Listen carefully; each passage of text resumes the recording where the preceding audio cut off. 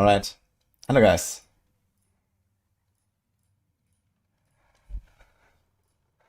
Welcome. How's everyone doing?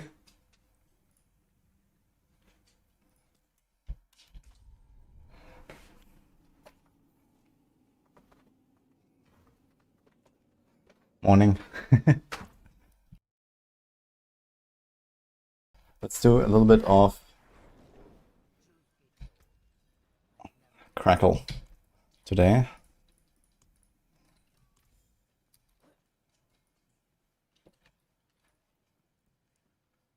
Hope everyone is having a wonderful Sunday.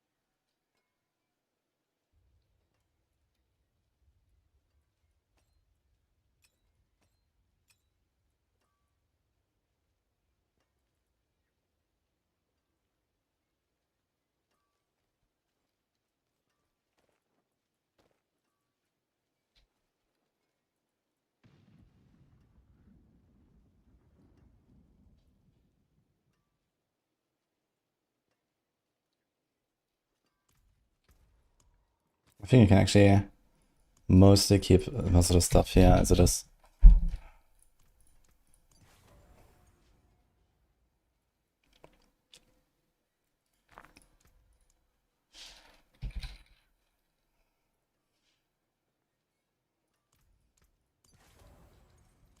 I think I need core rank gloves.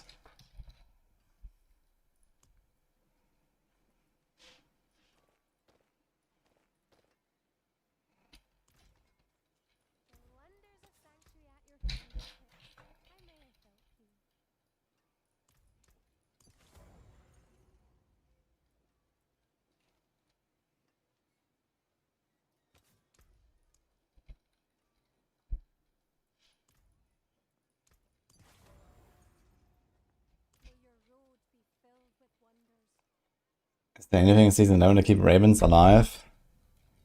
I mean, they won't have like the spammable Ravens build anymore. So you have to like work around the like a hit proc now, and I'm not sure if that's really gonna be a big thing. Maybe you can do something like Ravens and Wolves combined, but they both have pans, so you can't really do that. Yeah, I kind of don't expect much on Ravens, to be fair. Crackling today, yes. We're gonna do some crackle. I need to check how I will build this. I think you keep Enchantment Master. No Icefall. Maybe Frigid. Frigid is universal, at least.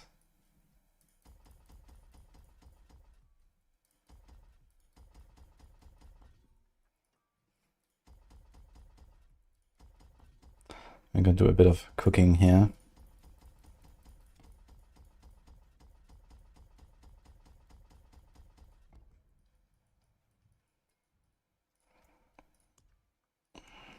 So you want this. I definitely need this. Hitting enemies at least 8 times in a second with shock skills grants 30 mana regeneration, increases damage by 50% for 2 seconds.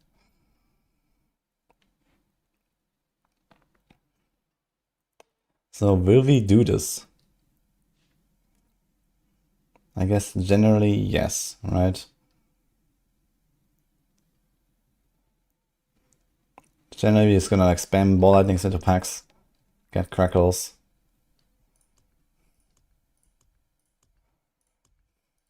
So you want both of these. We keep Enchantment Master.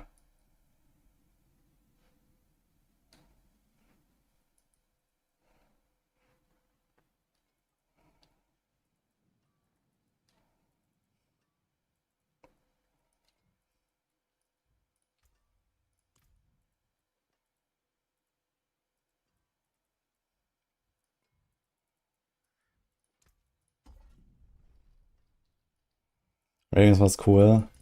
Yeah, I think there's some hope that they would kind of keep Ravens alive, right? But not in the season, I guess. It would need some pretty big update.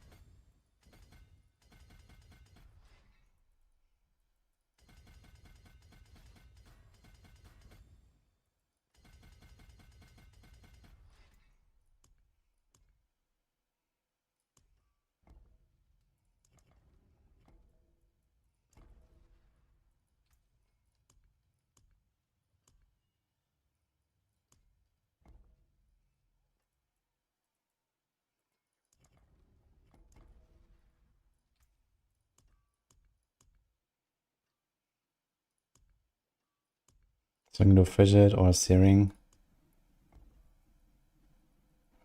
100 life per 5 seconds, incredible.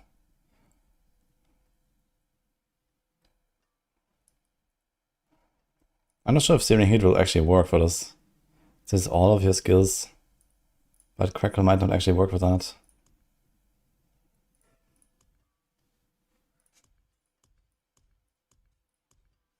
Let's just do Fidget.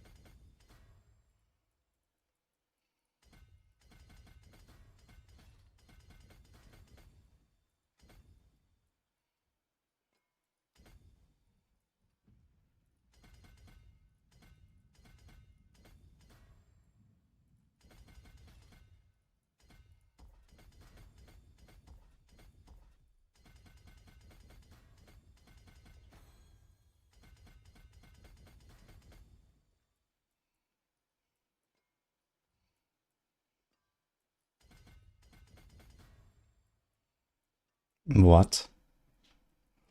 So there's res and life, but all the magic nodes, there's 5 res nodes. What the fuck? That's kind of funny. So this is int. What is like the biggest int board here? Oh boy. This is not bad, I think.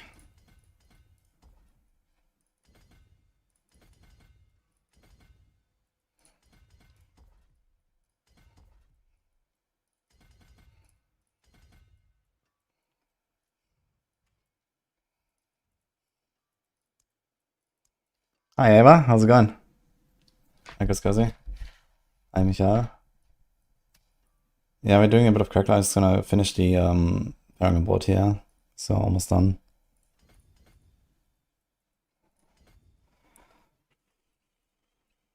I definitely can do like Elementalist, but I could do something like Tactician.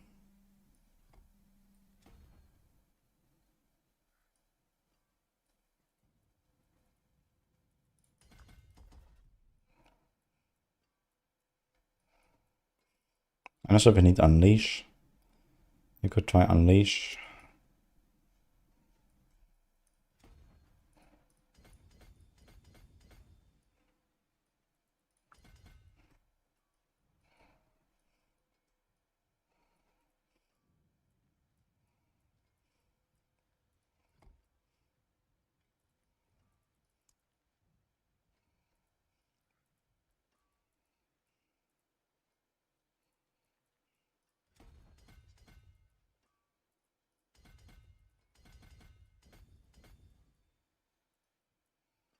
Hmm.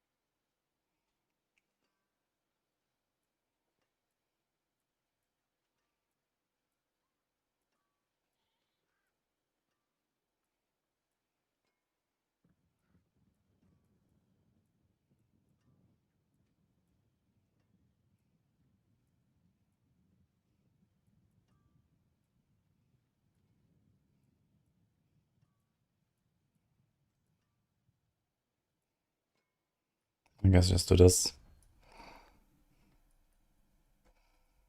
Okay, it seems like we are kind of doing fine here.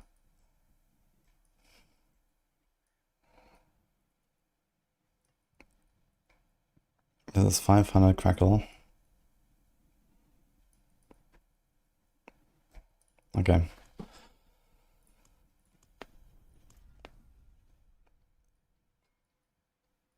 Yo, Basura. Glad you enjoyed it, man.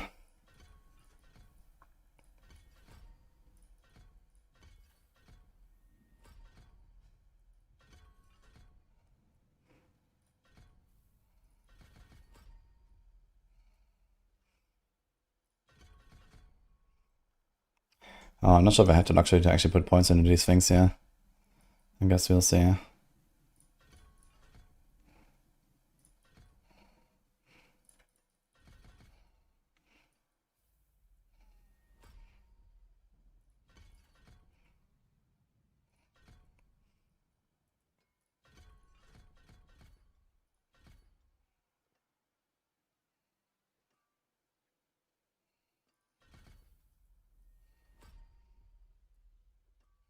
I guess I do overflowing energy here.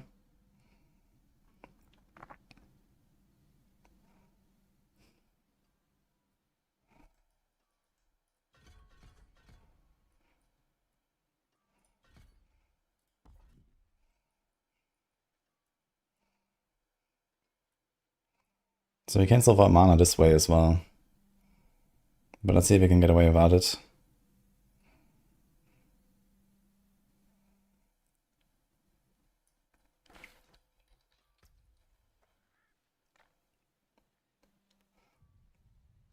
Enemy state have 5% chance to refund the charge. You rapidly unleash all charges. You can gain charges on hits while rapidly discharging. Okay, but we can still spawn crackle. The way this sounds.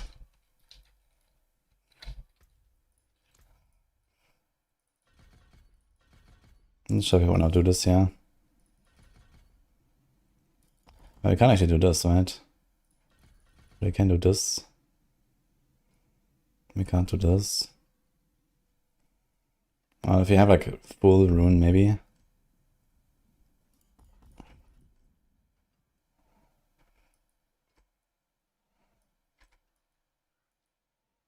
So I have 30 points now.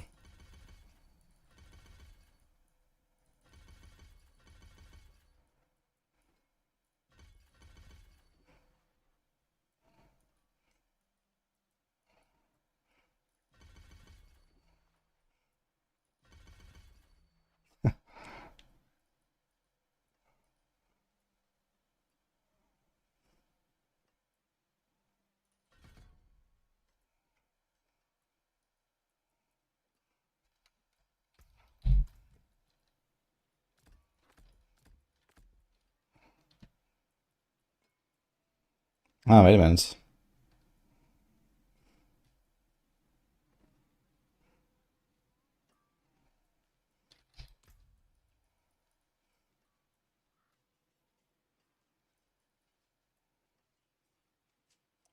Definitely want unstable. We don't have a teleport on the bar, okay.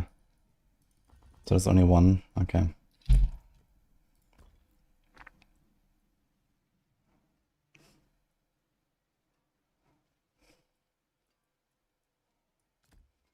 I'm not sure what I will put here actually.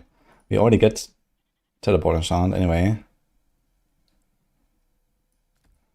I guess we do this, because why not? I think I need to add some enchantment effects for the ultimates, that would be kind of cool at some point. Can do like the familiar maybe?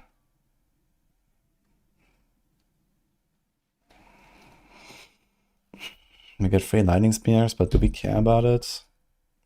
Not really, it doesn't really help us with anything anymore with Baronial Binding change.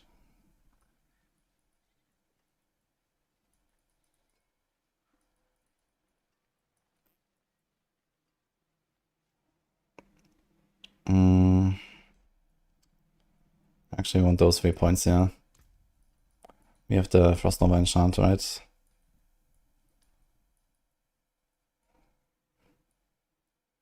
Maybe we don't need these points.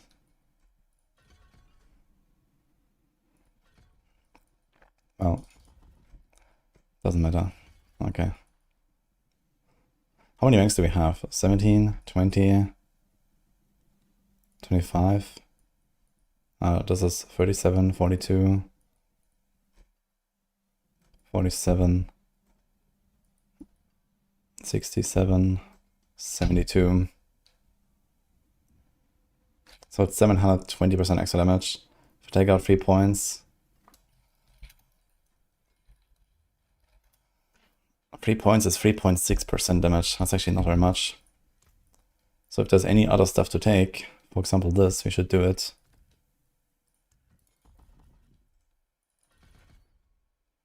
We don't have a frost skill on the action bar, but we do have this. We do get frost novas here, and we do lightning spear enchant, I guess. So we get more lightning spears, and we get frost nova enchant from that.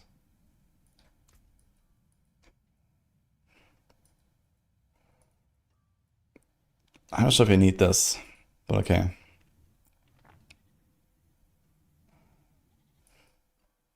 We stun everything anyway, so this is fine.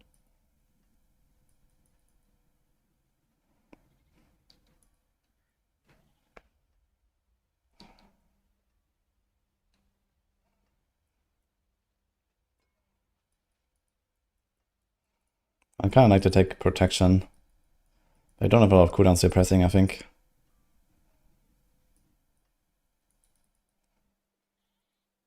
I'm gonna see if we need these here.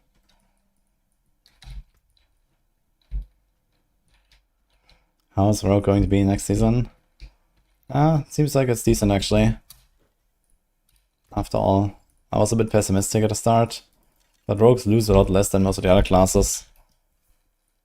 So even though they were a bit weaker, they're kind of ending up fine.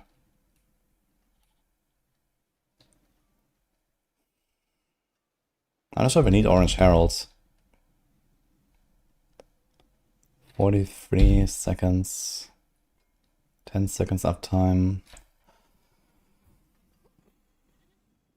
Each time crackling energy hits an enemy, your shock skills are reduced by 0.1, increased to 0.35 against the elites. How often does it tick? I don't know, let's say 2 times per second. So we get less than 1 second cooldown reduction per second. Yeah. But do we care that badly about unstable? Probably not. Maybe it's fine to not have it like perma up.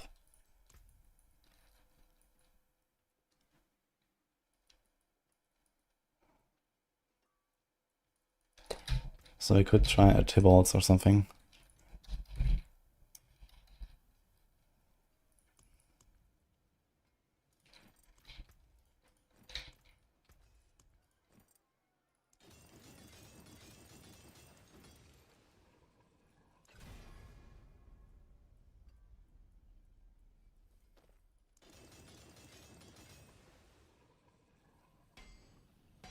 What's my crit here? 82.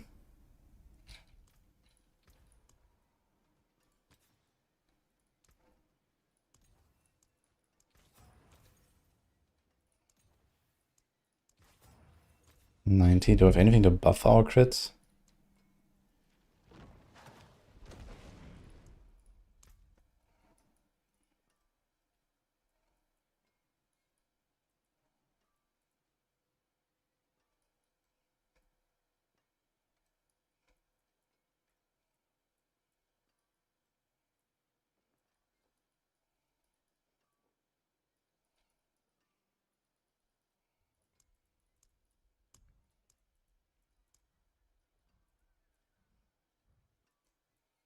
One, two, three, 7. That's a lot of crit actually.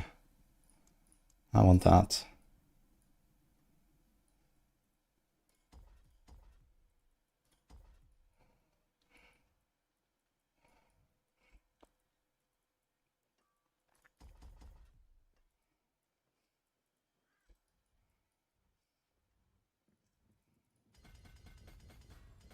Hmm.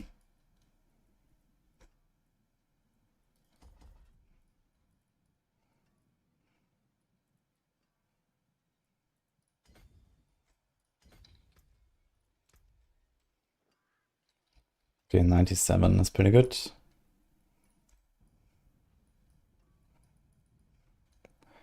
Okay, close enough, I'd say.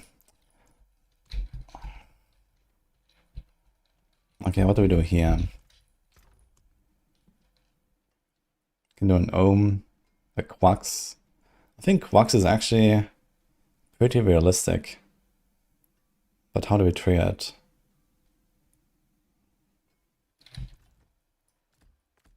This costs 25. Can I cast 4 per second? 5 per second? Pock quacks. Maybe just neo quacks.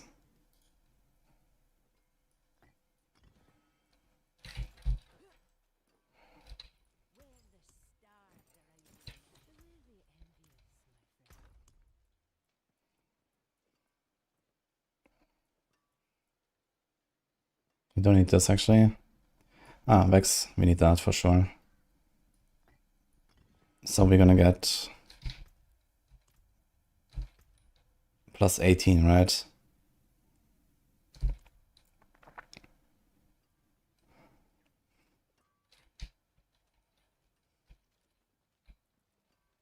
we're gonna have roughly 90 ranks.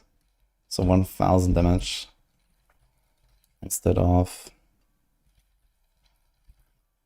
That's a 22% bonus. Okay, so Vex is it. It is, yeah.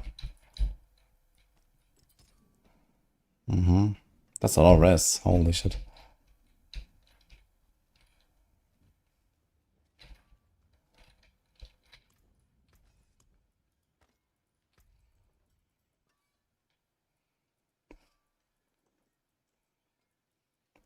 Chance for collecting energy to zap up to 3 targets. 3 additional targets.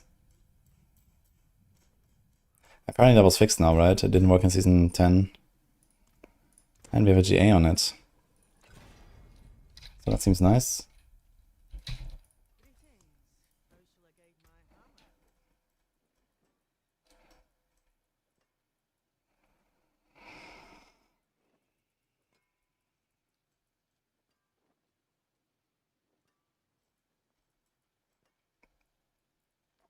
So there's Frost Nova size.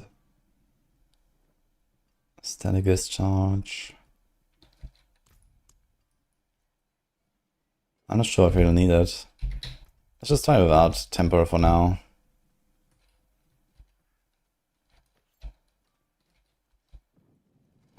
Is Air Perdition better than a Shaco? I think he has at 60% multi and still 3 to call ranks, and we have 1, 2, 3 of them on the bar. So that's 9 ranks. Shaco would give us 24 ranks.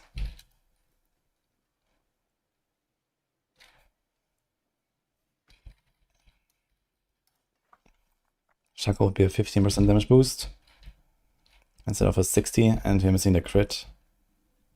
And we gain a bit of defense. A lot of defense, to be fair, and a bunch of cooldown that we probably don't really need.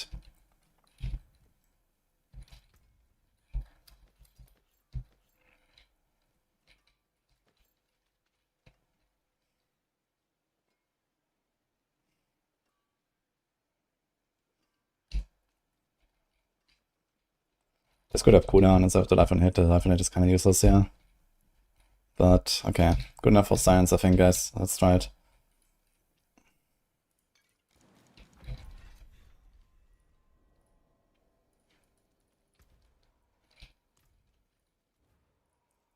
Let's open up an 80. So last time I was kind of struggling in 80 with Frozen Orb. This build goes to like 100 something, I guess. Not sure if I have like all the right things. Temerity or Tibert's better. Wait, what? Doesn't matter if ult is active, yeah. Oh, was the eye. Wait, why is the eye draining me so hard? What's going on with my defense here? Okay, I'm way too squishy, turns out.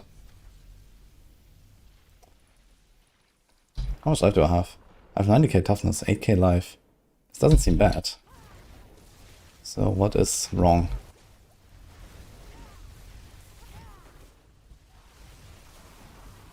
Okay, stuff's like insta-melting though. Holy. Yeah, I think we have to get a defensive passive or two. Damage seems extremely high though. These guys are getting one-tapped by Crackle. Wait a minute. So the auto-casted charge bolts actually trigger the wave. What? Charge bolt spends the charge to fire a wave. Interesting. So actually I had a really good area clear just now, I guess.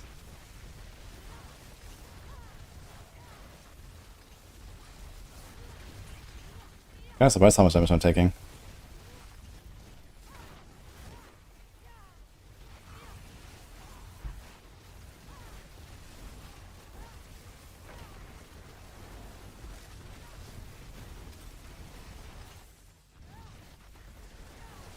But there are solutions.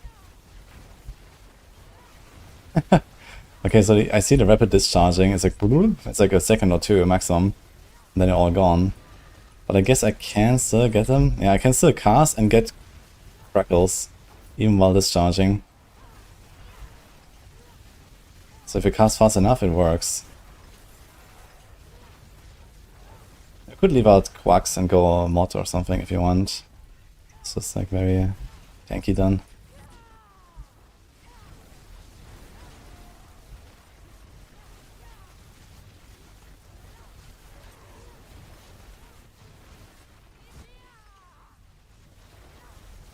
Wait a minute. Chanting Shrine makes my teleport enchantment faster. What? What? That's wild. Why?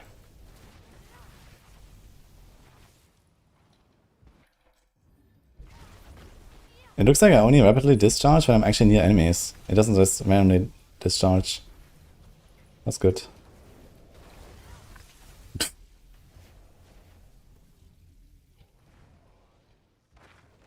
Temerity also helps a lot.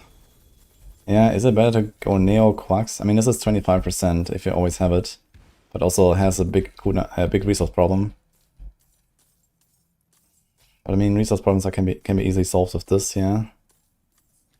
Does this even work just by itself?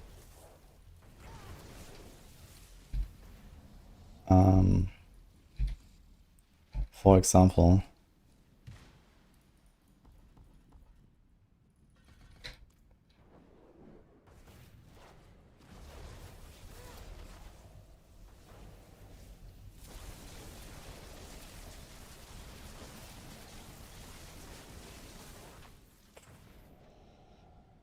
Okay.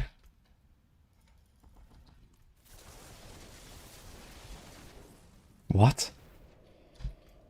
How does that still fill? Oh, it's because of Tibbles. Okay.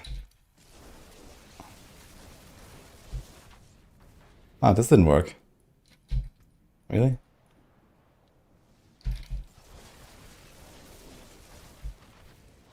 Okay, this doesn't actually work. So it's just Tibbles. I mean, you can definitely play around Tibbles. So we wouldn't need this. This just makes it so we can, like, kind of spam.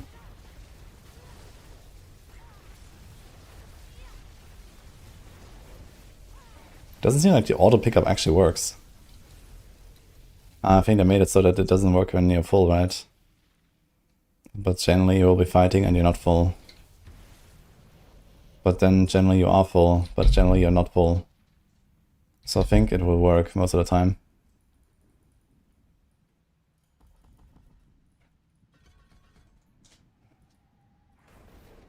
I'm not sure yet about this. But at the very least I wanna max this. Don't think we care about cooldown. I do care about this though. Let's do another point there.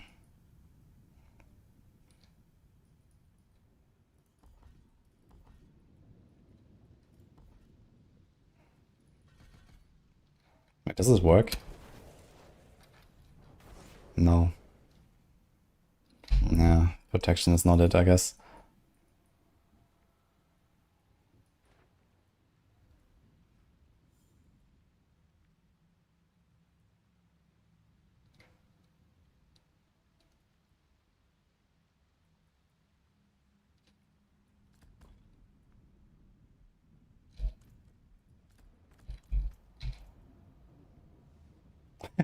Kind of funny. The opportunity damage goes up when I remove this, because suddenly I get the elemental synergies.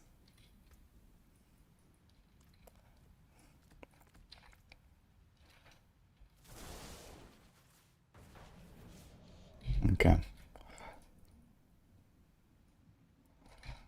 Yeah, temerity is not a terrible idea, I think. This might be just like a very easy way to get defense, but if you have the option to go mod or temerity, I think mod wins, right? Because Neo Quux is pretty comparable to Tybalt's. Tybalt's has really nice stats with the crit and the attack speed. And the resource gain.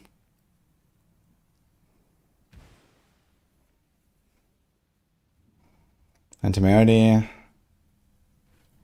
Temerity has life as well, right?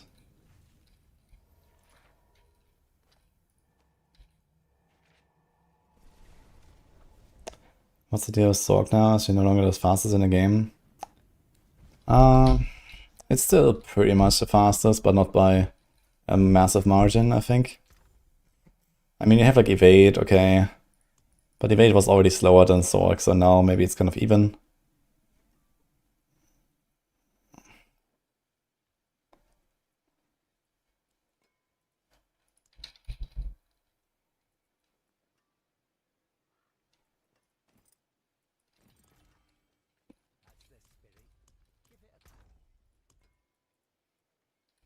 Any other ways to make this? Okay, let's see how this goes with just align the elements.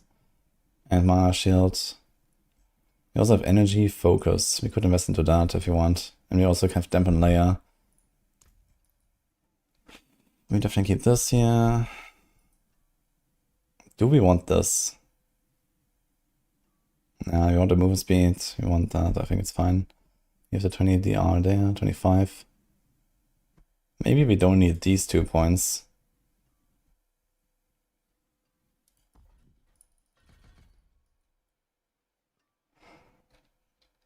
How many ranks do we have now? 16. 17. 32. 37. 42. 61.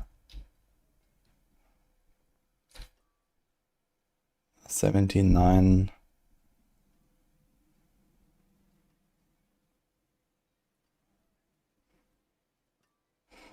79 ranks is still a lot. Didn't lose that much. We lost like 10%-ish or something like that from like taking out a bunch of points and putting it everywhere. That's okay.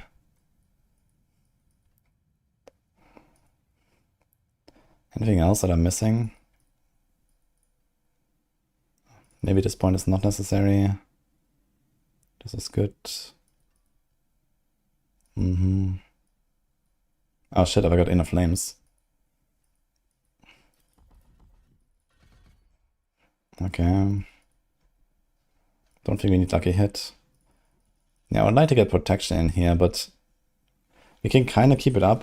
It's 3 seconds. We can cast Lightning Spears every 15. Oh, and then this. And we can cast Familiars. So we could do it, but I think whenever I stop spamming Ball Lightning, I will kind of like run out of charges very fast. So we generally want to cast Ball Lightnings. And it's probably also pretty important for Static Surge. Although maybe it's fine. Where's my Lightning Spear anyway? Not on a bar apparently.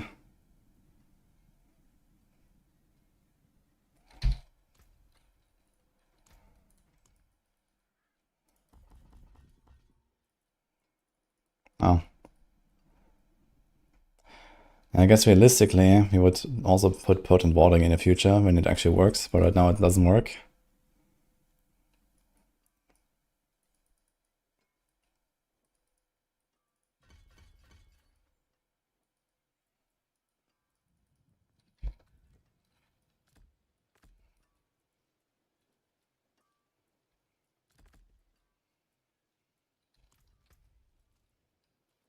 Okay, it starts again.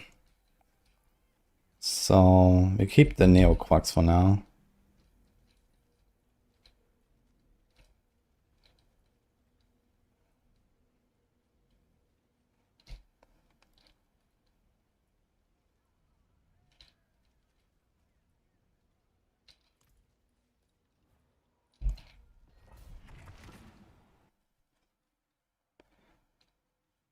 What's the deal this season? You haven't played in a while? Well, they just did a massive game revamp number 3. I think it's gonna be pretty cool.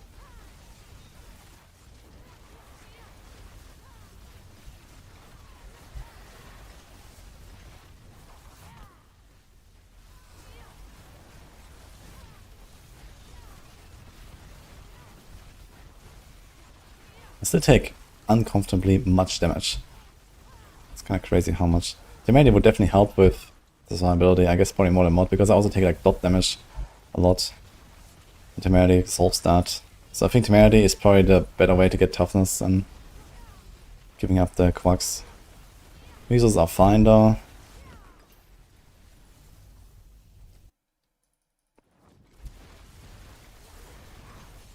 To use WSD, not in combat, but out of combat, yes.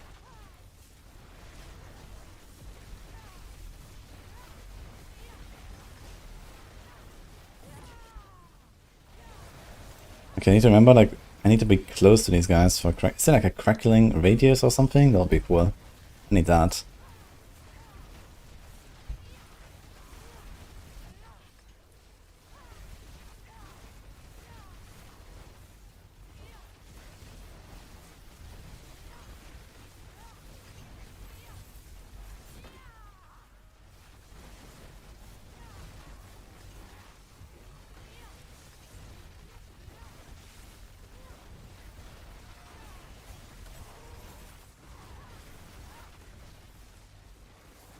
I mean, doing something like 2-minute 80s is gonna be pretty good. This is a bit more optimized.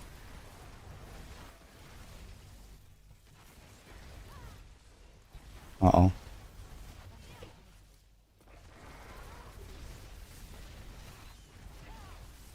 Did I find any useful build of Static Amulet? I mean, Static is like a pretty good defensive choice, but right now it's like buggy, and the damage reduction you have doesn't actually apply to the energy shield.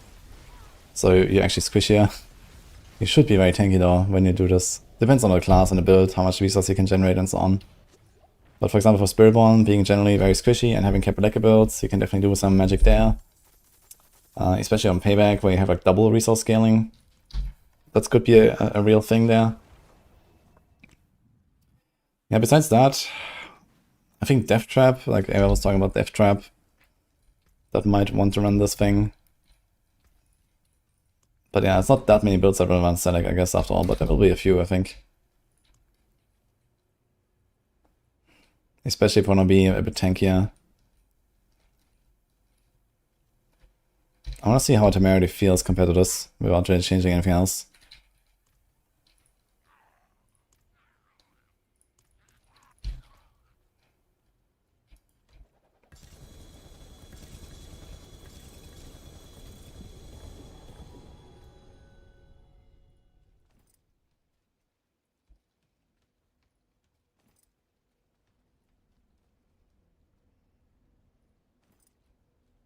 My god.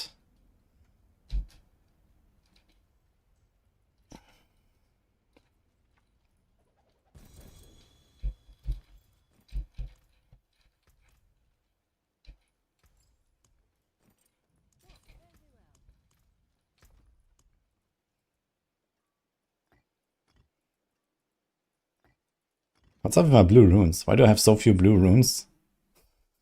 Like, why do I have 20 of everything, but the blues are like 2, 3, 4, 0? What the fuck?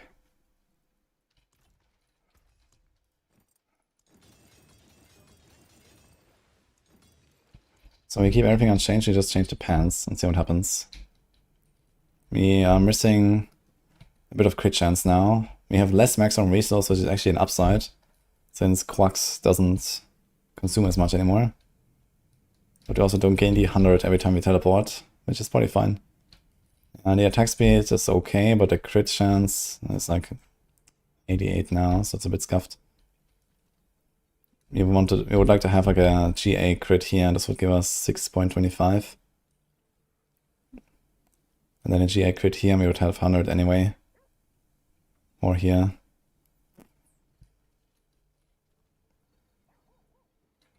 Or here, I guess, even, but it's only +3 there. Okay.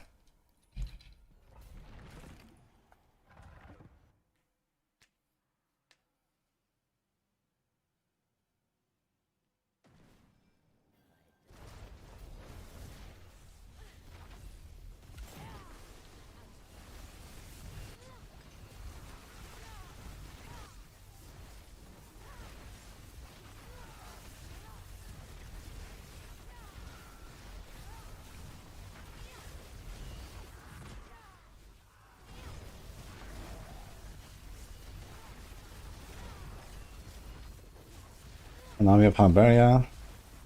Kinda chilling.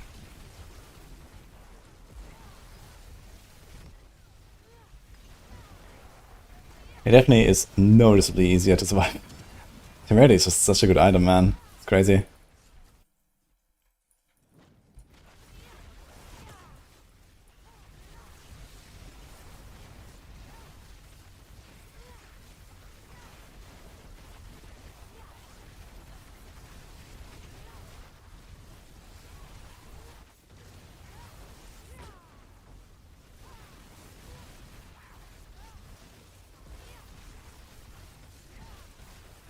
Are we proccing the static surge?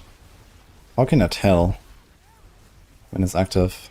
Damage increased, damage reduction, crackle, movement speed from killing. Pyromancy skills cost and damage are slightly better.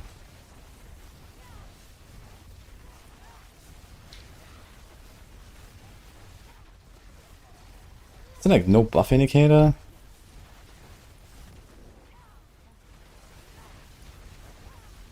For static surge?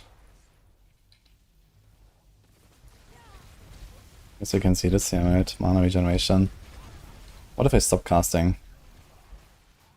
What about a crackle?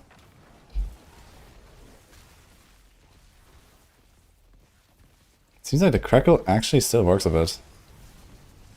Okay, it seems like we have it very easily. At least in AoE. I guess that makes sense. I want to see it on boss.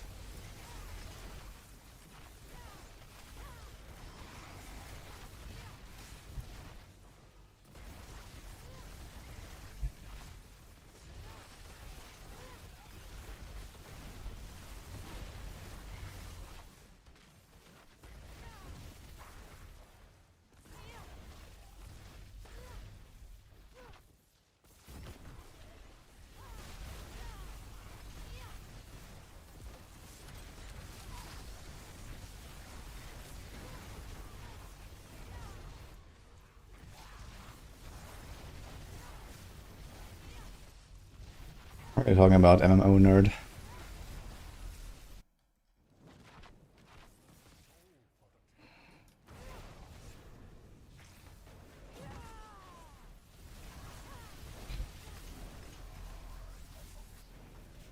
I need to try some target dummy real quick here with the mana regen.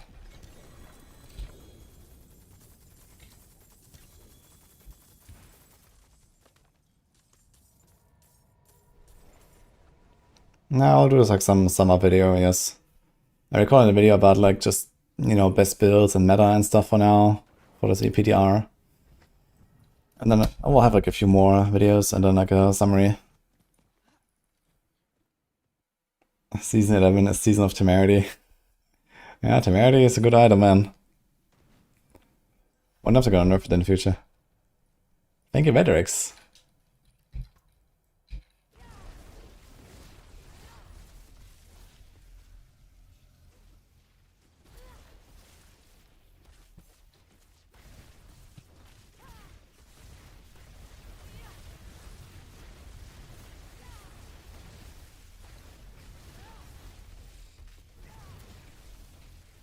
Okay, it seems like it is extremely easy to get static surge.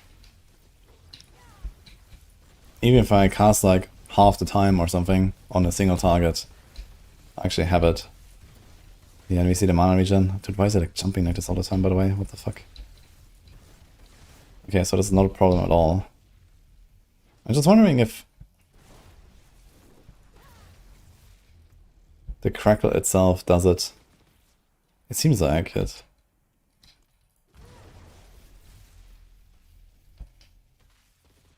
Yeah, so that... How fast does it discharge, actually? Boop boop. Takes like about a second. Mm-hmm.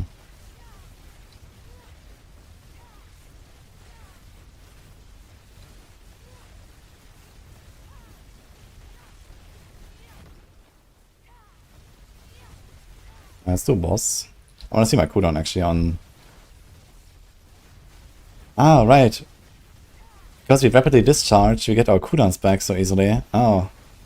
Yeah, I kind of forgot about that part. We get actually giga cooldown reduction. Oh. Hmm.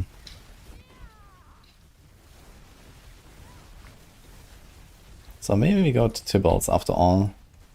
Let me just put 3 points in protection and we might be fine.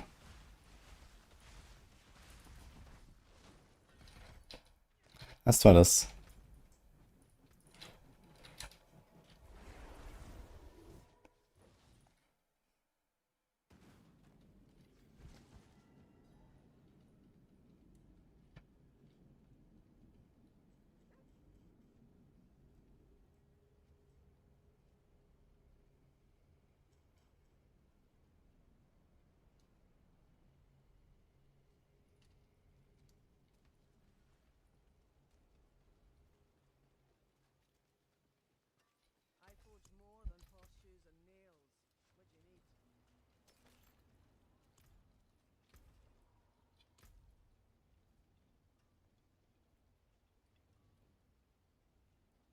And enemies also emit crackling energy, increase all lightning damage they take. Mm-hmm.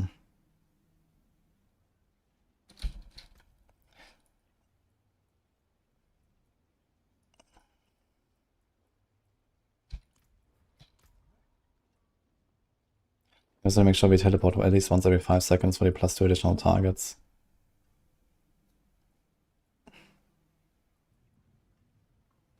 Is there like any other aspect here besides 35% from shredding blades?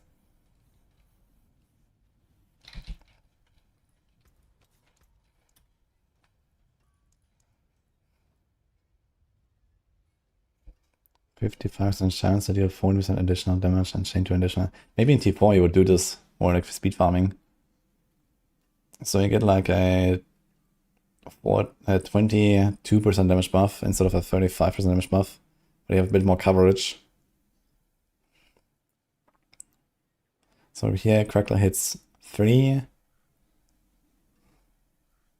Let's say on average 4. And with that it will hit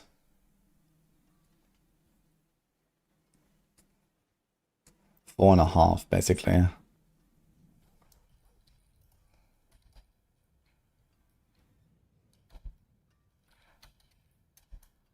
For a total of 5 damage, 5.5.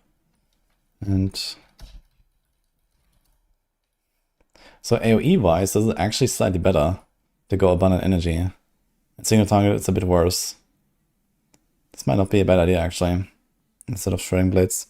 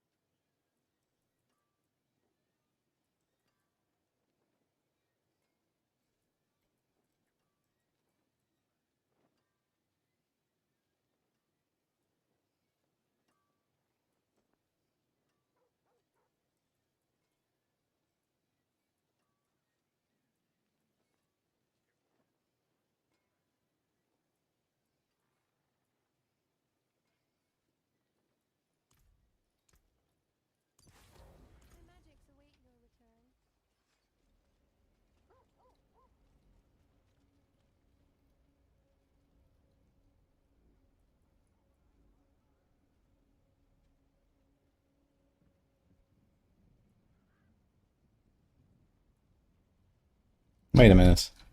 Does this work differently?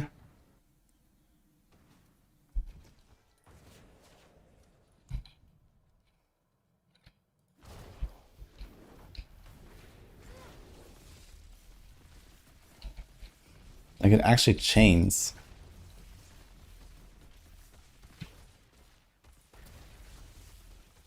Like there's like a beam between them. It's not the same as the more zaps, right?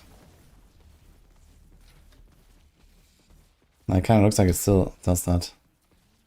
Zap up to 3 additional targets.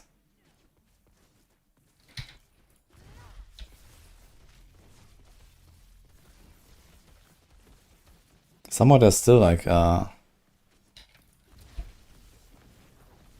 zaps between them. I'm not sure from what. Huh.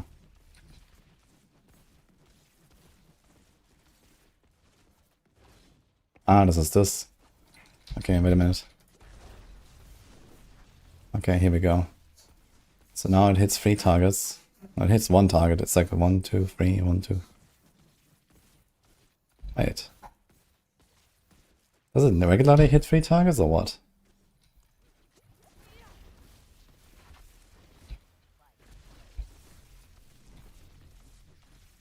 Two additional for 5 seconds.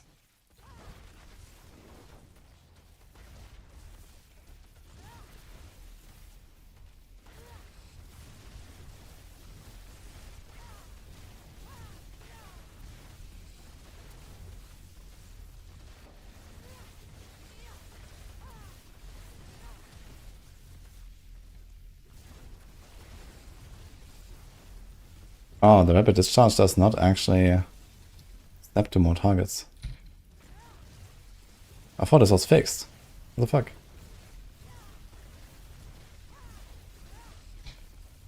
Okay, what about this?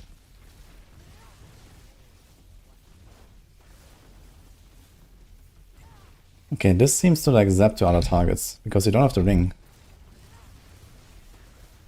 But very little. Like we get like, you know, 20 hits on this guy and then like 2 on the others. This doesn't really check out.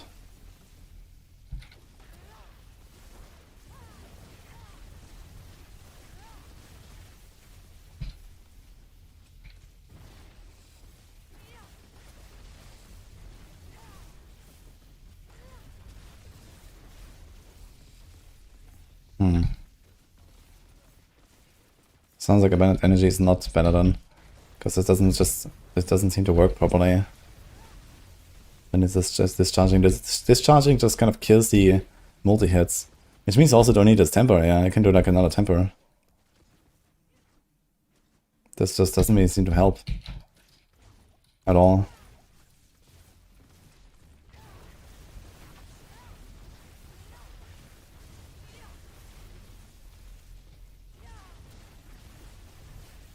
Yeah. Again, it's like Giga discharge. Let's turn on numbers.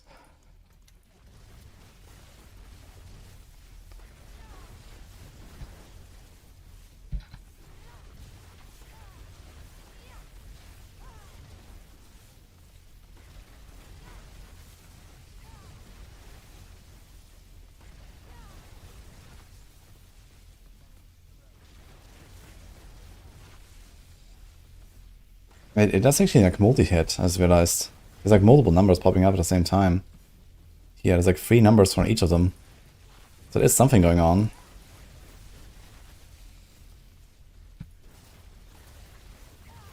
But it discharges out for like, you know, 2, 3, 4 billion.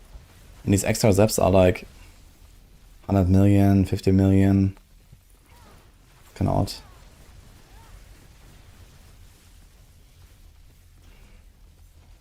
Yeah, I think either way, this is not it.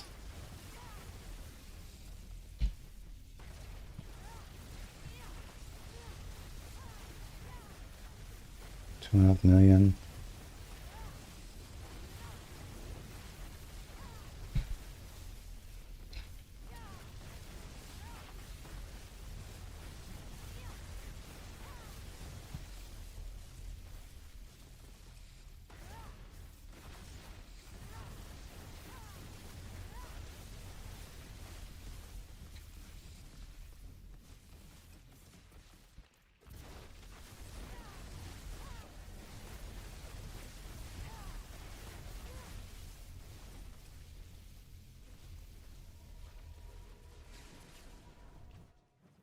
Yeah, it seems like blocked to shit, honestly. Which is kind of wild considering that it's like by far the best Sorc build. And it's just like half of the stuff is not working.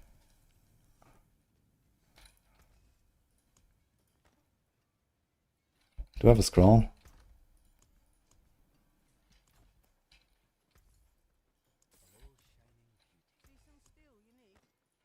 What would we put here? I guess just like random crit temper or something, or shock temper. Because this crackling energy zaps up to 3 targets. I thought this was fixed.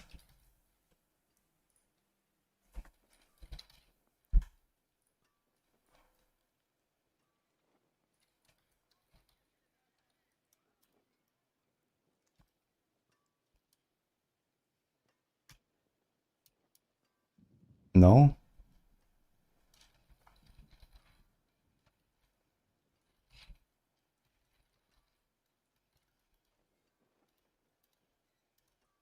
Maybe not then.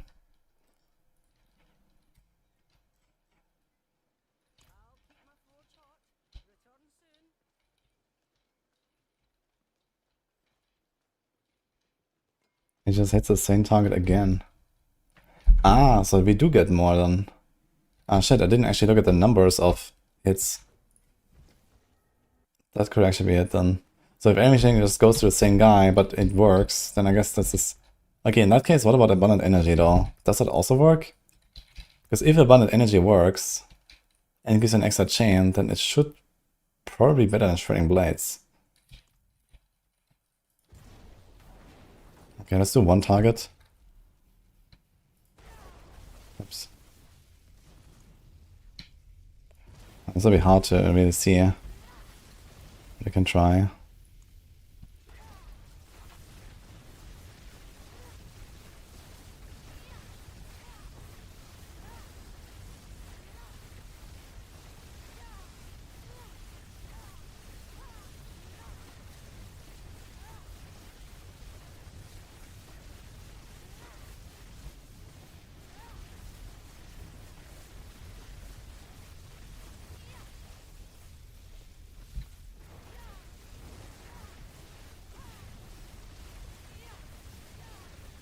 Doesn't really seem slower at all.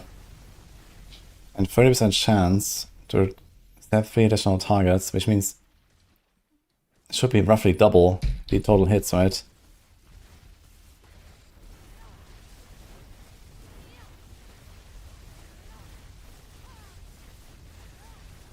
But that seems pretty much like before.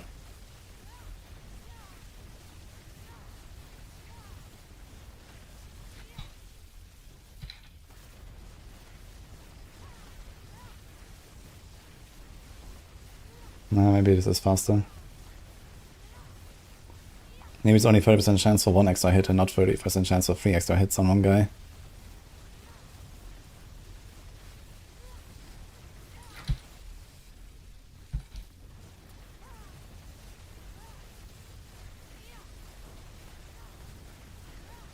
Hard to say if I'm eyeballing it. How about this?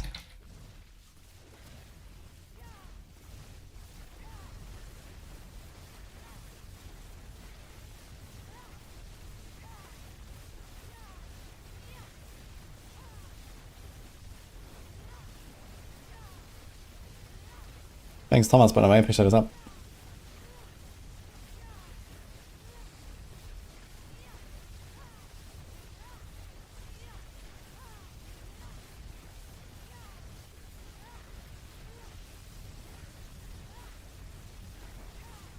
In Blue Purse, it said that cracking the zap twice wasn't working, but they'll fix it before start of season.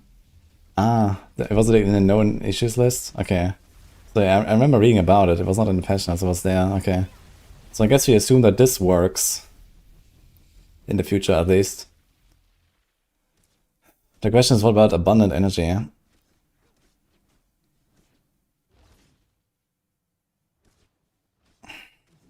I mean, even if the chain, even if the extra chain does nothing, it is at the very least almost comparable multiplier to shredding. It's like 22 versus shredding 35. And if this chain does extra, like any kind of extra damage, then it should be better, I think. But yeah, hard to say really. Okay, let's try this again with, we have 4 points in protection for big barriers. Bundle of energy. T-Lock, thank you so much for the follows.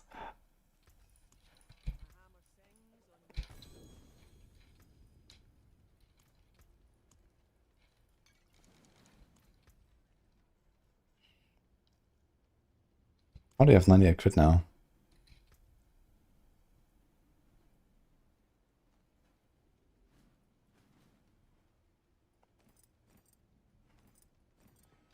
Anyway.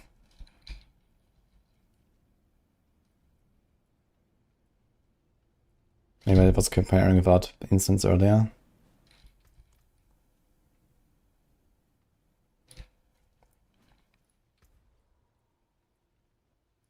Okay, let's try to do like a bit faster, 75s or something. And then we can try a bit of a push.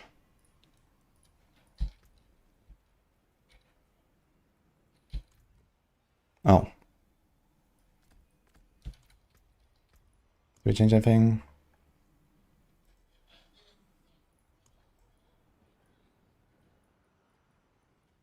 I think a tanky route would be to just like ignore this, maybe have like 1 point here, go to Merity and just like put the rest of the points into like random skills. Go to Merity. Let's see if we can make this Tibalt's work. What class will be strongest next season? Looks like Spurborn. Why did I randomly lose life when I walked in? Ah, he spawned right next to the eye, and the eye just beams you. Very cool.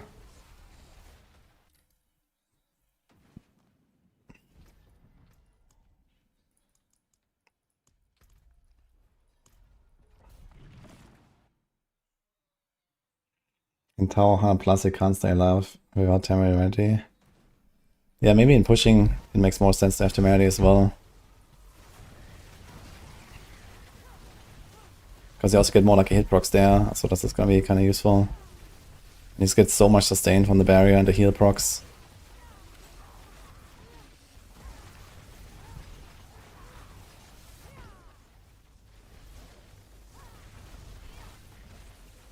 The crackling procs don't refresh our teleport and enchant cooldown, right?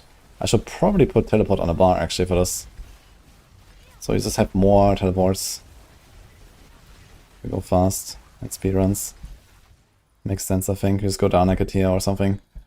It's probably fine. For some reason on the Sorg, I really noticed these eyes beaming me. On all the other builds so far, I did not notice these eyes at all. But here they absolutely wreck me, man. What is going on? Why?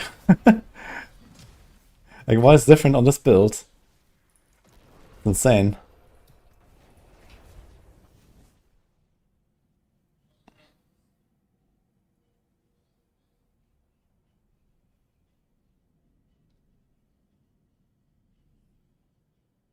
Paralyzed operations are empowered and attacks can daze you.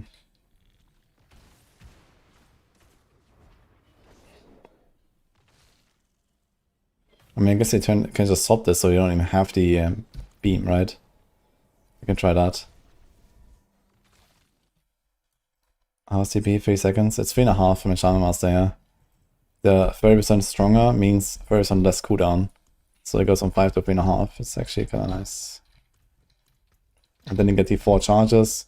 So with full charges, you can do like 5 teleports in a row. Like ding, ding, ding, ding, ding.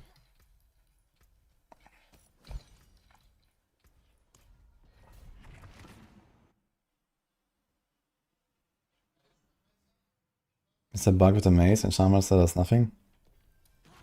No, it's clearly not 5 seconds. Look at it. This is not 5 seconds. It's 3.5. I don't have teleport enchant, so that.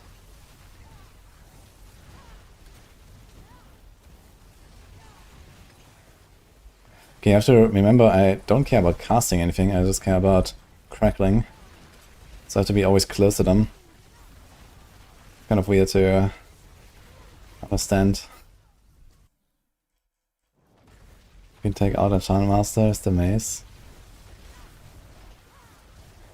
If I take out Enchantment Master, it will be 5 seconds.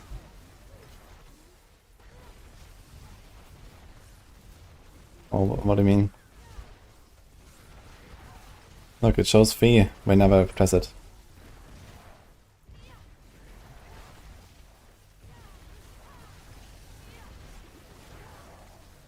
What? Okay, I'm gonna try this. I mean, you're gonna run Enchantment Master anyway, I suppose. At least on a build that has double lightning like this. But we could also use different enchantments then, right? So there's that. We don't have to go for lightning enchantments and maybe do something else. But I think like the lightning spear enchantment is relatively decent because you get frost novas everywhere. And then the 50% multi and the 12% multi. So that's 16. 24 even.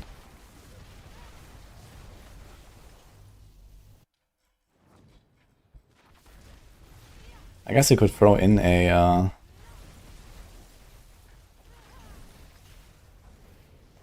Frostbolt enchant for 80% chill. But I think this is my scales of lucky hit, right?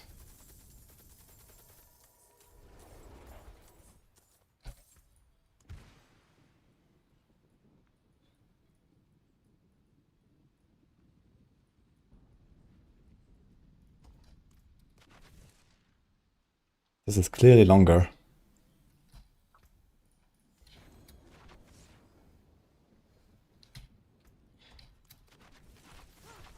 Look at that. It actually shows 5. You need a Enchantment Master.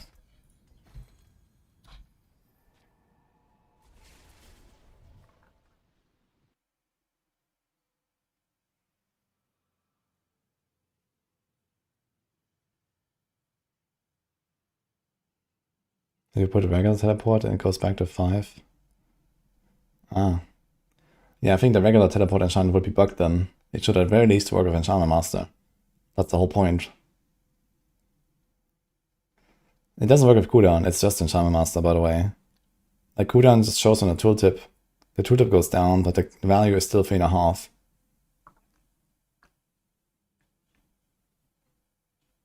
Ditch.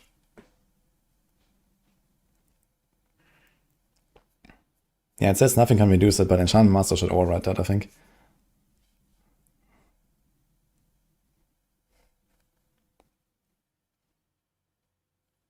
And this is what it does right now. And this is, I think this is fine.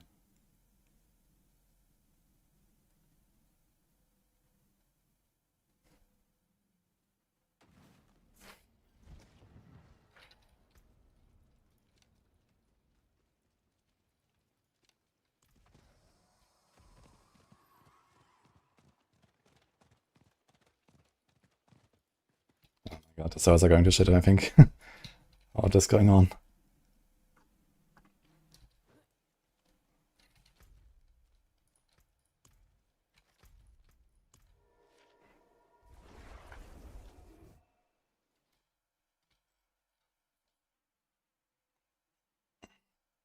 Yeah, I'm gonna try about the maze.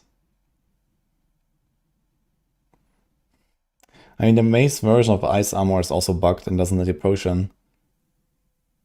Only if you slot Ice Armor in, you can potion at full life.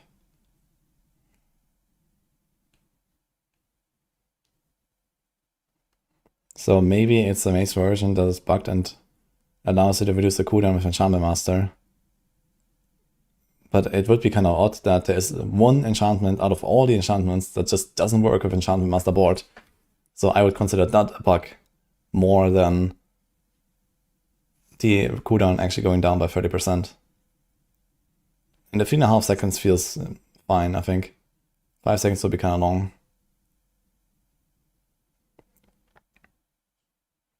Everything will become legacy pain.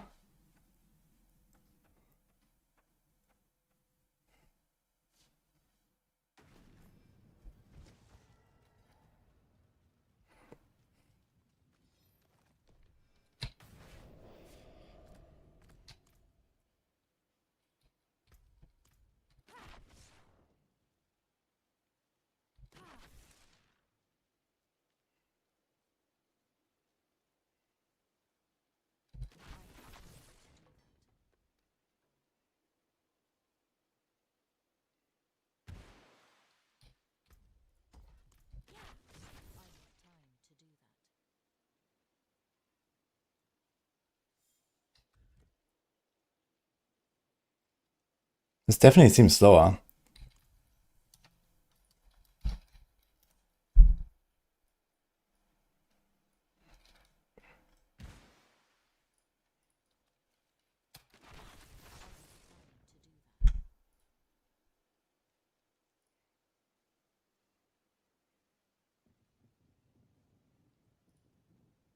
Five seconds.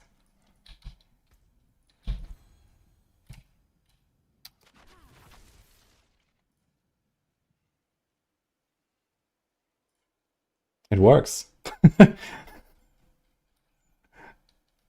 What do you mean, Panda?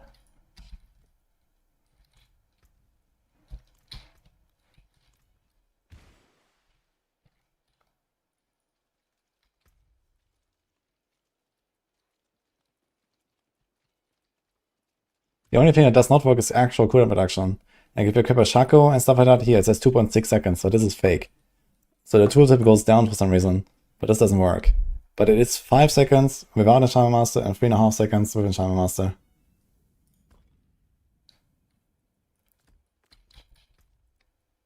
Doesn't matter if you have the mace or not.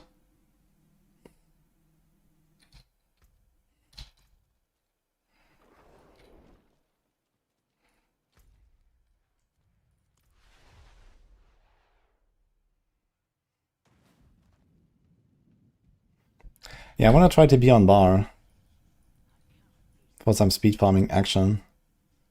What can we remove?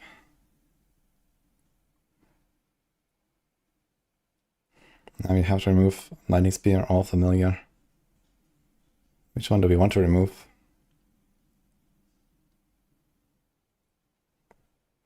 I'm not sure which of those two is better at proccing Frost Novas. Familiar hits the entire screen, so I guess that one is good. And also stuns the entire screen, which is also good. So I think we care more about this than the Lightning Spears.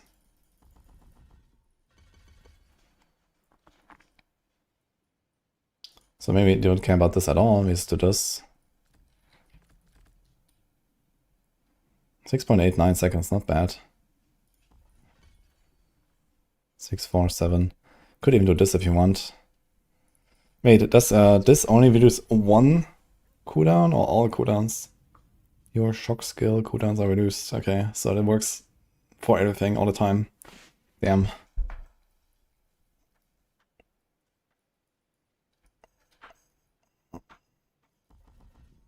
Actually, this would be kind of good to match.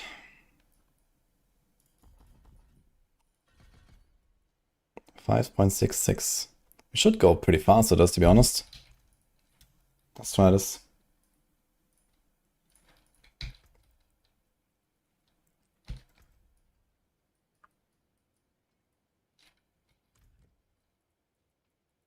Ah, shit.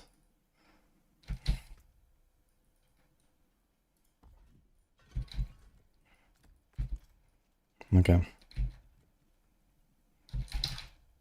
Ah, shit. Wait, we actually need teleport now here, right? Teleport generates thing. Yeah. We need to put it on here now, actually. Because we don't get it from the mace anymore.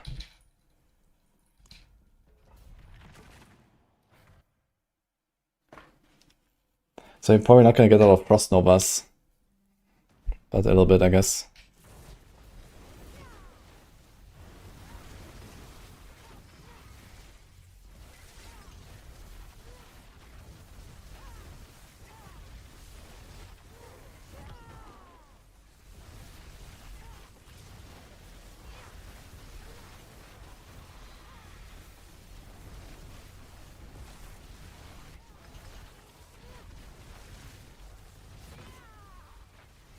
Okay, this feels pretty solid.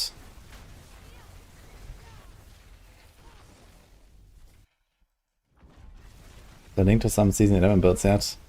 Nope. I have way too little time on this PTR to make any planners. Sorry about that.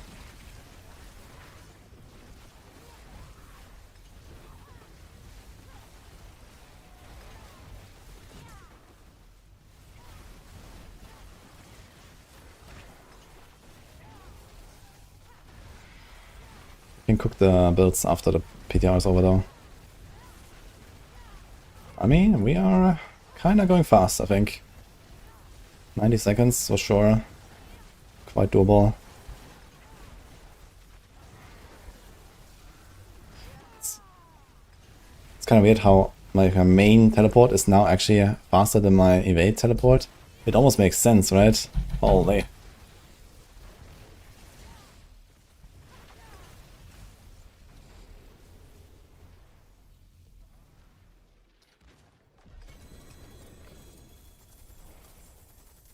Boots. Asus Heirloom actually has big stonks this patch, I think. Can give you 60% crit chance. This might be something. To go like Shaco and then Asus boots, for example, if you don't need anything special there. Now, Cooldown does not work, Panda. It's just on a tooltip. Did you actually count the time?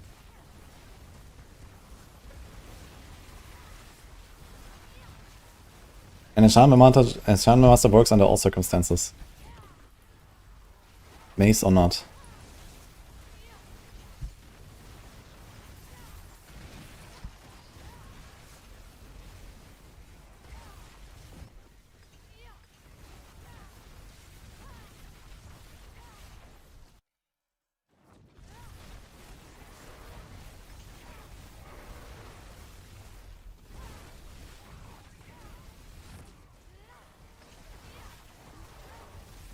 You have to remember to like preferably press our real teleport and not our evade teleport from now on. Also, why can I not move?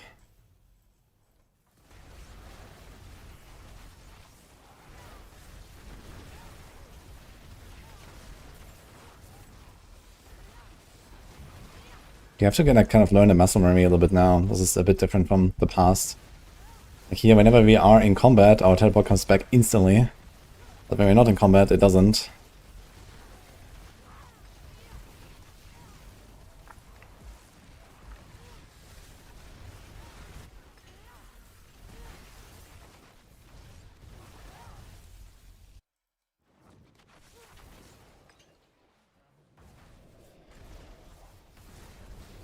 Any bosses in chat? Wait. What was that? Okay. That was the boss, guys. Nice.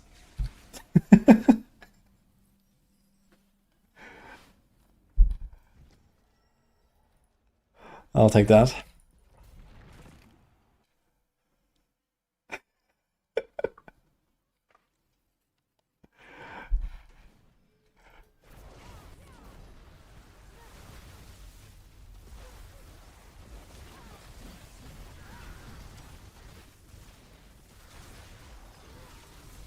So when you don't have the eyes beaming you for 10% life per second, it's actually kind of chill to farm pit, turns out. So that's good to know. These eyes are insane. Wouldn't hurt to like maybe nerf them slightly with how much they drain you.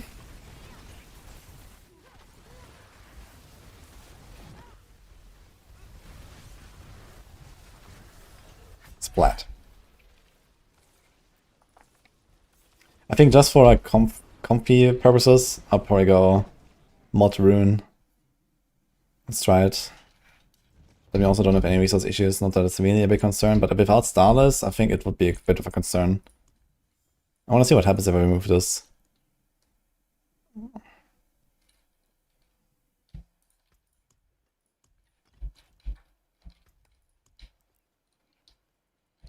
You also obviously lose a lot of damage.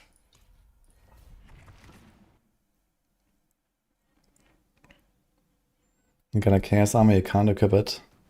Well, you can't have the same unique twice, so you need to take off the other one first.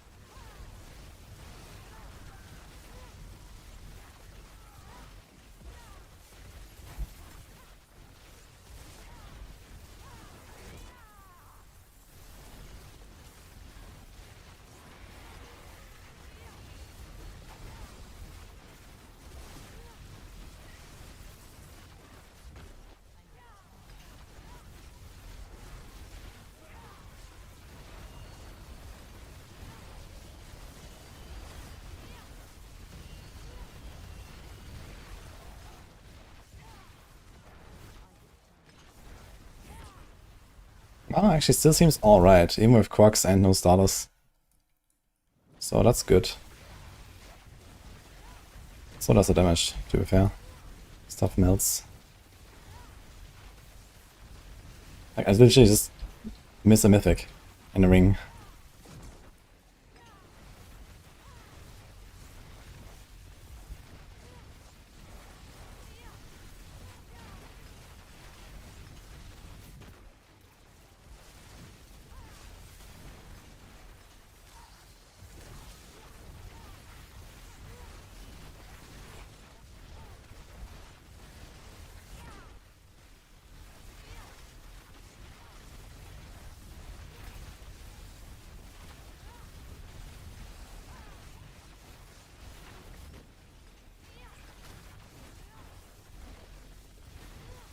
The thing is, on this build in particular, you can't really give up your boots for Azu's boots. You need to get a pounding conduit there.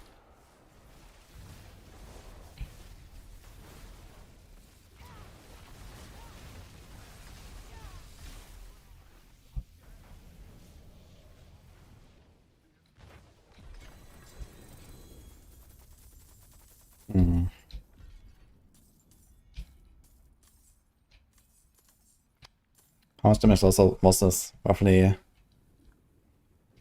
2/3 from not having the ring equipped or so, I guess. No, let's say half. Chain Lightning, Andario, Poison is a fun build.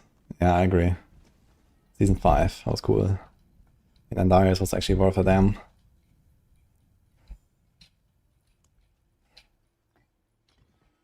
Let's do Neo mod, and we're gonna be chilling, I think.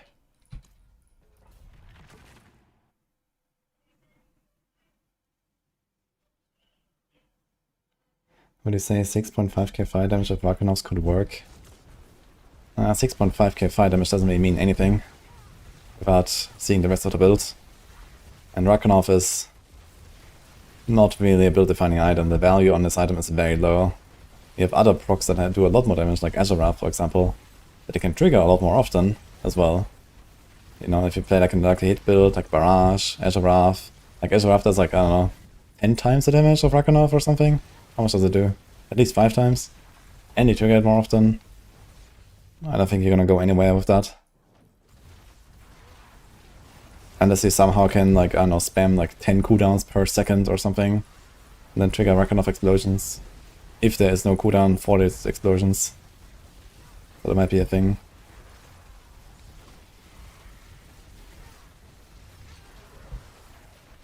I remember when I used Rakenov on Poison TB or something for Alchemical Mixture. That was actually an interesting interaction, I believe. But then they made Alchemical Mixture just work without really any worries, and then it's not really interesting anymore.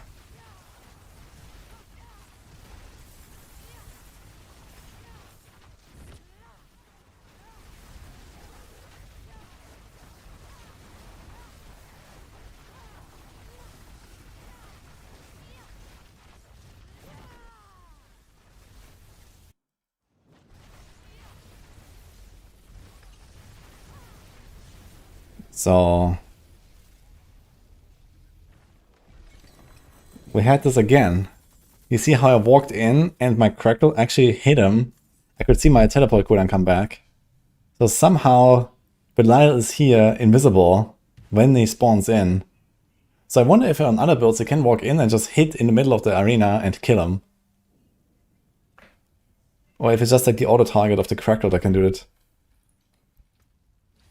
And then he just dies. What is going on?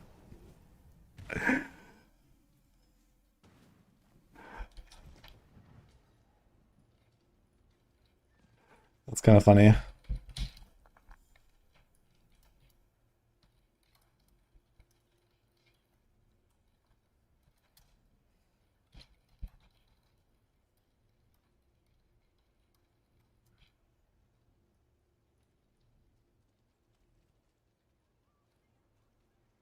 You could hit the one guy and in the event he don't land on the floor. Right, the red cloaked horror or something, right? Which just like falls down as a corpse.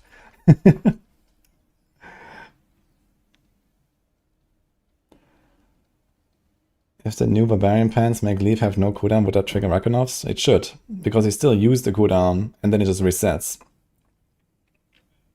But leap has some other issues right now, like the faster animation speed does not work when you're leaping in place. So only when you like leap like not in the same spot, and that makes it like very clunky. What's the fastest way to level in the season? Vessel of Hate campaign on normal. I think poison concoction of bouncing is viable for T7 and T17 and T17 bosses this league. I didn't really look at the patch notes if they nerfed it, but I mean I did all the Ubers at level 94 last league relatively easily. With like, I don't know, 10 or 20 diff budget.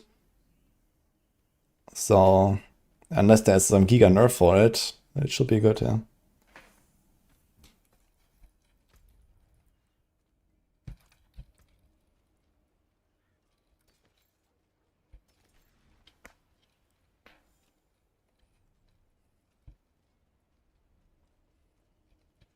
I think the only Uber that killed me was Cyrus, because doing Cyrus things.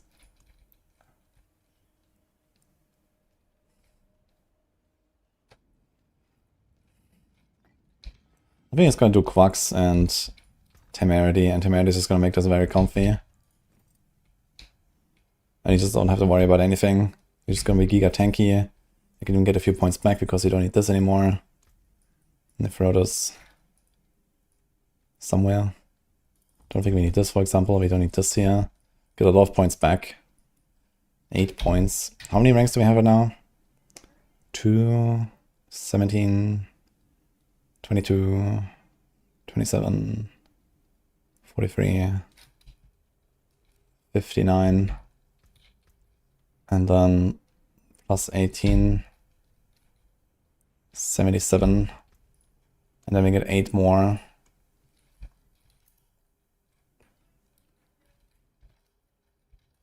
So this is a 9.2% damage buff. So this gives us half of what we lost from Thibault's back. But we also lose the attack speed and crit. I guess the attack speed is not that relevant. We also have a bit of all stats.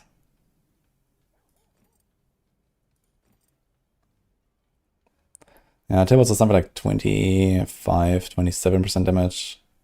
And a crit and the attack speeds. And Temerity has none of that. But again, a little bit back at least. And we have May tank, yeah. Don't think we need that. I can't really invest into like some better offensive passives or so.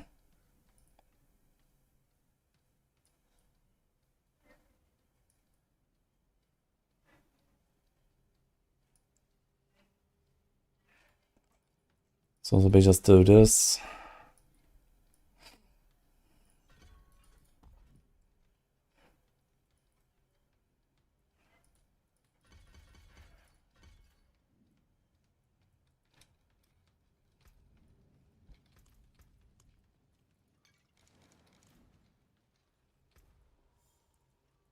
$79.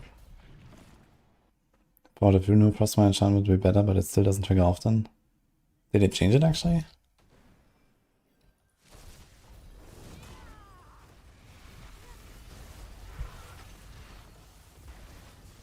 Let's see how 79 will go. Yeah, maybe we could also do like a Neo Full or something like that, or Ahu Full. Could be something. Just trigger Frost Novas a little bit more. Might be better than Quacks. For the consistency.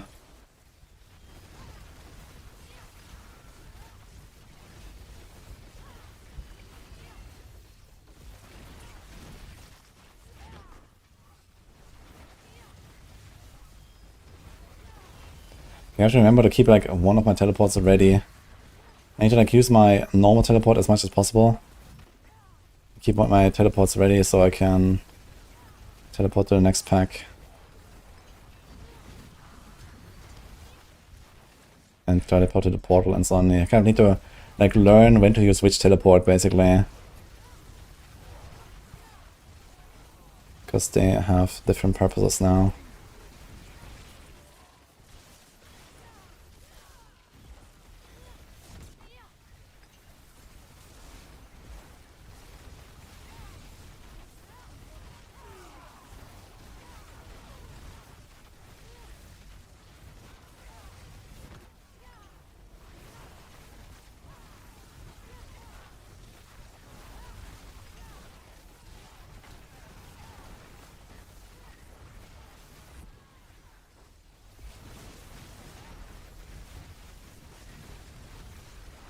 79 is a bit too high. Can't do just 1.5 minutes with the setup round. Because you have like the tanky version with temerity. 2 minutes is still doable though. So that is actually not far off from like season 10 like farming with Hydra or something. Kinda wild.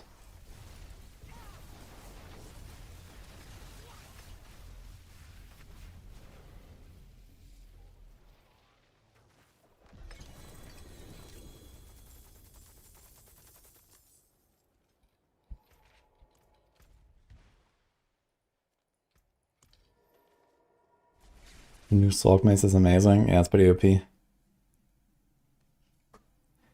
changed it from trigger only of conservations to all skills. Oh, really? Ah, true, like a hit 30% chance. Ah, so we don't really care much about the lightning spear then, I guess.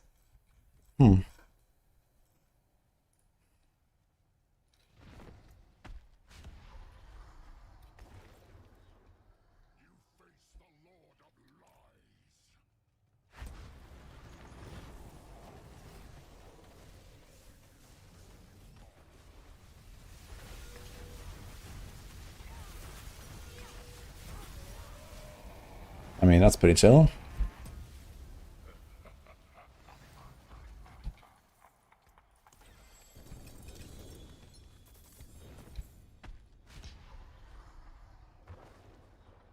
Mage will be meta next season. Yeah, I mean, this build is definitely one of the best ones, I think. But it's like the only Sorg build that's good. You know, Spiritborn has like 5 builds on this level at least, or something like that. So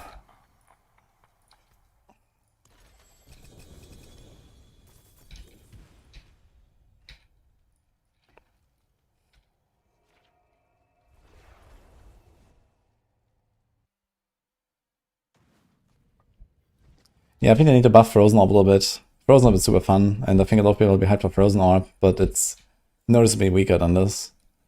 And also like too much like kind of like spamming conservations. I wish they would do something about like maybe cap Fracture Wither Glass at like some number of summons, like 20 maybe. Like I can reach like 30, but it's only when I can really pay attention and like, you know, piano all of my cooldowns. And it like kind of like diverts too much attention to just looking at your skill bar instead of actually looking at the screen and pressing Frozen Orb. I'd like to cast more Frozen Orbs and look less at my cooldowns. But otherwise, Frozen Orb is super fun. So maybe they should make it like, I don't know, 15% damage per summon and cap it at 20 summons or something like that. And then this would be fine.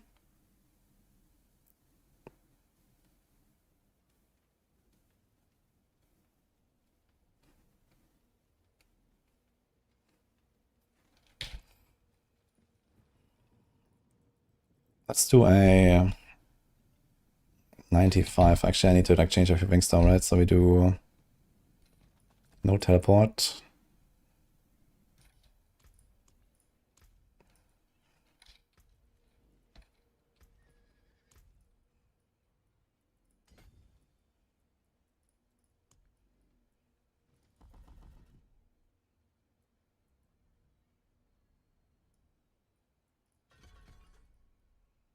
Do we want to stun everything? We also freeze everything, right? But realistically, we want to pull stuff. Do we want to pull stuff? Not on this build, actually. It's like a single target build. So I guess we don't care about stunning stuff.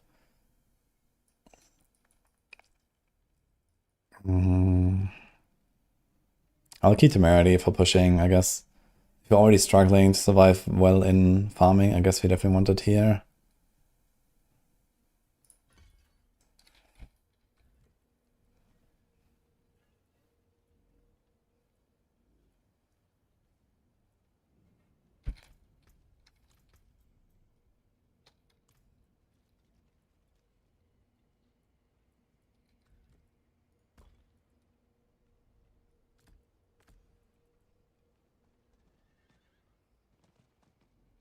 Is Bowling enchant better?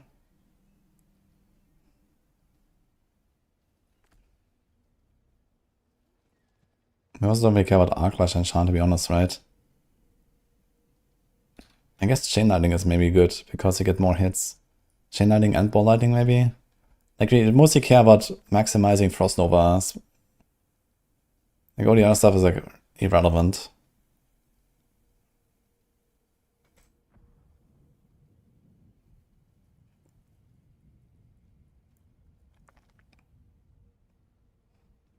There's a Frozen Orb. Yeah, we can't really do like a non-lightning enchant anyway. We could do it without Enchantment Master board. Then we would have some freedom here. We could get Hydos or Burn. We don't really want that.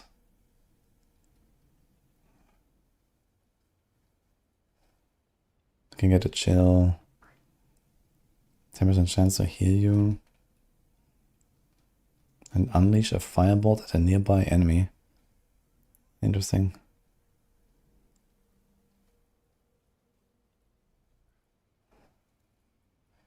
Yeah, Frostbolt enchant. I mean, it's very little chill though. Because it scales if you're lucky hit. So each ball lightning hit is like 2% chill or some shit. Same on Lightning Spear. So it's all pretty terrible. And we have Frost Nova cast anyway. So I think Chain Lightning and Ball Lightning should maximize our Frost Nova enchant anyway. Then we don't need the Frost Bolt. We also need Frozen Orb because all it does is vulnerable and mana and chill, and we get all of these things anyway. We have all of these enchants anyway. Burn doesn't really matter for anything. Unless we go like Searing Heat board or something, or a Fundamental Release board which has like some burning nodes. This doesn't matter, this doesn't matter. This doesn't matter.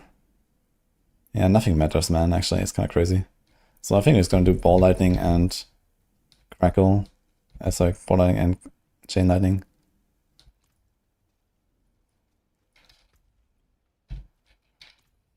Okay, let's do a 95, see what happens.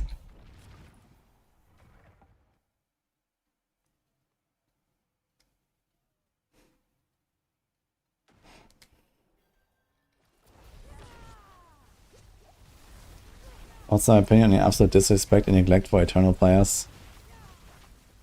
Well, I think you are playing the wrong genre if you really care about it.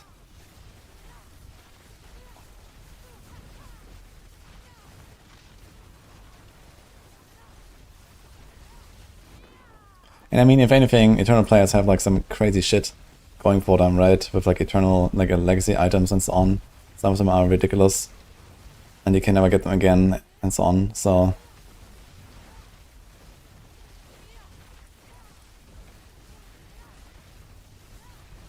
Boss damage should be very good, right? We're gonna melt boss, I guess. It's just like getting there, it's gonna be the hard part. It's probably like 14 minutes clear, 1 minute boss or some shit here. It's gonna be kind of funny. I have to remember to cast Teleport once in a while actually for the extra hits.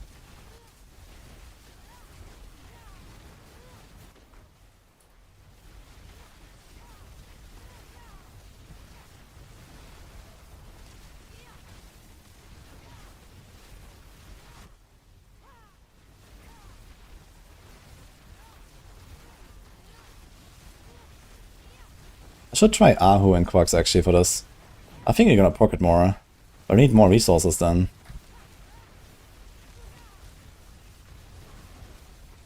Let me try.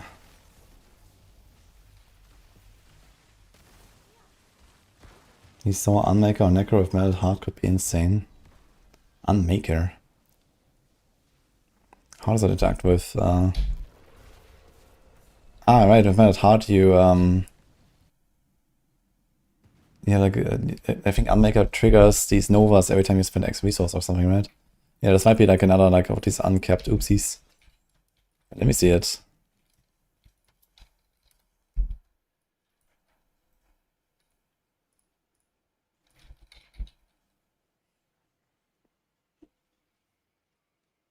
Every 30 essence you gain while it's active. Yeah. The question is, how can you gain a lot of essence? And how can you gain significantly more essence just because you have Select? I mean, Select has 150 resource gen, okay. Does this require you to actually gain and spend essence, or just gain essence even when you're capped? not sure exactly how this works again. I remember trying this when it came out.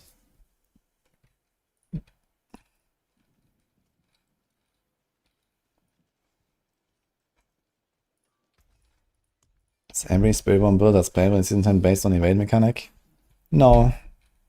Spiritborn is just OP in general.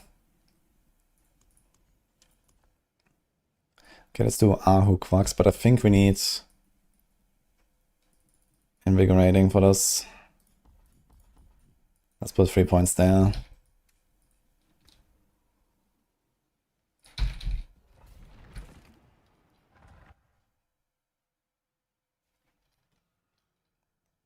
Sorg is okay in Season 11. Well, one build is extremely good, which is this one. The rest of Sorg is, I don't know, not very good. So, yeah.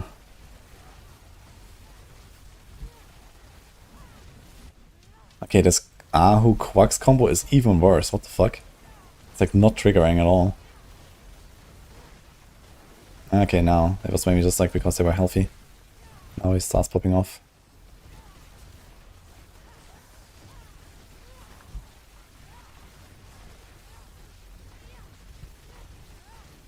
Yeah, I think since we have really good single target, we care more about the AoE clear, and then making a large ball, getting Ahu procs is probably the way.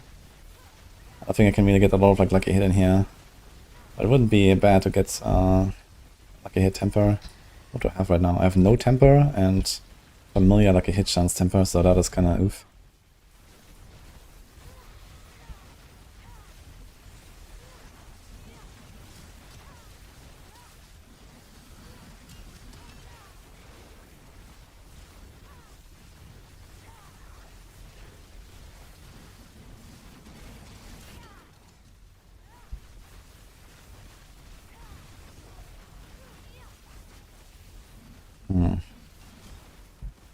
My god, that daze.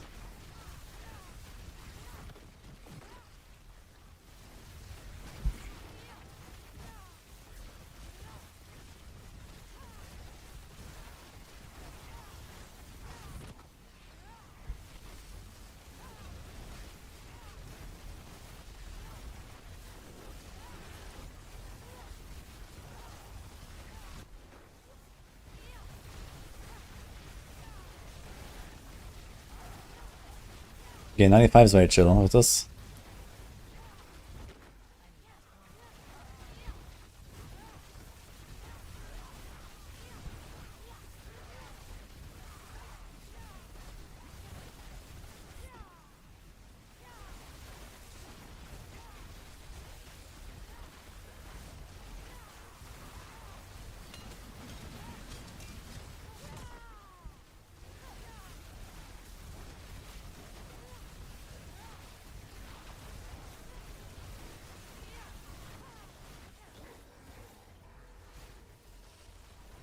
As far as I can have Tybalt.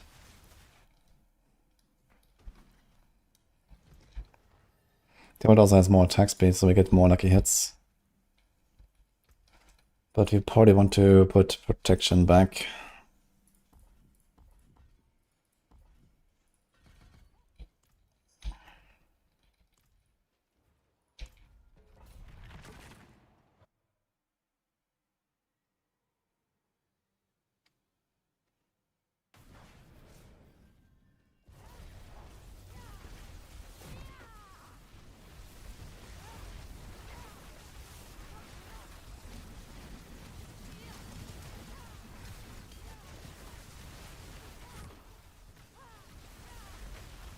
Yeah, okay.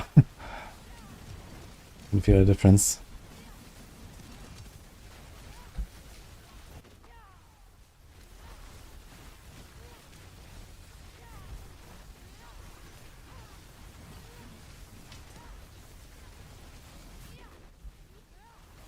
I mean, I guess for like the absolute push, highest end version, it probably makes sense. And also, realistically, you're gonna have some Sanctify effect to give us more toughness on our defensive slots. And then we're gonna be chilling with Tybalts as well. You know, just getting like an ever-living aspect or a, what is that, the conservation, a cooldown, damage reduction.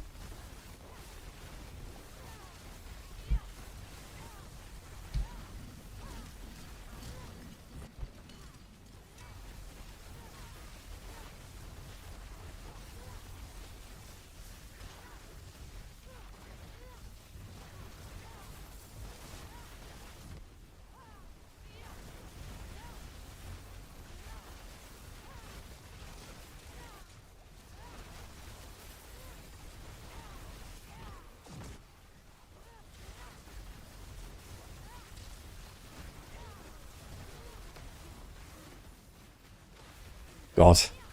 Wait, how did it TP down there? Was it actually like queued after the fear? It just TPs where I pressed earlier? What the fuck? Because I didn't press it at that moment. And I think my cursor wasn't even there.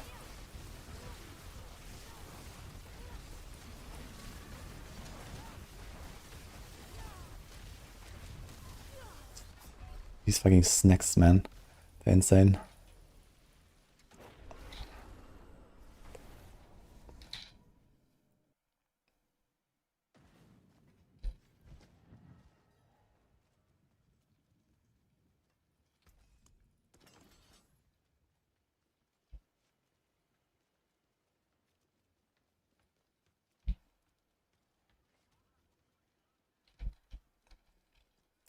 Yeah, I mean, I can understand that some people really like the Eternal environment and, you know, you really want to, like, get everything perfect in every slot and so on and work on a character over time.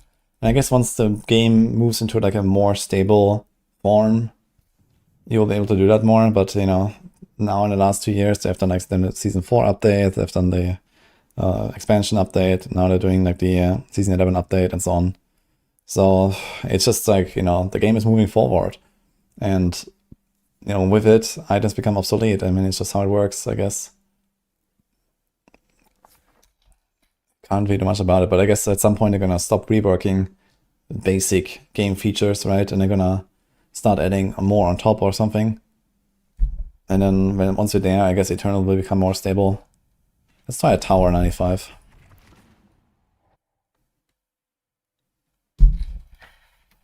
But yeah, I mean, either way, it's just how it works, right? It's like, Eternal cannot be a consideration for the devs. You know, this cannot be something that they have to worry about. It's just, you know, the game is seasonal. Almost everyone who plays this game is a seasonal player. So, you know, sometimes Eternal gets fucked and sometimes it doesn't, and there's not much you can do about it.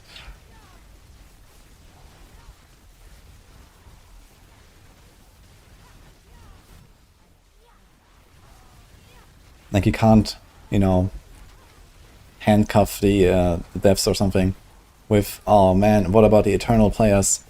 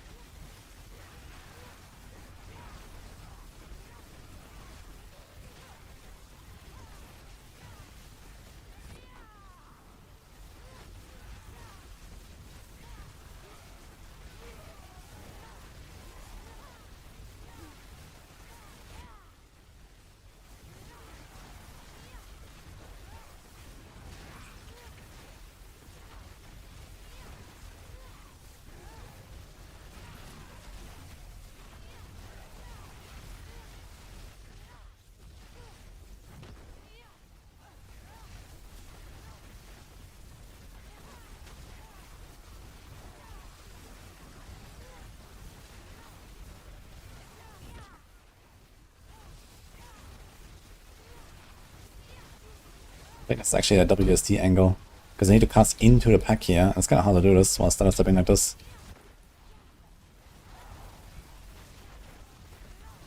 Seems like WSD actually works pretty good for this.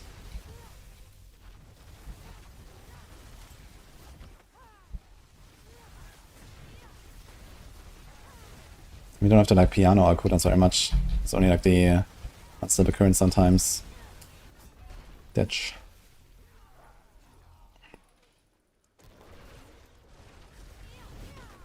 Kind of crazy how squishy I feel, even though we have 8k life. Wait, why is this guy just dying so fast? Oh, because he was like 11. Oh, actually, wait a minute. I can just elite hunt with this, like this. That's actually kind of insane. Like, if I just like chill next to this guy.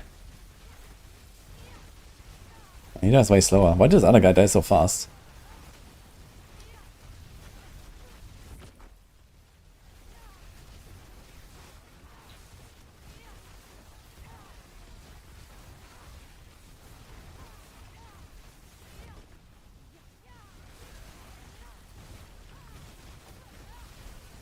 Okay, he also dies very fast, so there's no other target.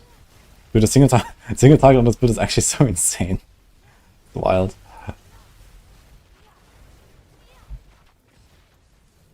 Yeah, actually hunting these elites is gonna be the play, I think, for this. You don't actually want to make like a large pull or something, just like get the globes. Yeah, look at how he's melting.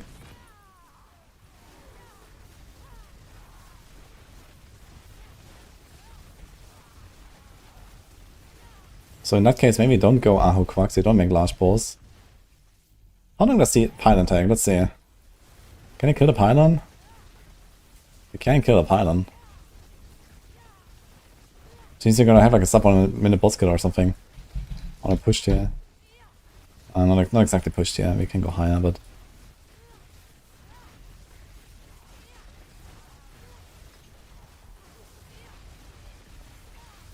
Just get power.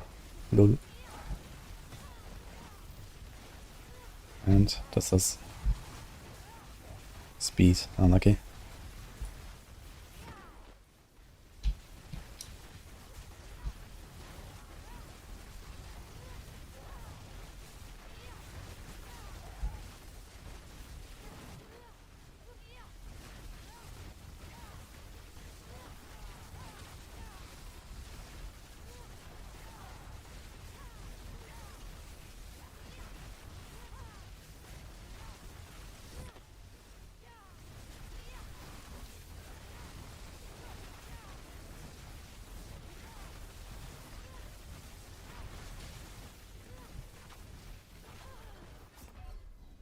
Teleported into the wall, unlucky.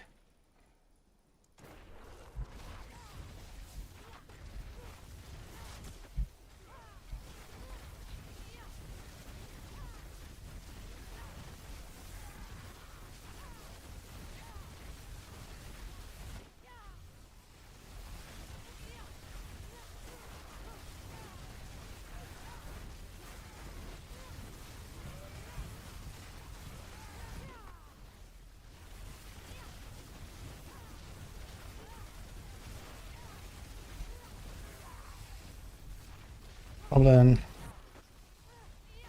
That's crazy how the golden melts. What the fuck?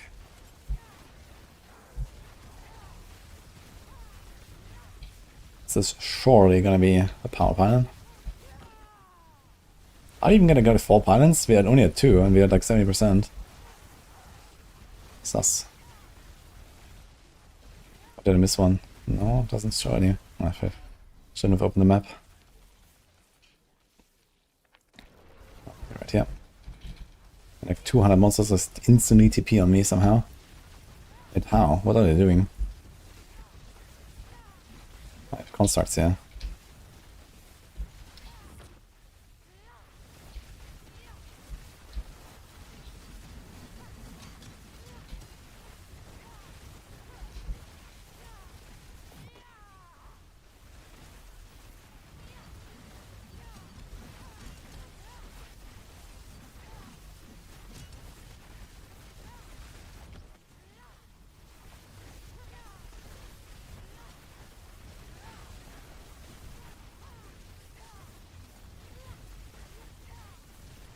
I think so when I free the power pylon at like 99%, then click it and then spawn the boss.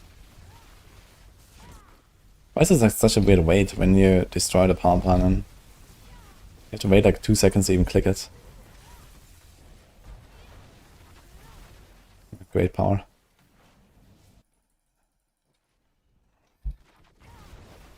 So half the power is gone just on the walking.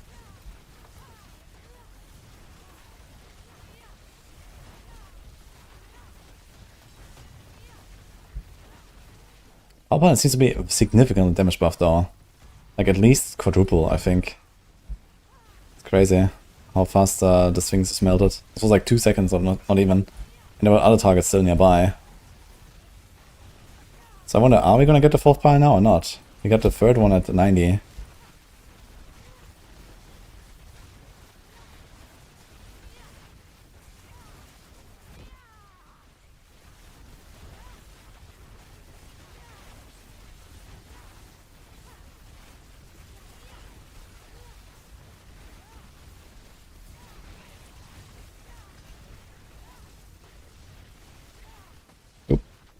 Okay, we did not get a 4th pylon.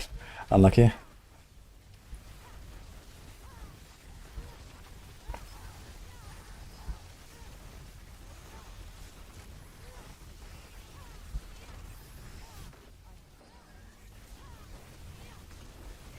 He does ads? Wait, where are these ads from? Were they here? How did they appear?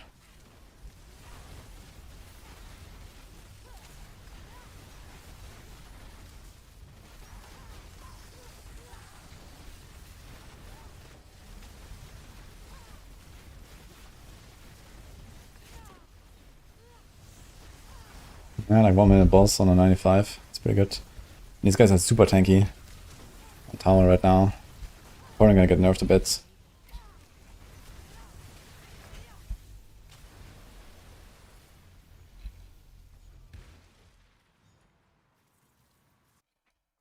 This is not Fist of Fate. You need a core skill ranked glove. Are mercs really needed? Nah, mercs are pretty small, but you kinda want to have them. I'm waiting for them to make some no merc option. Like I want to have like a, you know, like the sacrifice of necro, but for mercs. I just want to sacrifice fucking Altkin and right here and get like a tiny bonus, and I would be much happier. No, there's no loot here.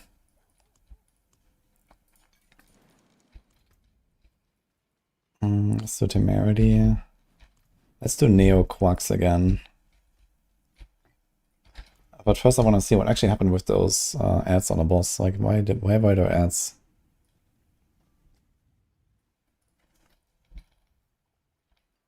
Also, how did I accidentally spawn the boss? I was not trying to spawn the boss here. Like I killed the guy, but I think the globe just jumped right on me.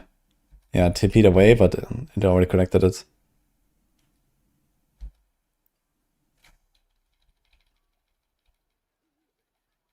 Yeah. So where did those ads come from? They were just there and chilling, but I'm not sure why exactly. Were they getting like revived right as I spawned? Like he has like a shaman on the right.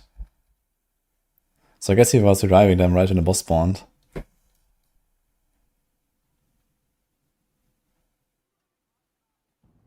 Funny.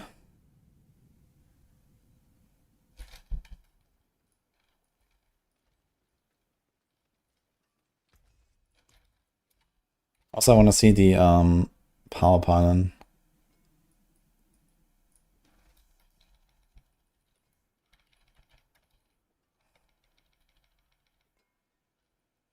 So here, this pylon is like 65%.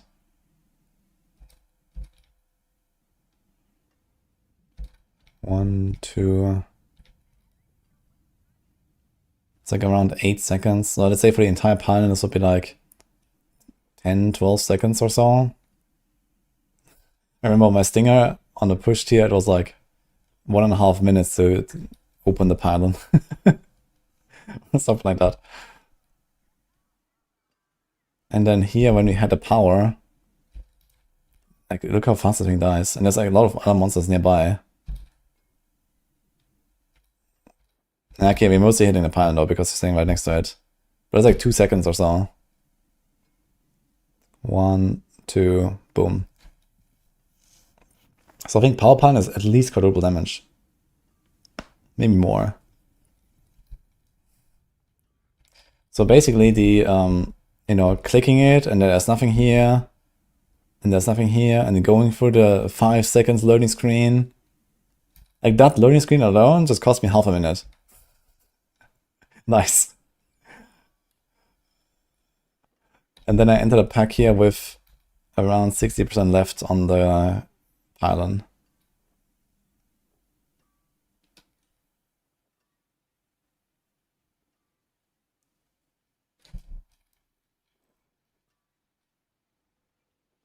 The next Mercs Reborn update will be gearing them out. Please not, man. Please don't do that. Can I play one RPG without Mercs? That would be great. Even PoE. Okay, PoE removed them, but they're gonna bring them back. Oof. And then at some point they're gonna bring them into PoE 2 as well. Oof.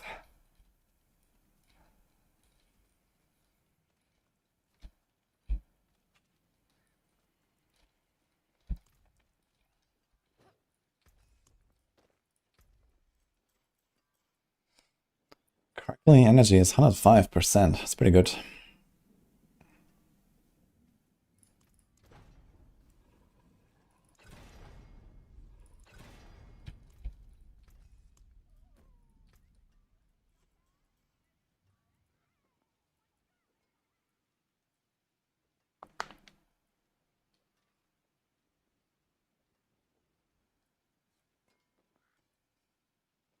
Do we do Frost Nova size?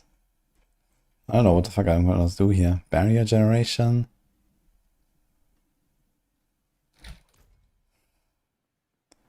I mean, it should work for protection. But we're not running that now. It should work for temerity, but only up to the cap, so we don't really care.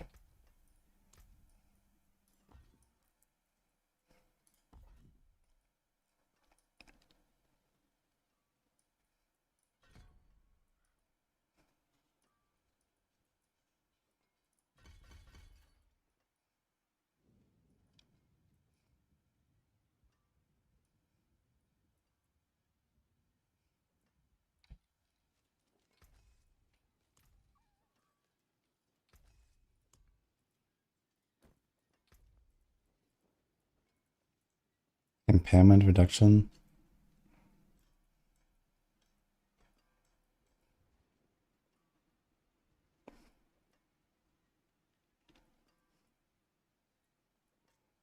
Yeah, to be honest, nothing really matters here.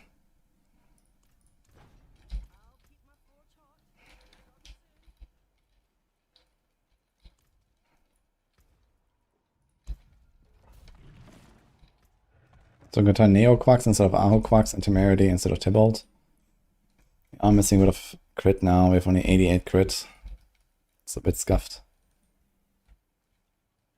We need like GA crit here, and this will be fine. Or here. It's kind of interesting. This Aussie vein doesn't have an implicit stat.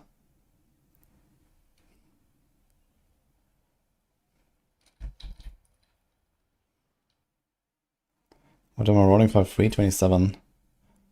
I'm not sure yet, but I'm considering Ice Shot of something from Arrow.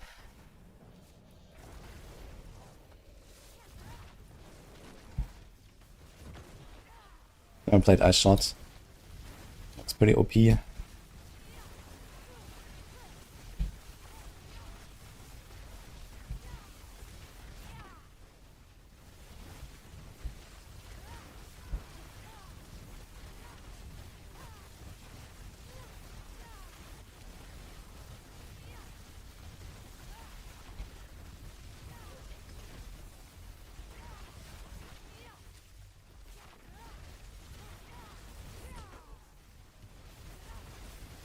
God, there's like a lot of little targets here. Maybe I should just like skip this entire floor. How about that? How fast can I skip a floor? I have to.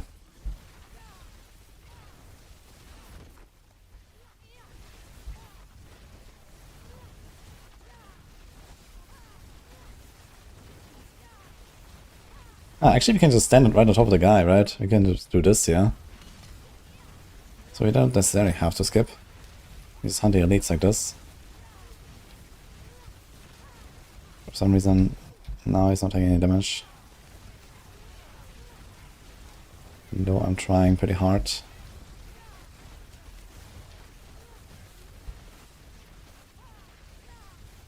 Definitely feels so much comfier now with the defense. It's insane.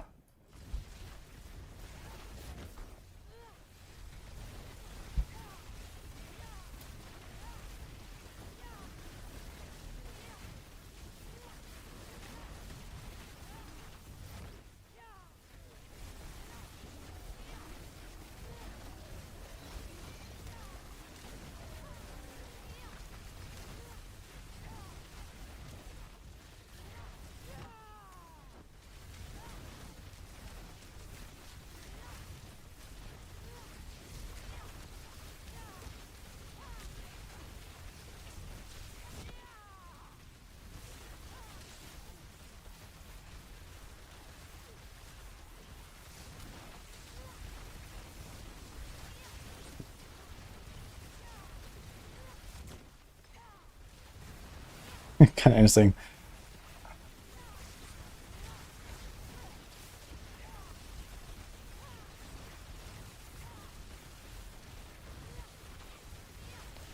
There's another elite.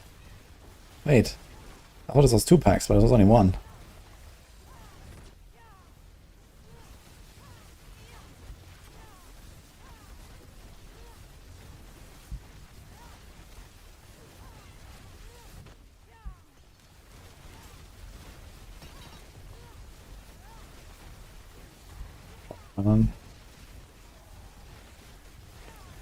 Does unlocking the pile actually give progression as well? Doesn't seem so, right?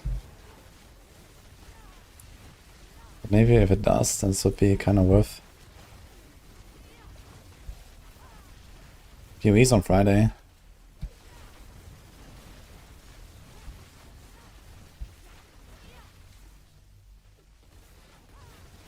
What is the meta this season? Well, I should ask that question in 5 weeks from now. And if you're interested about what's the meta on the PTR, you should watch my newest video coming out later today.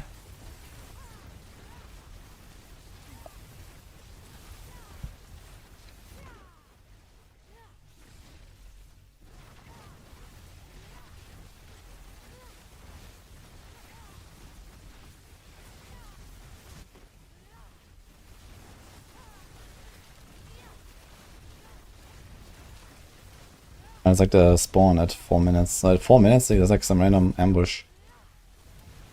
Including a rare and a bunch of other shit. So you can always try to make like a pull down. Also, this guy didn't seem like he dropped any orbs. Maybe. Okay, I think we collected them. Okay, here we go.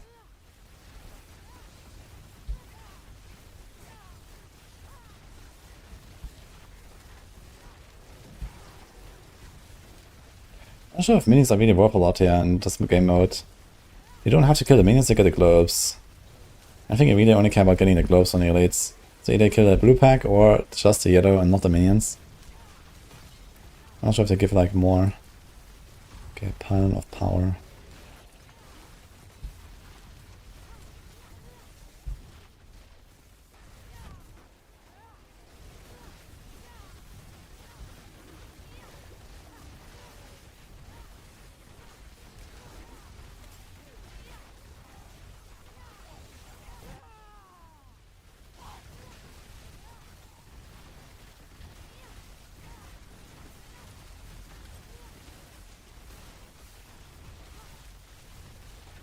Temerity definitely allows you to play this strategy a lot more. Where you just like stand on top of the elite and zap.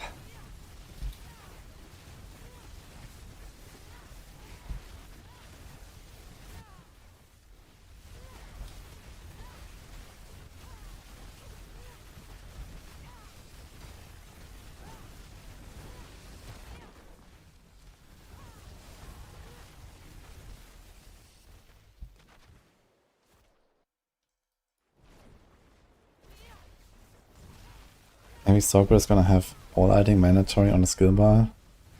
Wait. How? Why?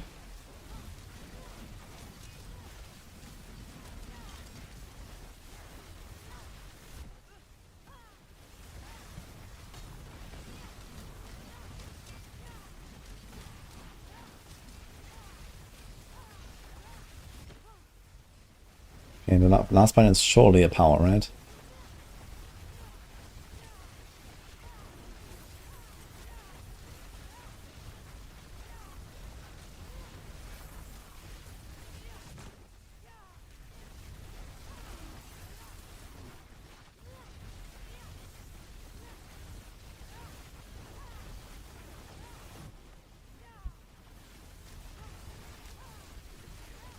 I have ball lightning and chain lightning enchant.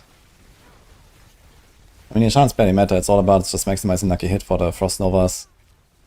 But in pushing, this is not really so relevant because he's gonna apply Frost Nova to everything all the time. Pretty easily, I think.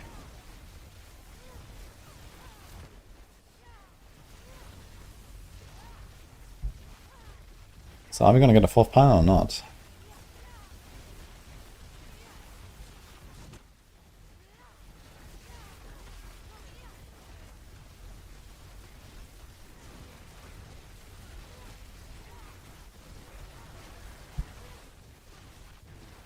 We are almost at 100%.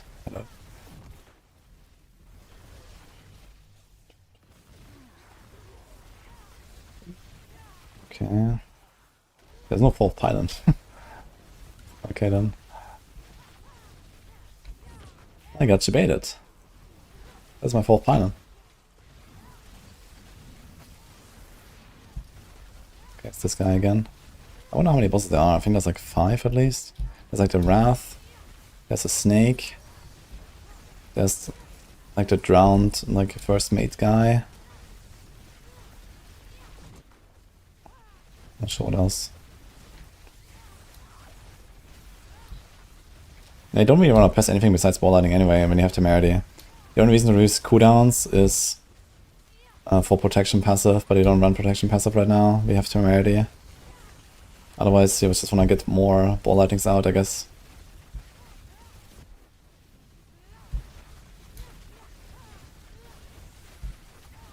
Because it's kind of tough. Like every time I press my familiar, I do go down in crackles. It's pretty tight.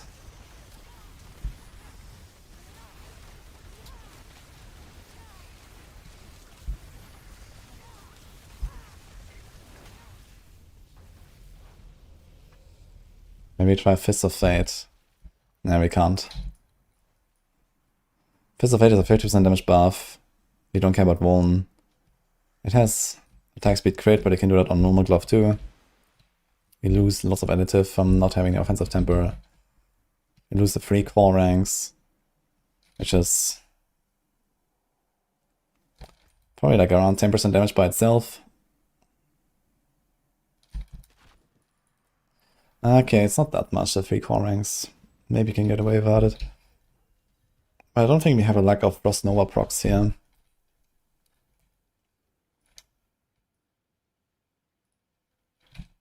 Let's see the boss fight a little bit.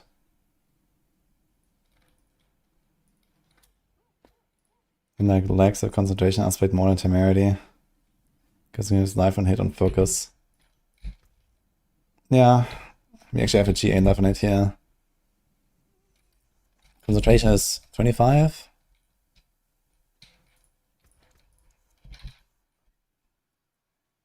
$30 actually.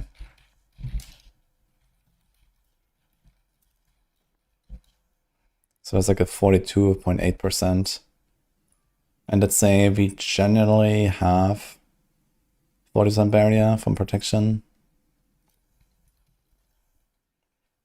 That brings us back to exactly double. So that's exactly the same as temerity. But temerity gives you the barrier like all the time. Like every time you get hit, like instantly comes back. And here we actually have to like not cast a ball lightning and then cast a familiar or a lightning spear. And we don't really do that more than once every 2 or 3 seconds. And temerity is just kind of, it just works. And it has way better sustain, I think. At least in a scenario where your life and hit is not kicking in. If your life and hit is kicking in, it's insane sustain. But your total EHP is definitely higher with temerity. But then I guess you get a defensive temper as well. You can get a life, I have life roll anyway. You can get an intro roll at least. Yeah, normal pants definitely works. I think sustain is probably better with temerity. There's also the other advantage. Temerity is easy to get. And you can just like slam them until you get your concentration aspect or any other decent aspect, right? You just like take 100 temerities and start sanctifying and something will happen. But I guess you can do the same with normal pants as well. So either way works. That's probably not really something good to get. I guess realistically, late game you're gonna go Tybalt. Tybalt with a concentration aspect or something like that. What else is there? There's Ever Living. That is really good. Also for the DR. I guess Disobedience is probably not really good. I wonder how much Disobedience actually does. Just out of curiosity.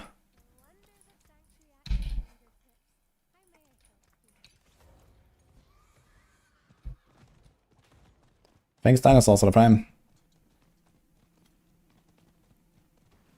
Yeah, the thing is, if the strat is actually to play it the way I just played, You need to be very tanky. Like, you need to stand exactly on top of the elite with like 100 monsters around you and elite affixes on top of you. And I don't think you will easily do this when you don't have temerity. If that is the actual strat, I think temerity is required. Unless you have like giga, like, you know, triple DR aspects slammed on top of your gear or something, then maybe you're fine with Tibalts. Oh no. Okay, let's remove this. Okay, we have 54.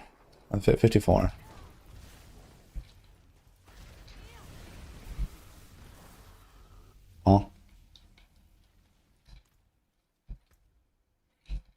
Wait, how did it go up so much? Is that real?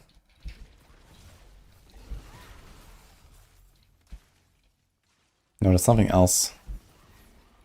Actually, it does scale up a lot with the armor. Really? 87k? No, there's something else going on here. 62. 62.7, 54. That's a 15.8%, 15.9% increase in toughness on disobedience aspect. Holy fuck. And we are, like, you know, way too low on armor. Like, we have so much all-res. That's actually not way too low, but we're definitely like lower on armor than we could be to get the 1-to-5 ratio. You want to have 1-to-5 armor. Oh, sorry, res armor. So, disobedience is something, but not great. It's like half of concentration or ever living. Not even.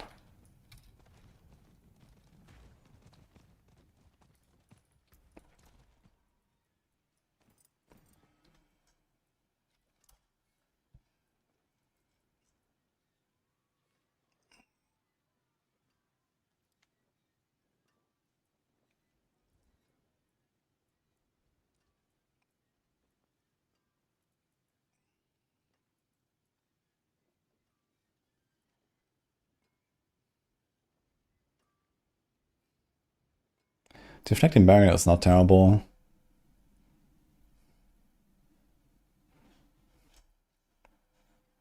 Prudent Heart is also not terrible. Doesn't break from one-shots, but has relatively decent cooldown and uptime.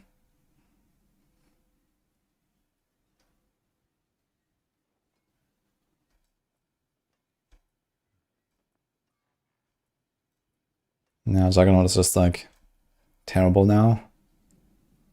It's actually like a brick if you get it.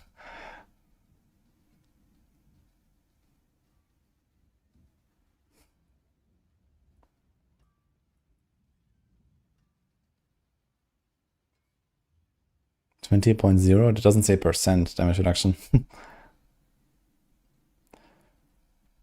Yeah, but you can't actually trigger ice armor right now, at least on the PTR. You can't actually activate ice armor. Okay, but getting, like, the dream would be getting ever living and concentration, right? And then I guess the third one would be disobedience. It's like any utility that you would care about. It was fortune, 30% lucky hit. If we don't have Frost Nova, this would be okay, I guess. Mind's Awakening. Nah, not for a lightning build. Do we care about pulling enemies? There's actually a downside, right? This also means a brick, actually. At least for pushing. I don't think you actually wanted to have this.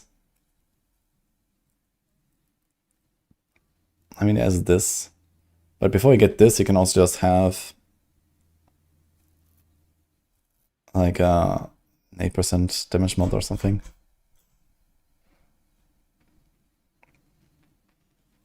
Now here's the thing. You could use different boots if you get Bounding Conduit on them, right? So we need to have Bounding Conduit. We don't actually care about the roll on it. Ghostwalker would be nice too, though. Positioning yourself exactly on top of the guy is pretty good.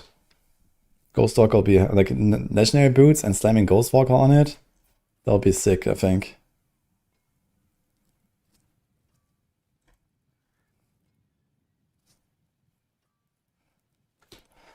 But yeah, you could also have Penitent there, for example. Or Asus. How is Asus? I think it's mostly just crit, right? 60 crit and then basically nothing. Also, we don't have multiple evade charges. Flicker Step, we don't care. Penitent has also no evade charges, but it does have the 25 damage. So this is pretty good. Because of the 25. So I think this is probably the way to go Penitent. And then you slam Bounding Conduit on it. But then you lose like a life roll, an int roll, the evade charges, and you can't have Ghostwalker. So it's not a huge upgrade. Like just like a GA int. 218. Like a GA int would be also like, I don't know, 12% plus damage, and it always works. So I think normal boots are probably the winner. It's more toughness, evade charges, Ghostwalker. So yeah, you probably, like ideally, Sanctification would be like concentration, Everliving, I don't know, some random offensive stuff like Conceited, 8% lightning damage, Ghostwalker, I don't know, Shredding Blades, I don't know, a Metal Fate or some shit. What else would be offensive aspects to put here? You're probably running out of offensive slowly. Control wouldn't hurt, I guess. Inner Calm wouldn't hurt.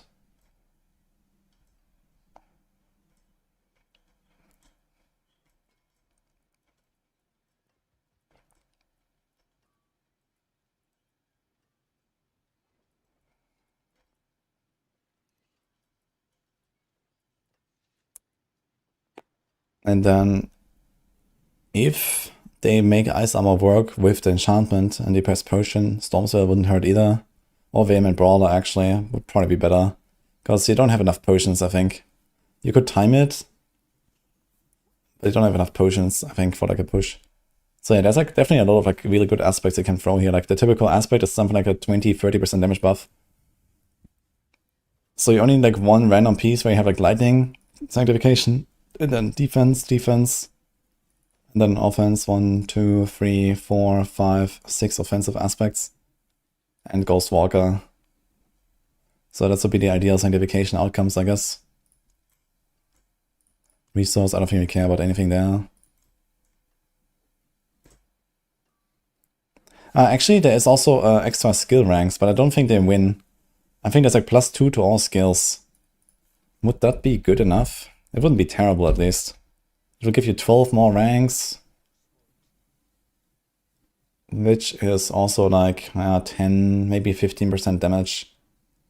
Not that much, but it's not terrible.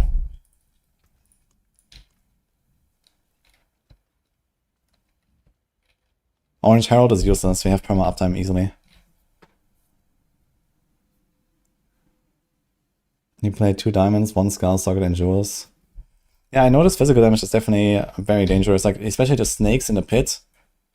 Like most of my deaths, I feel, are either from like some random explosion, like the fire explosions when they die or something, or the fucking snakes when they get berserker and I don't know what the fuck, and they just like rush at you and blast you down.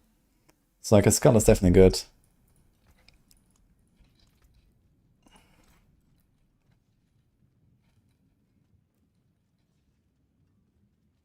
How would it behave? We already have more of his. 74.7 and 70.5.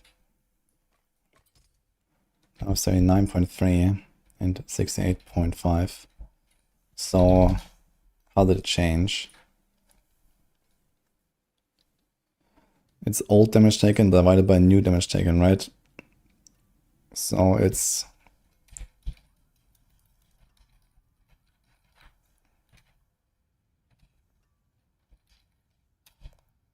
a toughness loss of 6.5% roughly on the elements.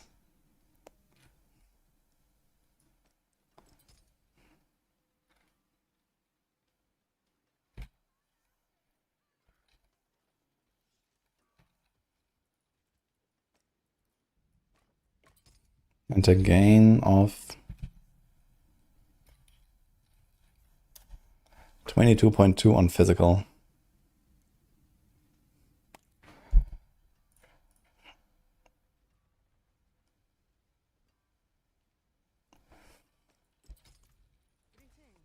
Yeah, hard to say. When is my next subathon? Yeah, maybe I'll do one for season 11.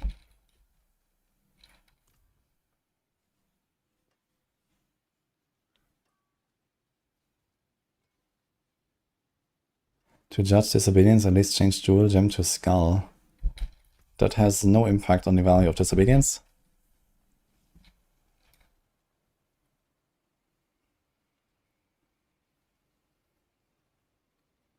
Skulls are now also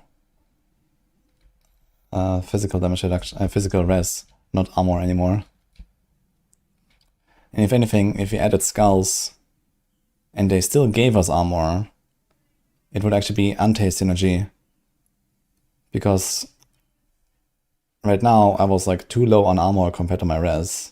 Like you want to have a 5-to-1 ratio, and this is more like a 4-to-1 right now. Then adding disobedience, I get too much armor after that, right? Because now my armor will go to like 18,000. So it's gonna be like a 6-to-1. So I would need more res. So if anything, it would be more valuable to put res gems into my jewelry when I have disobedience. Because I already have too much armor, basically, compared to my res. But since skulls are now not armor anyway, it doesn't actually change anything about disobedience.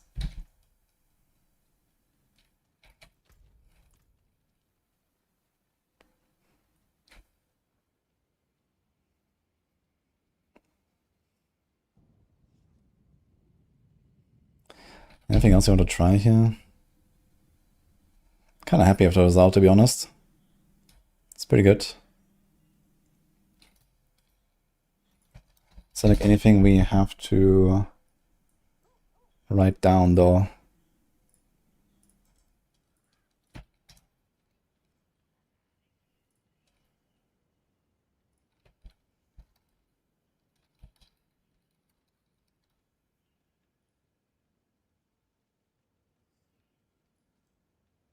I guess I can do this. We don't care about this. We don't care about this.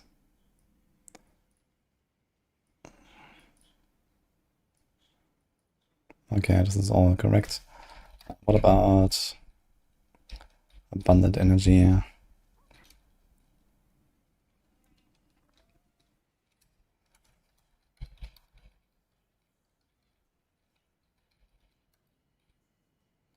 Okay, PTR, known issues threat.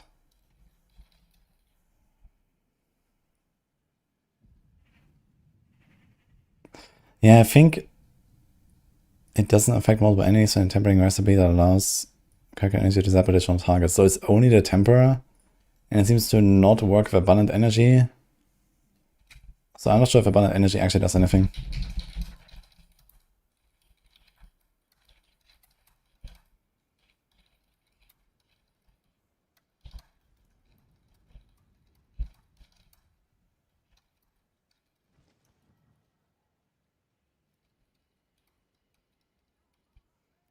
So I think this probably didn't really work out.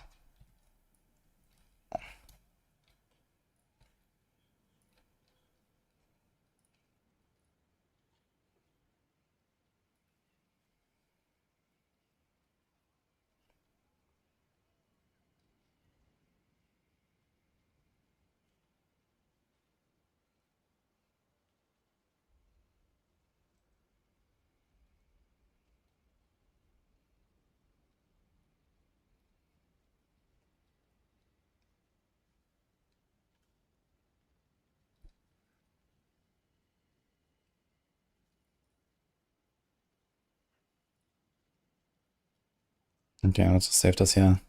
Not really much more to note here.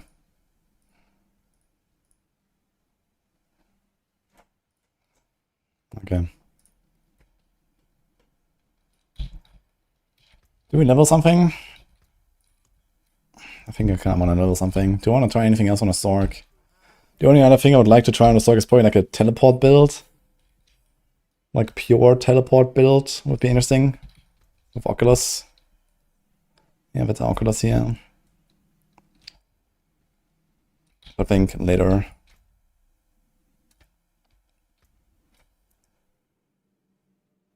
The tempo works in a sense that it boosts your single target. It's just a very weak bonus. Yeah, but I guess the idea is that it does hit multiple targets, right? And not just skills on one. So at least this is what it seems like they want to do with it. And I guess that's good.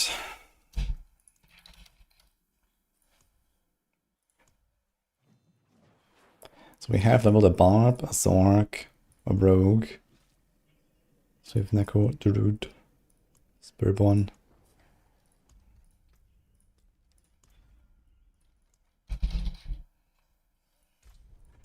Let's do hard and see how it goes. Oh wait. I want to do a campaign this time.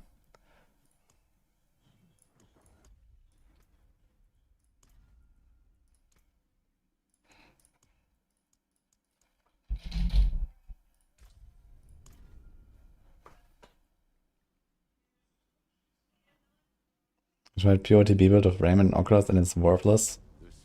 I'm pretty sure you'll be able to farm T4 with it.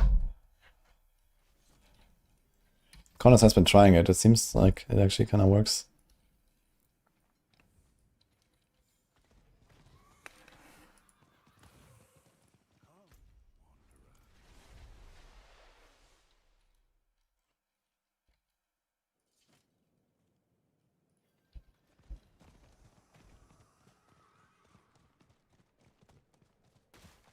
It works like Bounding Conduit, so I wonder if they wanted to work different from it. Yeah, I think in general, like Bounding Conduit, Abundant Energy, and the Tempo, they should all allow you to like hit multiple targets, even when you're rapidly discharging, right?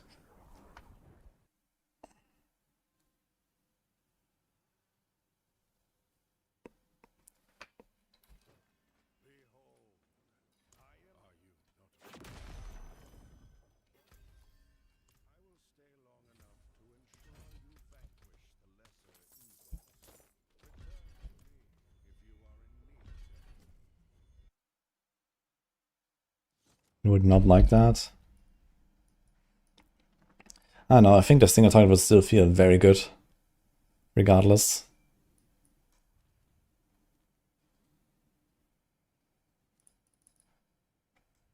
I have not discovered this. Wait, they actually have no waypoint here in the Hunter throughout the campaign. That's interesting. Where does it start? Ah, Cathedral of Light, okay.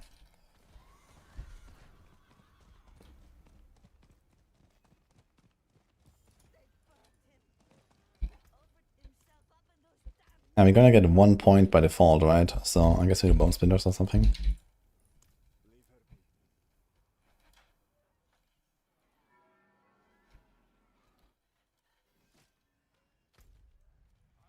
The moment we lack AoE is the point we just lack damage. Yeah, but when you hit multiple targets, you have better AoE, not worse, right? Because it's just kind of like, you know, it spreads it out a little bit and stuff kind of just like generally dies around you. And it's not like, you know, one target. It's like right now it's just like, you know, it goes one by one through the entire pack, like ding, ding, ding, ding, ding. At least when you hit like 2 or 3 guys at the same time, it would generally speed up your AoE clear slightly at least. And it will just make it feel a bit more natural, I think. Where, you know, right now you have this weird, like, you have to eat through the entire pack slowly. If it's like a bit more randomized, a bit more chaotic, I think it would still make it feel better.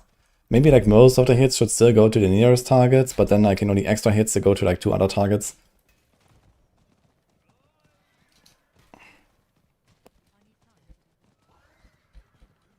So it's basically what the tempo should do, right? From the wording, 30% chance to hit 2 or 3 additional targets.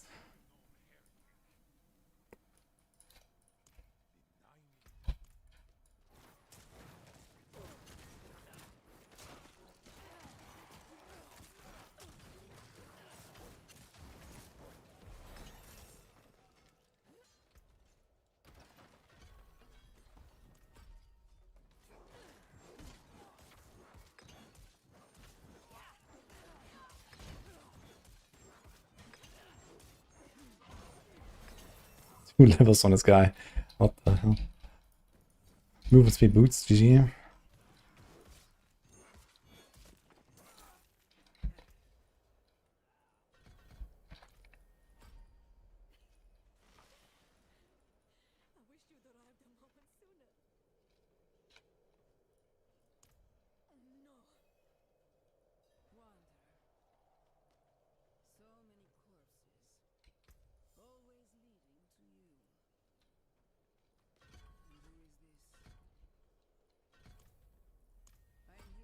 Use the blight.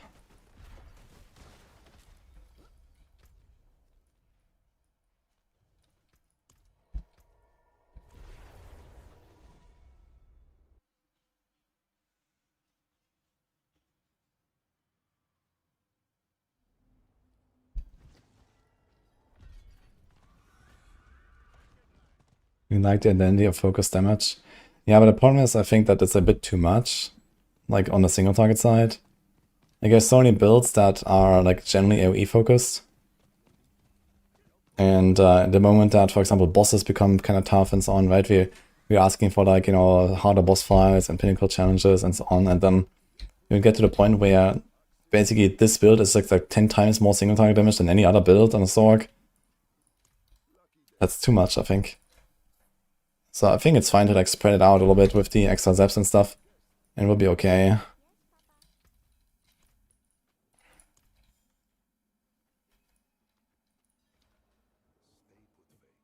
Campaigning, yes.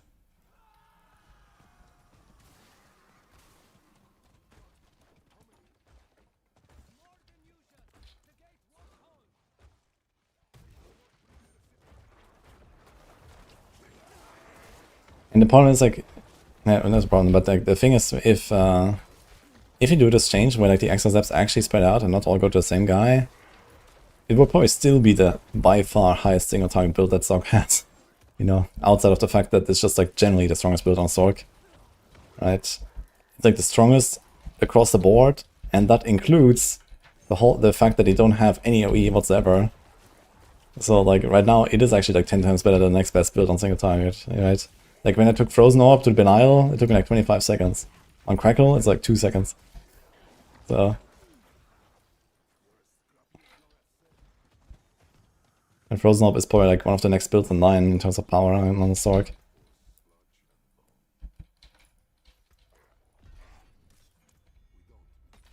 So yeah, even if I like divide the single target by 3, which is not even gonna happen, probably more like divided by not even 2, but then the AoE is like, you know, the same, I think it'll be okay.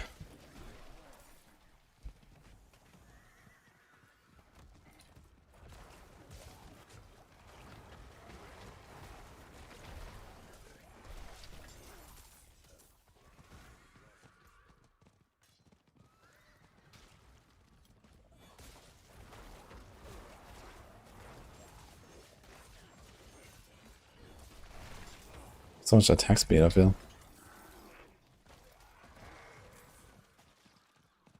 Wonder how strong your Hydra is right now. What did they nerf about it though?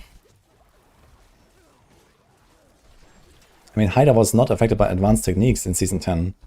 Like every build was like, I don't know, quadruple as strong in Season 10 besides Hydra.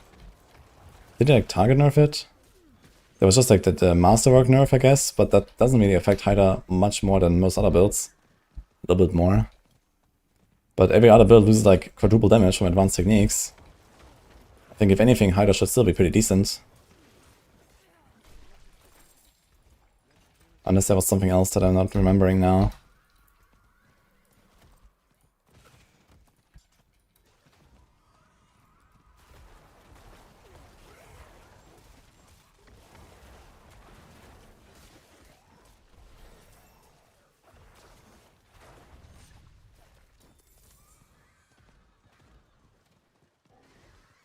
I got mana shield, alternating alterations. Yeah, okay, alternating. That was, what, 50% or something? It's kind of whatever. In the grand scheme of Season 10 buffs.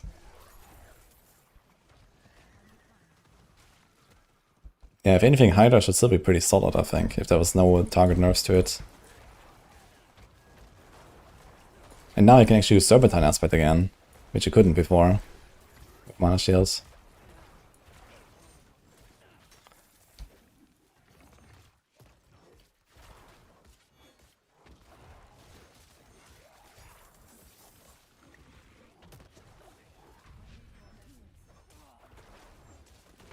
And you can put on 200 weapon too.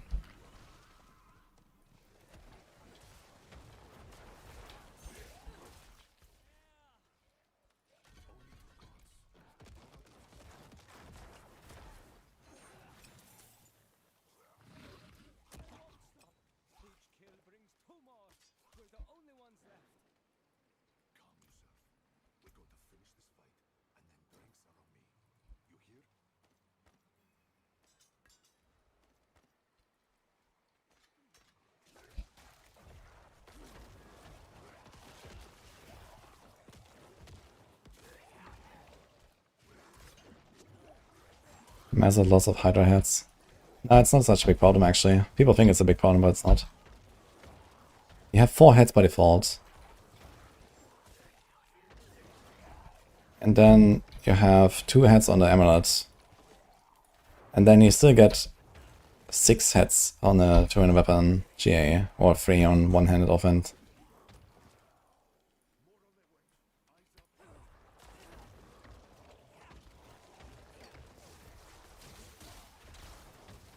Okay, Exile Content was changed, I can see that. But Exile Content was not used in at least the Season 10 version. Was it? No. We didn't have Serpentine, so we didn't use it in Season 10. We also didn't have like crazy stuff like Banished Lords, Synergy, and so on that other builds had, like Ball Lightning for example. I'm pretty sure if you compare like Ball Lightning and Hydra in Season 10 and Season 11, like Hydra wins by a mile. Not that Ball Lightning is going to be very good, I think. But if you compare, let's say, Frozen Orb and Hydra, I could see Hydra win against that. I might try Hydra and see. It's just a very nice build, so people might still want to play it.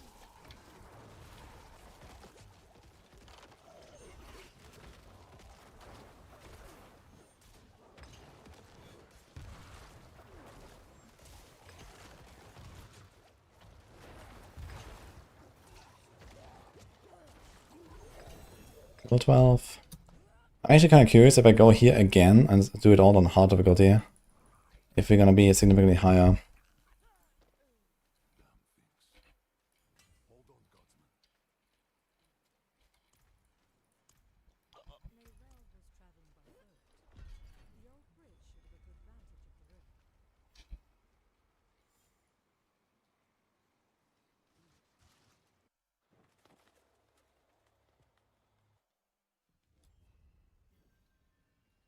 Maybe level 15. 15 and a half. Let's see.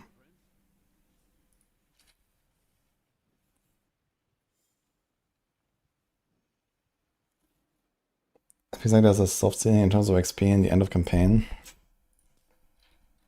What do you mean with that exactly? Like it just gives you less XP later when you're at a high level or what?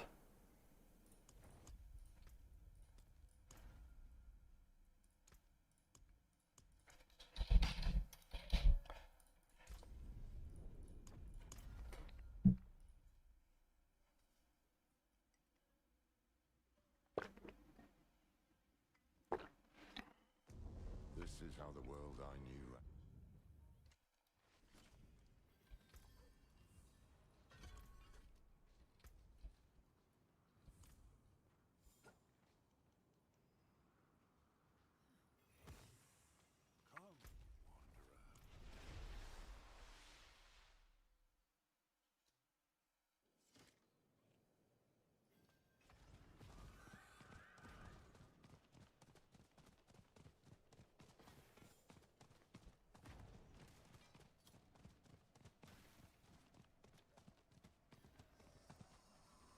From what you heard, new DLC will launch after Season 11 ends, priced at 69, 79, and 89.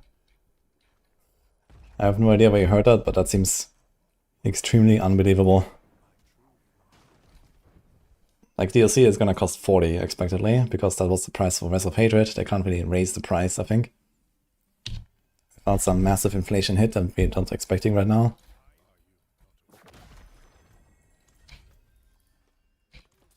And also, I mean, that would mean DLC launches in like less than 4 months or something. Unless, I mean, around 4 months. Without an announcement at this point, seems very unlikely. I think it's gonna be at least one, more like 2 seasons between 11 and the expansion. And I expect June would be the time.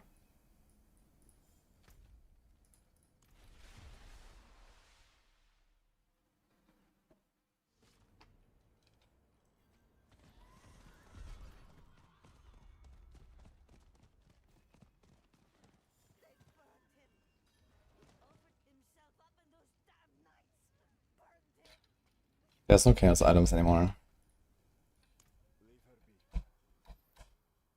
For 30 bucks, it would need to be a pretty huge expansion to be worth the price. Yeah, I wouldn't worry about that.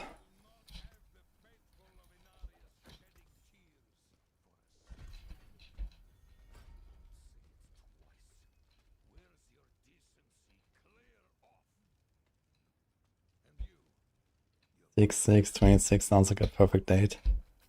It's exactly 3 years after. Maybe.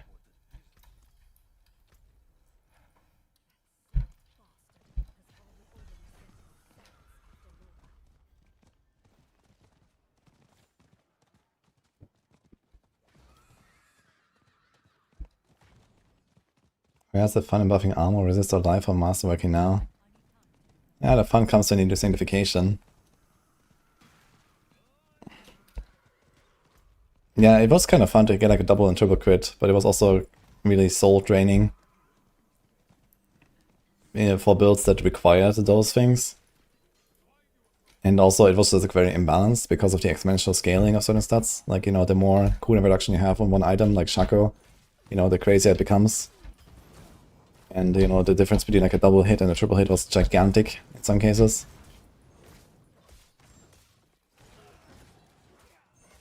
So I think something definitely needed to change there, and it's good that they're like cutting back on that sort of power progression a little bit, I think. Even if that makes the system a little bit less interesting.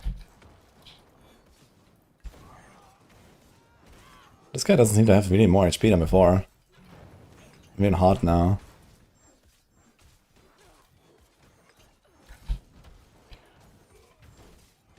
It's actually another test I have to do later.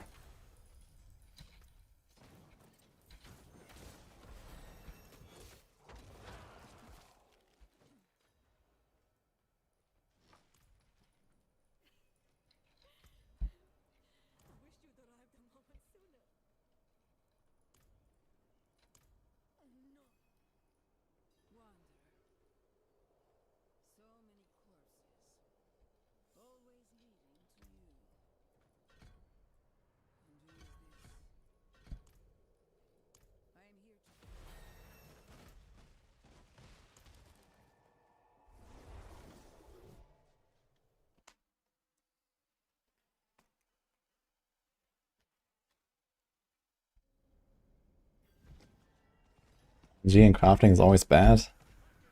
I don't think so. I think RNG and crafting is generally required. Else you're just gonna make, like, you know, ridiculous items way too easily, even if it costs a lot. I mean, okay, you can always say, okay, you can like average it out and then like just make sure that, you know, it costs enough so that you have to grind like dozens of hours or something, but is it really as fun to like, you know, grind, let's say 30 hours and then just go to the blacksmith and say, hey, I want exactly this? I think it's more fun to like grind 30 hours and then, you know, try a few times and then hit the thing. And on the way, maybe hit some other stuff that you would care about. And save that for later, or sell it to someone, or something like that, right?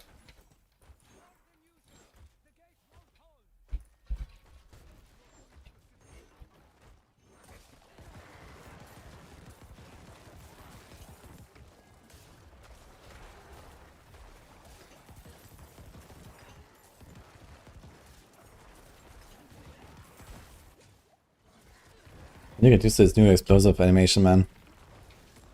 It's definitely even less visible than before.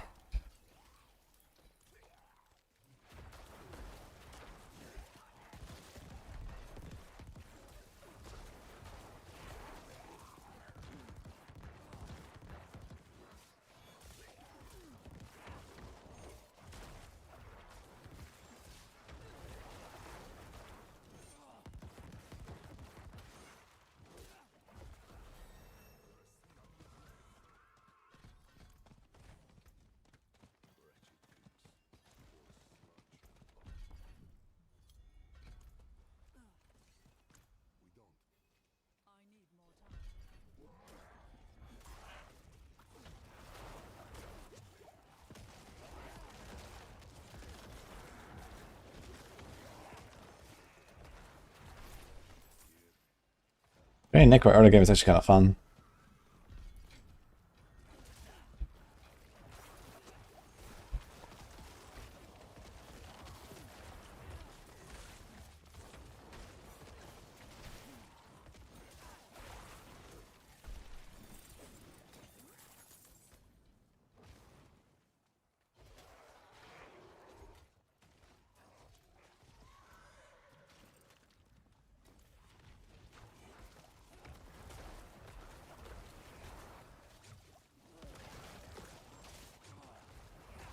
Let's start for leveling, it's also done for leveling.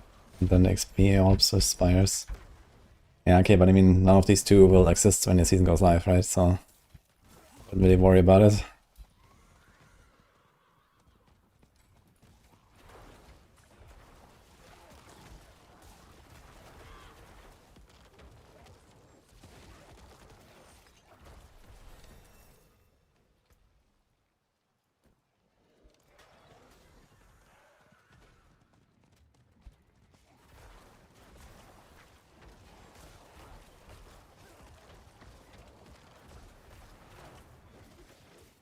Yeah, I mean, it's clearly just bugged. It's the boss XP. The Mega XP. Like, there's a 0 chance that this will be remotely close to what it is on a PTR.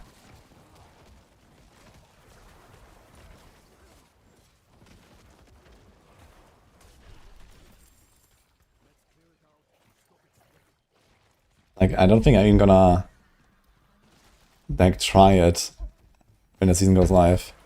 I think I'm gonna go straight to campaign leveling.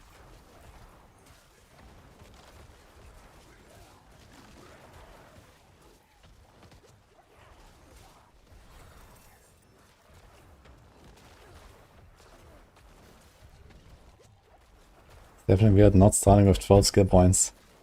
Is it? It's weird not loading into your character and being level 12. Sorry, level 13. I don't know, usually I play games and I start level 1. Kinda like that.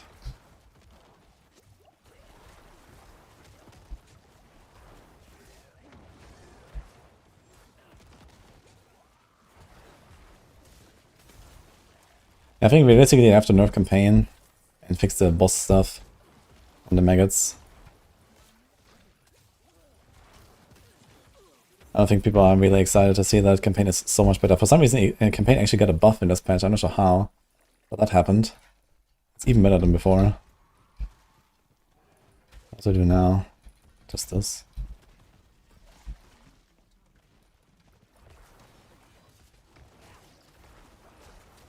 Mages are at level 15. We're definitely gonna have more XP right now, but I think not much more.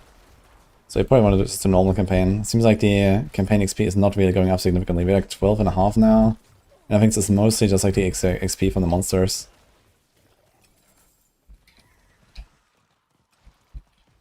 So we're gonna be made like 16 or 17 now, where my other character was like 15.5 after this bridge. And it's very easy to lose time on hard difficulty because bosses don't die instantly and so on. So I guess normal it is.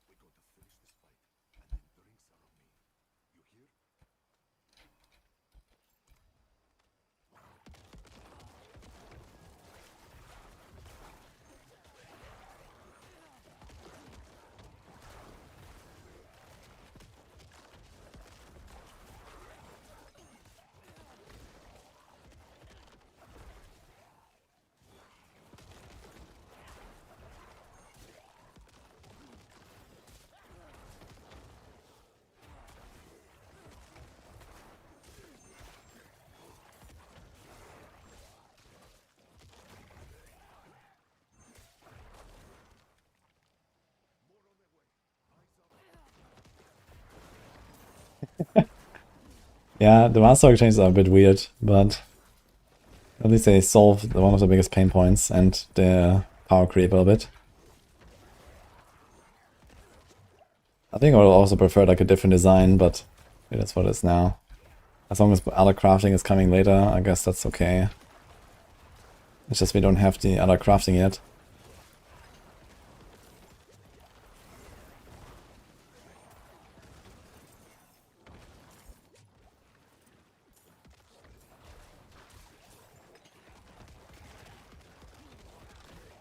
But crafting is coming later. Well, at some point we need real crafting, right? We don't have any crafting in this game, so...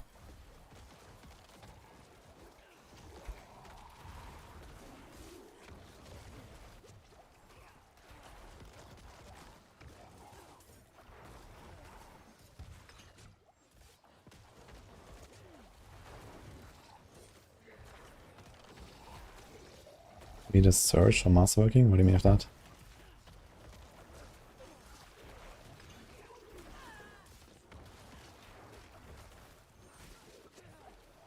Yeah, definitely, like, Necro is definitely one of the stronger classes for early game as well, right? And we're already killing these guys relatively slow. This doesn't really seem like a big advantage. Okay, we had 15 now. And now when I press on the bridge, let's see. My XP is not really higher, so it seems like campaign XP is not going up with difficulty, so just go normal.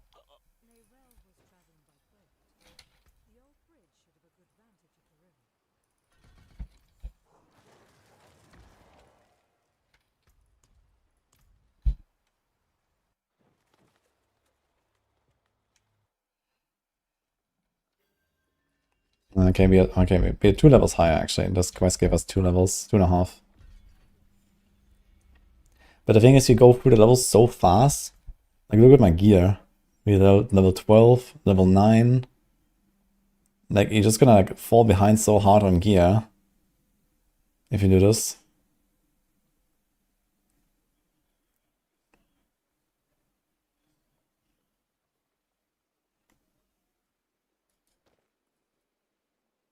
That is an insane aspect to get. Holy. That would be insane on season start.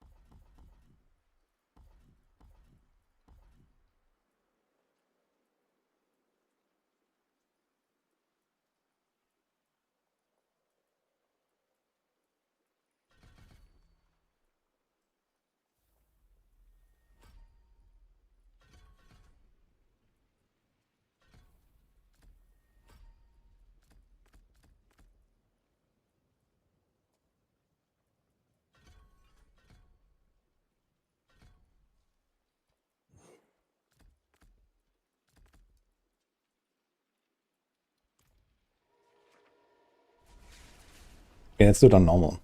Yeah. You would only really like bump it up if you have an item like this. And I think I would just melt bosses easily like this anyway. We also need our aspirational Burge.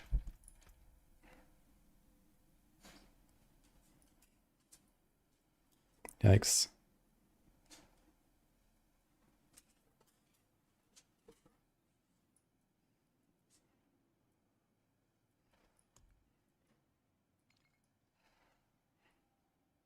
And this is like very basic axe. Kind of funny.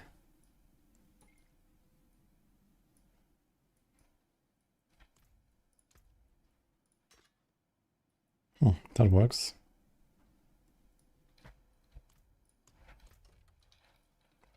Definitely seems appropriate for a transmog for a level 17 character, right? So despite being OP right now, I'm gonna go normal difficulty. And continue here.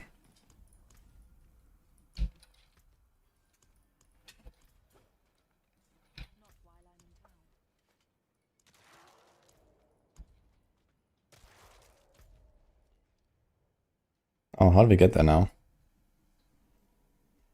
Oops.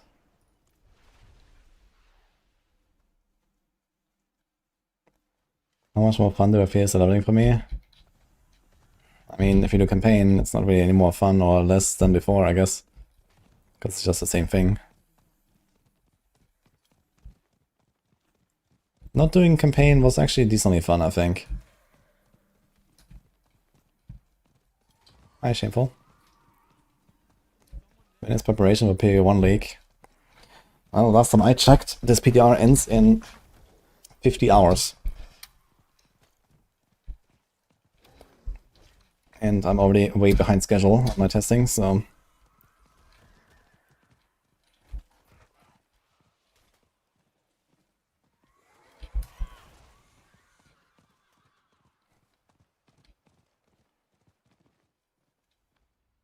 Was really the best build in Season 11 for softcore? I don't know. I have not seen the final patch notes. So ask me in 5 weeks. But if you want to see a picture of the Season 11 meta from PTR right now, I will have a video on that. Actually, it's already out.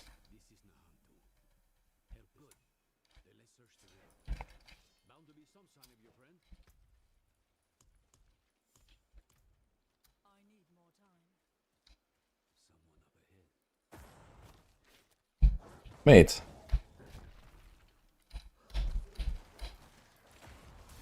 Why do all these corpses? What? Where's these corpses coming from? Spawns a corpse at an end point. What the fuck? Seriously? That is insane. Look at all these corpses.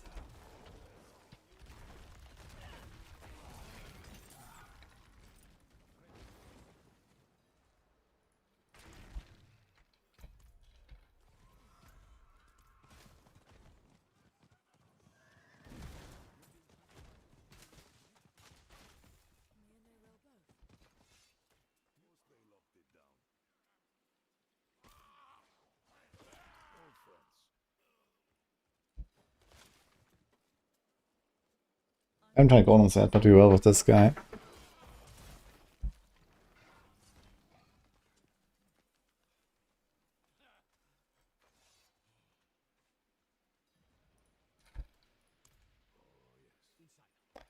You hate making a new character instantly gaining massive power and hitting max level. Yeah, and it's kind of weird how... I mean, on one hand, it's nice that you can kind of fast forward the other characters a little bit, and you can kind of keep progressing the overarching like Paragon goal. But I think I also prefer the level per character more. And maybe they could have given us some other ways to speed up ults a little bit. You know, of like, I don't know. Not that I'm really a big fan of it, but you know, something like Earlong Gear from WoW or something like that. Or like some other sorts of like just like faster progression with your ults. And it's just the fact that you have gear lying around and whatever, right, already helps a lot. So I kind of like the idea of just having one character and this has its own levels and then making a new character and so on. In general, I think like the existing Paragon system is like very bland and it needs some big upgrade. And they've been like actively working towards making it even more bland over time.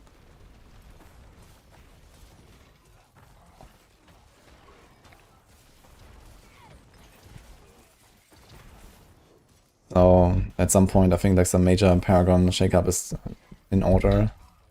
It's like one of the systems that is like not really like in dire need of a change right now, but I'd really like to see change at some point when they have fixed the rest of the game.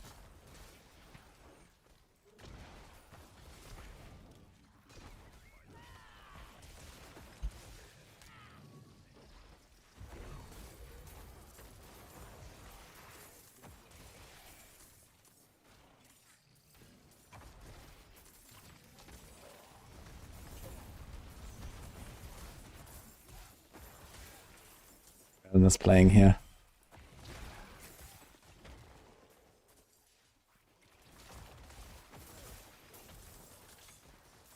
Golden's gonna be interesting to see actually. And they actually have like some active component to it. So I think that will make it relatively fun to play. I didn't actually mind playing this Skelly rebuild in Season 10. Even though I'm not a big fan of minions.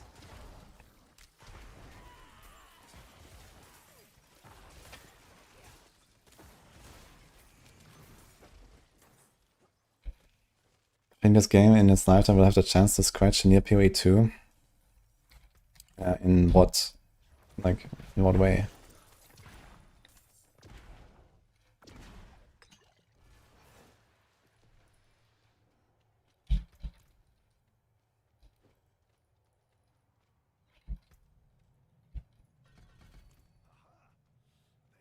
Twitch viewership and popularity. I mean, Twitch viewership, no chance. Popularity, I mean, it is overall more popular, I guess, in terms of player numbers.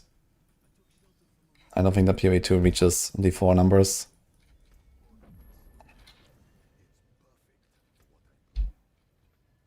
But yeah, on Twitch, it will never be close. I mean, okay, like, you know, big launches and stuff like that, right? So yeah, in that case, sure, but let's say the average on Twitch is definitely way better for PoE. There's a lot more big streamers that play PoE and PoE 2. PoE 2 is just like, you know, going stonks up, basically, from here, right? It's only gonna get better.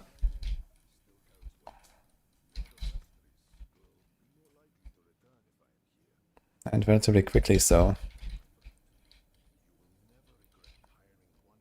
Why do you think that? Content issue? No, I mean, the games are just designed for different groups of people. And also, like, you know, a lot of the, like, people that currently are established in PoE wouldn't necessarily want to risk their career just suddenly doing D4 content or something like that. And there's a good reason not to try that, right? Because D4 just doesn't have that much viewership. D4 is a more casual game. There's not that many people that actually like watch stuff in this game compared to PoE. PoE is like also just like a more watchable game, I guess, I'd say. Like there's more exciting stuff going on and more wild stuff going on in PoE than in D4 on average, I would say, right? With like the way that you can, like, you know, do all kinds of different strategies, all kinds of different builds, all kinds of different crafting, and, you know, the wins can be bigger, the losses can be bigger. Basically, like, you know, D4 is more like streamlined, so less of this like clippable content, let's say. Right. And I mean, okay, we are seeing a slight PoEification of Diablo 4 now with Sanctification, for example. That's effectively just a one-to-one PoE feature. Quality is like a one-to-one PoE feature. And maybe we're gonna see more of those. But, you know, always in like a bit of a Diablo way.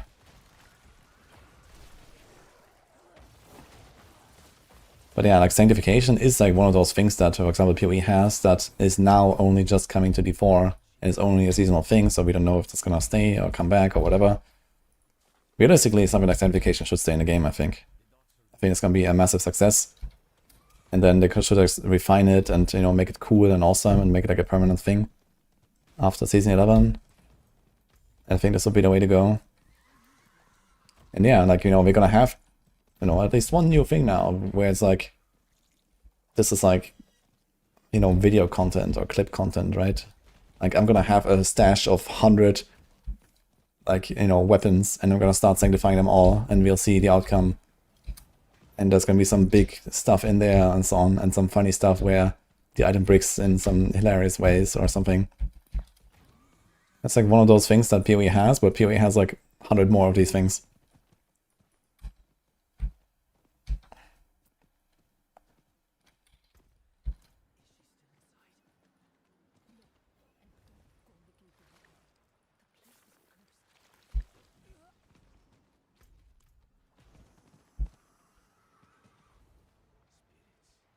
Couldn't D4 reach that audience content without being PoE 2ified? Yeah, I mean, Blizzard, you know, despite PoE-ifying this game, they will always do it in a way that doesn't drive away the casual player base. And the casual player base will always stick with Diablo over PoE, in general, I think. Like, there's no chance that PoE is going to become the, you know, overall most casual ARPG or something. Right? It's just not how PoE works. And if anything, it's going to get more and more wild and more complicated and more less new player friendly over time.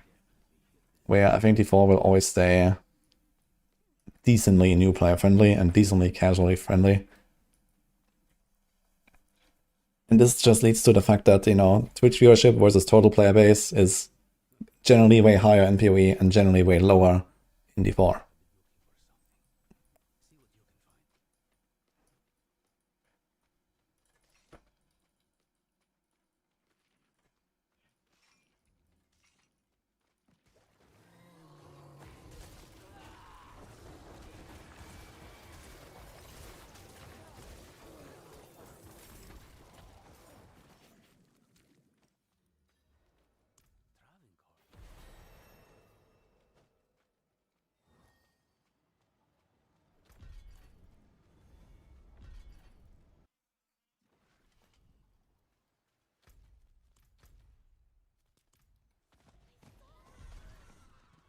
I hate casuals that ruin everything for everyone else.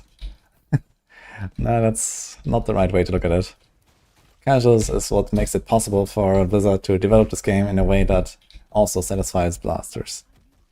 Without the casuals carrying, the whole backbone of this player base, there would be no money to develop this game for features like, stuff that we actually enjoy as blasters.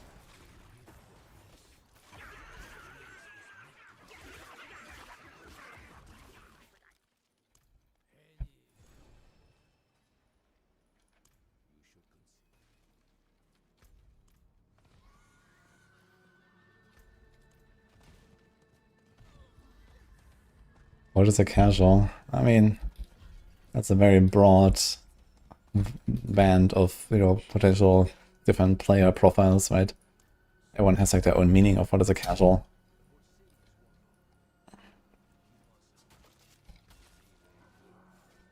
And in the end, it doesn't really matter what you define as a casual.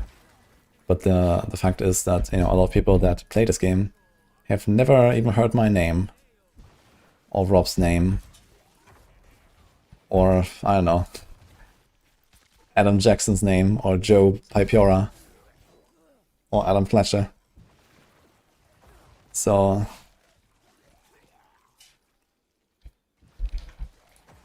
And these are by far the most amount of people that play this game.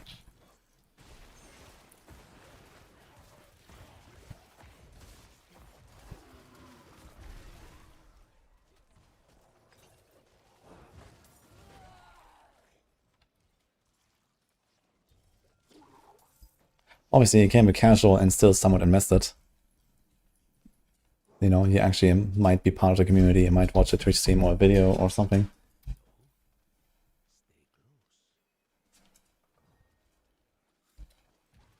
And you can still be, just not playing very much, or not having a lot of time, or not taking the game very seriously, or something like that, right? So that's what I mean, like there's a lot of different types of casuals.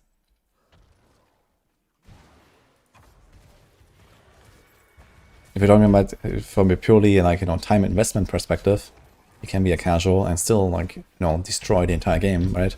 Casual doesn't mean that you're stuck in Torment 1 or Torment 2. It can also mean, okay, you just don't play very much, right? You play like 3 hours per week, but you do that every week. That's a very casual approach to playing this game.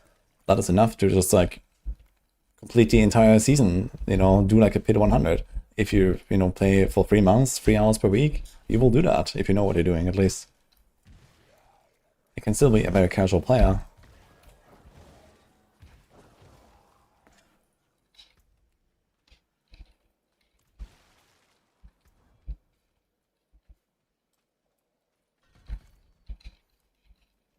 Thanks, Sarah, for that prime, by the way.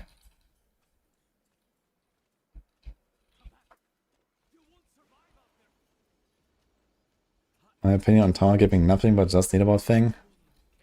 That will be remedied, at least for some reward that you will get. I guess some sort of how you have in other games, you go up and then there's okay, beat tower 60 and you get something, and then beat tower 65 and you get something, and then beat tower 70 and so on, right?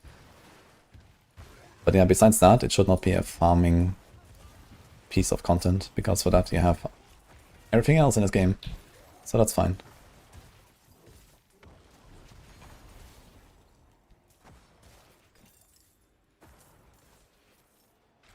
That is specifically not designed to be a farming piece of content, basically.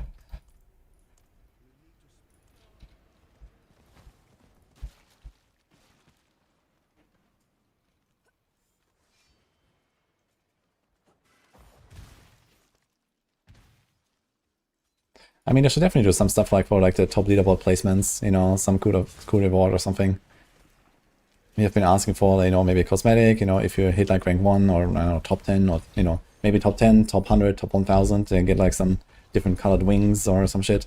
Or a mount or something, that could be cool. What's up, Maiden?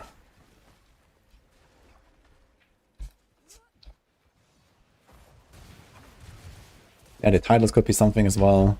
Although, I mean, titles are relatively whatever and forgettable, and there's 500 of them already. So who really cares? Who really knows if it's a rare title? But at least that's something.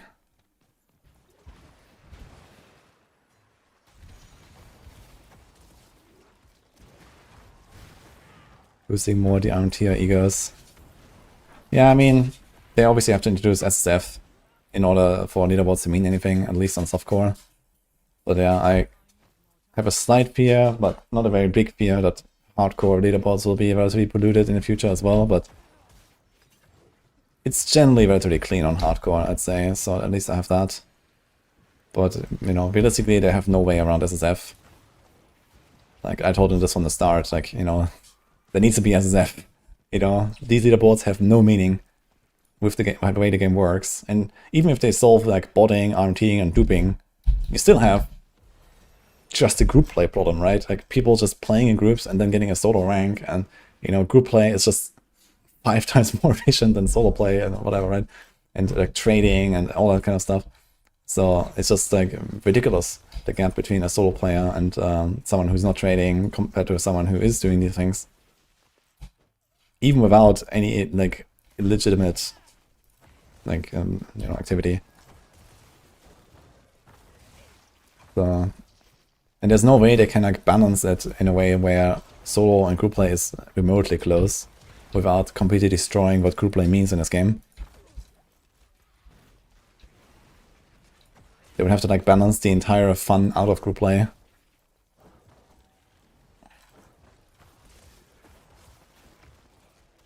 You're surprised they don't have SSF? Me too, but here we are. I mean, okay, I guess with what they said about, you know, their development tower over like the next seasons, so I expect at least a year or so of, you know, massive updates to the tower every season. And I guess part of that will include SSF at some point. And then it's fine, right? Right now there's no reward attached to the tower, so it's not like a very pressing issue. But you will see that the community sentiment will be pretty bad because of the missing SSF. And this will put more pressure on them to make an SSF. You know, once it's actually out and people actually see the insane gaps between traders and group players and the rest. And also, you know, we also want more leaderboards, right? We don't want just the tower. We also want, I don't know, a level ladder or conquests. And all these things, they all need to be also like SSF. Or else this doesn't make any sense.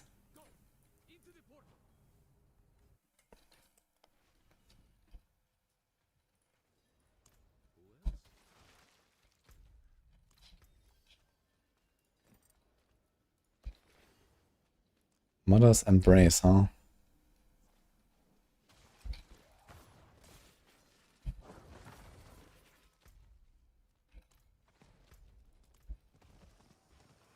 You missed support play in Diablo.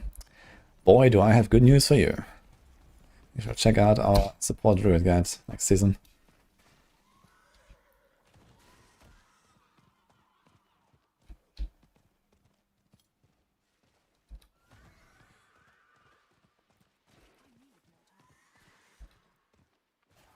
I think just like kind of like showing the setup used on the leaderboard is not enough.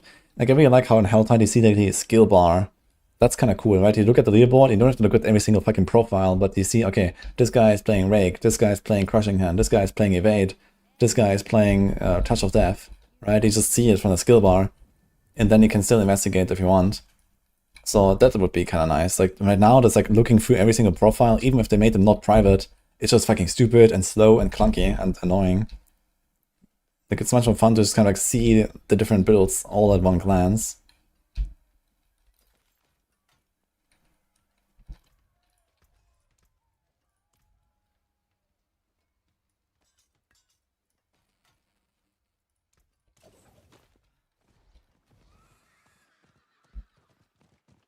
How is the leveling feeling in PTR? Way too fast.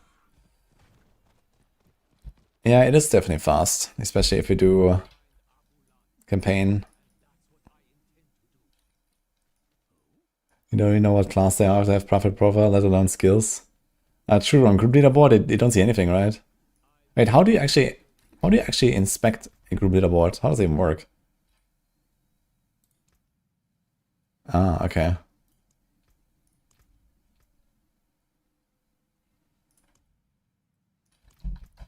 Okay. It just opens up another, like, window.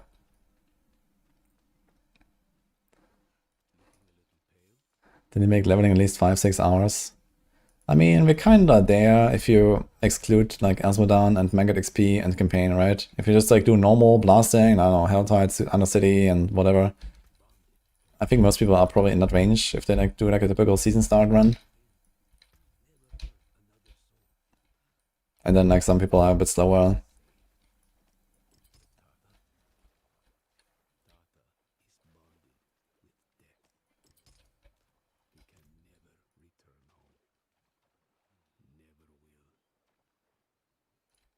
How's my weekend going so far? Solid.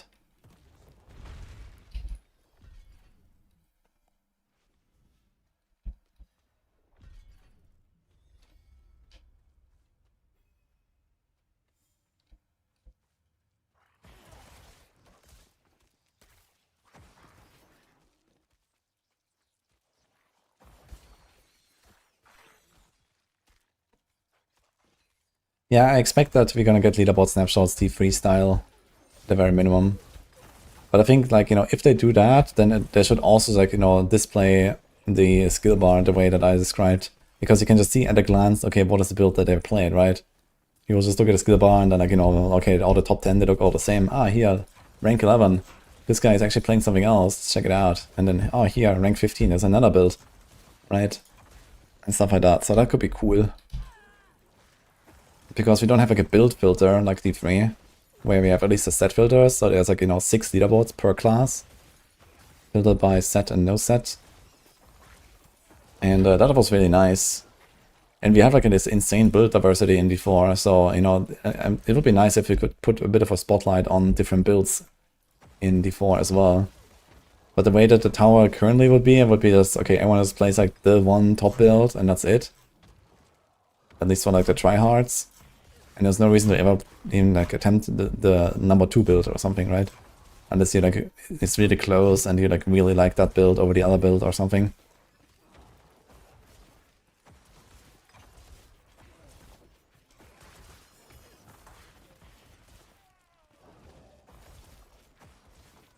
Because Midas Embrace is actually a sick item. Never expected myself to say that, but man, look at my resources.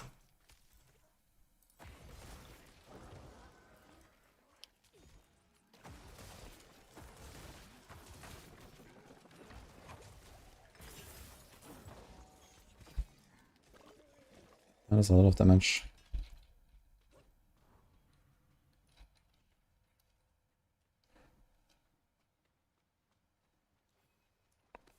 I mean, I don't really mind that profiles can be hidden.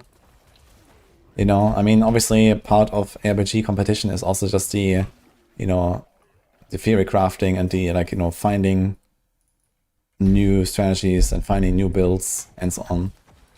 And, you know, if that is what you use to get a rank 1, I mean, this is actually how, you know, my whole career started. Because I had a secret build that no one else had. And I got rank 1 of it. And then Yes Woo happened. Else I wouldn't be here today. So there's that, I guess. But let's say under the assumption that they will make a leaderboard snapshot and it's mandatory, they should at least make it good. That's what I'm saying. And that means show the fucking skill bar without opening a profile first.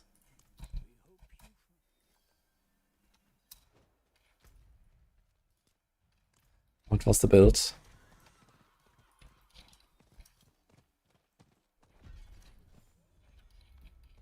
With that? Ah.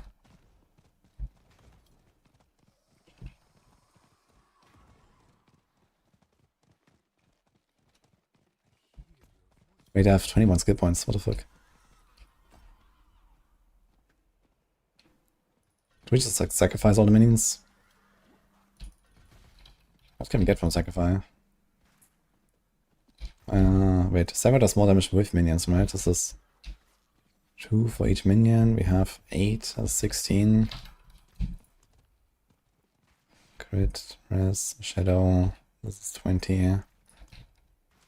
Essence, 1, overpower. Seems like it would be worth to sacrifice them all now anyway, I guess.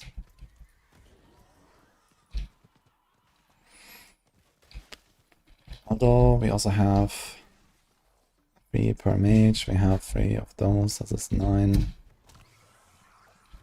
And we could save 6 points that we can do something else with, which is this. What? I can do this. I can do this. Yeah, Reaper's Pursuit is actually very good. Yeah.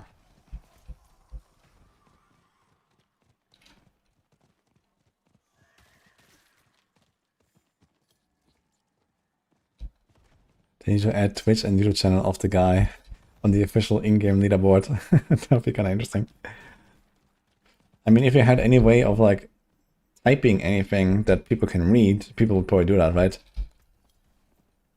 Or people just gonna name themselves. Like, I don't know, TV, right? That's like the typical thing. Or TTV. And then people know at least there is a Twitch channel behind that. Wait, does it show character name or account name on the leaderboard? Good question. This looks like account name, right? And with the numbers and stuff, you can't actually name your... here, this is the character name, I think. Evelyn. And this is the account name, right? What does this mean?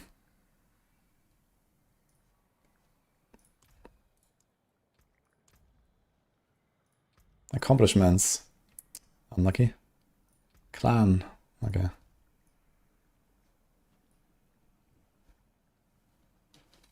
I'm gonna let Melon out really quick. Actually, I'm gonna be a bee like a minute.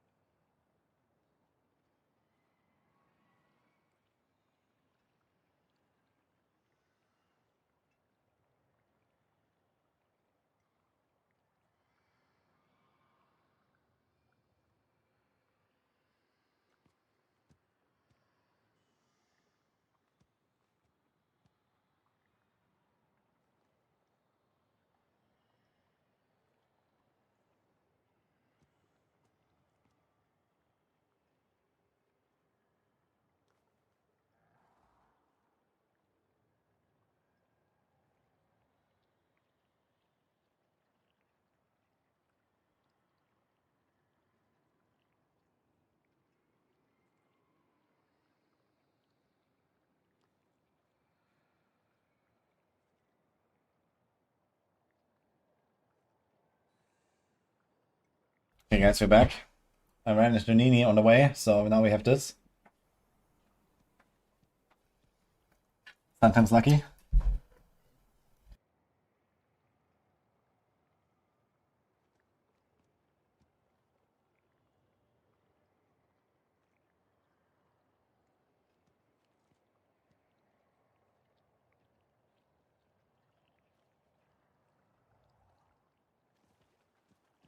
So maybe I'm gonna be chilling a little bit. Question is, what can I do? I guess I'm gonna try to roll a teleport sword while eating. So take a little bit. Because I wanted to try teleport sword and see how it goes.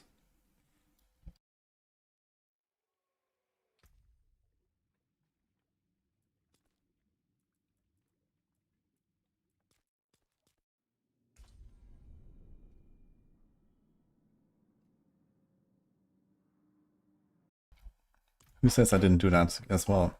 You guys only. Actually, I just went to get up to see why Merlin was so agitated and barking. So it turns out he heard Nini coming up with the food.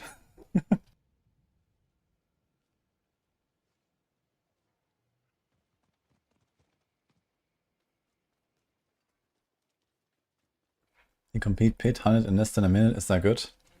Yes, that is good. Okay, so how do we make a teleport build, guys? This thing has teleport Nova size, so I guess we just do like one temper of that and we're chilling. That should work. Casting teleport grants a stack of galvanization. We need a raiment. Do we have a raiment? Yes. Surrounding enemies are pulled. Okay, we cannot do starless for this. I guess we can go for the same key passive for the cooldowns.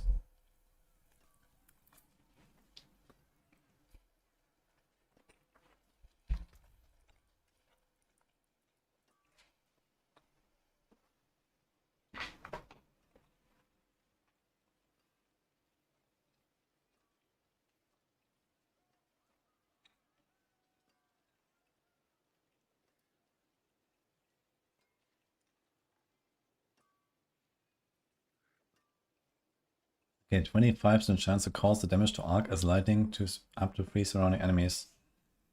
Or if there are no other targets, they the same again for 300%.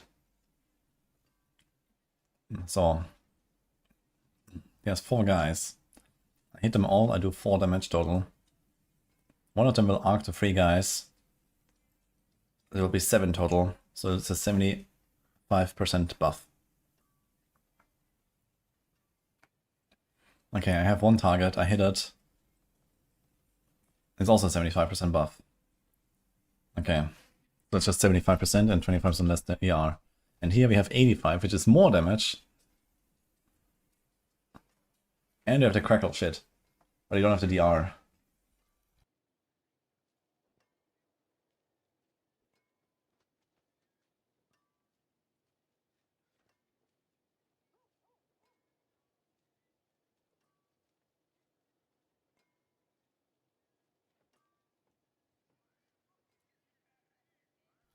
Yeah, because Mastering has just become pretty useless. Like, overflowing energy used to say something almost the same without the first line. That used to be a key passive at some point.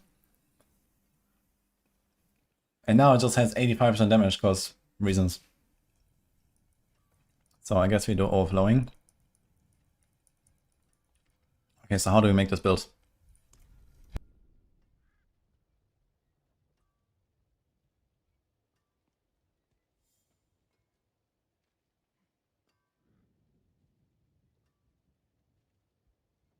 What's currently strongest class on PTR? Spiritborn.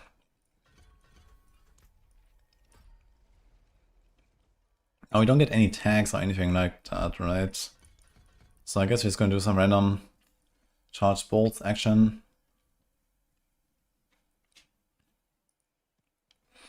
And stuff. Now we do this. Do you care about the crackle? Probably more than a daze. We definitely want this. Every time we spend 100 mana. I mean, if you go Quacks, you'll actually have Mana Shield, right? All the time. Let's just do 5 for now. We do this, we do this, we do this.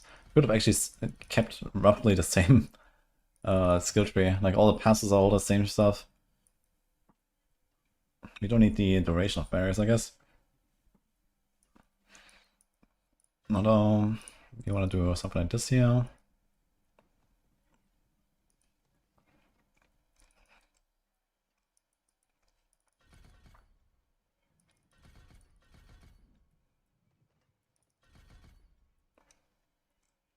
£12 left. I guess we do this.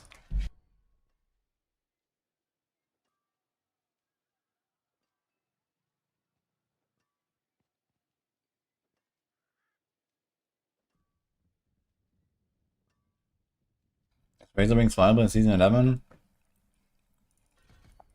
I don't have that high hopes for it. But it's pretty playable.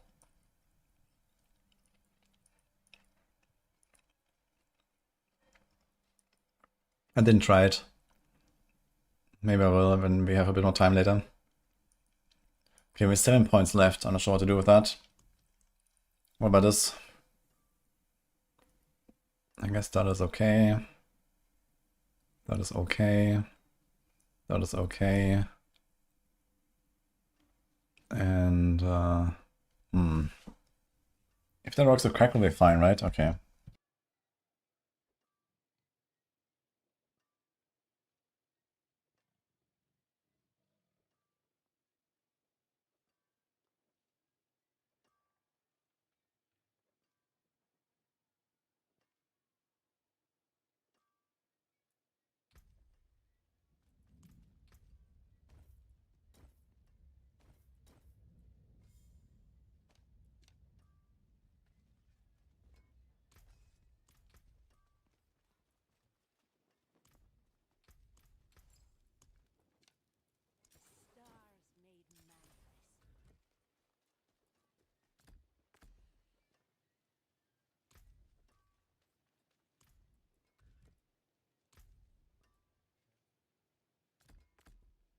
Teleport has a 3.70 second cooldown here.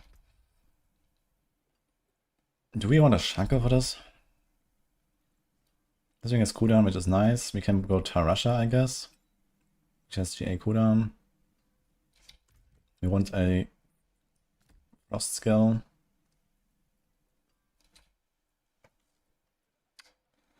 When you stun an enemy, there's a chance to release charge bolts from them. So we can do this. So I get more hits with the charge bolts DR.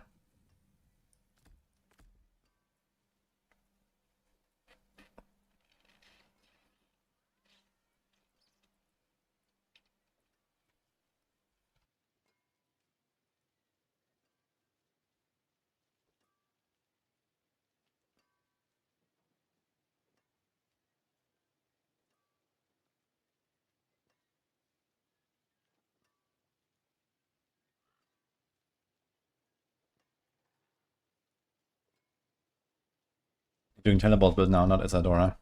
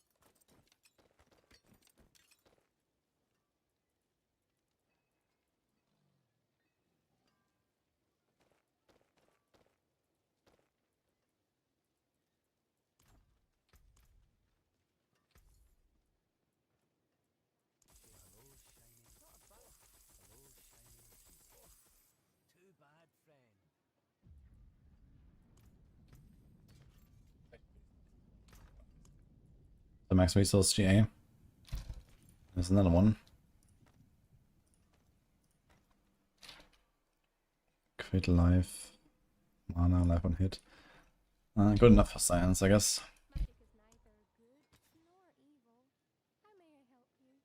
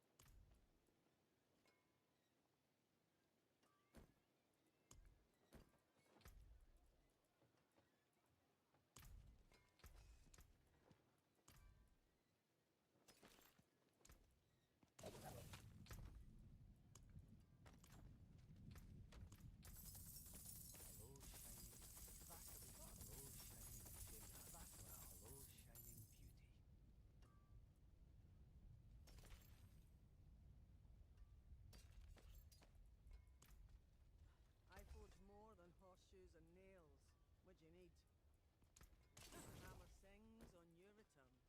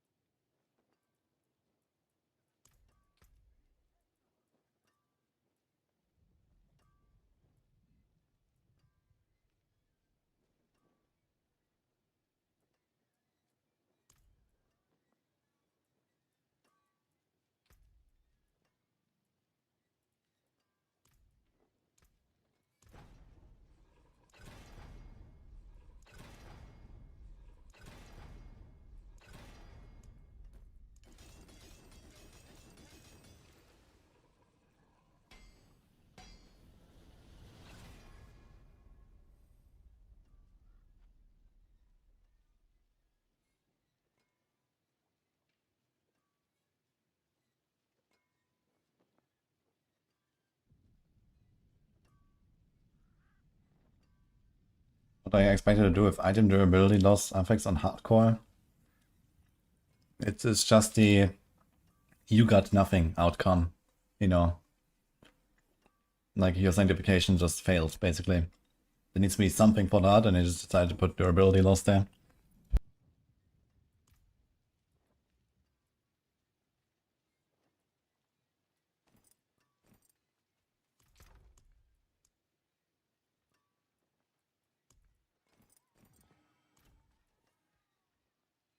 Four seconds teleport cooldown. It's still very long, man.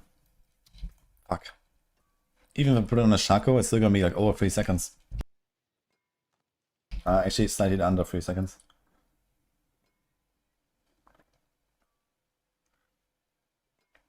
Oof. And we have normal cooldown, GA cooldown, GA cooldown, GA cooldown. Boah. Rough.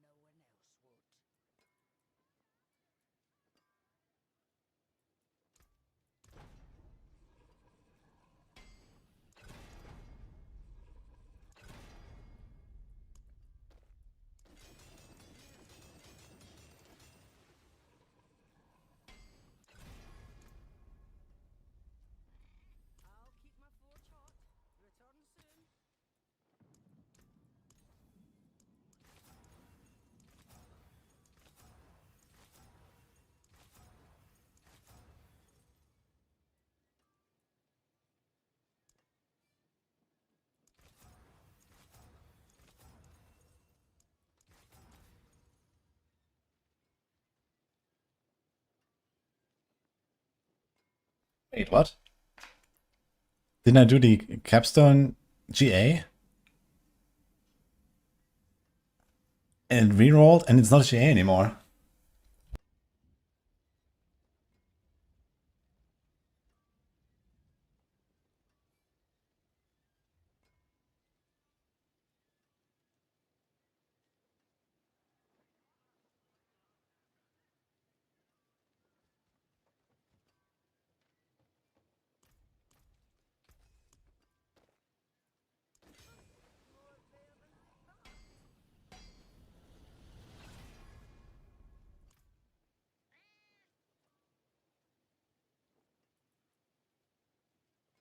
Yeah, like if you reroll a regular GA, it becomes non-GA, but I didn't do that. I rerolled the Masterwork GA. Right now, if you Masterwork an item with like a triple crit, it will remain a triple crit no matter what you roll. But now it just vanished.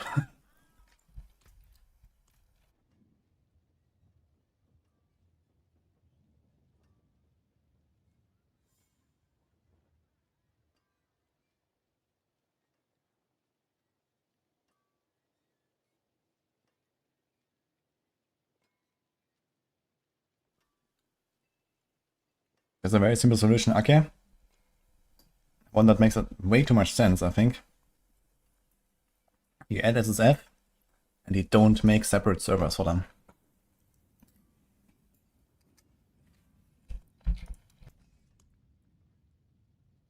Just see the same people in town, and at the world boss, and in Hellside.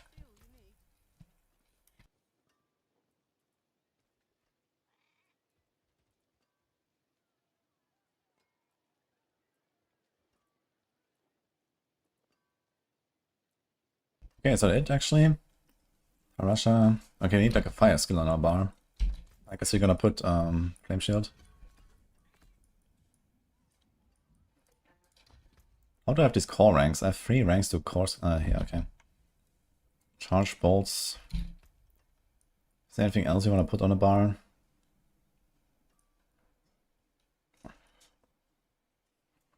There's ice blades, I guess. Okay, what do we get from elemental synergies right now? 3 per shock. 1, 2, 3, 4. So it's 12% damage. If I take off 1, it's not even 3% damage loss. That's like absolutely nothing. So is there any other support skill? I guess ice blades might be not terrible.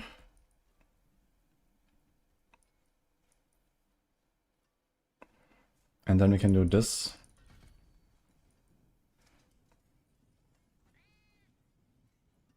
And we're just gonna say copium, our resources are fine. Oh, wait a minute. This is mobility skill, so we can actually do Moni Quacks on this. Yo, wait a minute. We do this. Cast 2, 4 times, so every 8 teleports. How fast can we teleport? Can we do it more than 2 times per second? We have to do it at least 2 times per second to beat Neo. Sounds like Cope, actually. What about Ahu Quacks? This thing has an insane lucky hit chance. I don't have any lucky hit. This thing has 96%. So if I hit 7 targets, I will get 100 offering. That seems like a lot of fucking offering. Okay.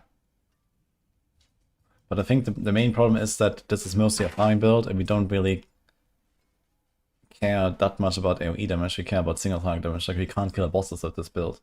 So Ahu is not the way. So let's say Moni. We have 23 ranks in teleport, so Vex is not it. Actually, do we? 9.3%. Okay, so we do this. How about Aeon?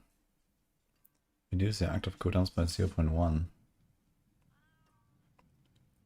This is effectively another like 10% CDR. It's maybe not the worst idea.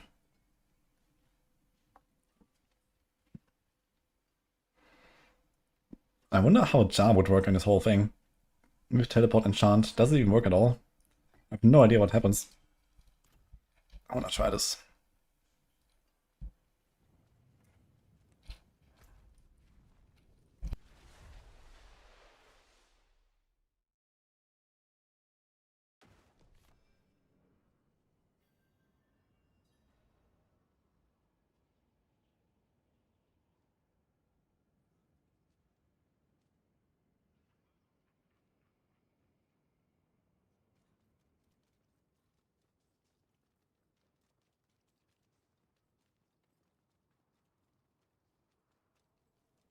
The Druid one button build. Which of the 7 builds you mean?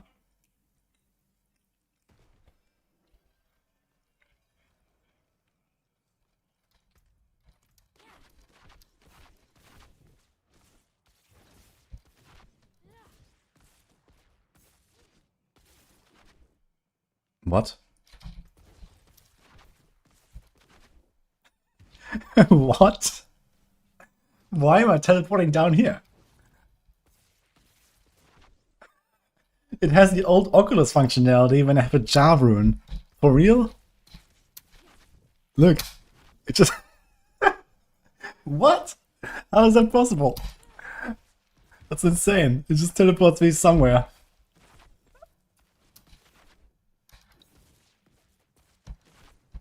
Spaghetti, man. Look at that spaghetti. Like, well, how am I ending up down there?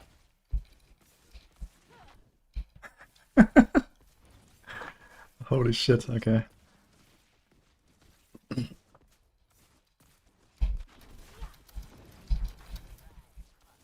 Okay, so how do we do this? Let's say boss.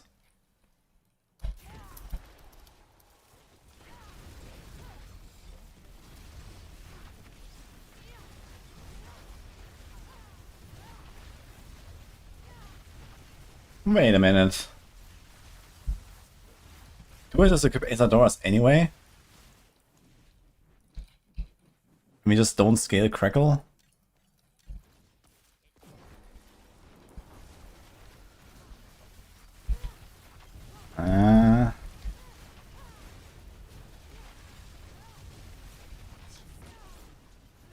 It's not enough.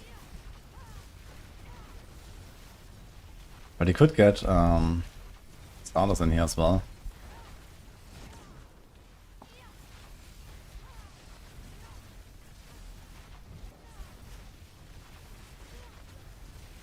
I don't get enough generation, that's the thing. I don't have enough Crackle generation.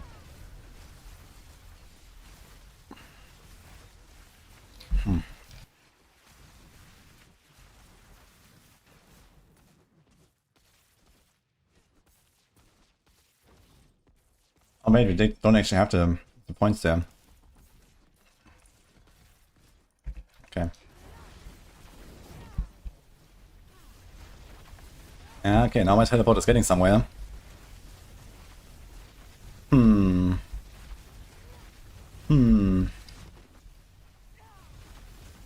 The question is, are we just killing stuff because of Crackle, or is it because of teleport? I can't tell. It's probably Crackle. If I just like hold down ball lighting now.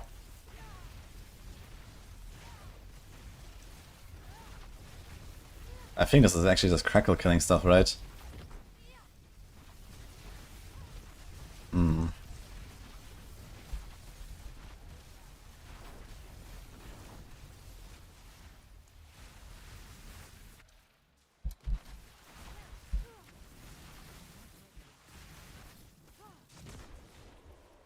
This is not doing damage.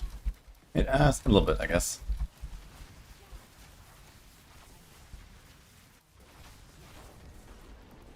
But we just like stand there for like 3 seconds sometimes because everything's on cooldown.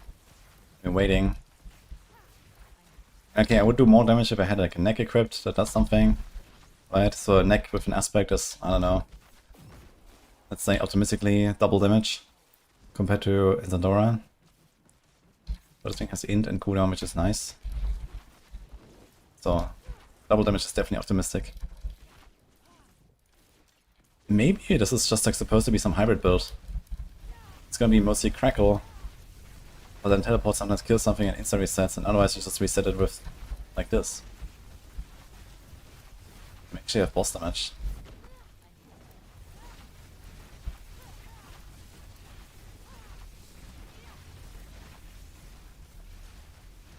Hmm.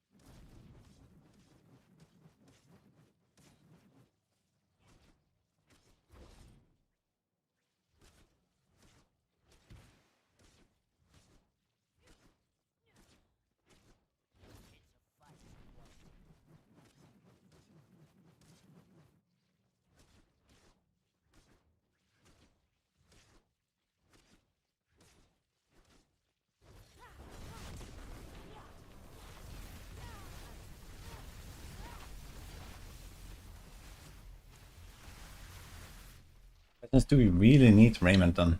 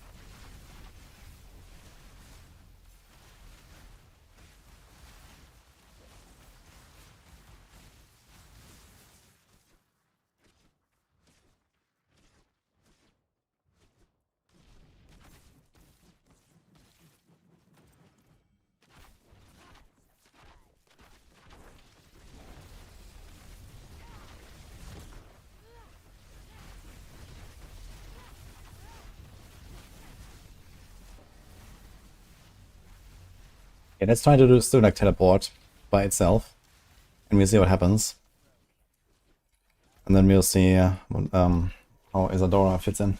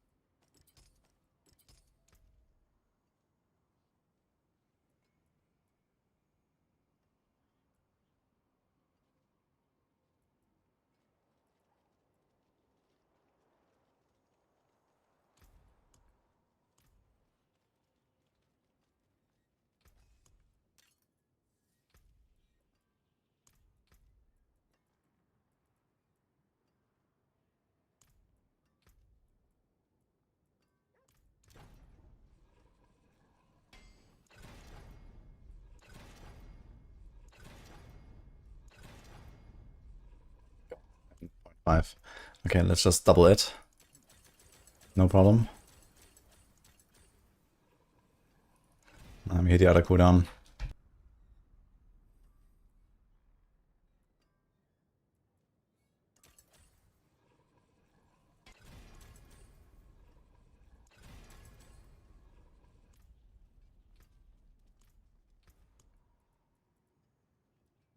Okay, 2.1 seconds.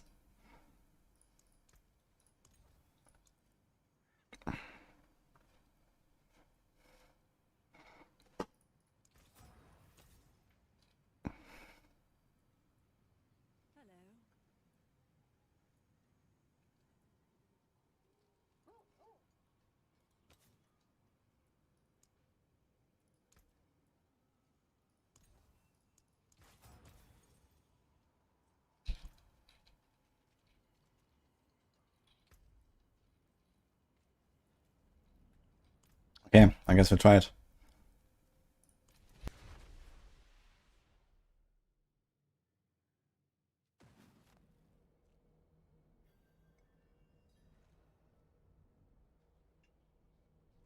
Almost done with my food finally. So BRB in 1 minute.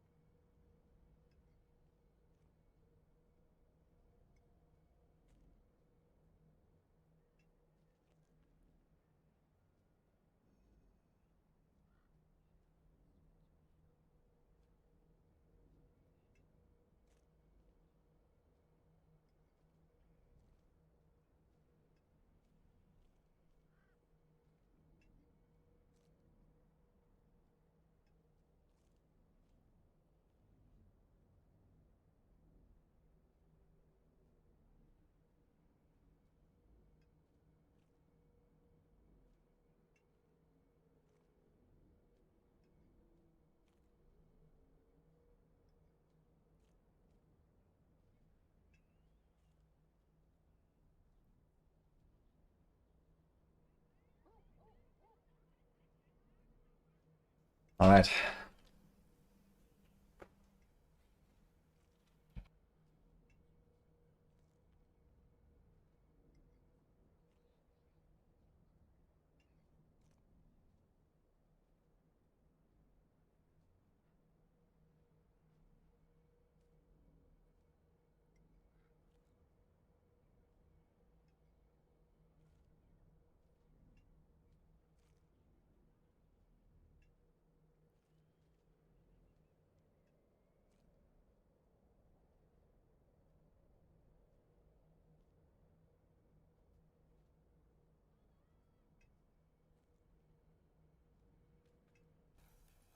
I'm looking sheep a lot.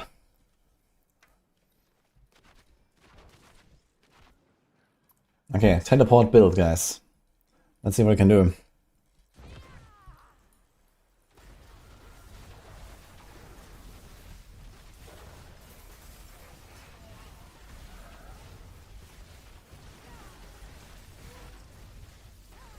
Nah, I don't know.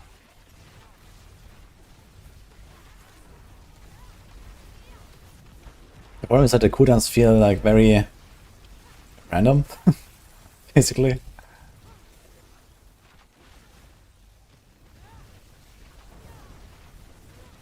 Like, you know, you have a 30% chance to reset, okay. But I get like 1 reset sometimes. So sometimes I kill that pack and I get no reset and I don't know when it happens. I just go like YOLOing and spamming teleport.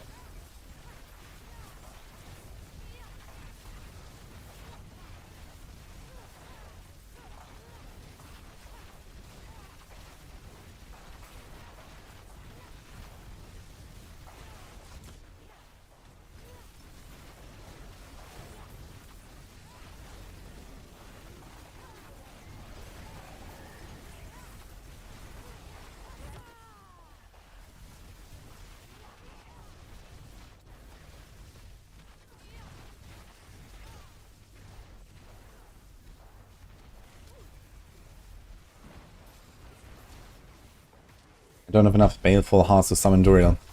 Unlucky guys. Hi Manon. Well, we can fight our way to Beast in the Ice. How about that? Let's see what happens. I don't have high hopes for killing Beast in the Ice rapidly.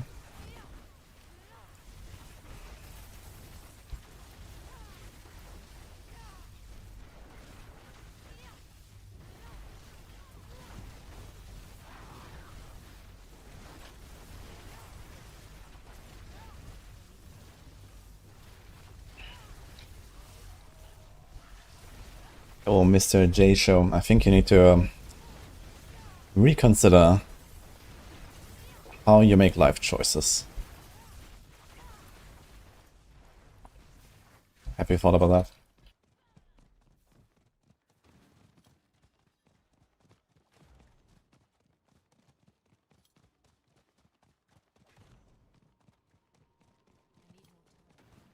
that? Nothing is sanctified here.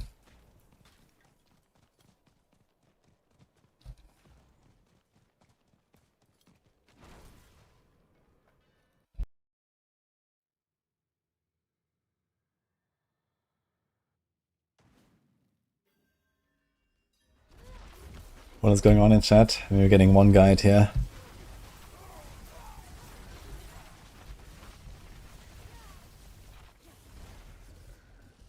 Okay, I think it's gonna be awful.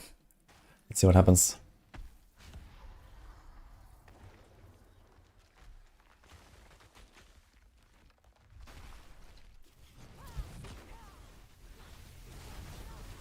I mean, okay, HP bar is moving, but it's gonna be at least a minute fight.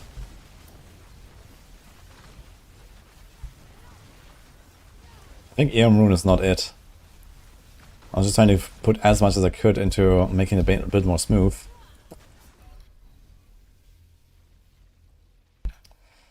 Yeah, so I don't think this is the way here.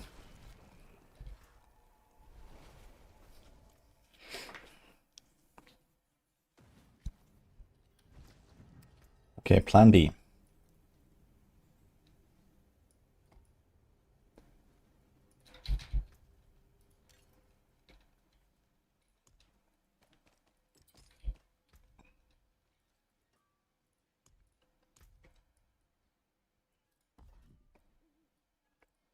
Did I even have familiar on my bar? I did in fact not.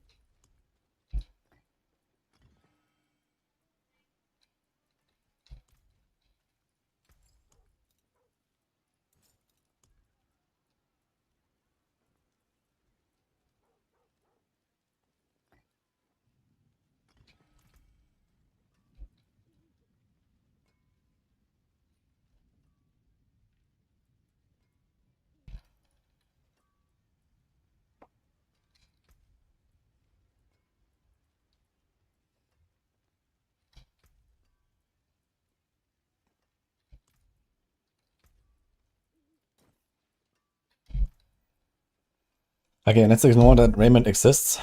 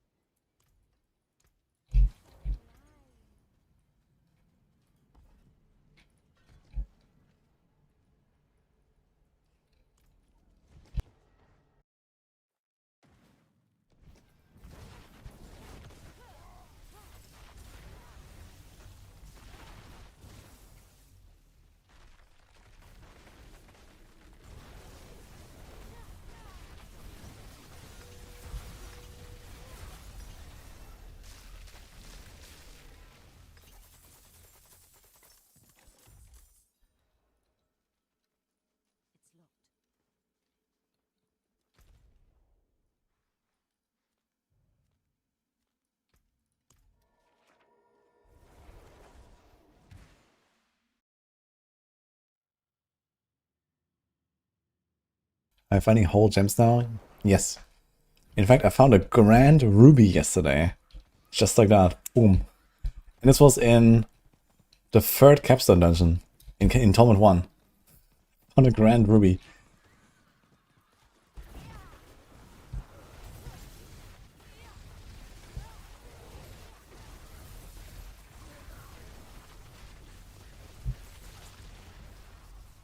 Yeah, basically, we are just making this a cracker build again now. Just a very shitty version of a cracker build. But it's, you know, just like all the speed you can, basically. So I guess realistically you can also just like, I don't know, equip a Shaco and go all the teleport cooldown you can. And then they have kind of like the same outcome. And this whole like teleport Nova size, we don't care about killing stuff with teleport anymore. Do we even kill stuff with teleport? I don't know. It doesn't seem like it's even one-shotting stuff here anyway in T4.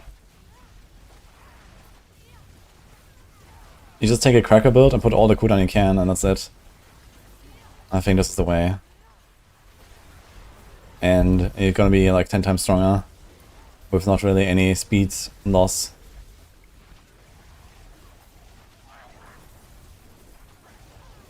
We are going fast though. I mean, this is good mobility.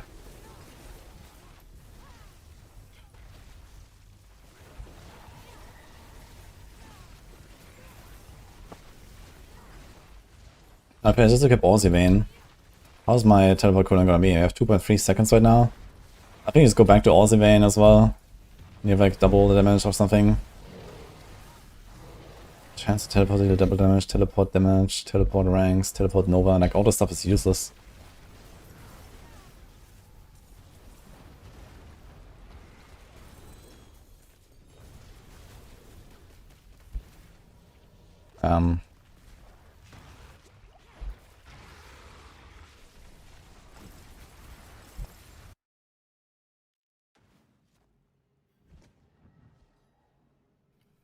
Back to crack. Yeah,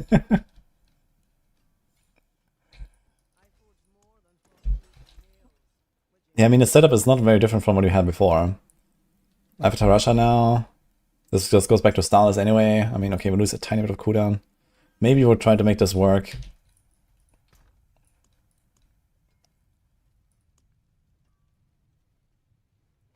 But yeah, we probably just do this.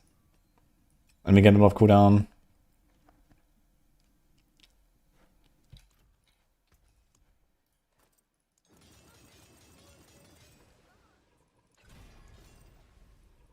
I wonder if you can reroll the GA and it becomes the same one again. Is that possible? It switched. It switched back and forth 3 times in a row, so I don't have more mats unfortunately. I guess it always changes to a new one, right? So now we have 30 CDR there. Missing crit, which is sad. But that's what it is. We do Gar. We do, I don't know what, Tam. We do Star.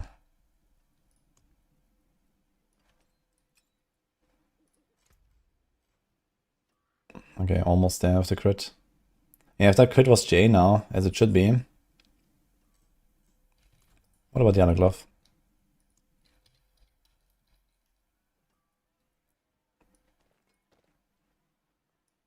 No.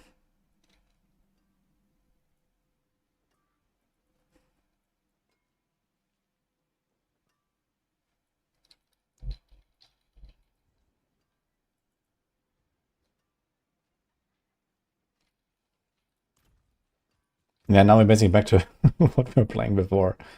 So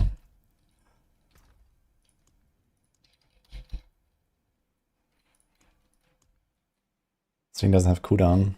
This has cooldown, so let's just say, okay. We do crackle.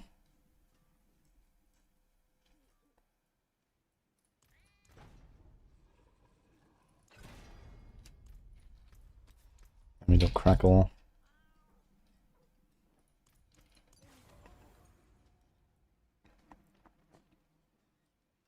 The teleport cooldown is valuable though.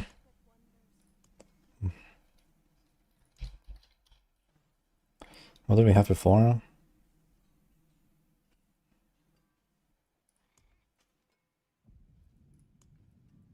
I'm not sure which one he used. Barrier generation. Okay, so the teleport cooldown is definitely nice. There's cooldown, cooldown, no cooldown, but we have Shaco. Tom Garcia, Vex. And now we put everything on our bar.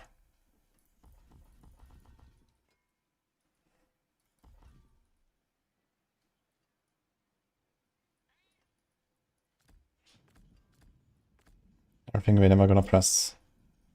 Now we have this again. We don't have this.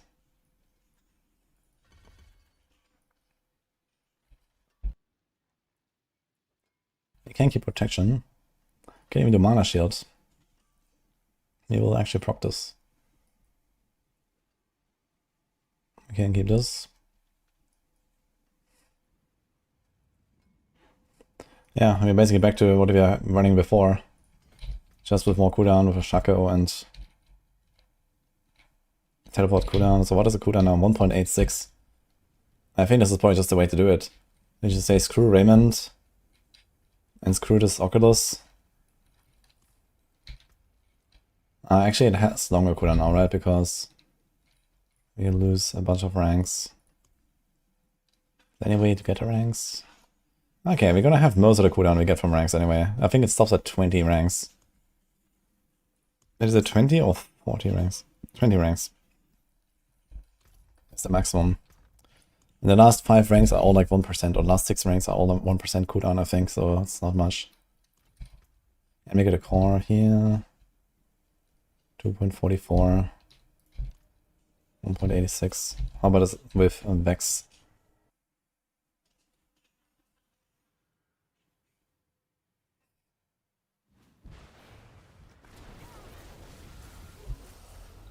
$2.1, okay.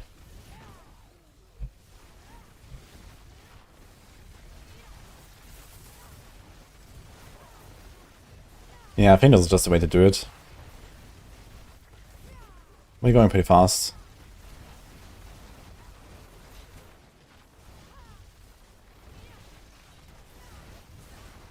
It's just kind of sad because the teleports are not really that consistent anymore.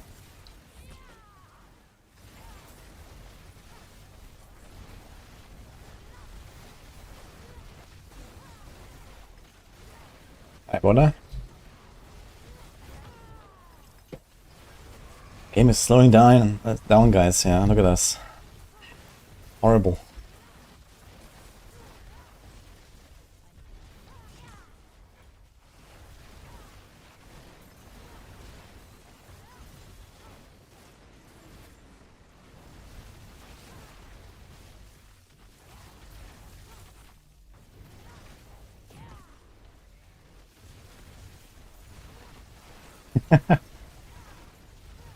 Oh, you're actually watching a YouTube vlog.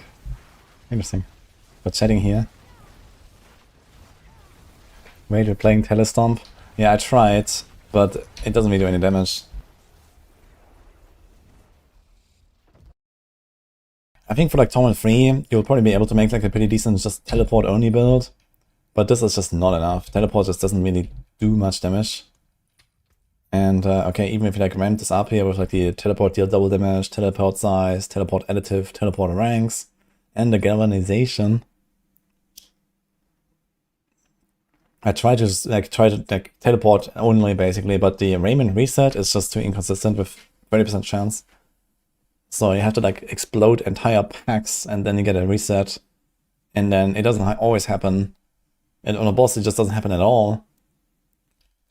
And something like Shroud just gives you way more damage than this Raymond either. Like, you know, it's just... Like, Shroud is just so good, basically, that I would not really get anything out of this Raymond. It has less int than the all stats here. It has no life. It has 3 ranks of glass cannon, and we get, I don't know, 8 different damage passes on the Shroud. It's just more.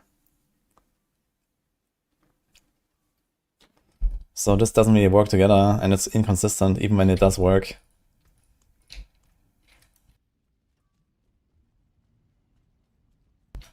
He did it. Did you do T4, teleport only farm? I mean, you can farm T4 with it, but like, for example, when I went to Lair boss, Those lab bosses will live a while for sure with just teleporting. Let's do like a 70 with the setup.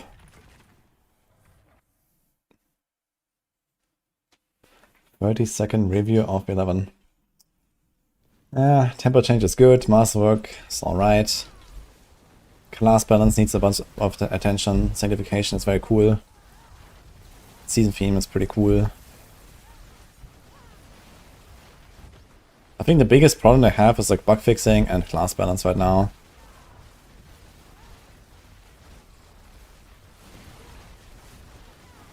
They need to make sure that, you know, people actually want to log in and have at least a few options per class, right? It's fine that in such a massive shakeup, we have, you know, maybe some builds kind of like leaving the viable range of setups or something.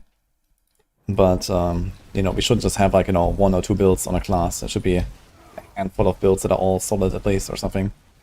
And then they can fix the rest later.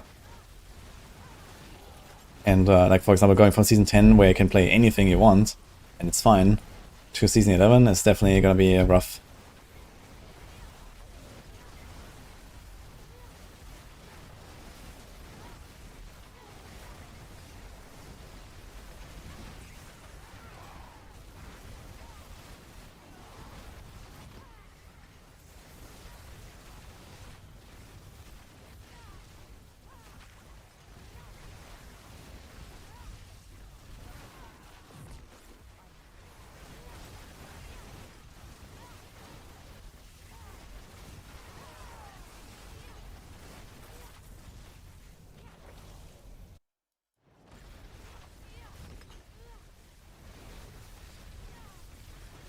Yeah, I mean, I would have probably preferred a Masterworking system where we just like have the old system and then do like the 4-step reset.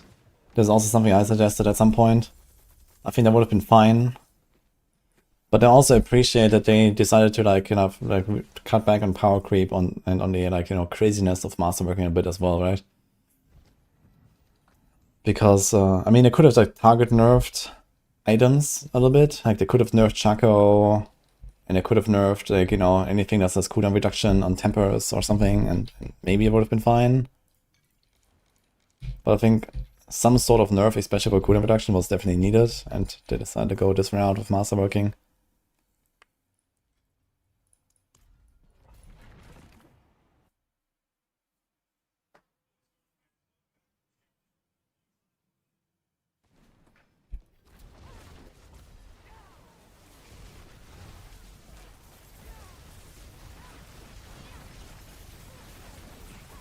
I mean, if they add like some other crafting on top of what we got, then I think the system is going to be more exciting. And if Masterworking is just like this kind of like, okay, busy work, you know, upgrade your stuff in a relatively boring way, I'm okay with that.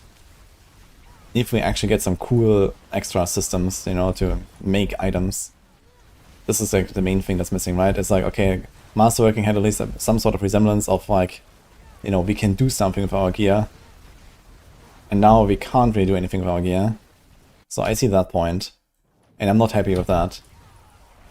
But if I imagine any sort of crafting that will hopefully come to this game at some point, I think it's okay the way that Masterworking exists right now.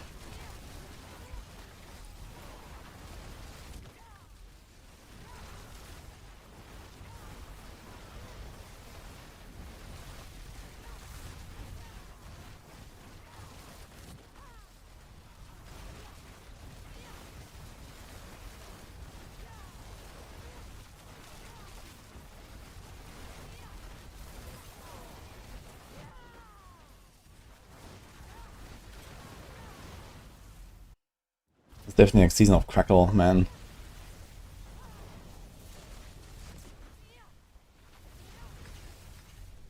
Yeah, this was... Without Belial, this would be 90 seconds, yeah. Belial just has these long animations.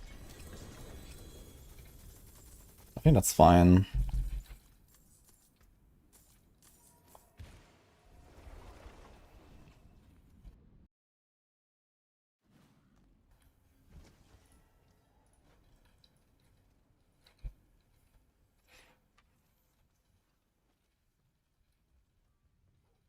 To me, it was a richer system. Yeah, I agree. The new Masterworking is very bland. But on the other hand, we have sanctification at least. And sanctification is very cool. So I don't mind too much, you know. Like imagine we had sanctification and old masterworking. You would fucking cry. Like sanctification is already like an insane gamba system. And okay, they could have like reduced the pool of useless affixes, made the good stuff appear more often or something like that, right? But at least we have that, and I think it's gonna make gearing relatively interesting anyway. My bigger concern is what happens when sanctification is gone after season 11.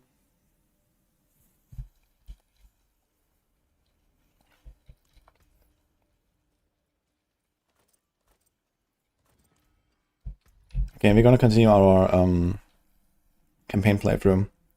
I'm level 35. And this character is like, I don't know, half an hour in or something. I think. Maybe a bit more.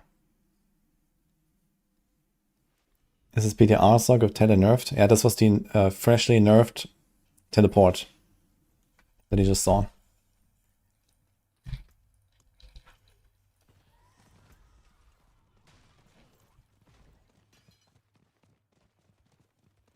After sanctification, they give us desecration.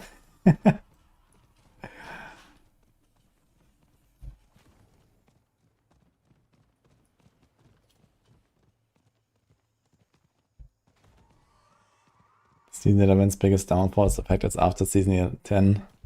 I mean, season 10 was the best season so far, so now trying to top it.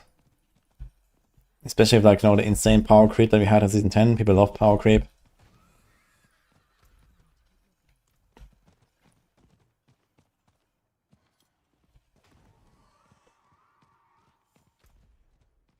It's kind of funny, right? Everyone loves power creep, you know, everything feels good. I'm strong, I blast. But it's like a fucking drug, right? It just, at some point it just kills the game. Then everyone is on, you know, on, what do you call this? Deprived. Withdrawal, yeah, exactly. So, when you take away the power creep.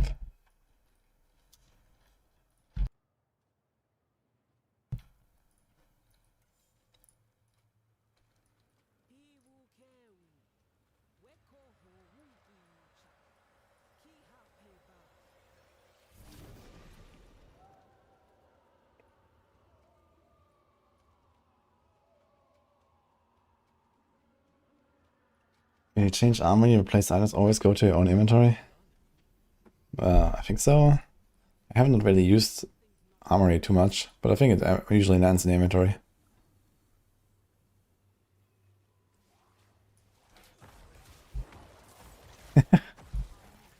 Thank you, Ben.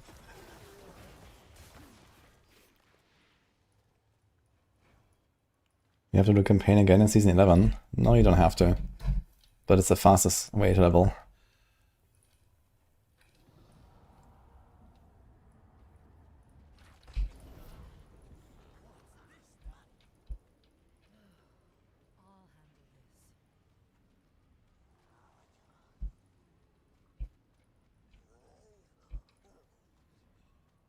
Can I like enter? Like what is going on? Oh. Bitch.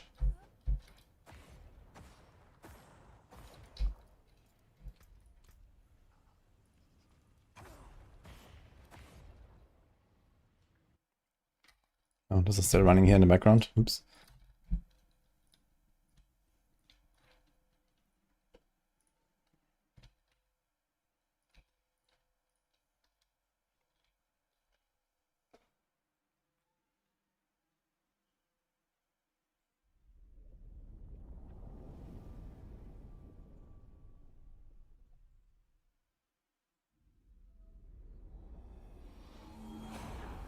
Did I think about PoE start yet?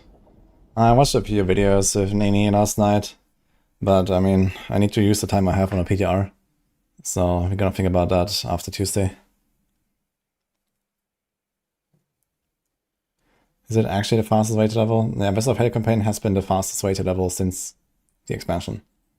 And it actually got faster this season. with the 11 PTR. Now you can level even faster, but this is only thanks to some bugs. Why does it just close the game? Spiritborn evade leveling builds still good. Yeah, evade is the best build in the game, actually. Overall, I think, in Season 11.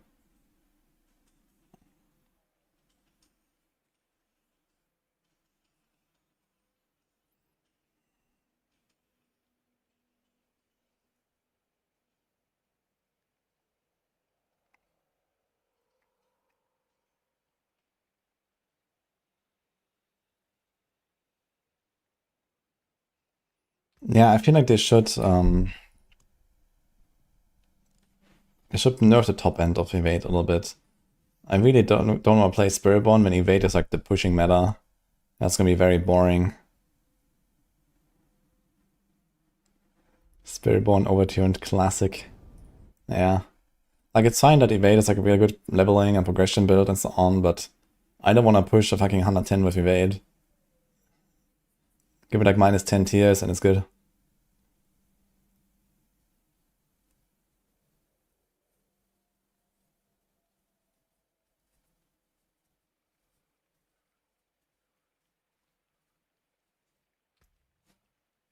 Oh my god.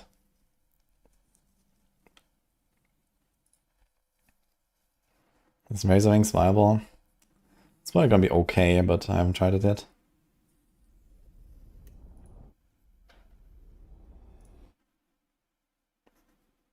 Hello, bug. Again.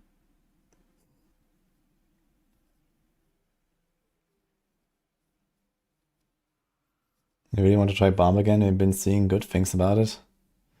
Yeah, the only good thing for Barb right now is Lunge, I guess. Which is already the same good thing that we had for the last 2 seasons.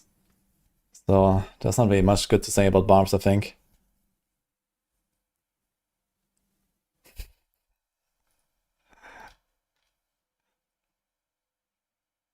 That's evil. Fuck.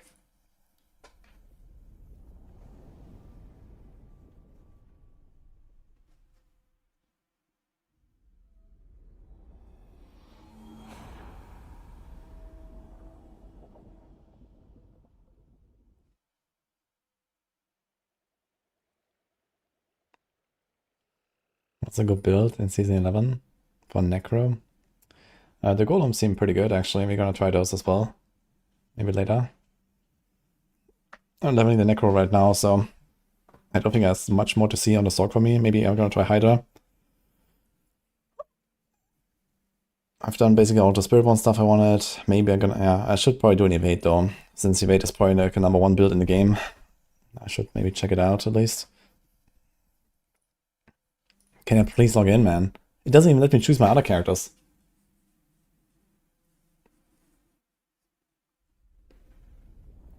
No new builds except the Necro free Golem belt. Yeah, I mean, this is not really the focus of this patch, right? We have so many builds anyway. As long as they balance a bunch of stuff a bit better, we have plenty of stuff to choose from. You know, the entire game is changing, so I don't mind at all that we have no new builds or something like that. Even just playing exactly the same build that I played last season is going to be interesting.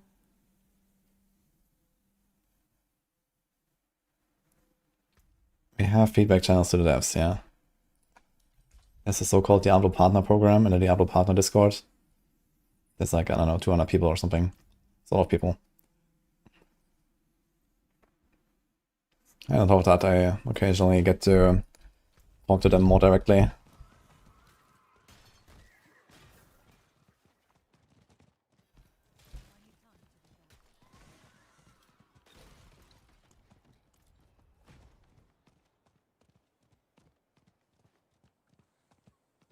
The builds won't play anywhere close to like Season 10. Yeah, I mean, you know, Season 10 definitely shifted how builds were played a lot. Usually for the worse. Right? You took like all of the utility and quality of life and so on out of the build and just stuck in the biggest multiplier in all of your armor slots and called it a day. So most builds would actually feel a lot more fun to play. So that's an upgrade, I guess. even if they're weaker.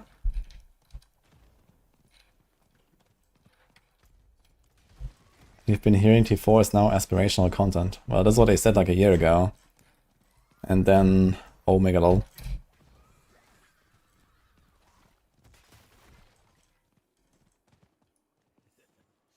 Evade is a mandatory starter right now. I wouldn't say that. Pulverize was faster to get to T4, for example, than Evade in Season 10. What the fuck? Where's all this come from? Ah, this is like from the rune quest.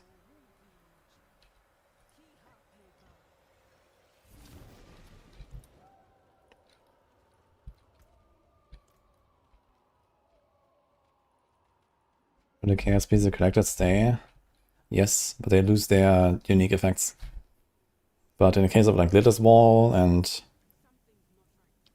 Ebon Piercer, for example, and maybe a few other like stat sticks like that, that doesn't really matter, turns out.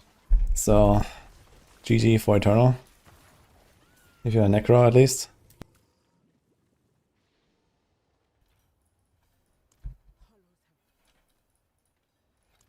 Yeah, after the season, Eternal is gonna be like completely fucked because of like some of these legacy items and the legacy masterworking system and so on.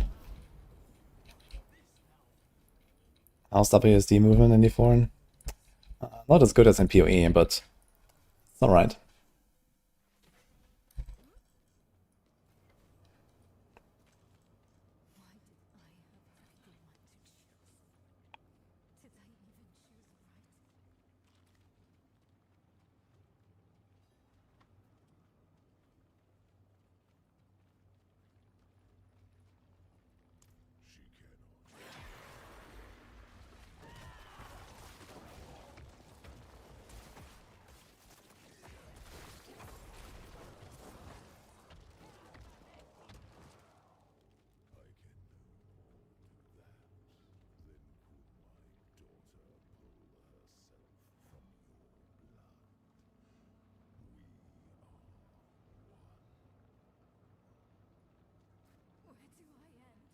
Where do I end? Where do you begin? Not again!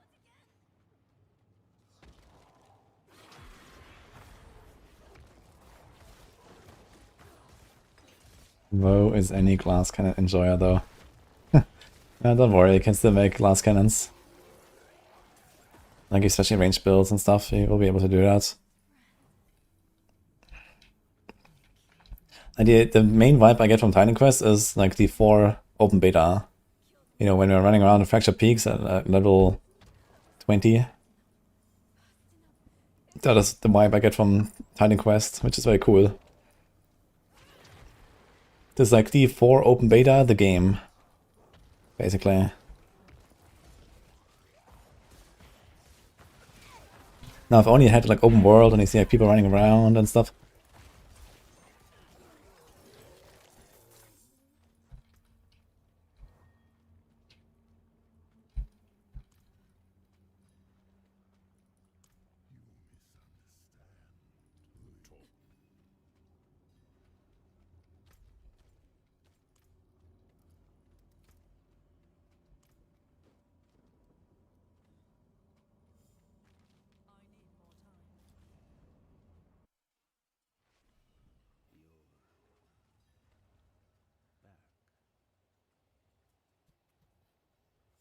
Thank you.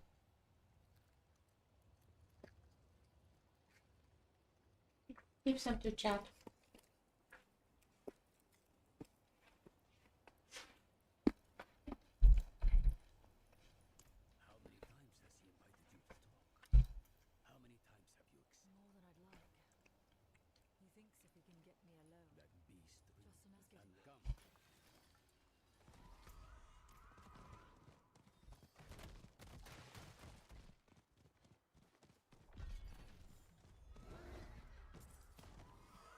Please, Call of the Ancients sort of thing.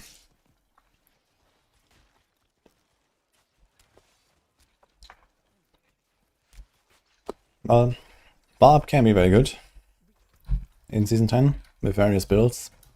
But Bleed, Call of Ancients sort of thing is not really it. But as long as you're having fun.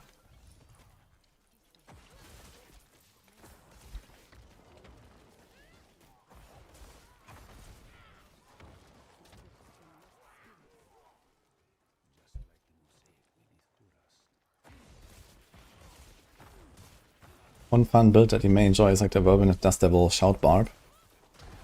In Maxor we have a guide for that called Shout Gun DD. I also have a video on that build with a similar setup. So it's like spin to win and you shoot Dust Devils everywhere. Then there's Lunging Strike, which is very nice. So those are the two builds I would recommend on Barb in general. Hey Cheese Kitters. Thanks for 22.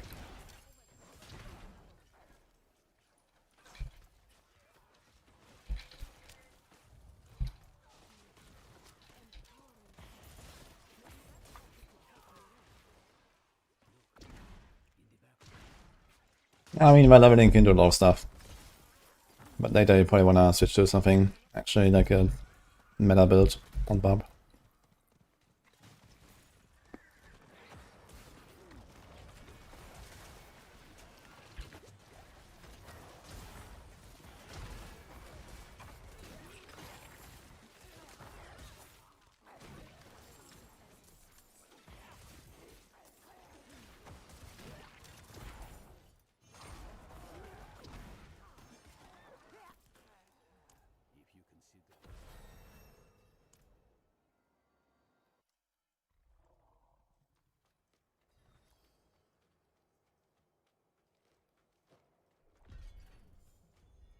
That'll be the ritual.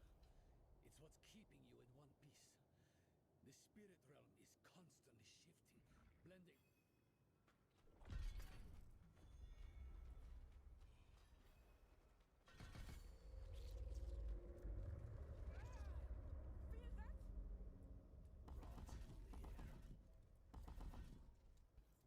I had like key passive available for like 10 levels.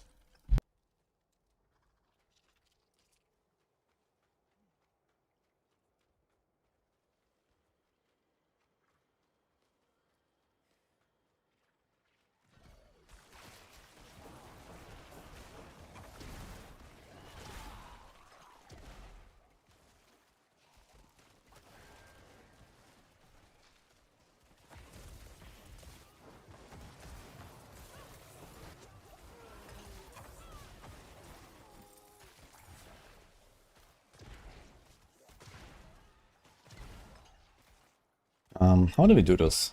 How do I make stuff vulnerable in this class? And the Bone Prison is not it. Besides bosses, I guess.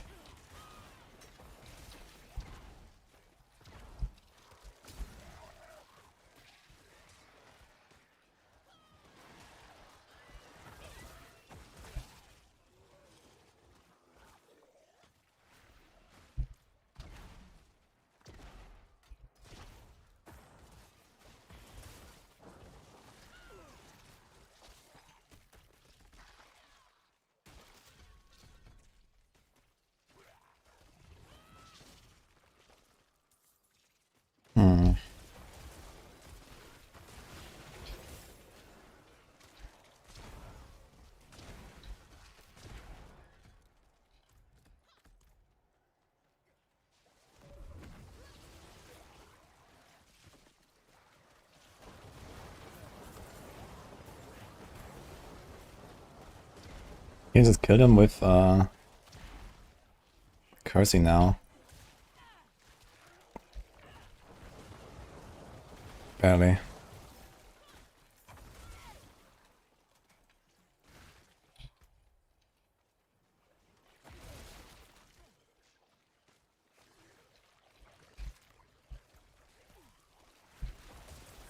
Dude, the minions gain 40% attack speed and 40% damage.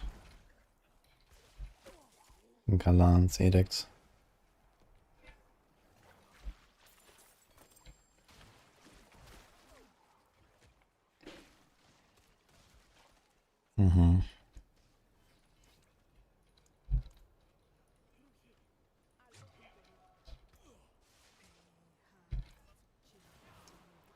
That sounds like a capstone. This is the Vessel of Failure campaign right now.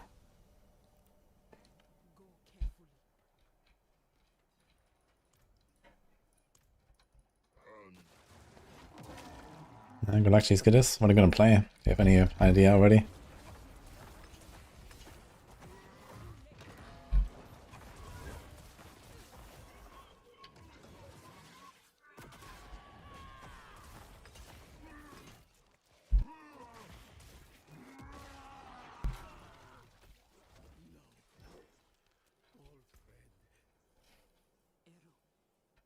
We can't let him die for nothing.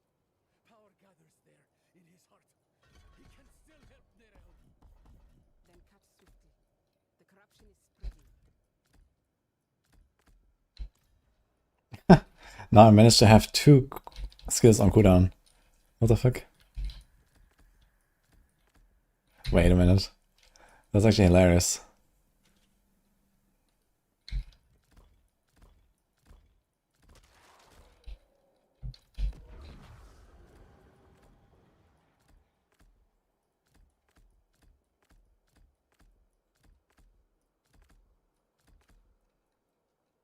How did it do this?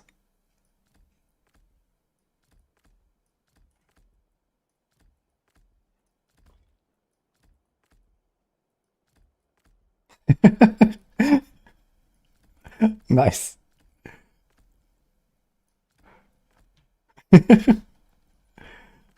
Oh.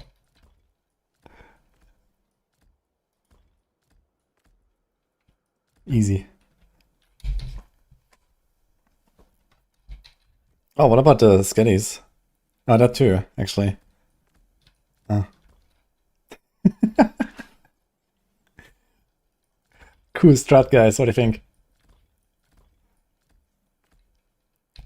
So you press this, then you put this, you put it back, you put this, you put it back, you put this, you put it back, you put this, you put it back, you put this.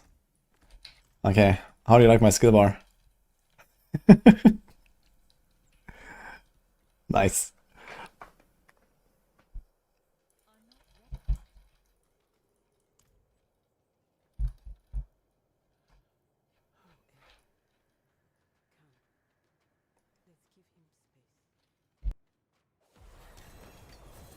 Where is that toxic skin build?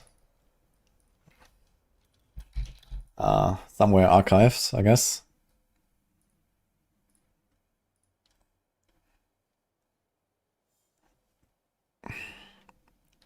Yeah.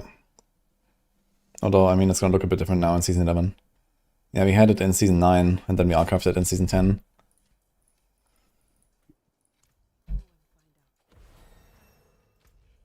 I used the build from Season 6, then we kept it around for a little while, and then after Season 9 we decided, okay, fuck it.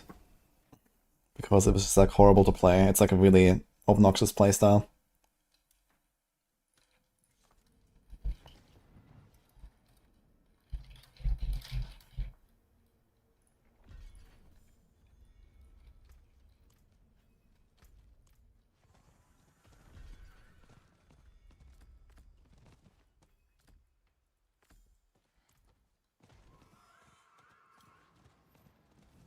What do you think of the nerf to auto-side farming?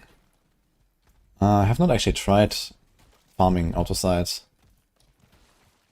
But some napkin math I've done earlier in the PTR told me it takes roughly 5 to 10 minutes to master one item to 20, I mean.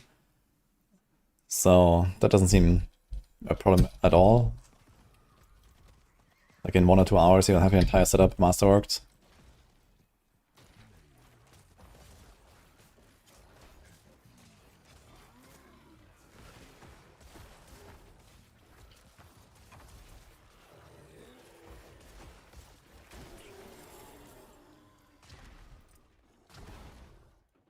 It's an upgrade.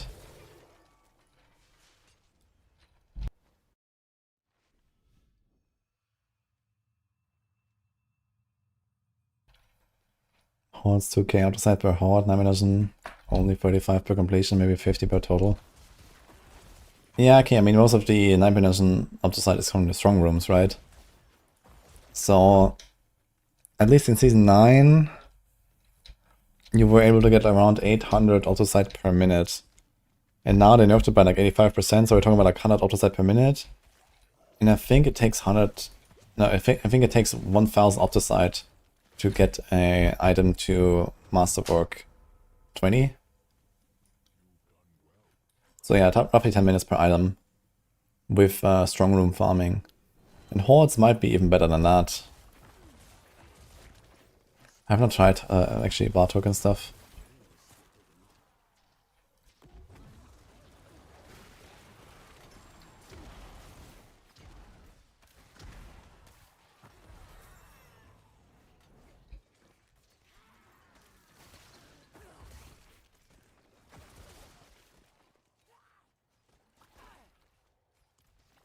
Yeah, season 10 I think was definitely an upgrade to opposite farming with hordes.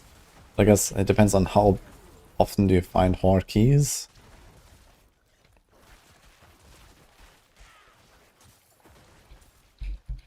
Oh, speaking of keys, what about...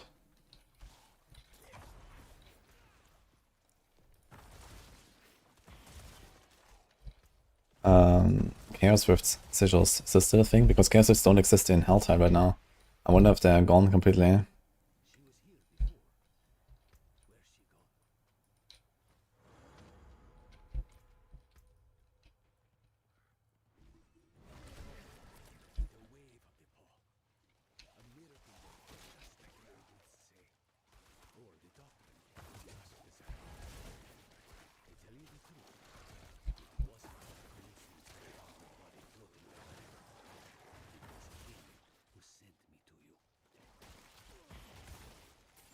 Is it going to be weird to play? Yeah, Toxic Skin is not fun, I think.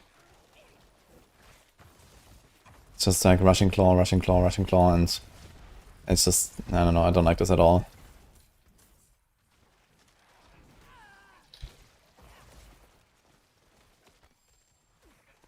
I crafted a bunch, didn't get a single one. Yeah, they have to bring these Chaos Swords back. I mean, I kind of don't expect it now anymore since I don't have them on PTR. But maybe like season 12 they can maybe find a new purpose for Chaos Rifts or something.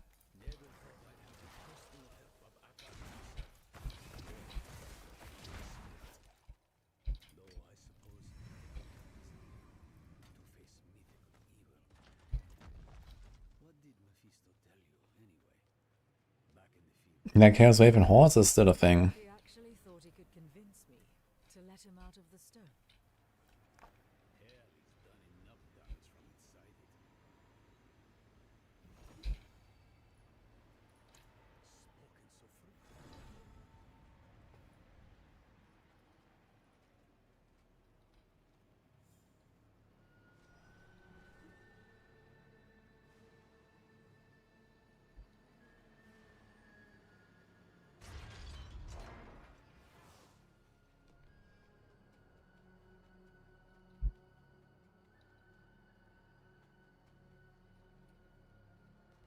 Wait a minute.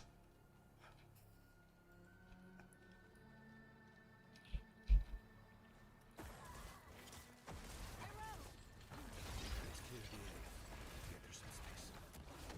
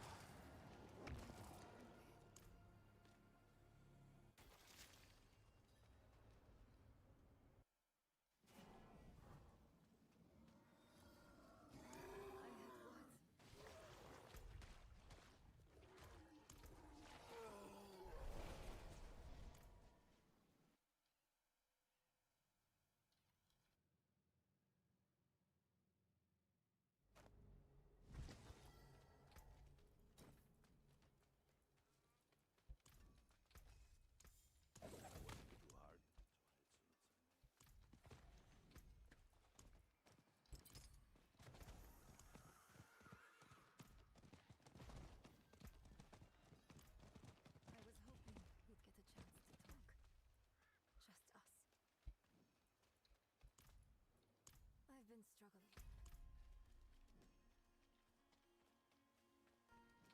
I need to check the season journey and see exactly when you get all these like extra points and stuff.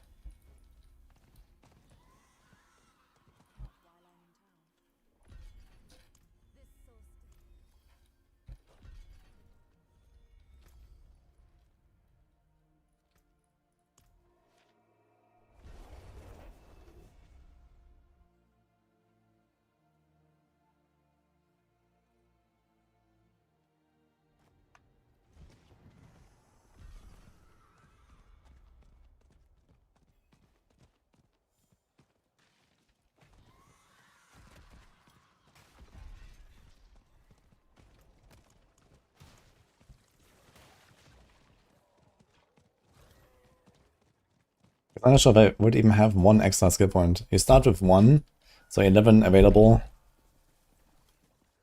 And I don't know, maybe I would have completed something at this point. Can we do the capstones? Is the capstone showing? Yes, we can do the capstone. So maybe worth at like level 35, or maybe now just go in and do the capstone.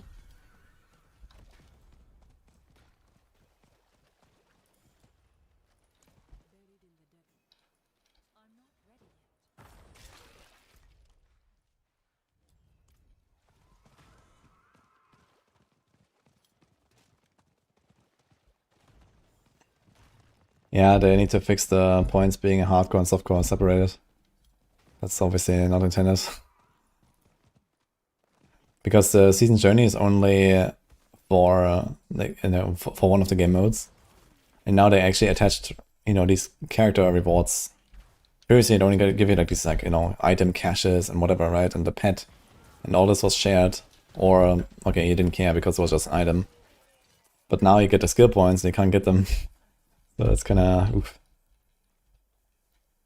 On the other hand, you don't really want to, you know, let people play through softcore and unlock the skill points and then play hardcore and have the skill points, right?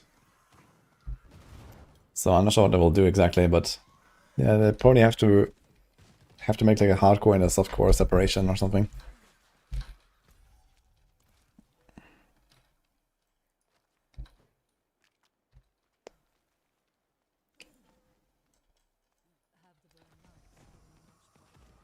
Or maybe it's fine, you know, if you have done a season journey on softcore, you just get the points on hardcore. I mean, it is what it is.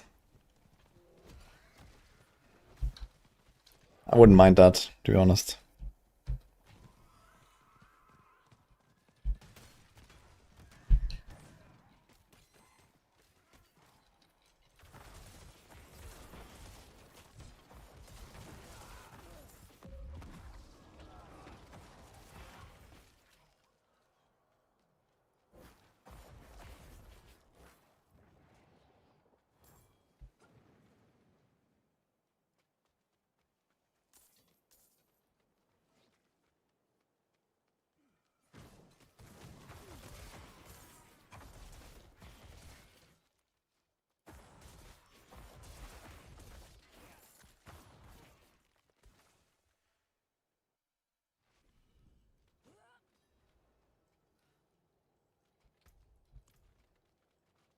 Seems we weren't the first to find this place.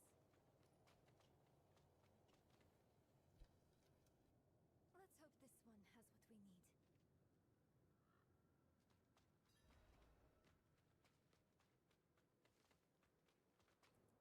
It's etched in the...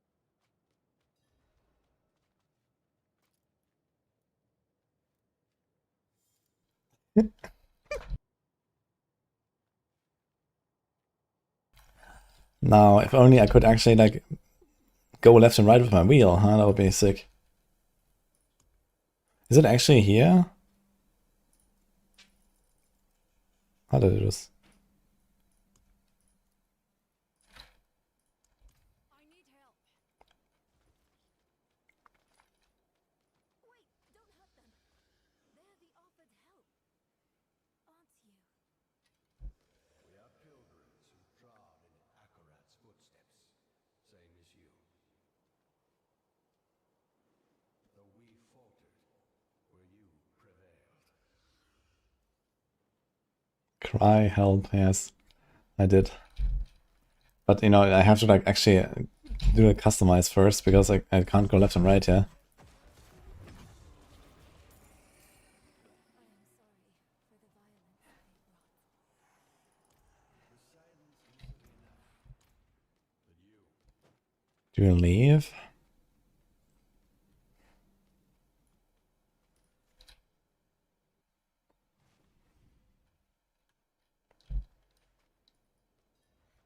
Survive the attack, kill the guardian. Oh.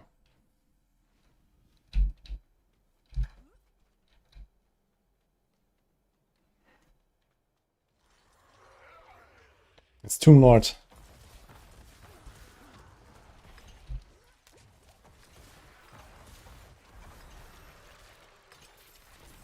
They were wondrous too.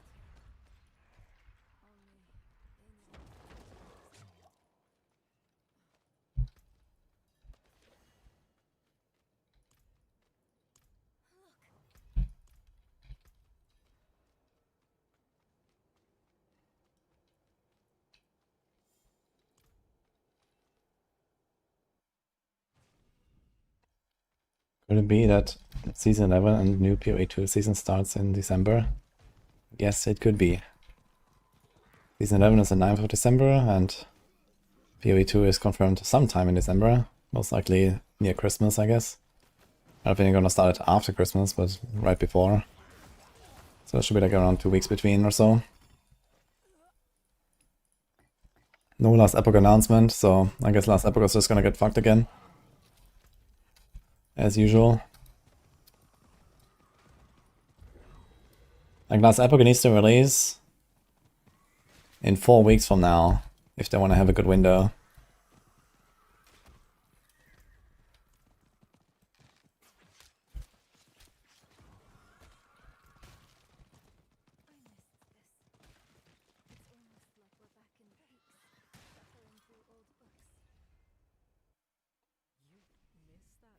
Official launch.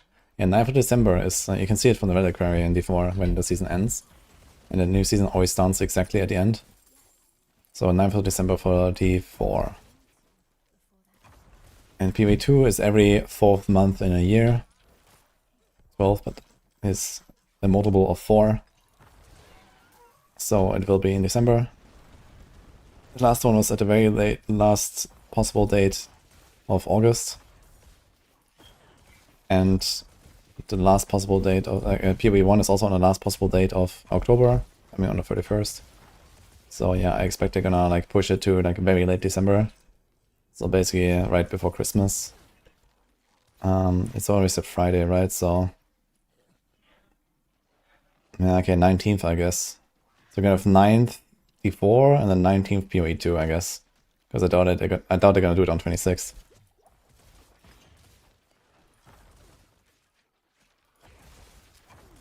Yeah, I mean it's a great little time for D4, unfortunately.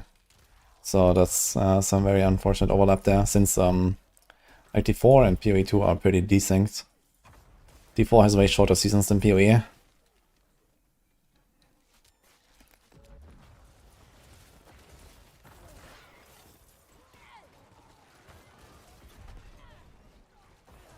But at least the follow-up season will be at a good timing, I guess.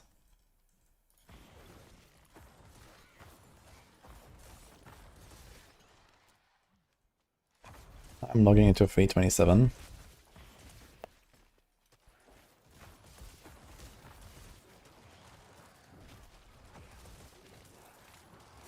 Why are all my minions dying so hard, actually? I just keep getting wrecked. I just have to cast my heals sometimes.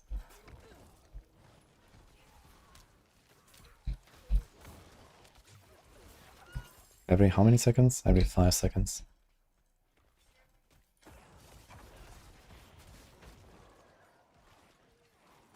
Yeah, I mean, I have not really had any time to check out too much of PoE. We just watched the announcement. I watched a few videos yesterday with Nini. But, you know, I have to use all the time I can on the PTR. It's all about to end, so I barely got anything done, I feel.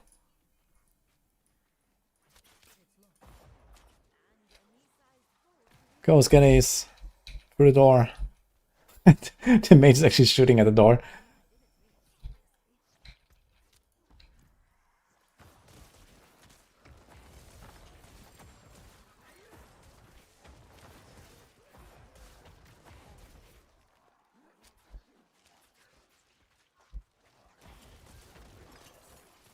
Oh, what about Golem, actually? What?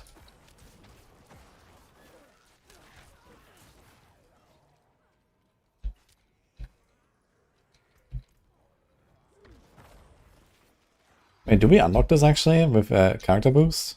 Or do I have to do this anyway?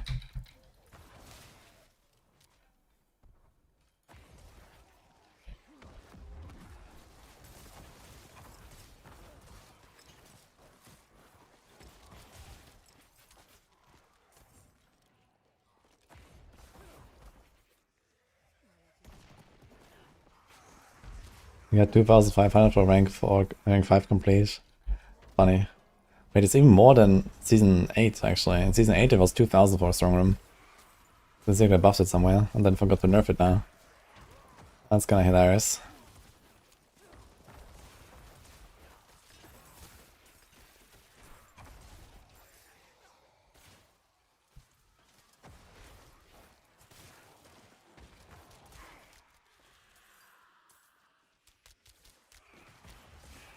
Okay, when you do boost, you get the class quests.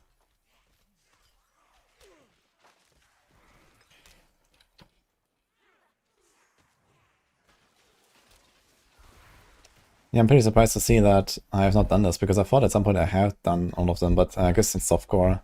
So there's a chance there's a few classes I haven't done on softcore.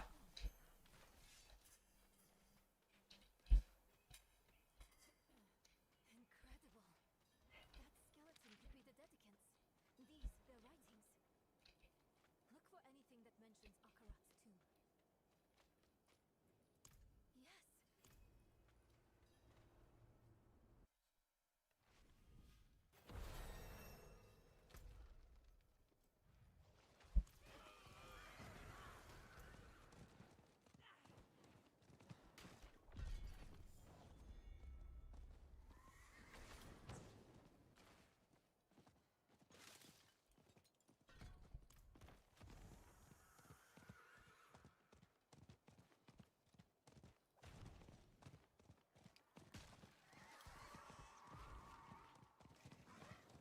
PoE2 Druid should be tons of fun.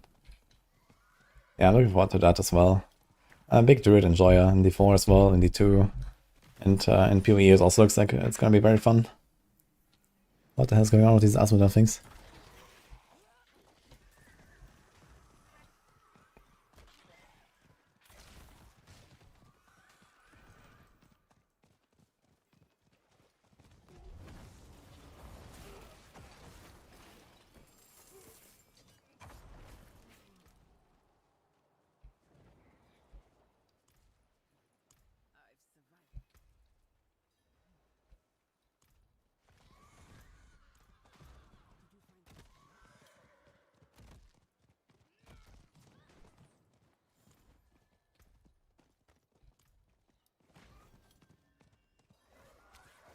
Now the PoE2 doesn't have Druid yet. Yeah, they said that I think the main reason why is because it looks goofy with WASD, and they need to fix that somehow. I wonder what they will do about it, besides making it like a werebear style, like D4 Druid, you know, on 2 legs. Because that definitely does seem like it's hard to fix.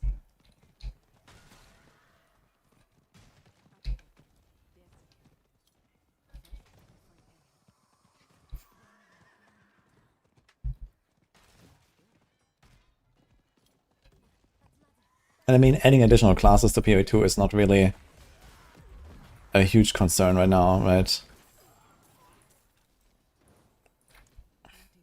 They already seem okay with like calling the game 1.0 without having 12 classes in there.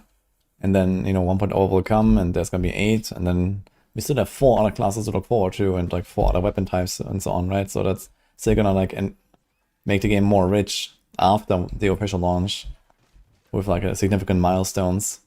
Where if everything was in 1.0, okay, this is the game now, and then you have like less hype for the follow-up seasons, I guess, where now you can just say, oh, new class, new weapons, new skills, right? And there's already so many things to choose from, it doesn't really matter that something is missing currently. But it will definitely like kind of keep the hype levels high for multiple leagues afterwards, because of the new classes they're gonna introduce. So I think this is by far the best move they can make. Just like release as few classes as possible pre-launch, and then bring them after launch to keep the game, you know, refreshing, and some, you know, really big stuff coming to the game and so on.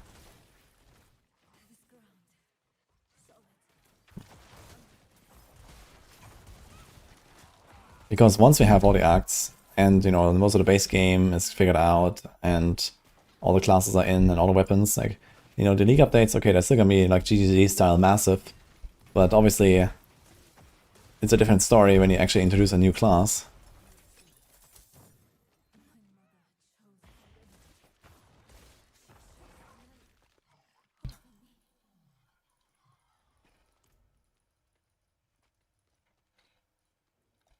They did fully release PoE1 without all acts for years.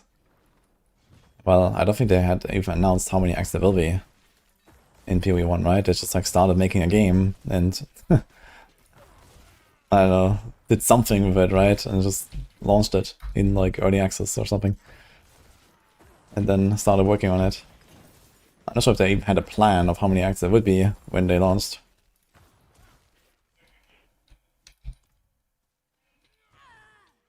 I think they nerfed Deadeye this upcoming league. Yeah, I don't think it's like Deadeye per se that is so ridiculous. It's more like the lightning arrow, lightning rod stuff that's kind of ridiculous. Plus, you know, a bunch of the stuff with crafting they can do and so on. I feel like Deadeye is not significantly stronger than other ascendancies, but it does have like a good combination of, you know, speed, damage, and defenses all together, which makes it just a generally strong choice.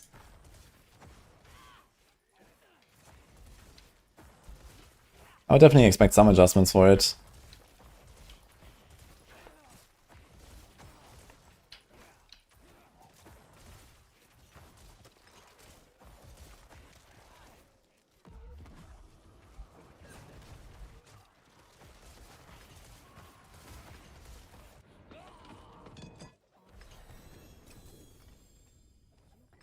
Power-hungry tyrant Yuravar. But at least you were honest about it. In the end. Prava will be pleased to have the cathedral back under her thumb.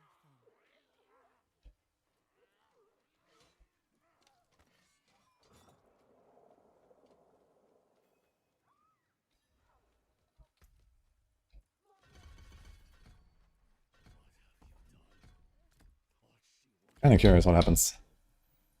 I'm so sorry. She wouldn't leave my side. Of course she wouldn't. She could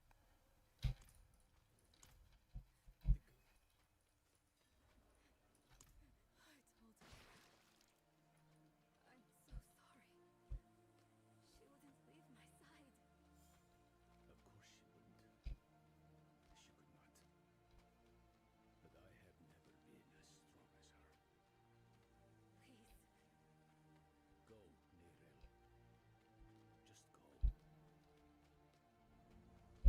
go. They did cancel stuff because that was promised and never actually complained when it was wanted by communities such as crossplay between PoE 1 and PoE 2. I don't think that anyone asked for crossplay between PoE 1 and PoE 2 because that was supposed to be one game. There is no crossplay between them.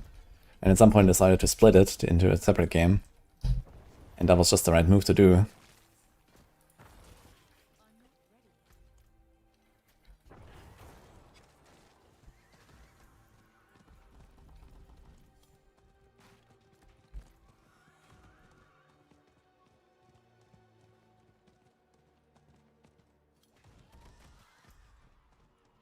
Yeah, they announced it and people liked it, and then they realized, okay, this doesn't really work out well, let's change it, and then decided to change it, and I don't see a problem with that. And I mean, you know, looking at the last year of PoE 2, it has gone exceptionally well for them. So where's the problem exactly? I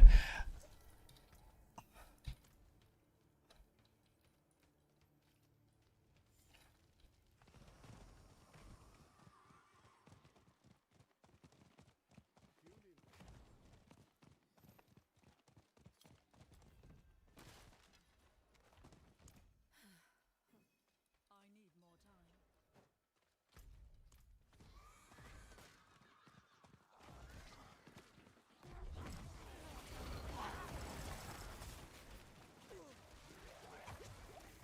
Moni and Tal. Moni is a very good rune for necromancers, that's for sure.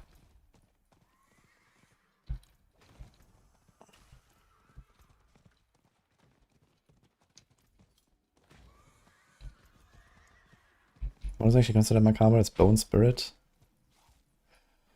It is macabre and Blood Mist and Bone Prison. Okay. Actually, I mean, when you spam Bone Spirit, with Bone Spirit you can actually do Moni and Pock. It's pretty big rune words.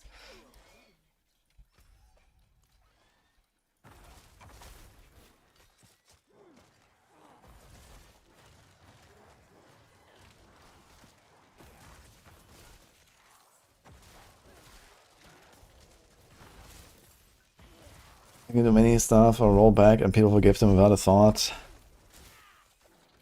Yeah, I mean, this is just because like, GG just has a lot of goodwill from the community, right? They've built their reputation over, like, what, 12 years now or something? And they have a very good track record.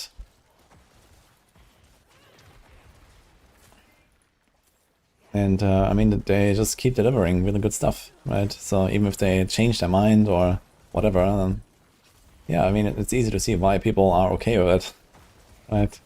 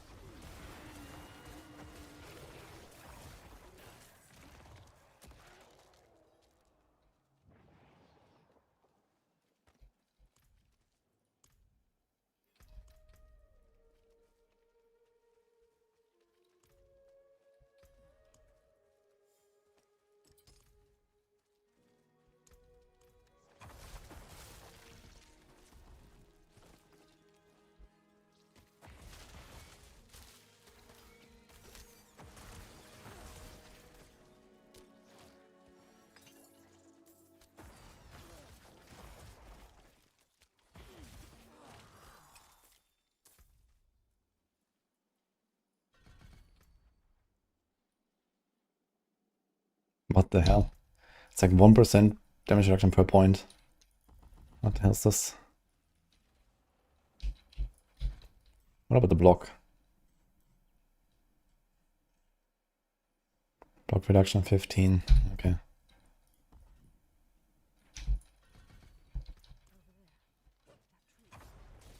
Already tipping over.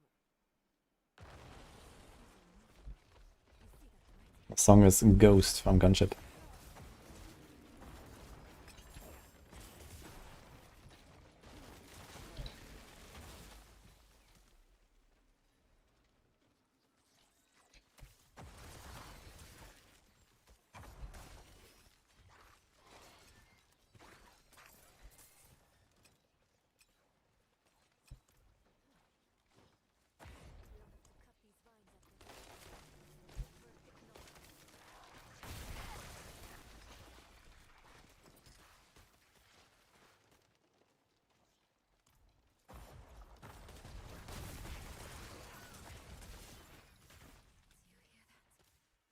Hear what?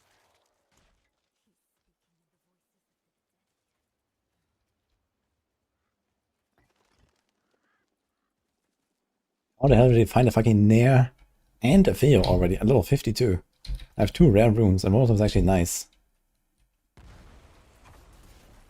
Wait, isn't the one that also stays active for 5 seconds? Countering concealment? I think so, right? That's the one that stays active, I think. Yeah, 10% dodge chance, 60 movement, unstoppable, and all of it lasts 5 seconds. And unhindered. So nice for necros. I like Nair rune on necro.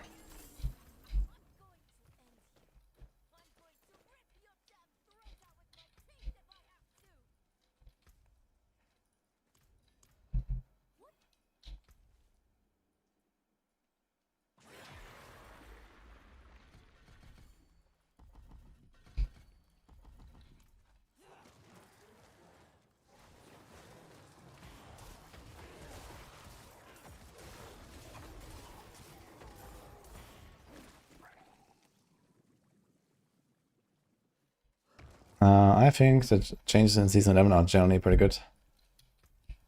And I think that Spirit 1 is gonna dominate the most, the way it looks right now at least.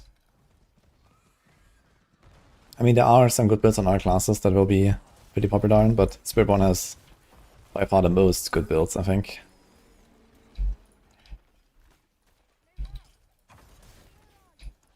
Flawless Skull. Crazy. Level 52, I got a Flawless Skull. It was a Flawless or Royal? Flawless, 450. Tripled my Fizz res almost. Which gives me around 20% less damage taken.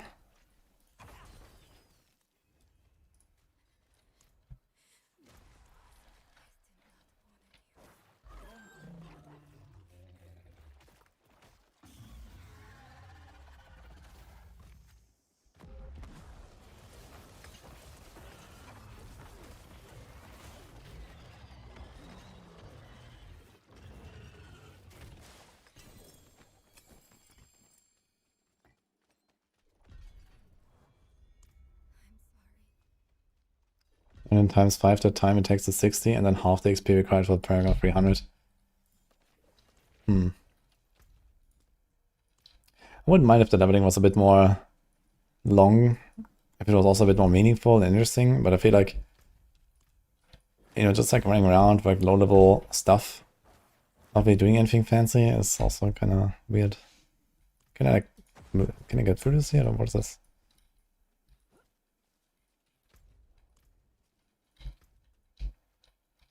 What the hell?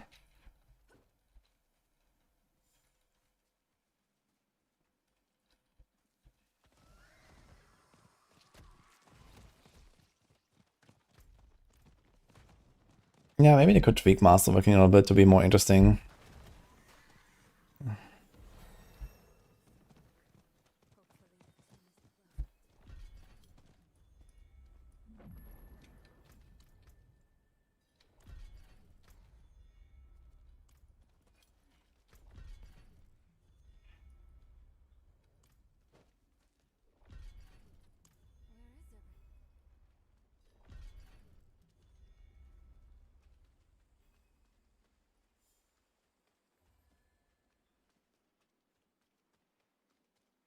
I believe they're not gonna touch 1 to 60 too much of expansion soon, TM.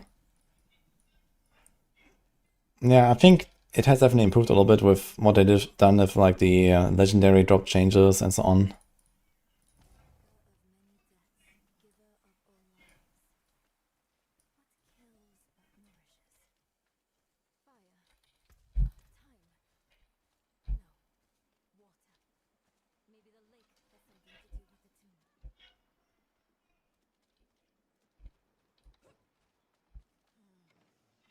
Here's another one.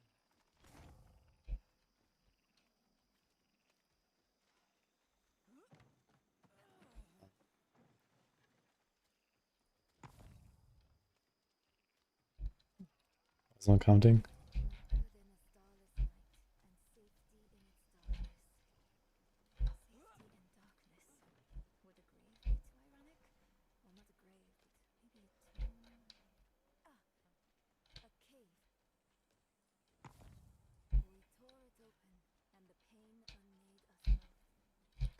Reminds me of when I entered the spirit realm. We had to part the barrier that holds it back. Is the answer that veil? Or something like it? A cut, maybe. A cave, I think this aspect used to give you more damage for your next core skill. And not just for 5 seconds, right? I think I remember trying to make like some bombo combo, blood surge, overpower. Where like you prepare the overpower with the 5 casts. And then do a bunch of corpse explosions and do expected. Basic attack 3 times. And then kapow.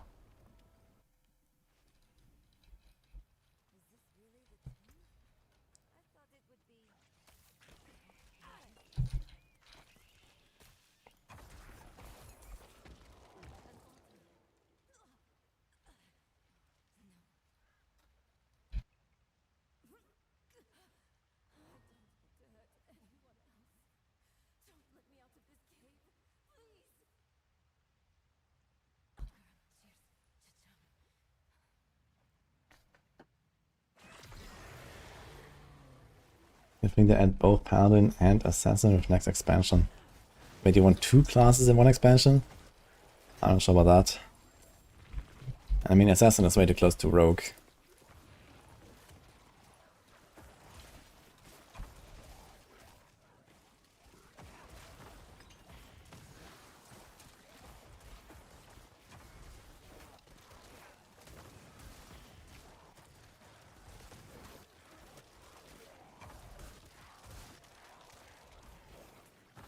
You'd like to see randomized layouts returning?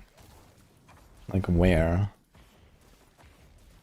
Like what are you doing where you don't have randomized layouts?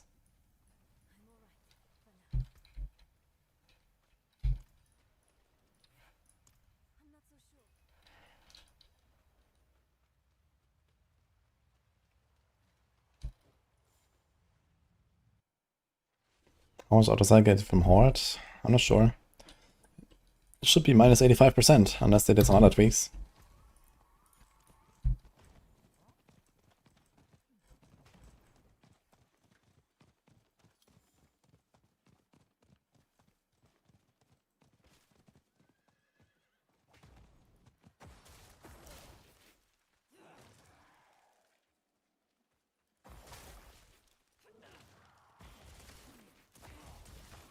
And they nerfed all of the altar-side gains by 85 and the costs. I mean, okay, Masterworking has changed anyway, but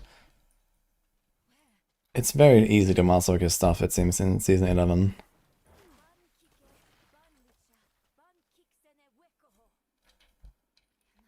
Rogue does not feel the same as Assassin. Yeah, I mean, it's a different class, it's a different design. Assassin is also like 25 years older, almost. That might contribute.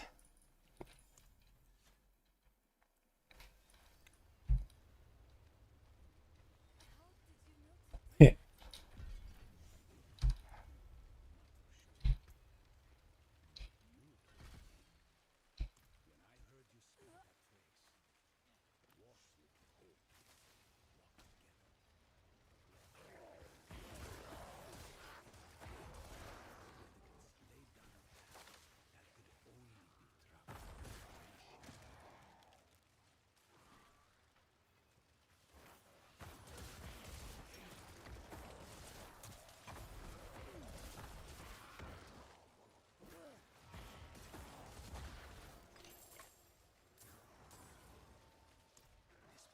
Honestly, other question that says campaign quest. Well, you have one guess.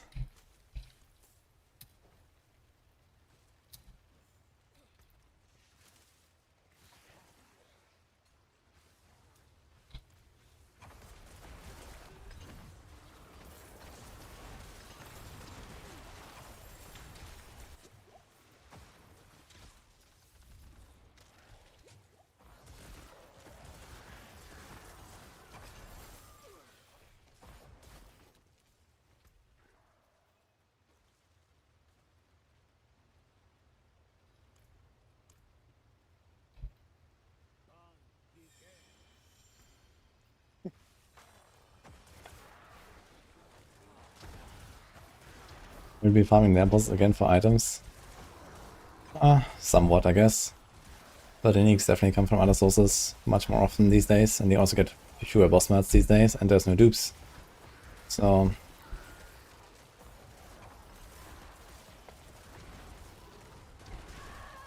Bitch. Actually, how did I die?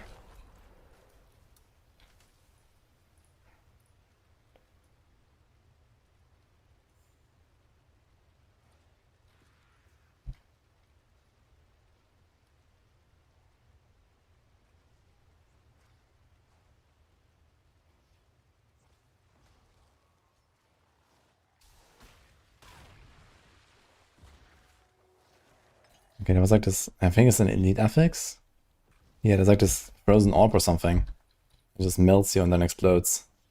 It shoots out these like ice stars. I actually shattered. Even though I was not frozen, it's kind of interesting. So if I was frozen, my skill bar would be turning gray. But all the way up to the moment I died, I was not frozen. But then I shatter. I didn't realize you can shatter when you're not frozen. Seems like just being chilled is enough for that.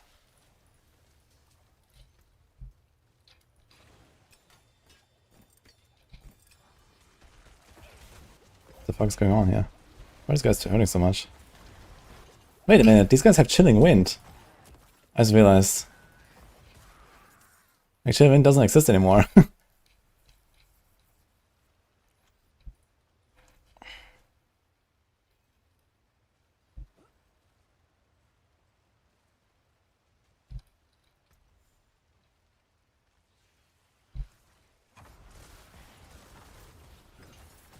I guess this is for immersion purposes in this part of the campaign.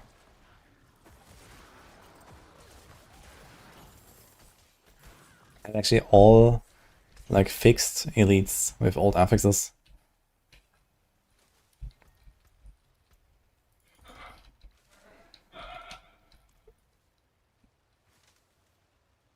Is there a good reward at the end of this? Nope, but it's the fastest way to level up.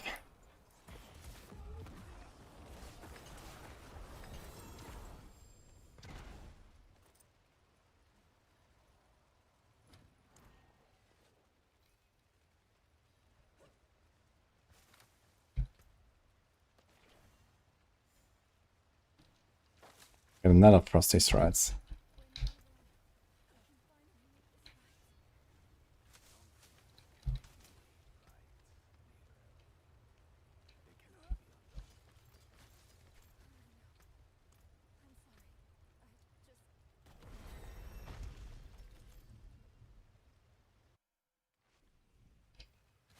In the grasslands, we read of safeguards one of the dedicants built in his tomb. Tread carefully. Understood.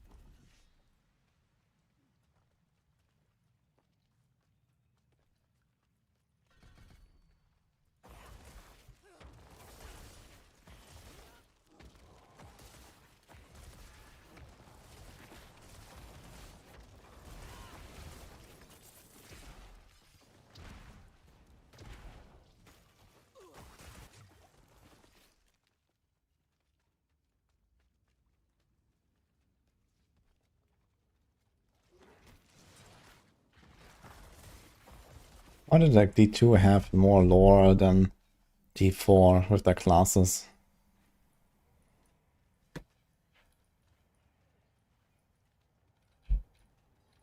A trial, perhaps.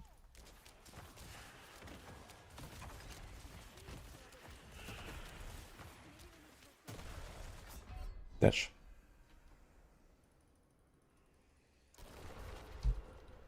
Do we actually have to redo this?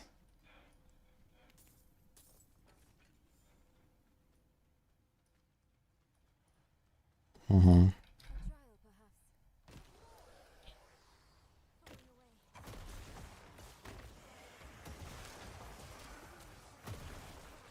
away. There go my skellies. I've seen that before.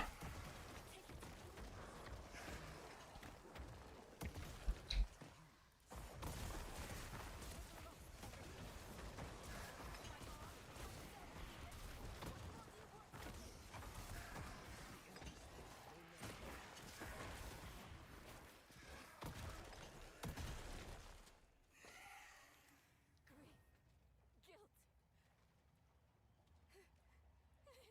all go. No.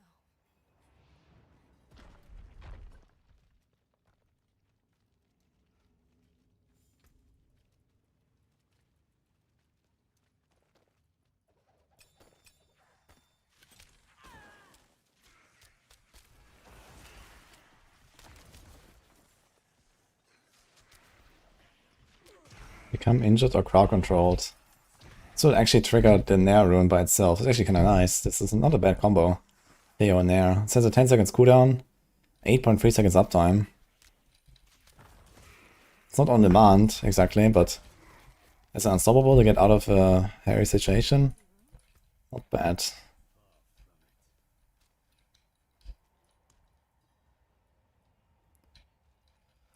You also can do numb. Numb and evade would be kind of cool.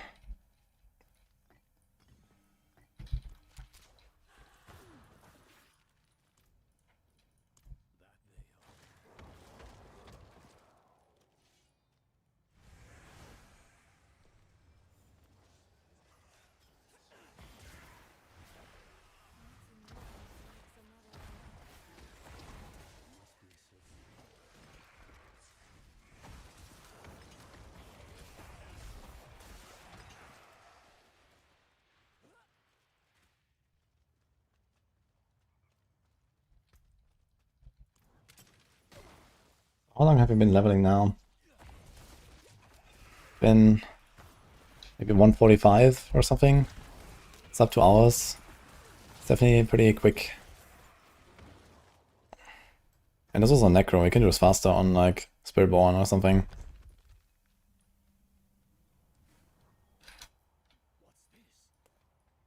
Spiritborn, Sorg, Rogue, they all go much faster, I think. As long as you kill the bosses fast. You can even skip a lot of the fights and just kind of like skip straight to the bosses. Besides like some of these things you have to kill.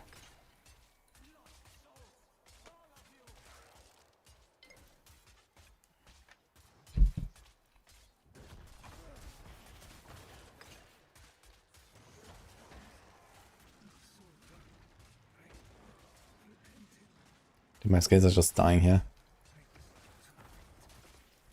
Should have new sacrifice just so I don't have to deal with that stuff.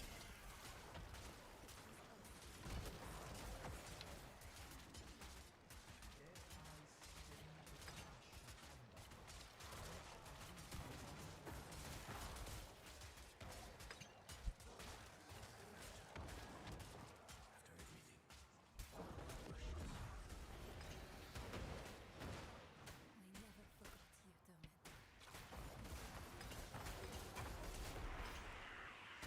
Ghosts, but constructs of the tomb. We knew them once.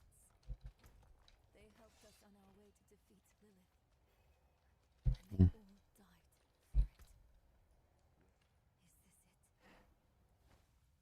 Devastation upon us. What ritual?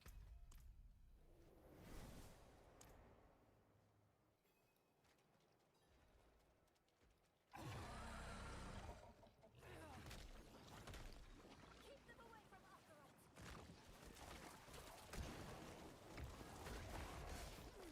None of your attacks are doing anything! I know you're tired. We need you to work.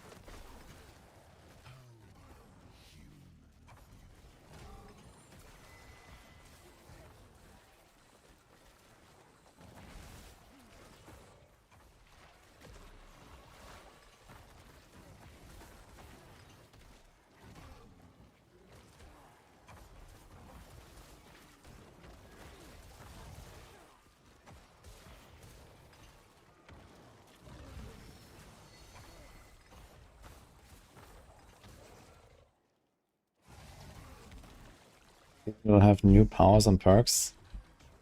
Barely.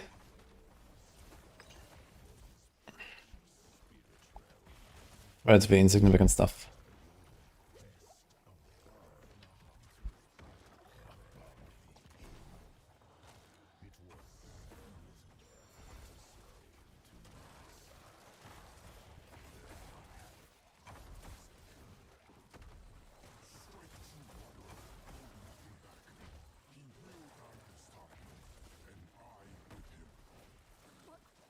This is the only way!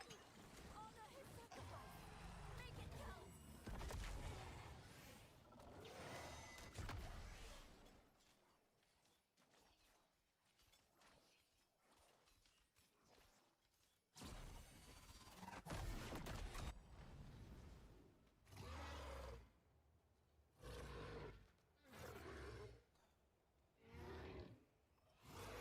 Yeah, it's actually kind of nice how we can like choose up the theories a little bit.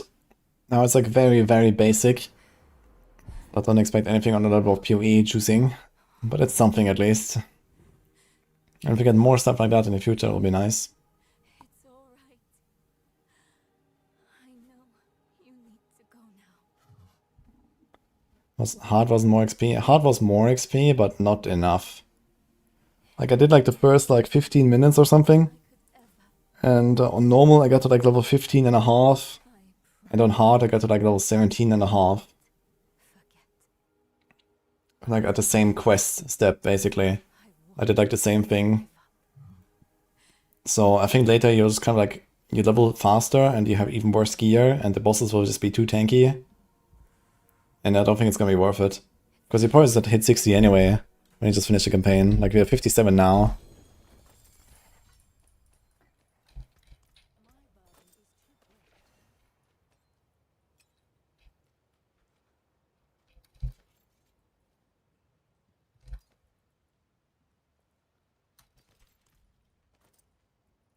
That's cool.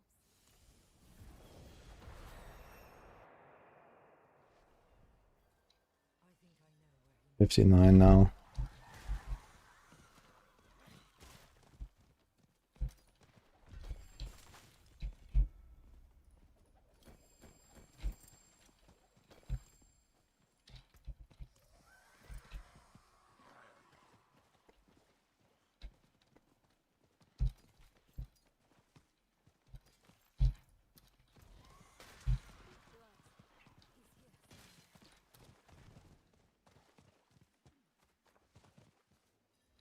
Stop running and face. Oh, Eru.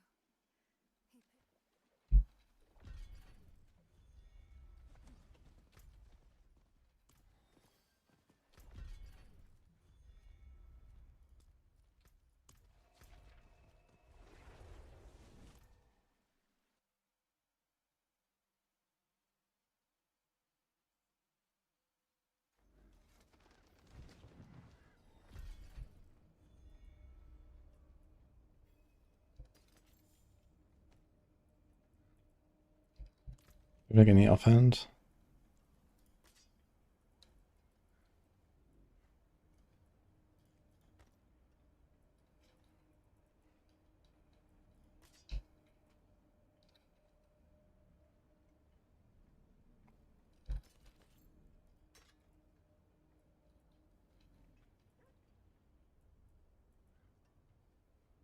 Why did I get a glaive?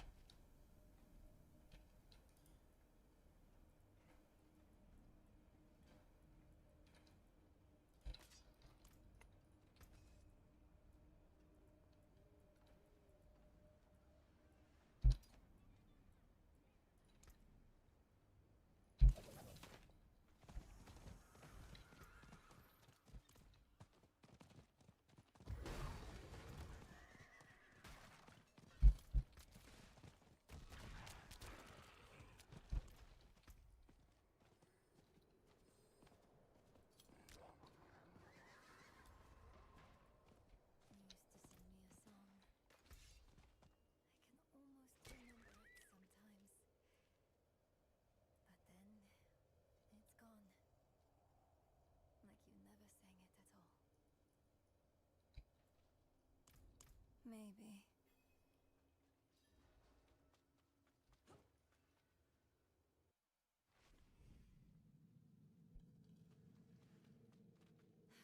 That smell. You don't forget it. Lorath was here. Left his workbench a mess. Again. Let's take a look around. Good thing next week got a PoE 1 league start and then just in time and usually get bored comes T4. Good times. Yeah, definitely nice schedule. I wouldn't mind if there's like a last Epoch launch maybe end of November or something. Play it for like a week. But they haven't said anything yet, so I'm not sure what's their plan. Because December, there's no chance they can launch anything. So they have to wait until January, but January will make it like, what, 5 months again? So you can't really do that either.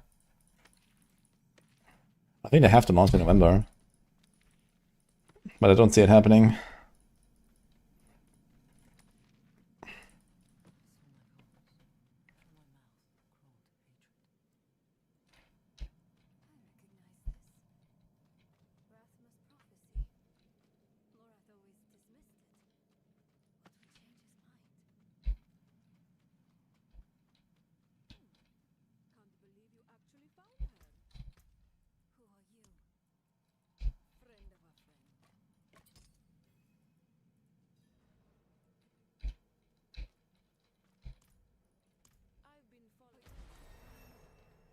Yay.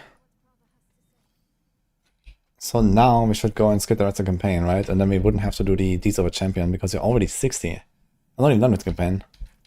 But you're almost done.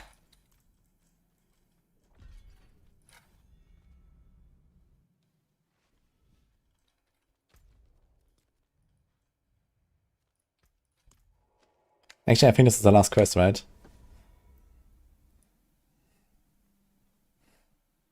We go on the tracks to Lorath.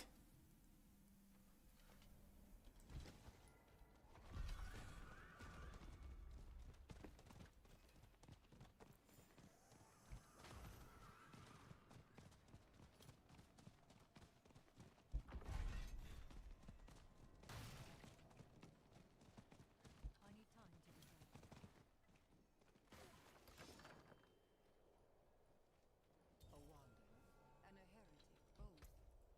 Welcome.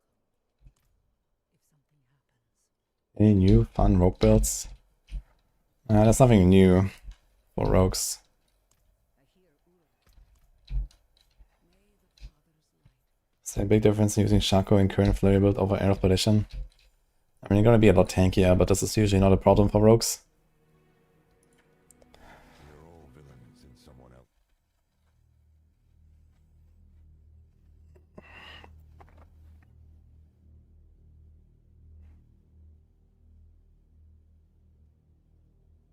Okay, auto side hordes gives around 1000 per 1200 cinders. And that's basically about 500 per 5 minutes. Yeah, I think one refinement tribute used to be 2k. So that should now be like 300 or something, or less. So 300 per 5 minutes, 500 per 5 minutes kind of checks out. It used to be like around 800 per minute. So now it's like 100 per minute. Yeah, 500 per 5 minutes for refinement tribute. That kind of checks out. Yeah, so I remember like refinement and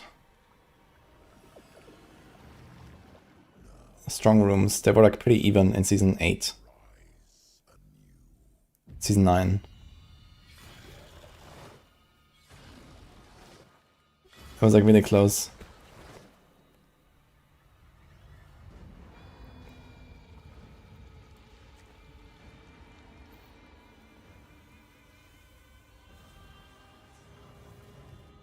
Trapped in the guise of man, I shall walk amongst the innocent. And there will be no salvation in the light.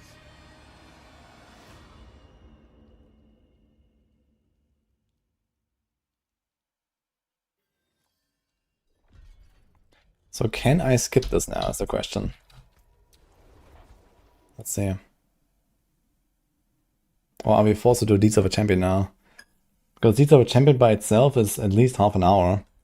You don't really want to do that, because if you don't do it, you don't get Whispers. And I'm not sure about Helltide. I'm not sure if Helltide can appear if you don't do it in the Hantu.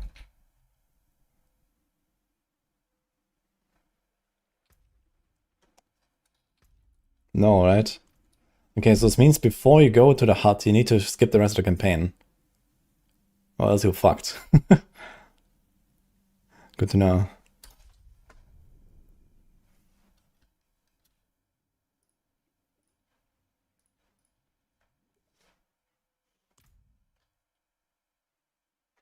And that should auto-complete the Deeds of a Champion. Because you were already 60.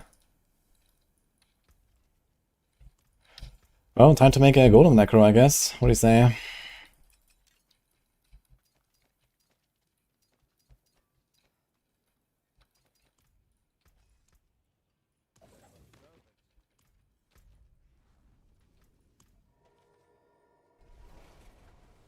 What do you think so far for the changes? Generally very good. There's some stuff I don't like, but I'll have like a full feedback video at the end of the PTR.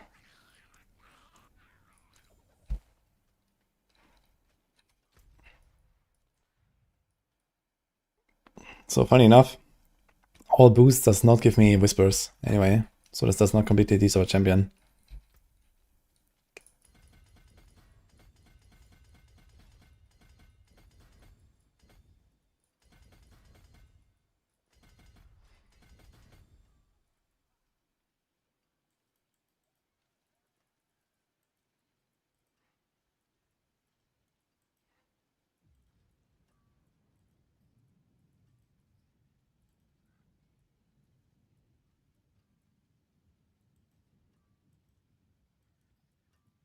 Changed my DPI accidentally on my mouse to figure out what is the standard.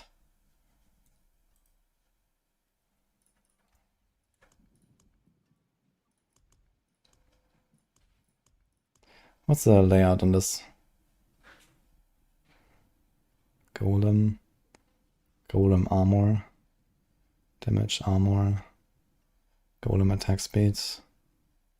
Summon golem. Okay, this is kind of fine.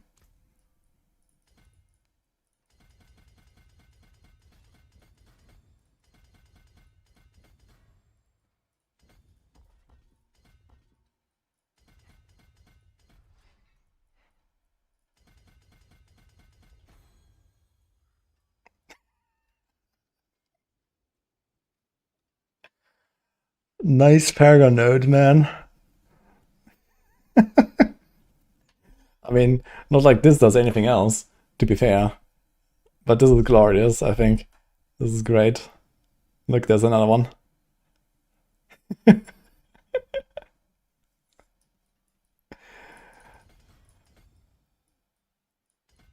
Secret strats. Stats. Yeah, you don't know what you're gonna get. Maybe it's OP, guys. Try it out.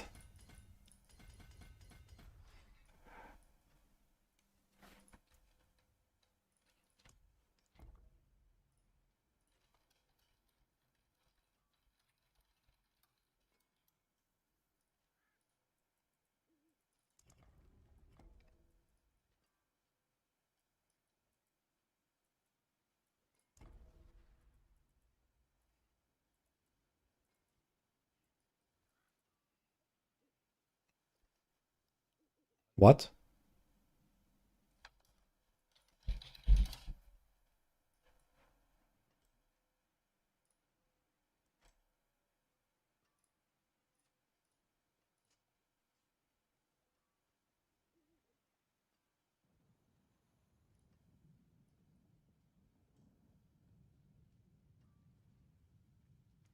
They seriously changed this to total armor percent. Wild.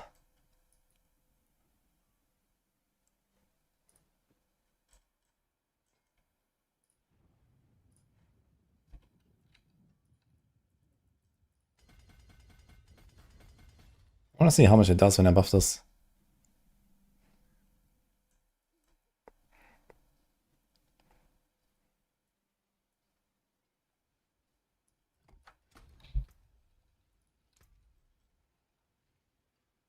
$10.7 100% armor. It's not even doubled actually.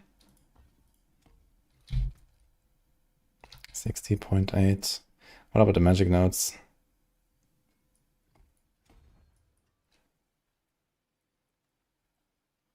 Wait, what? They still have the DR, but just this is changed to armor. What is going on? 60.8. Shroud. No shroud.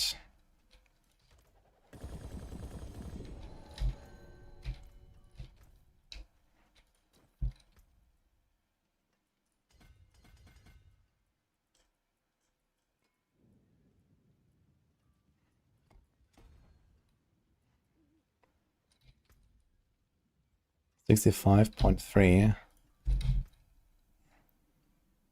62.9. That is surprisingly little. But I mean, just for buffing a rare node, maybe it's not that bad.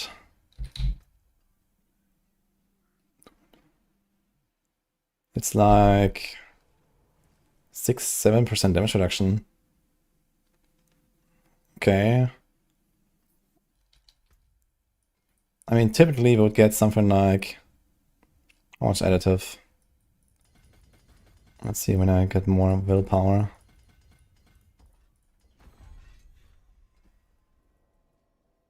Almost.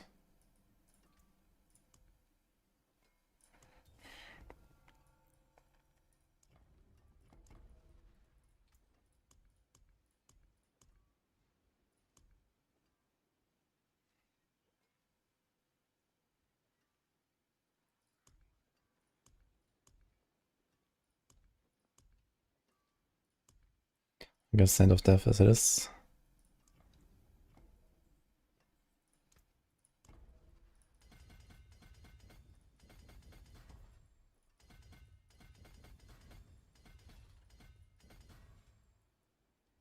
Hmm.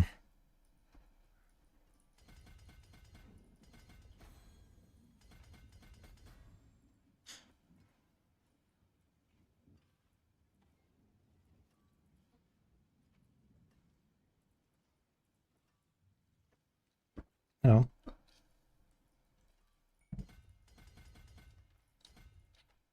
1 second.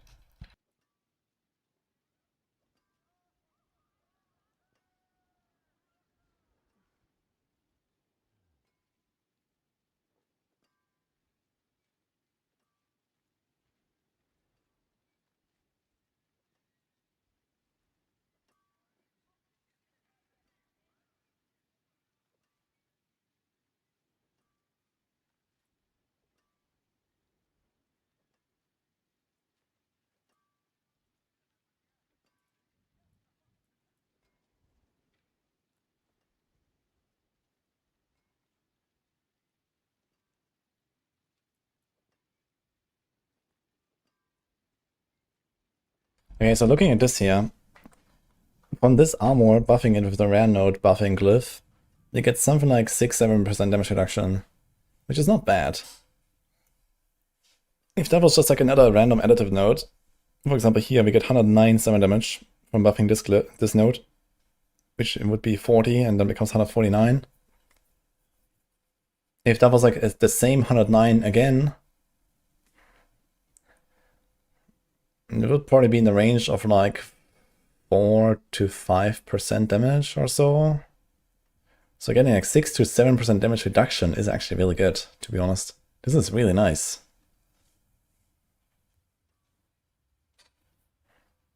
And I mean, Gravekeeper is like not a terrible glyph in general. There might be other rare buffing glyphs though. Anything else? Thorns damage.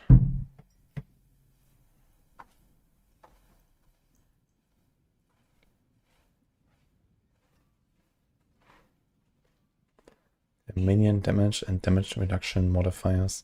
This doesn't work for this though, right? Okay. It works for this though.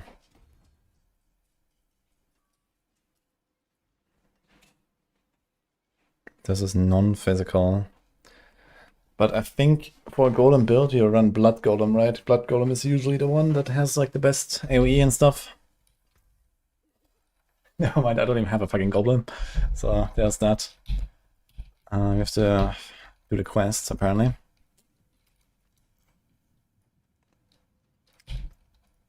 I'll be a B, like a minute or two.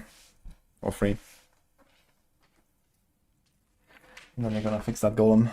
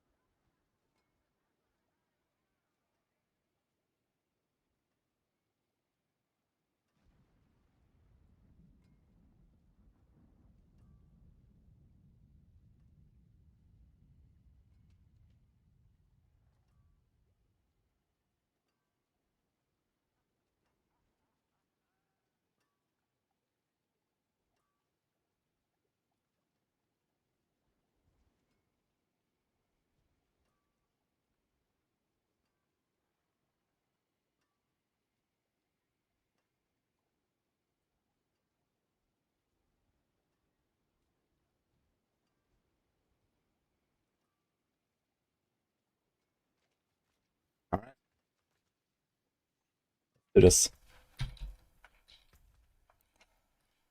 So what do we do? Two-handed bonk. Okay, we have to check what are the aspects actually. I think we mostly care about the active of golems, right? And not so much the passive damage. So you probably want to get a lot of cooldown reduction. Oh wait, we can't do a two-handed weapon, there's a mace for it now.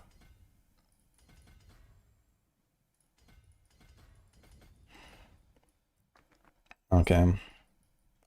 Seems like we have most of the stuff. Abyssal is non-physical. Blood drinker, control. Okay, first of all, let's do the quest before I do anything. Because I don't even know which golem I want.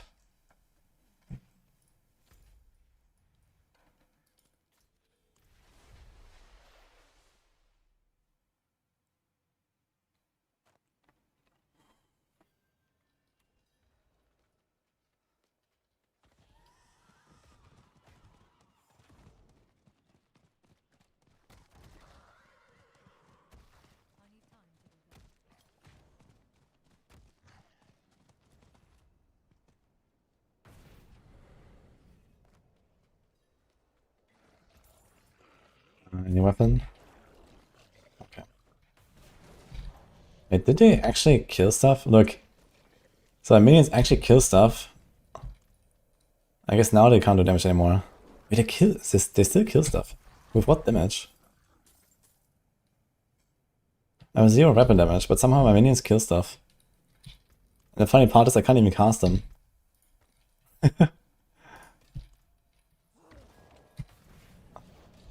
So I can't cast anything. If I have just an offhand, I can at least cast Iron Maiden for some reason. Weird.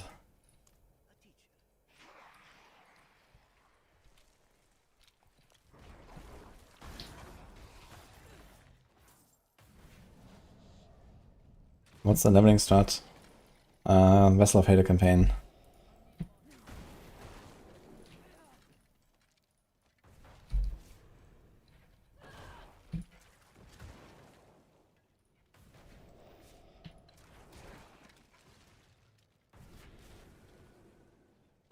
Destroy druids at a fortified change. No, druid is bad, and the Grizzly Rage.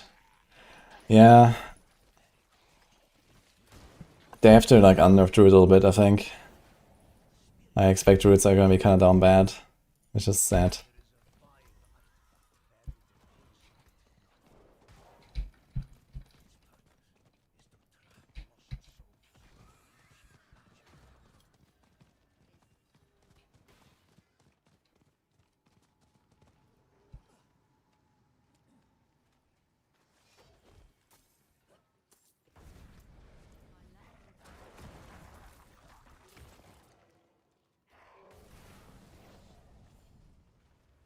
All this Fortify passer gave them power, it's all garbage.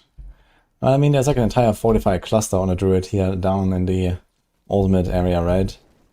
Where usually the only thing that matters is like defensive posture, and the other 3 were completely pointless. But at least all of them matter a little bit now, I guess. And Fortify is still relatively good healing as well, because you have very good Fortify generation on druid. And not really that much recovery necessarily if you don't have like the masochistic spirit boon. Or, okay, they have like the heal 3% per cast. Whatever, like in a nature cluster on the druid, right? So there's that as well, I guess.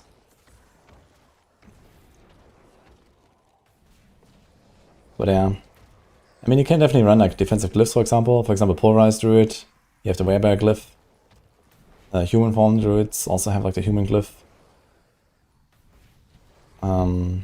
There's like the Undaunted glyph that gives you damage reduction. I think this is, both of them are 15. So sort of the R you can get this way. Okay, we got our golem. Do we put golem on right click?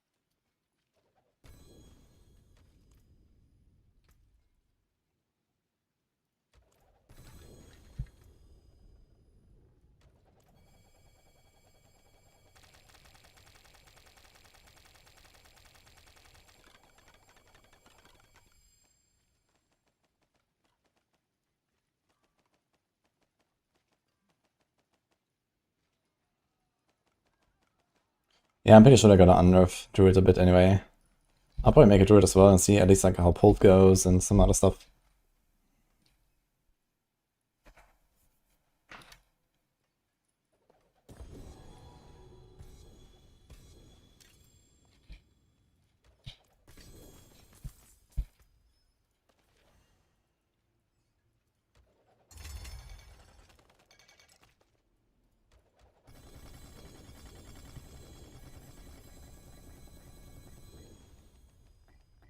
You only got Spirit Ball on top. Well, if you ignore the Zorks and the Necros and the Barbs and the Druids and the Rogues. Yeah, we only got Spirit Ball then. My hammer sings on your return.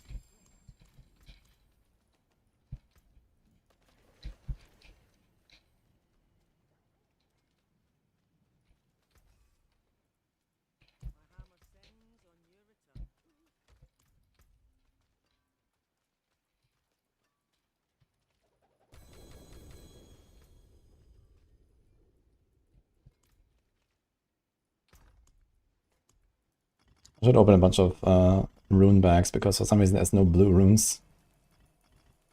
Kinda scuffed.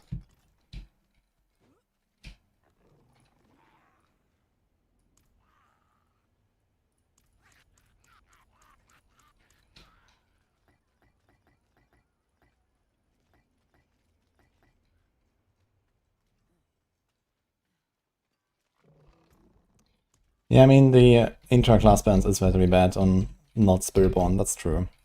So you check one or two builds that kind of like shining. So they have to fix that, but again, you know, they just shifted the entire fucking game to something else. And now they can see the power of builds and fix them. So whatever we see now is going to be completely different from what we're going to see when the patch comes. You know, every single PTR we have the same story and everyone is like bitching. And then comes the patch and it's actually good. And they do the same thing every time, you know, there's like some pretty big shifts most of the time. So I'm not really too worried about that.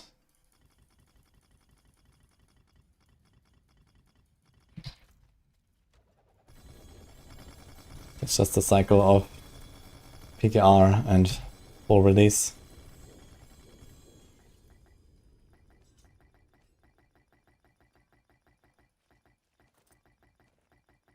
How much difference in player power is there?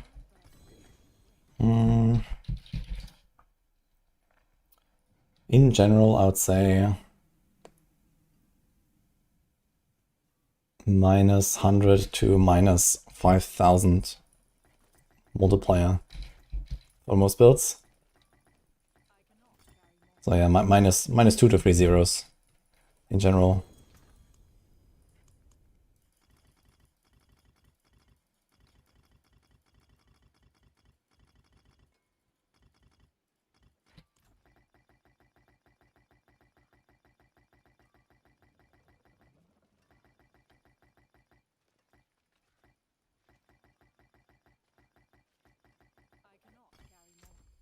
No fun allowed. I wouldn't say that. So far I had a pretty good time on the PTR. Never even engaged with the most interesting system that they added, because I'm doing like clean, no sanctified testing most of the time.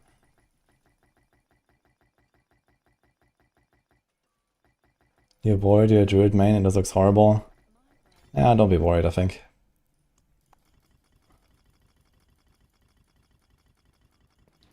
I mean, if all else fails, there's Pulverize still. I mean, the Wolf builds, they will definitely struggle a bit, no matter if they unnerf some stuff. But the Bear builds, you know, Pulp, and then there's Landslide, there's Earth Spike. Like, these things are gonna be fine, I think.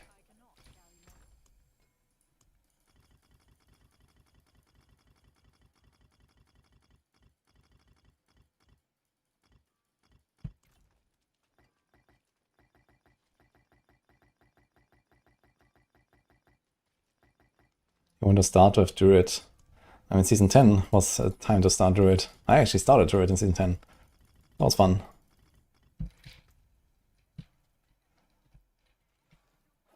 Okay, so what are the uniques you need for this? I guess we don't do Mendeln, right? Mendeln is something we don't care about.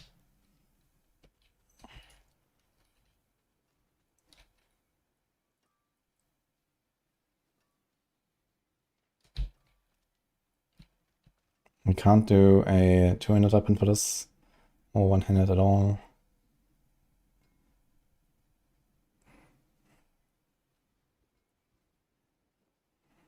And damage crit.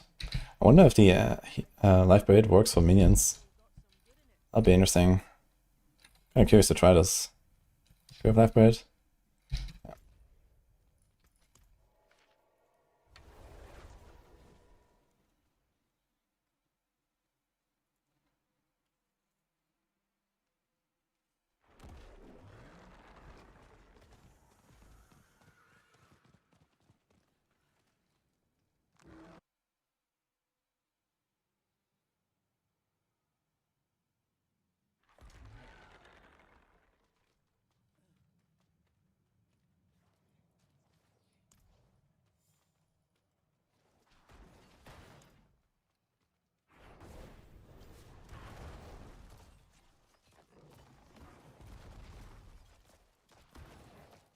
Yeah, normal. So it seems like... Wait. Yeah, my health is like instantly going up. Seems like it does work, but I have to try this on like high difficulty. Flurry C tier for season 11. Yeah, something like that, I think. Flurry got like all the things in season 10, and now it has not much.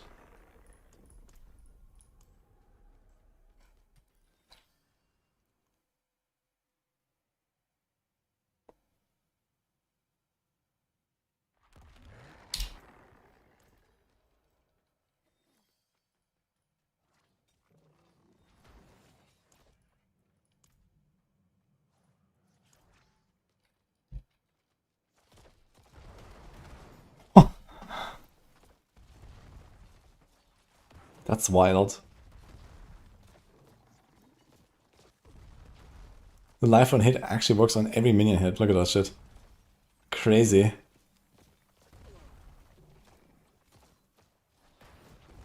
Just insta full. And I only have a lot of minions. Like you can have a lot more skellies and stuff and give them attack speed and everything, right?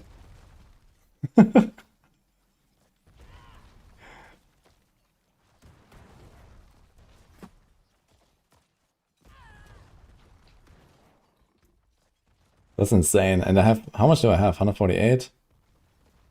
2 times, 3 times. Okay, I mean, let's just remove this and this.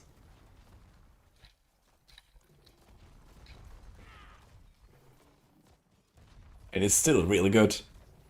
With no like extra attack speed or anything. Look how fast it heals, I don't have to press anything. Minion stonks, man. It's gonna be so easy to just like do an FK farming build now. Just like stand in Helltide somewhere, FK at Duril, FK at Asmodan, FK in Infernal Hordes, doesn't matter. Insane.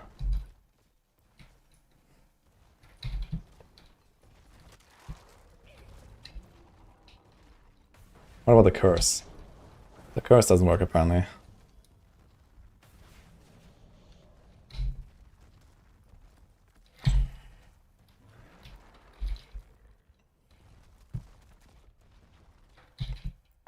What if I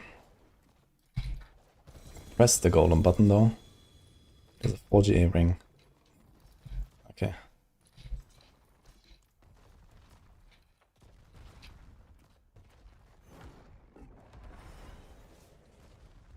So it seems like the golem active ability doesn't count. But even just the golem heals me pretty fast. It's insane. So when you have 3 of those golems and they hit like twice as fast, I think that's gonna be fine. Just like 1 life on hit roll.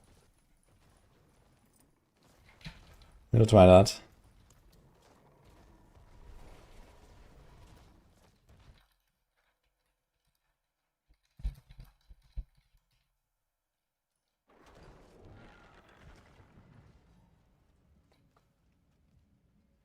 For the hours of playtime first day. Yeah, that's the plan. Now let's take this ring.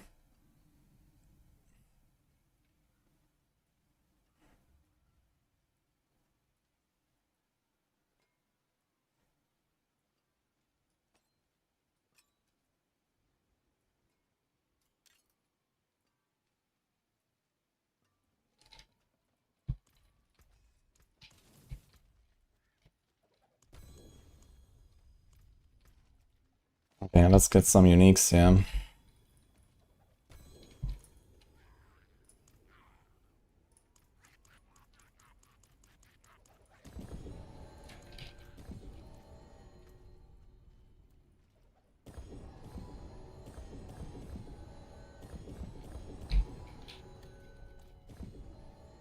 Do we need generic legendary generic uniques?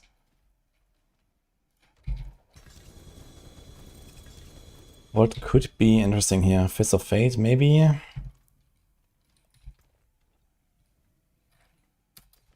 We'll save this.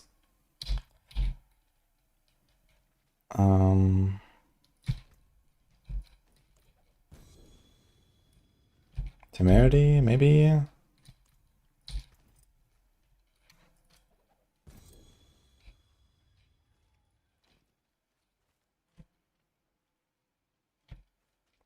What happens if I masterwork this thing? It has 3 stats.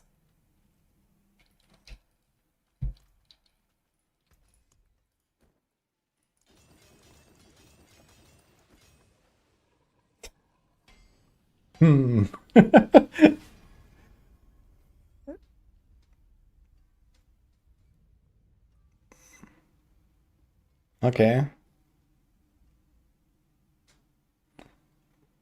Something is not quite right here.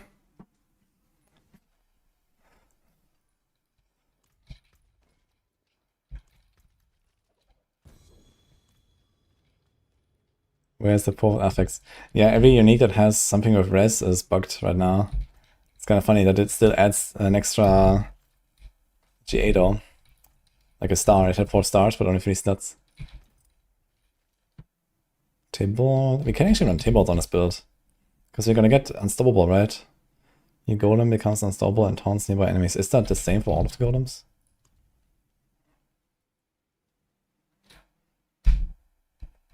Activating a golem causes it to shed 5 corpses.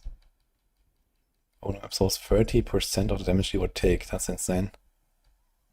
Every second iron golem attack causes a shockwave.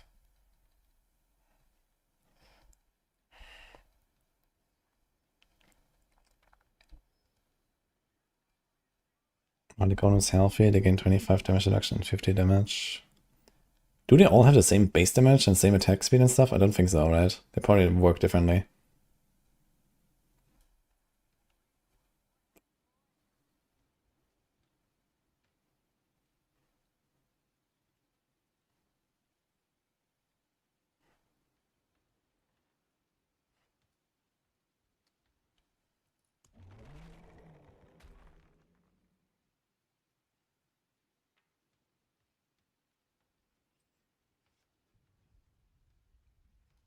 Oh, damage is increased by 300% if only one enemy is drained.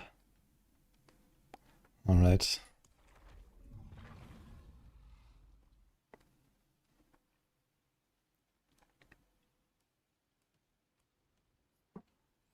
Yeah, I guess Blood Golem is probably the way.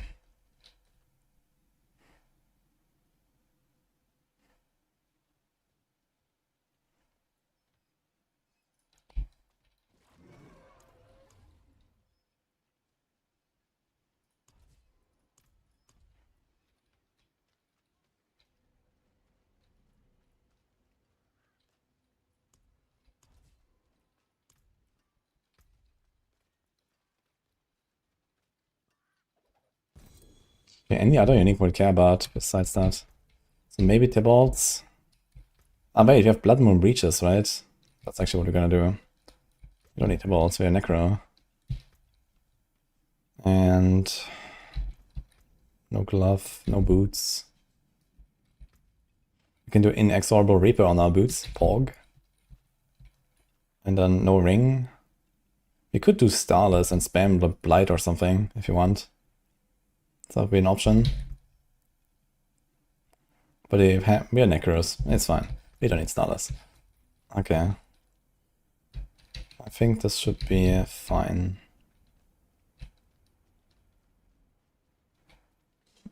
Let's save these here for later.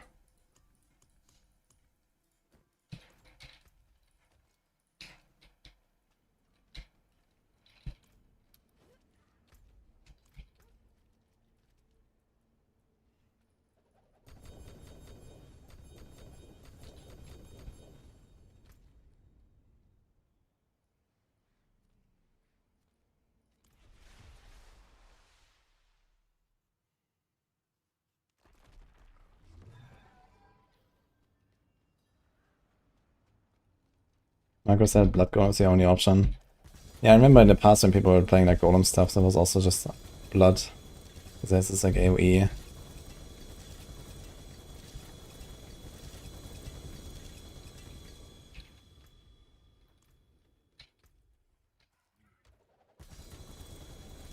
Okay, we're looking for, it's a maze, I think. And pants.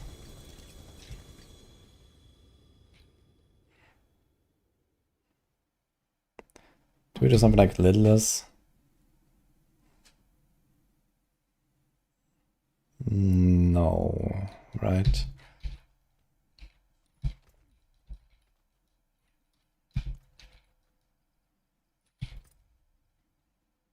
Free to golem. Ah, this thing even has golem mastery on it. Wait a minute. Okay, so that works. It has Hellbent Commander, but we can't even reach 7 summons, right? Unlucky. So, GG. Also has crit.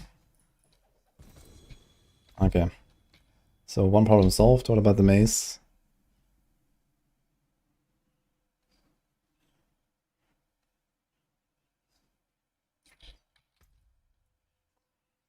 So one also has Golem Mastery, Golem hit twice, Golems respawn faster. Does it show in the tooltip?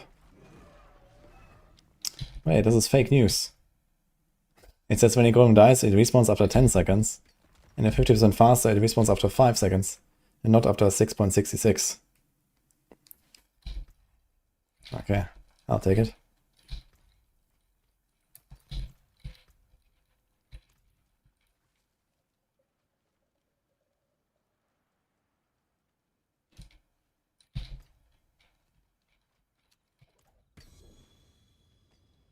Just collect a bunch of maces.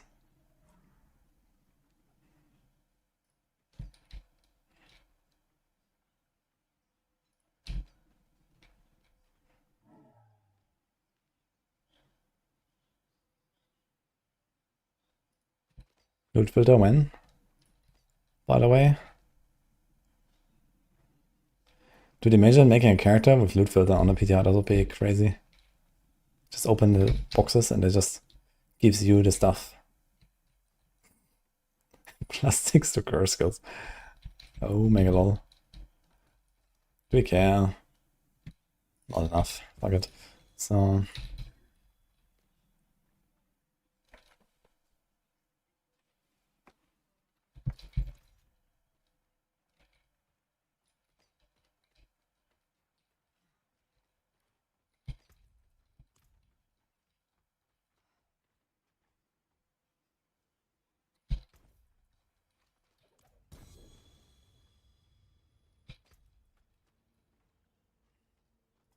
Okay, I'll take that one.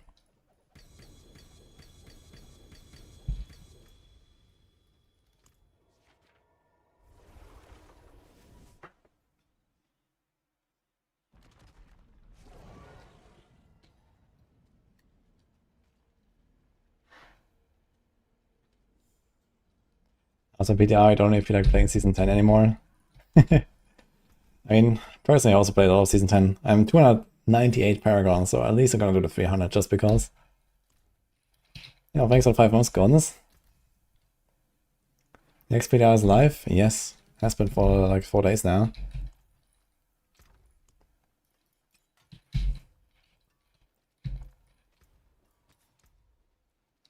So we don't need any of the skelly aspects. There's Cursed Aura, which would be kind of comfy. Occult Minion, no. Hulking. Ah, I forgot about that one. Golem has an 80% chance to reduce its active cooldown by 2 seconds, and 9% chance to spawn a corpse each time it damages an enemy. So we're just gonna get corpses that I don't know what we're gonna do with. Wait, does the Skelly Priest? If all of your skeletons have been summoned, raise skeleton briefly summons a skeleton and raise empower your minions, increasing damage by 50% and healing them for 40%. So this also applies to the golem, right? That's a lot of damage actually. Do we really want to sacrifice them all? Maybe we don't sacrifice actually. Because then we can also use Hellbound Commander, which is another at least 50 up to 70% bonus. Yeah, we actually don't want to sacrifice, I just realized. This is not the way.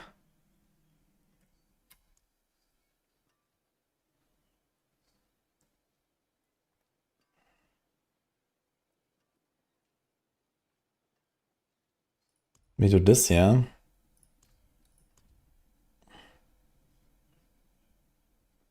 And we do this.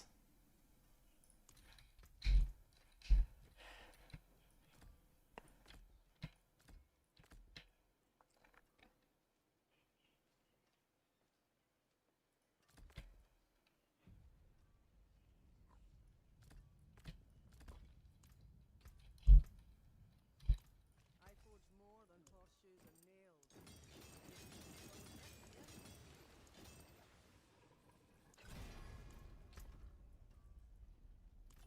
Maybe we're gonna take those pens after all that we just saw, if they're still there. I'm off in. Sanctification, yeah, nay. Yeah, it's really nice.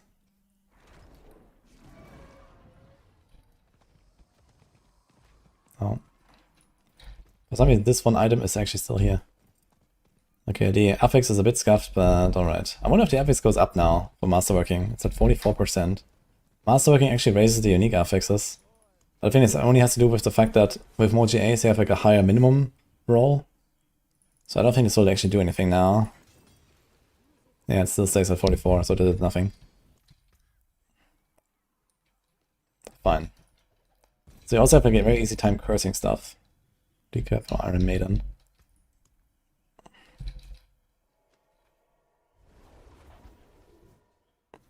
Yeah, generally very good Morphin.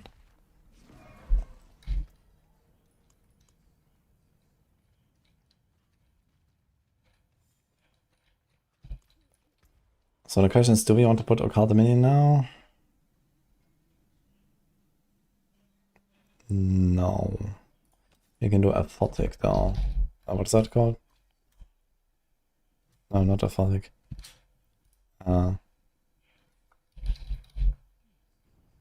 Bloodgetters.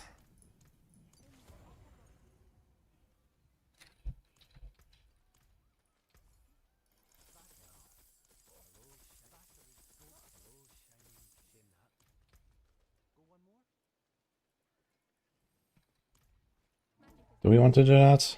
Actually, we don't. I think I want to do a hulking.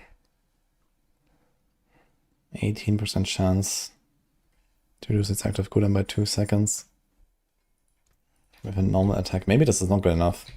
We'll see.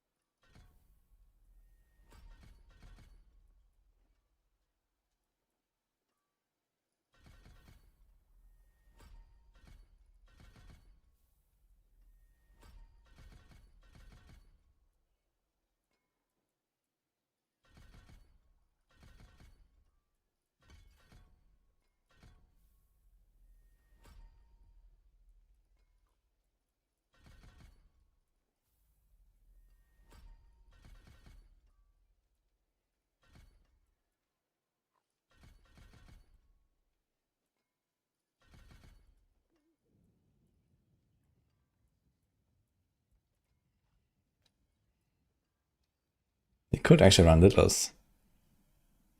20 grid, 15 DR.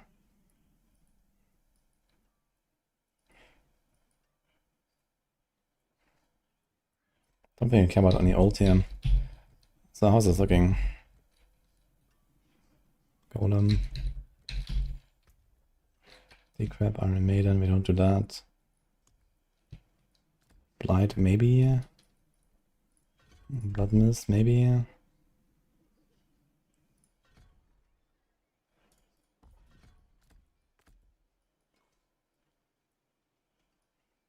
We still have room for a curse. I think I'll just do this here so the minions don't die so easily. But maybe they're fine anyway.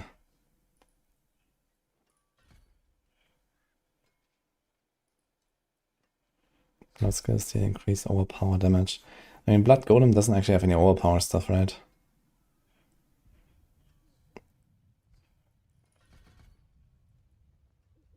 For each darkness skill on your bar. 1, 2. Not bad anyway.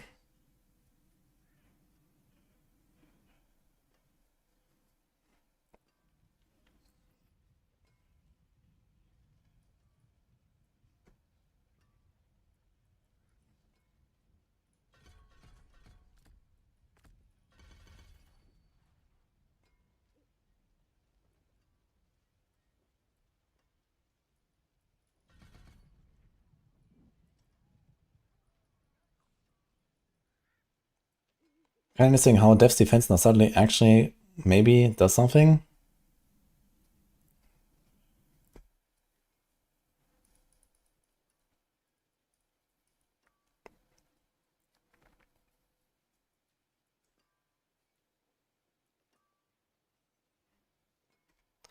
Could do Bone Presence, 15%.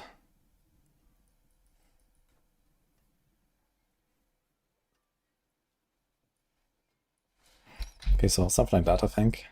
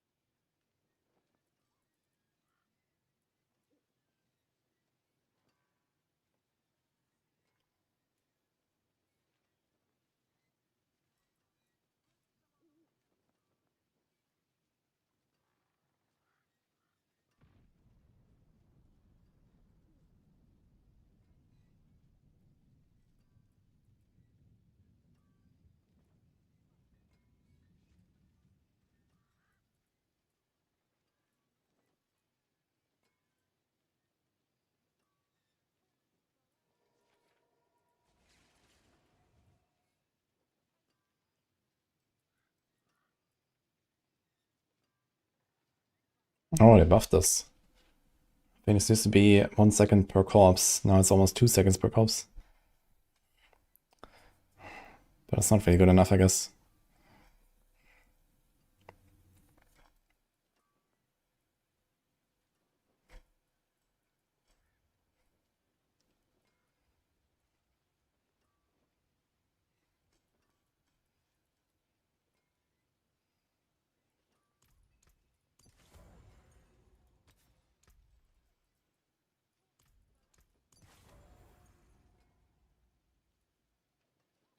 Right aura.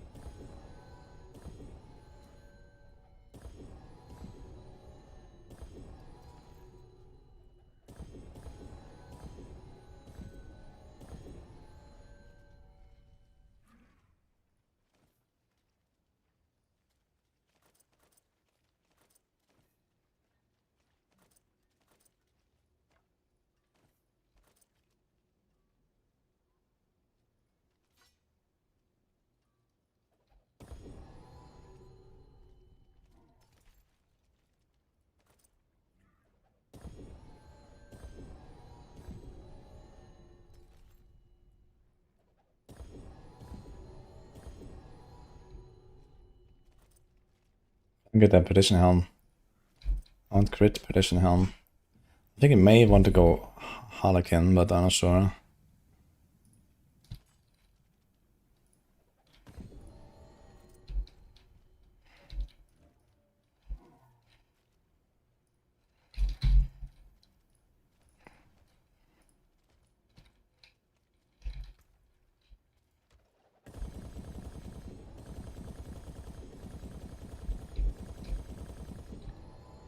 Yo, Diablo. Good luck. The end is in sight.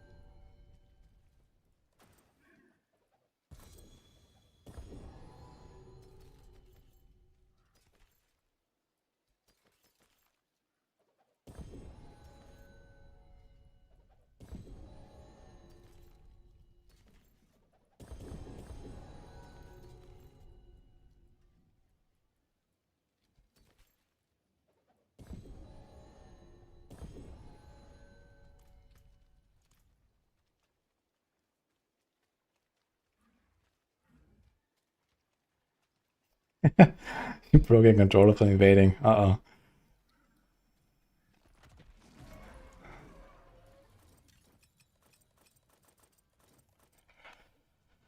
Okay, I think we are kinda good to go. We could consider running a Fist of Fate, because I'm not sure how I make stuff vulnerable right now. And don't like having this aspect very much. So maybe this is like a Fist of Fate angle.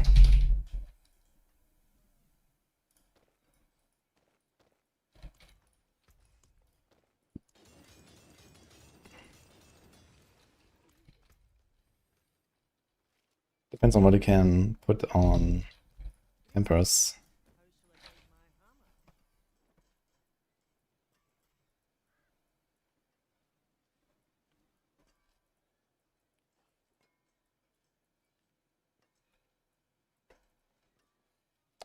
Absolutely nothing on utility, actually. That's good news. Is Reaper's Pursuit active in town? Yes.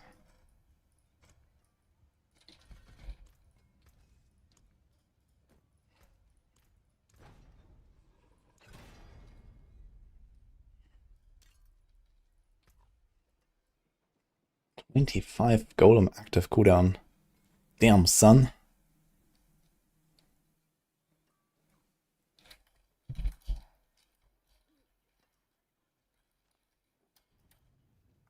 So 3 of those with GA is just cooldown cap. That was actually kind of crazy.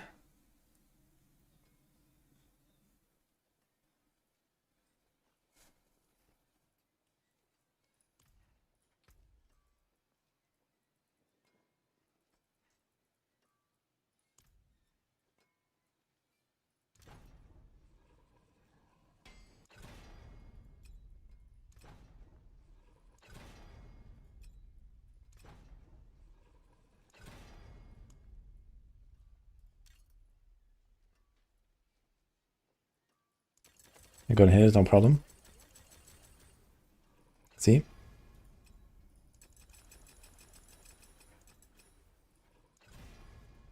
Again. Fuck. Okay, 4.9 seconds.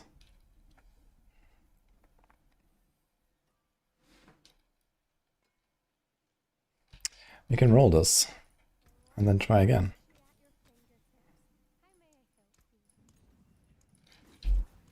Because that removes the GA.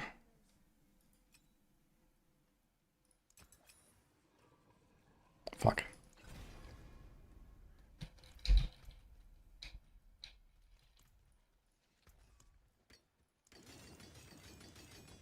Potential PA channel, no uploads in 3 years. Yeah, I will probably delete it. Because I just put PoE content on my main channel now anyway. Like back then I had expected to like, you know, do a lot more PoE stuff basically. But then I like focus a lot on like Diablo again and so on. And these days I'm at a point where there's not really much of a reason to have a second channel for it, since a lot of people and just gonna like jump between the two games. So I just put it on my main channel.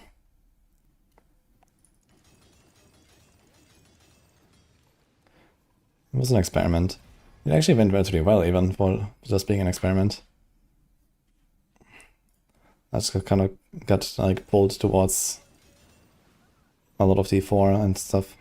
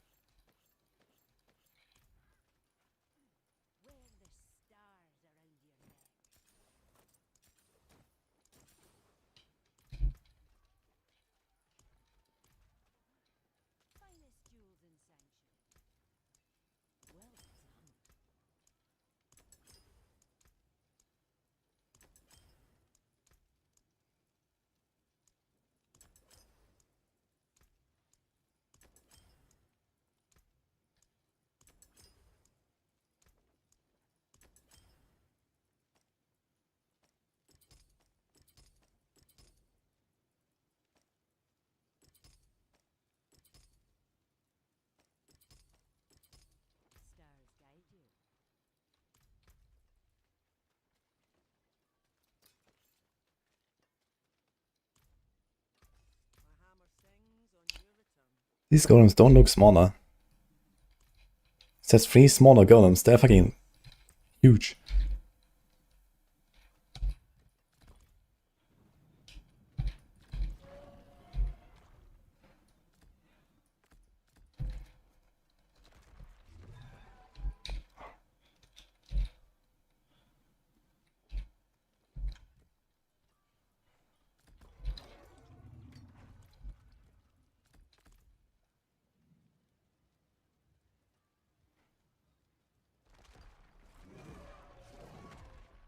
They don't seem smaller at all.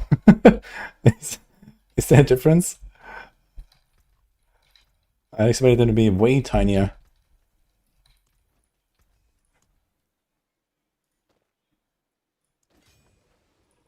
It's fine, you can just like click this here and nothing happens.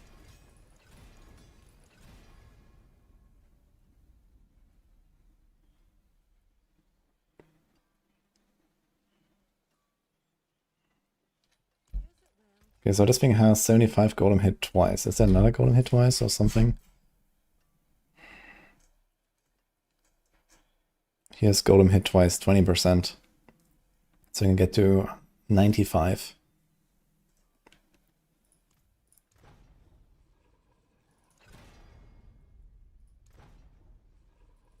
I can do Maxwell podcast. Yeah, probably. Maybe when the patch notes are out before the season launch would be a good time. And you could also do one about the PTR and then do another one in like 5 weeks or so.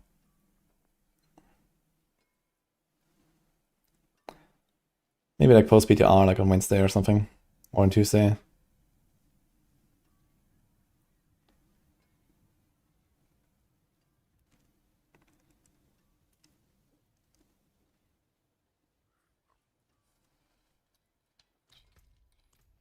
Alright, what do we do? We definitely go Nagu. Something. What do we want to do? Ja. Neo. What about a Cry? Nagu Cry sounds really good actually. So every 5 seconds we get a full double size vortex. That sounds not bad. What else can we do? I don't think Sun works, right? Does it work for minions? I kinda doubt it, but I wanna test it. Nair is not bad. Mod is not bad. Quax is not bad. Bull is not bad.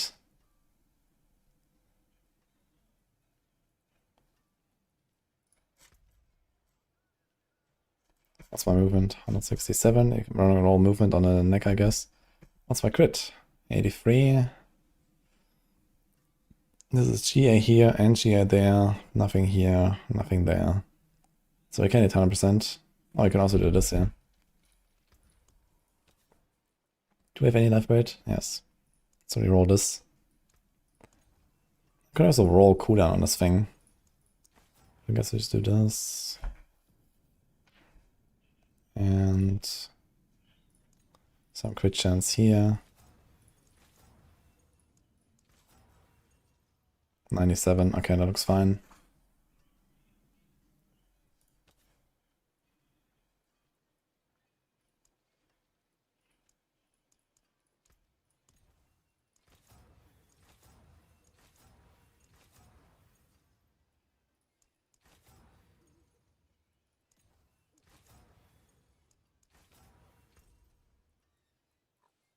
So there's Hellbent Commander.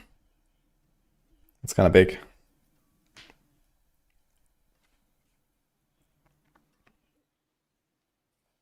How big is Gloom? It doesn't help us, right? It's only Reaper's Pursuit, but it doesn't exist. Magic in all things. Let me show you. 21 movement. Alright. So I want to try Xun first of all.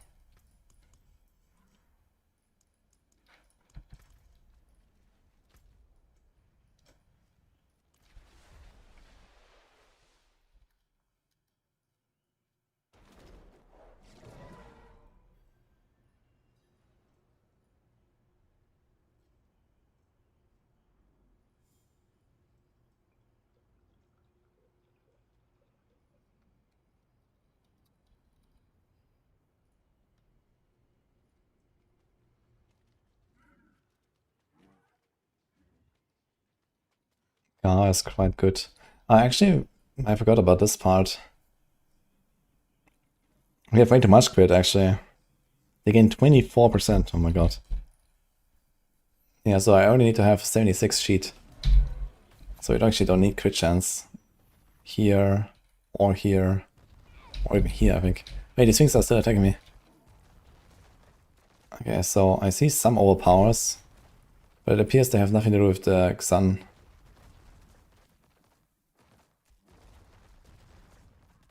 Okay, so Xun does not work.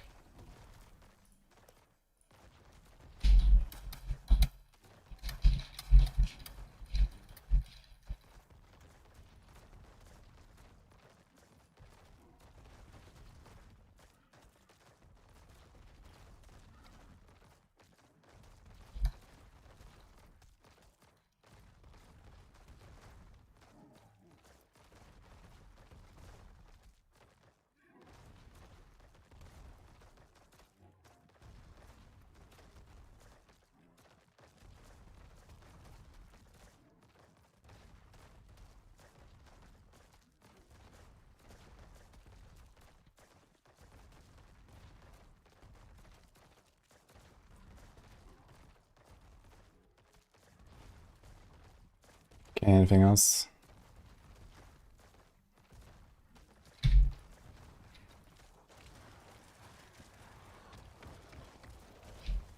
Yeah, that is gonna be very comfy, I think.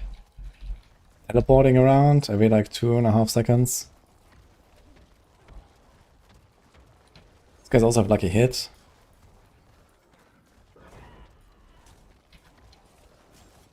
Oh, look at those cooldown resets. These minions have a lot of lucky hit actually, and the Fist of Fate actually helps a lot with that too. They have pretty decent uptime on Bonestone. Having like a cooldown roll or two would probably solve this whole thing. So what is the cooldown?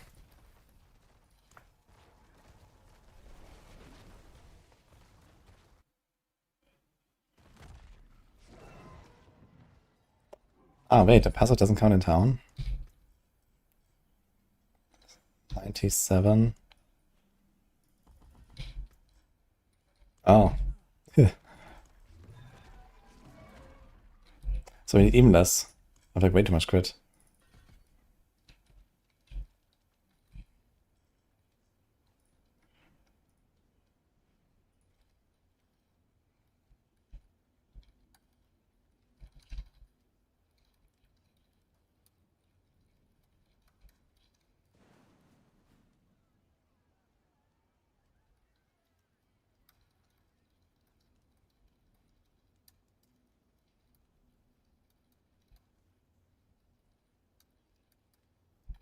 In that case, 16 or 12.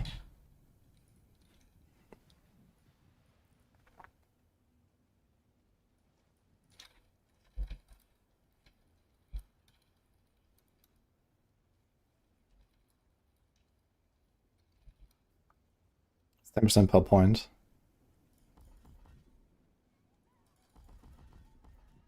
Yeah.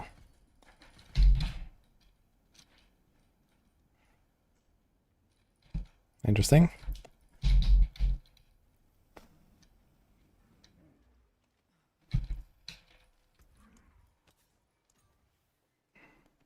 Of course, we like roll once and we get this.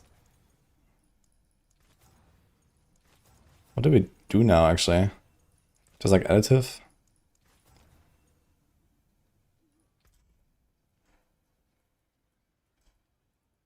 Res.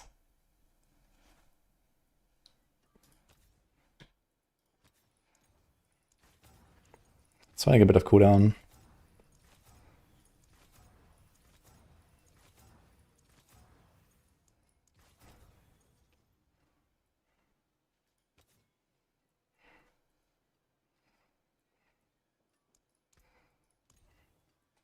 How's my attack speed? I have no idea about the attack speed values. But these guys have 30% extra attack speed. I have no idea if it's gonna be a cap 1 or 2. Or how this works on minions in general.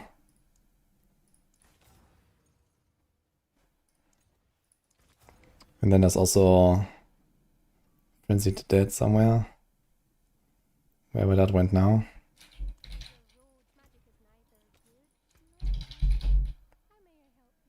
We didn't have that when we did the target dummy test, so we're gonna get even more. So I wonder if I need hulking. Or if we're going to do blood getters. Why no lidless wall? Yeah, I was considering lidless. We might do lidless. Might be pretty good. I saved one.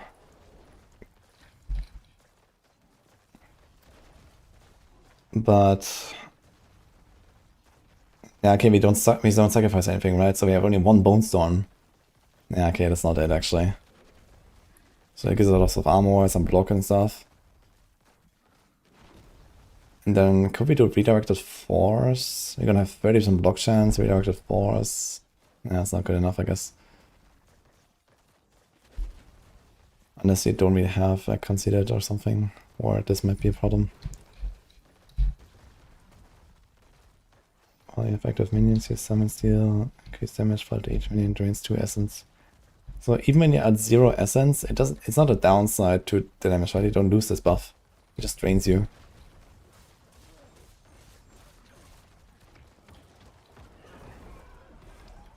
Yeah, we don't sacrifice anything, so I don't think there's a point in like doing lidless.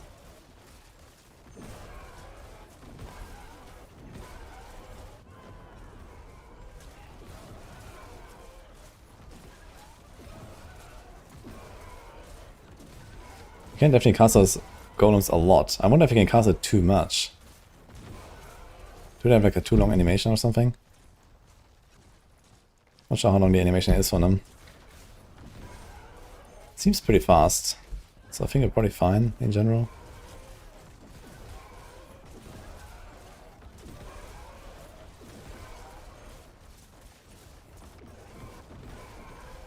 I'll go take off the boots.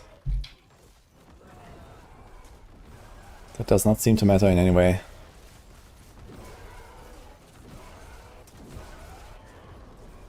In fact, it seems better. Which is weird. Oh, interesting question. What happens if I do this?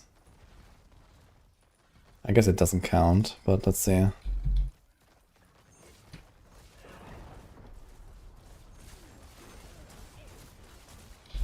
Let's remove this.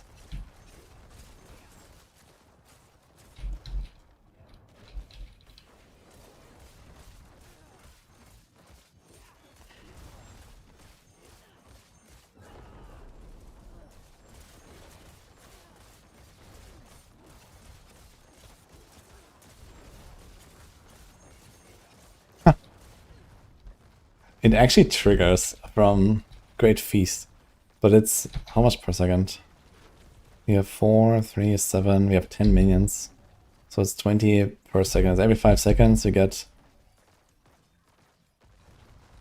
-2.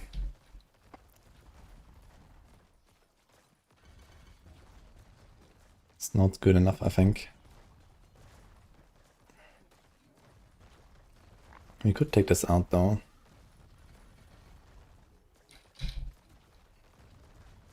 So yeah, we go Blood Gatherers.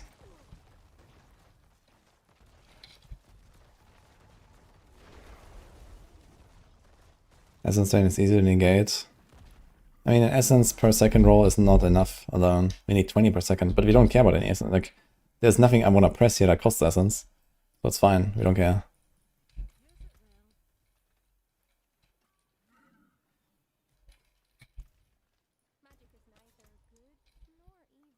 The only reason to get extra essence would be to go Quacks. But I have Nago, Cry, Neo, Jar now. And if you want some damage, you can just throw in like an Ohm or something, which is also fine. I don't really have like... Okay, actually, we can try Ahu Quacks. I want to see how that goes. Just out of curiosity.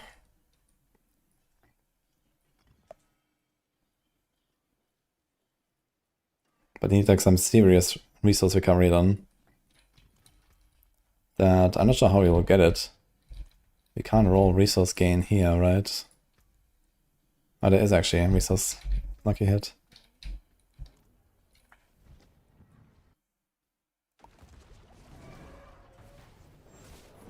I don't think you want to sacrifice.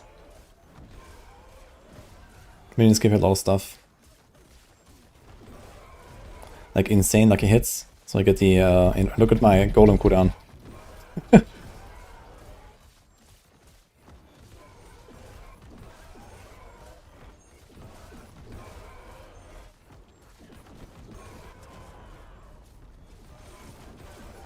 My bone storm cooldown. And without like with sacrifices you couldn't do it this year. 70% multi. And I could not cast the 50% priest as well. Like, you can't sacrifice. And this means you can't go lidless.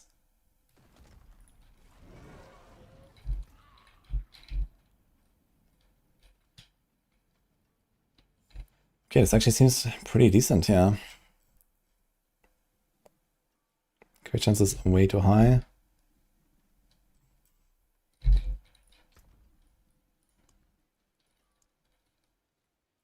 Do we have like a movement petition by any chance?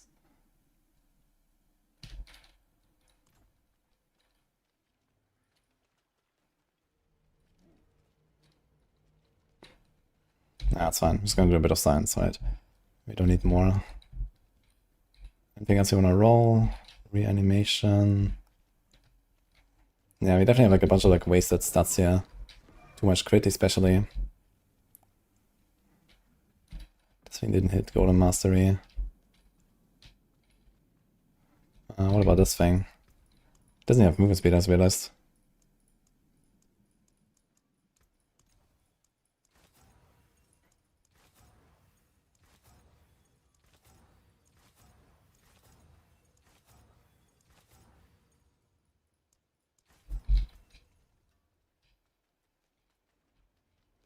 I don't think we need movement on the neck necessarily when you have this.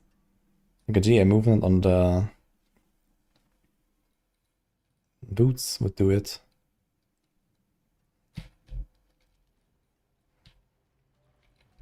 I want to check Fox. Forgot. So how's that gonna go? These training dummies are fucking tanky. Damage? What's going on? Why are they so tanky? Ah look, now the golems are small, I just realized.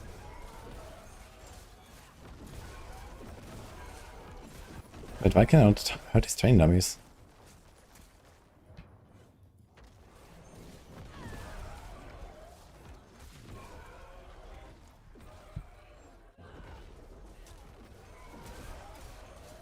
Sus. Maybe I don't actually do any damage, who knows. Aspect of fell gluttony. Let me see that.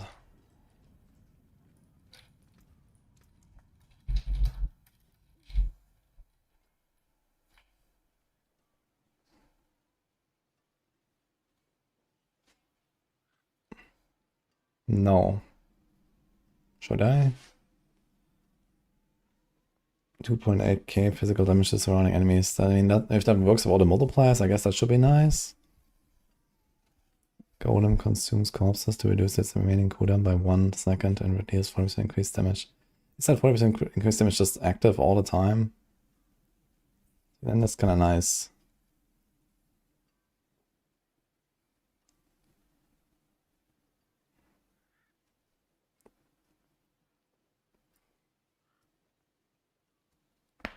And they shed corpses all the time, right?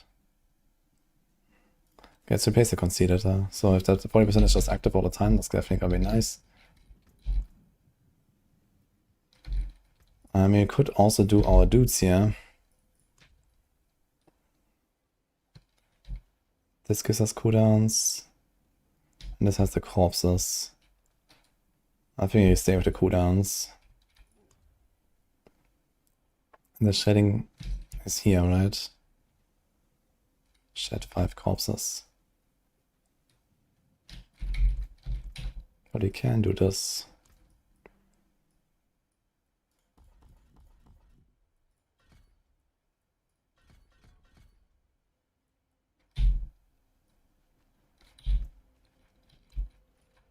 I need to verify if the golems actually just permanently do 40% more damage.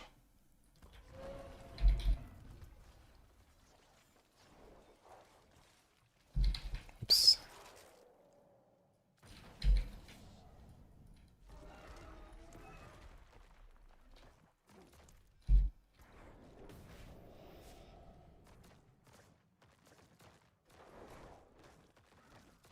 Skeletal mages and warriors sacrifice bonus grants additional 60% golem damage. Oh shit. What the fuck? I guess we might have to sacrifice after all.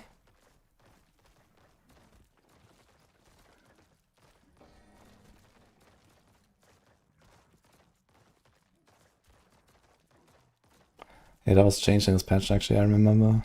Okay.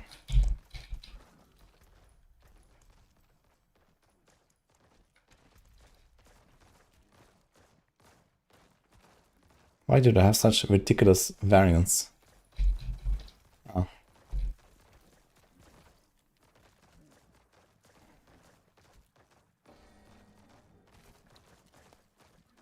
That is still a ridiculous variance. What the fuck is going on?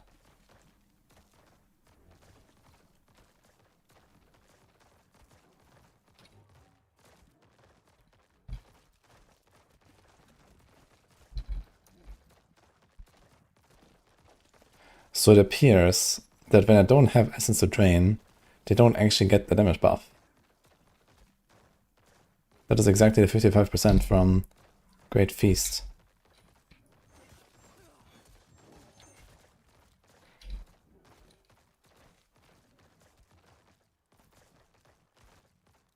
Also, why is it ramping slowly? From what?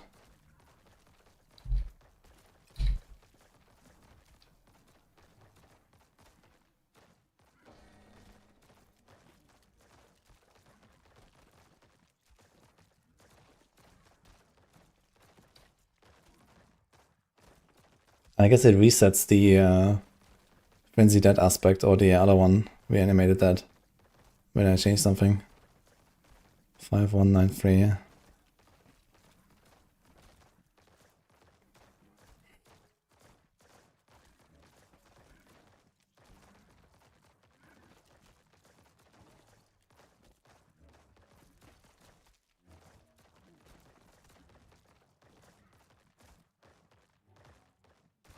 Yeah.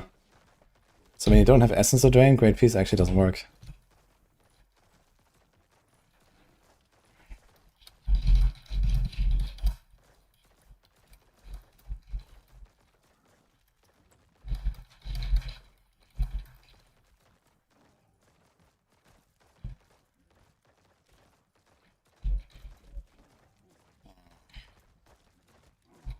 Okay, now what about this gluttony?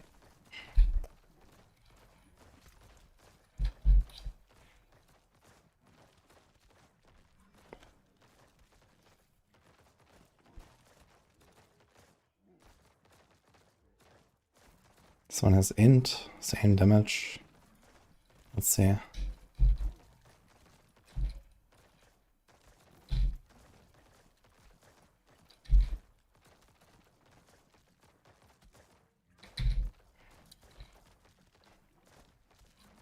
That checks out.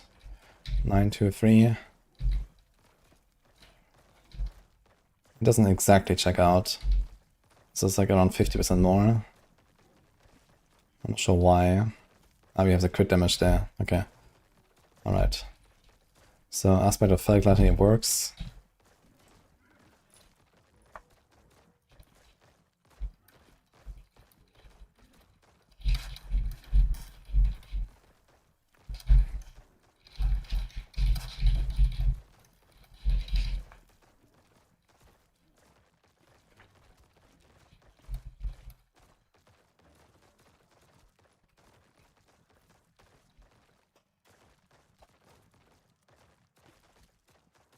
With hulking, we say, huh? Yeah, we're gonna have a bit of a cooldown issue without all of our skellies, I guess. Because I imagine they were responsible for proccing all this cooldown reduction. So if you sacrifice them all... I mean... maybe not.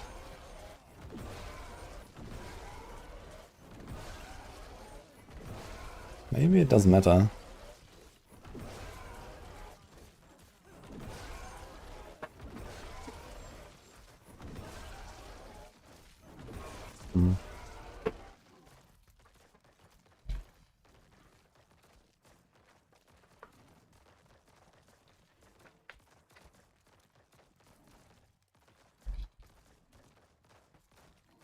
Let's see about Great Beast for now. This. And I need to check out what happens when we sacrifice stuff.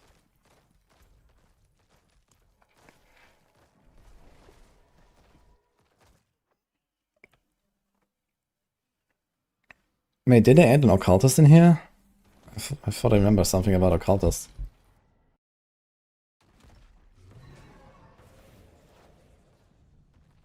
Aha. Okay, so... there's even a jeweler.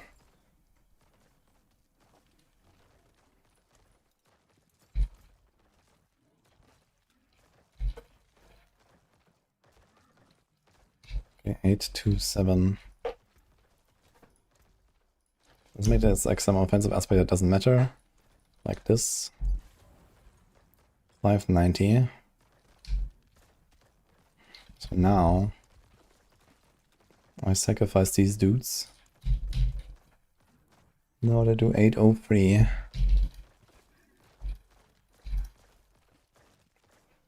Which does not make sense.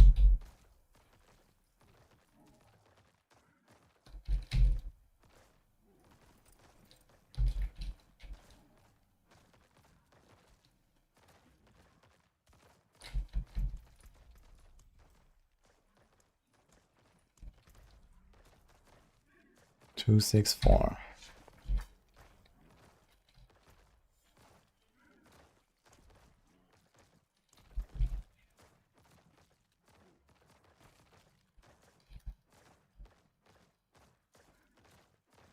36%. What?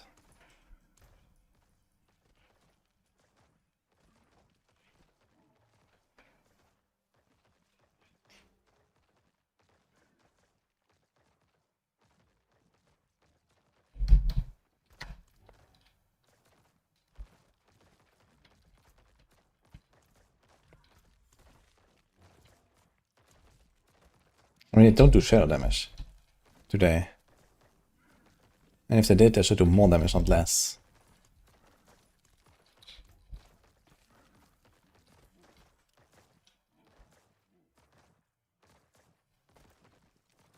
Nah, we have so much good recovery. It's not gonna do shit, I think.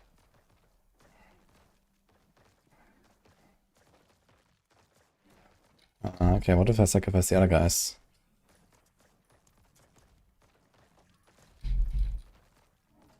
Two, 6, 4. 3, 8, 4. So the mages gave me 45%. And the dudes gave me 36%. Which total is double. How does this make any sense? What if I remove the dudes again? 2, 6, 4. So the same number that we had. What the fuck?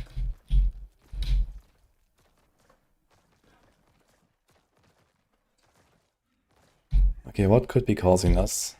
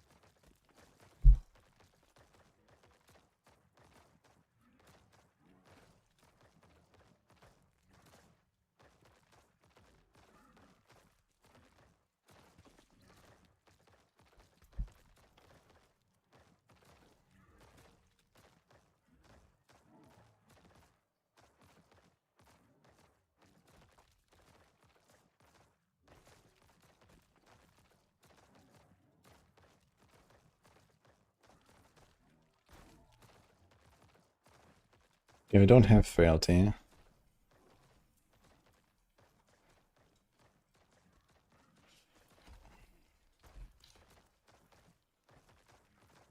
Nine, 7.1. Let's move this.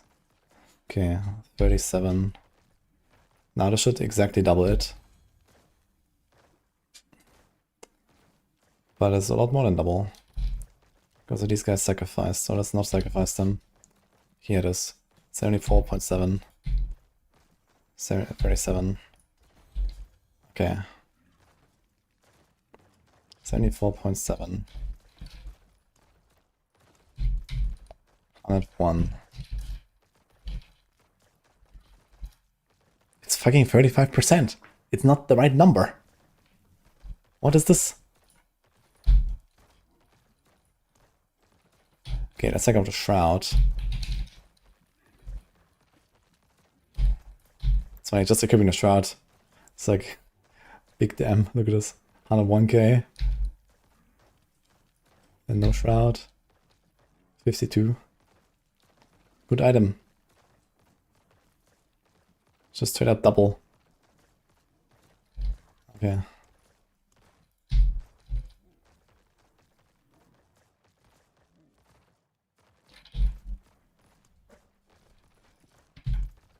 $20.2.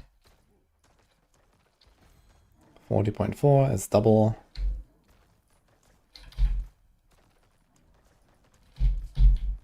52.5.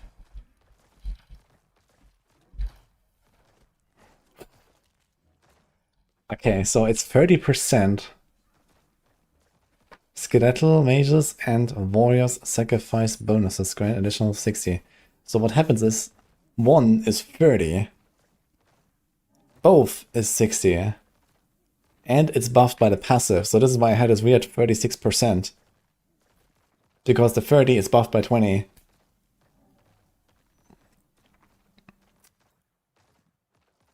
Poof. Okay, I think we're getting somewhere.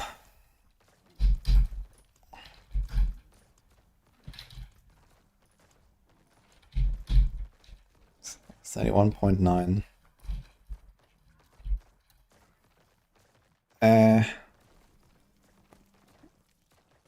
They're multiple with each other.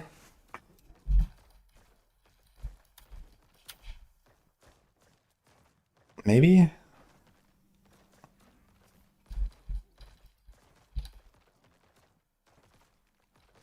Did I select something I shouldn't have? This is just res. This is essence.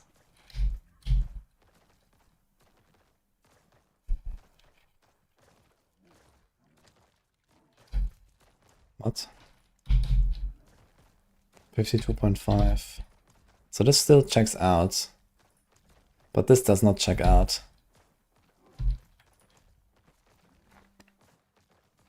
It actually says your golem gains 60% increased damage. This is just not true. It actually says that on this effect now.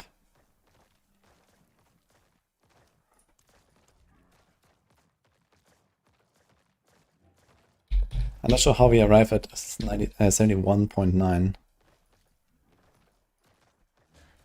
Sacrificing both. Increase the sacrifice bonuses.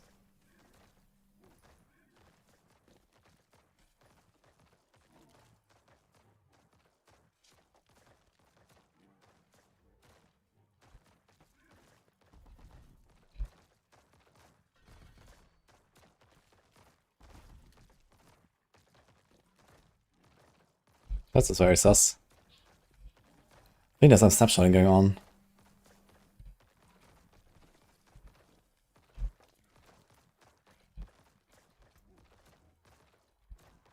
Do you have close damage to anything?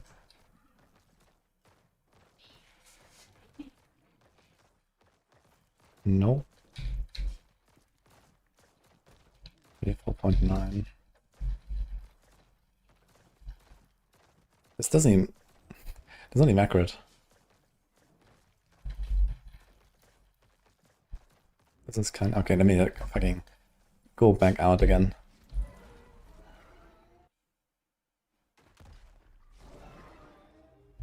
I wonder if it's still snapshot now. Wait, I need to remove the passive in town, I guess. Oh, it is removed, okay.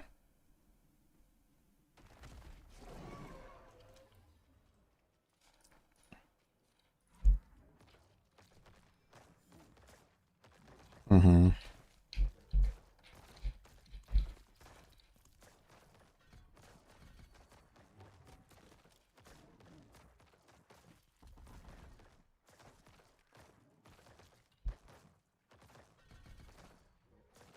Oh.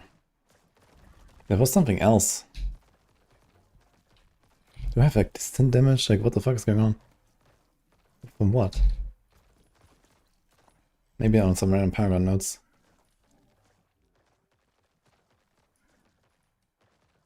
Pollen, crowd.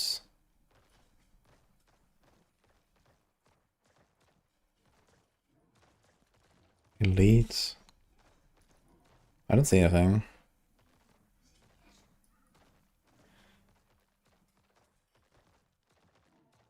He's healthy and injured. There's nothing for close or anything. What the fuck?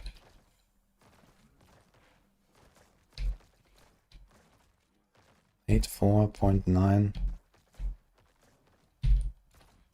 Wait a minute. Wasn't this like something in the past where it said like while you're close to your minions they deal more damage? Is that what's happening? This used to be this passive, right?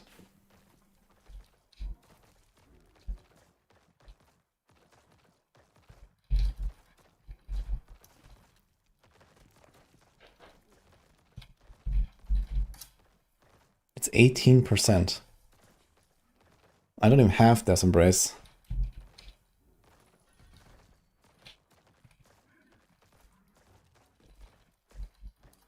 This is 6, so this checks out. I don't know where the rest is coming from. How the hell do we get at 18%? Coalesce blood? No, it also goes down here.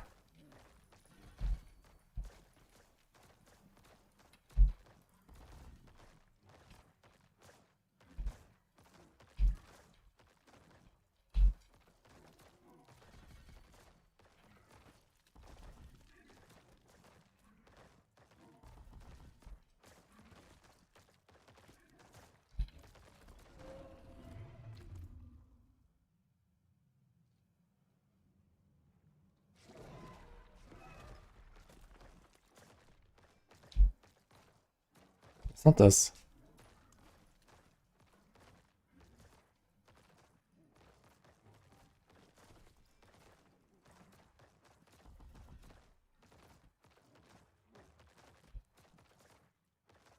Okay, what the fuck?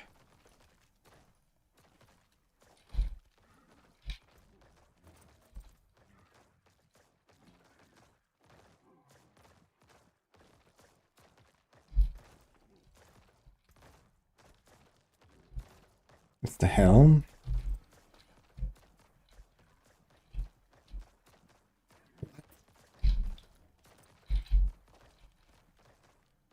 No. Okay, it still goes down here. It's not the helm.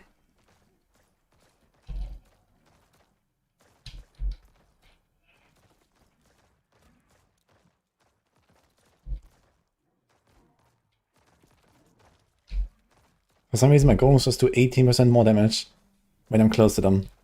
For no reason. Don't know why. I don't have any damage for close, I don't have anything. They just have extra damage, what about this? Still more. Ah, wait a minute. It's a fucking Gravekeeper, right? Oh my god, here, this is the 18%. Okay, I found it. Because it's the fucking corpses that they spawn. Oh my god, okay. Oof. Alright. So we still have to figure out what the fuck is going on with these sacrifice bonuses now.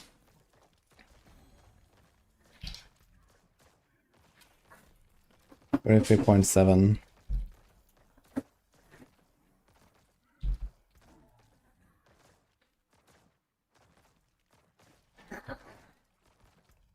Holy. Okay, 9.5.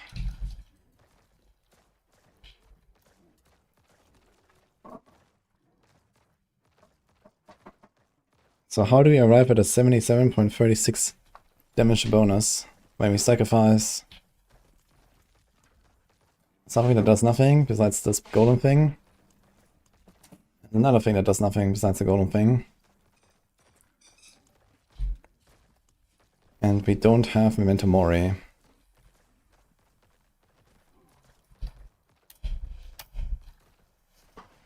There's somehow some unexplained 5% damage. If I multiply them.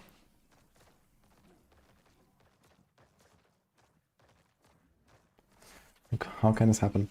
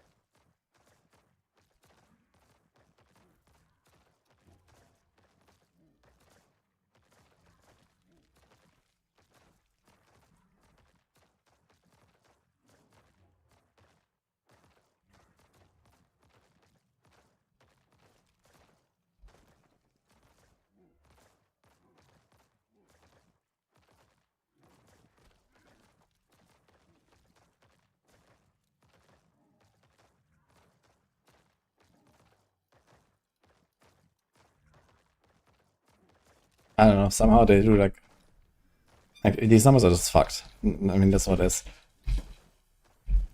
I don't know how this happens, but it's fucked. So, what's it called? Alchemy Monstrosity.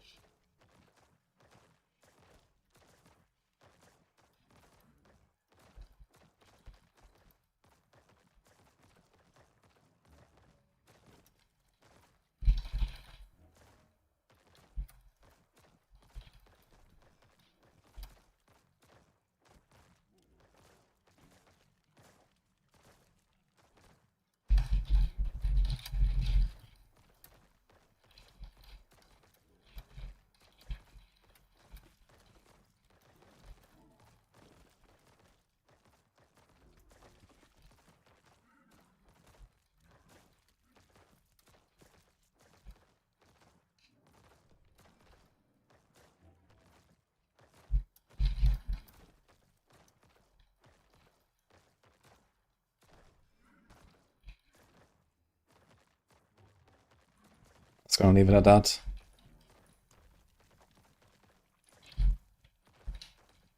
Reaper's Pursuit. No, it has nothing to do with that. It's all about the sacrificing. Like, I'm not changing anything else. The damage just goes up. First of all, not enough, but also too much at the same time. So this 60% bonus is not true. It's actually 30 for some reason. But then there's like some random leftover. So once I do the second sacrifice, I don't get 30, I get like 35. I don't know. If I do them individually, they're 30. If I do both, one is 30 and one is 35. And I don't have this.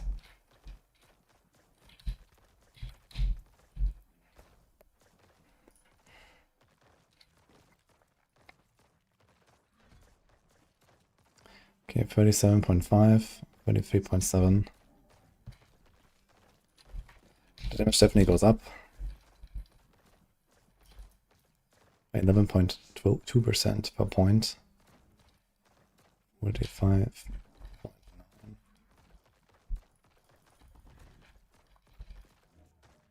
36.2. That's pretty good. 11%, 12% per point. Now let's see what happened here.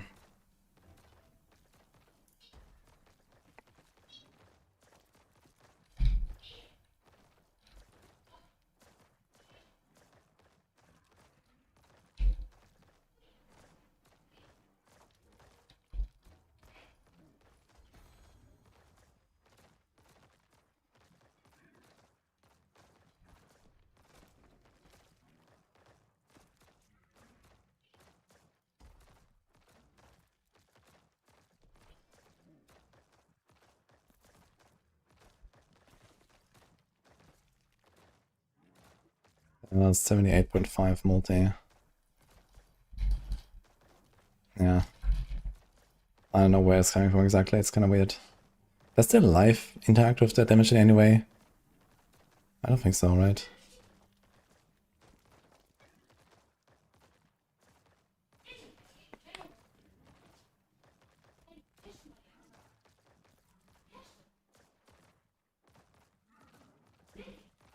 There's nothing like damage per life or something like that.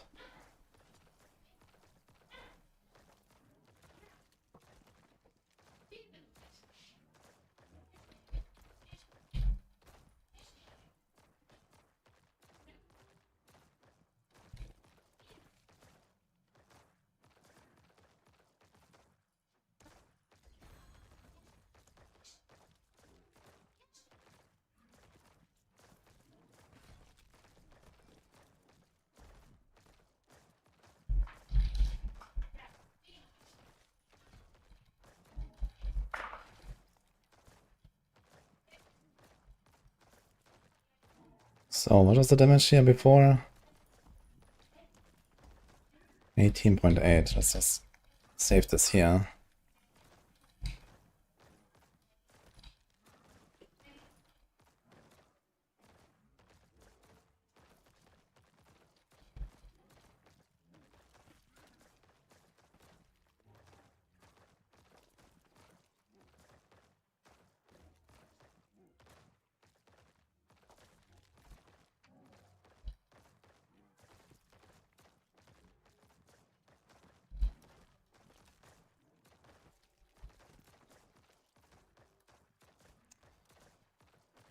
So there's still this random 5% bonus that I don't know where it's coming from. But it looks like the sacrifice bonus goes up to 20%, just like it says. It does not actually go up here, I guess. Right. 60% increased damage, so this doesn't increase when we add the extra points. Yeah. Now let's use the sacrificial aspect.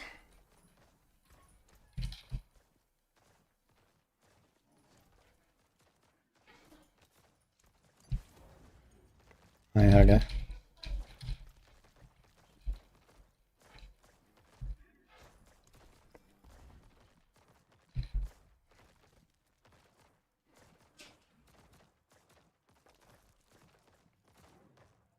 So damage clearly changes.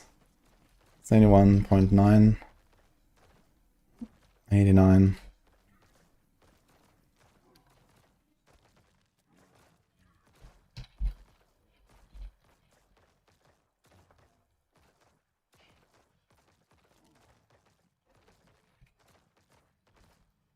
That's a 24% damage boost.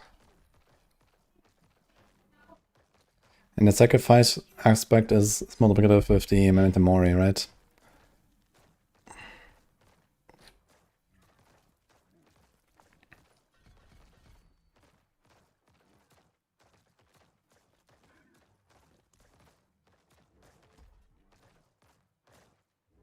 $20.2. 98.8. 97.8.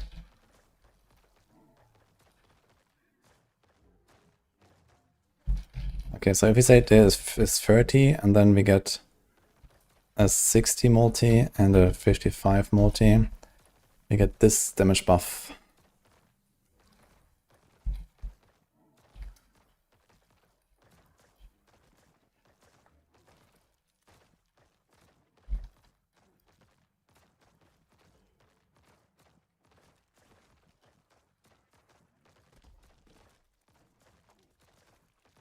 That does not check out at all.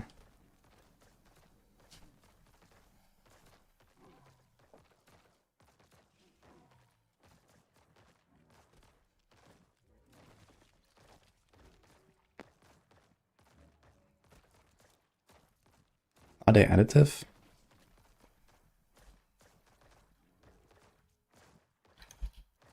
It's 85 sacrificial.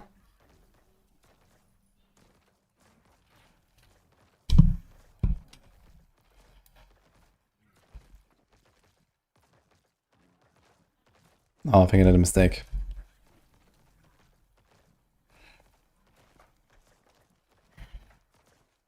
No, I didn't actually.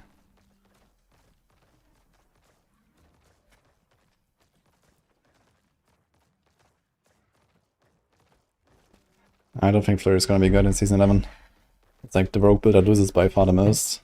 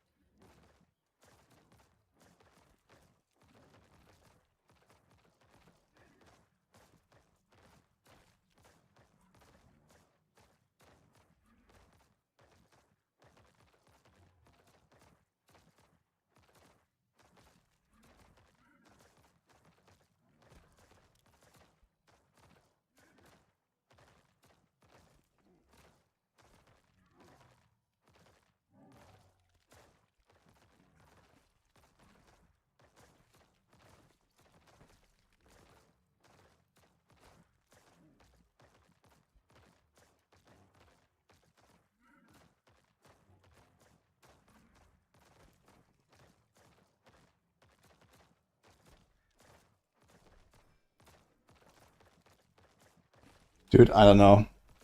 Fuck this.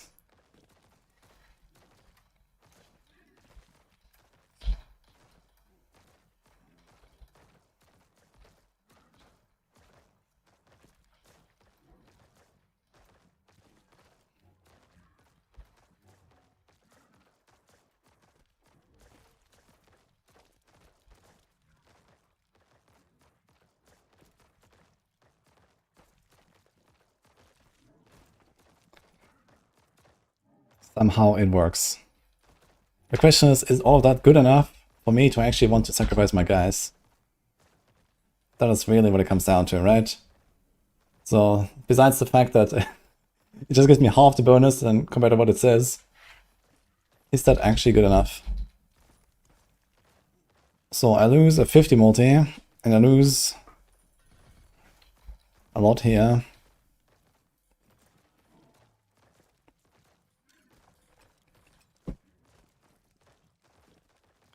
The other question is like sacrificial aspect actually good enough? It sounds like it should be better than something else, right?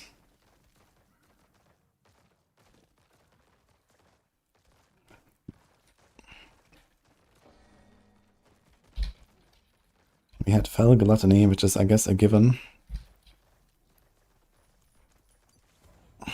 Great Feast is something that I cannot actually sustain if I don't actively try, at least with many minions. With few minions like this, it's fine. Frenzy Dead is a given. Reanimation is a given. Then we have Fists of Fate. And the sacrificial thing. Now if you assume that this thing just gives me half compared to what it says is a bug, and they're gonna fix it to actually the right value,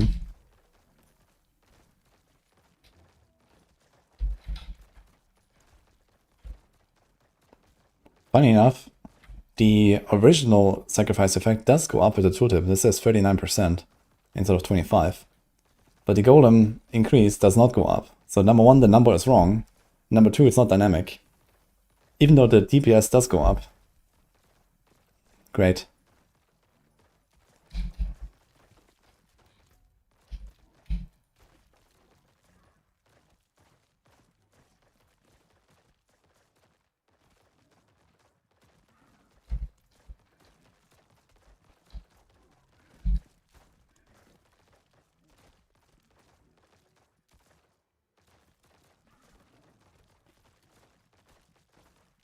It's 80% summon damage.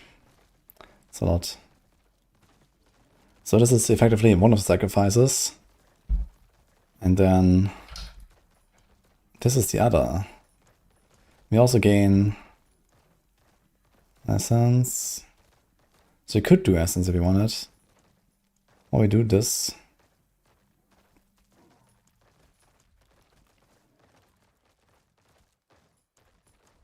We also gain the cooldowns.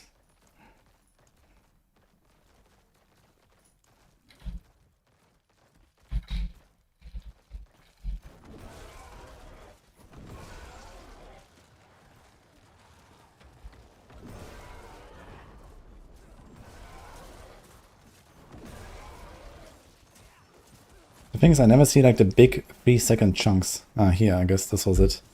It's kind of rare that they do it.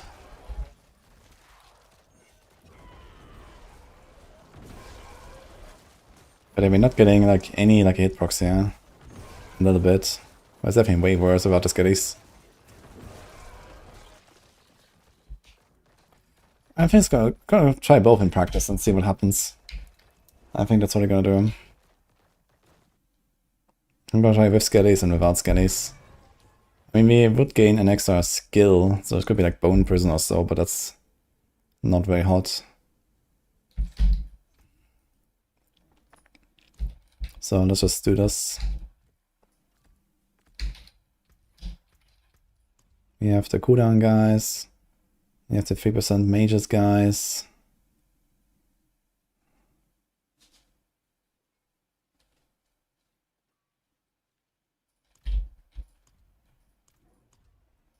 Okay.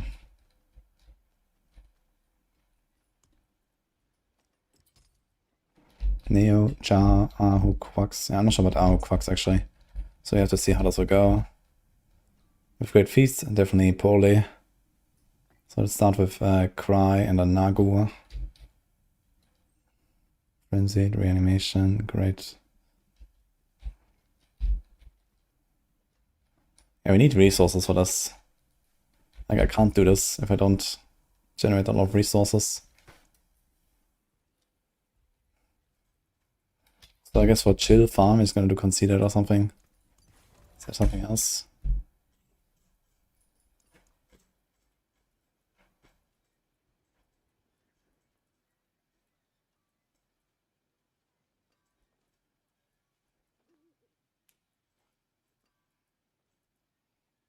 That's Cadabras, which is slightly bigger, but you have to keep it up.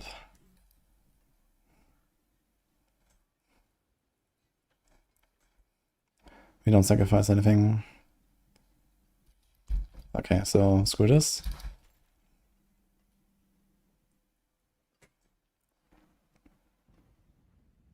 I don't understand how did this wall can go to 100%.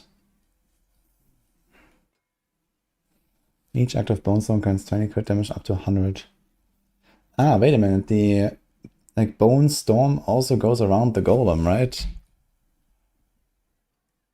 So we have 3 golems. Ah, and this actually makes this not bad.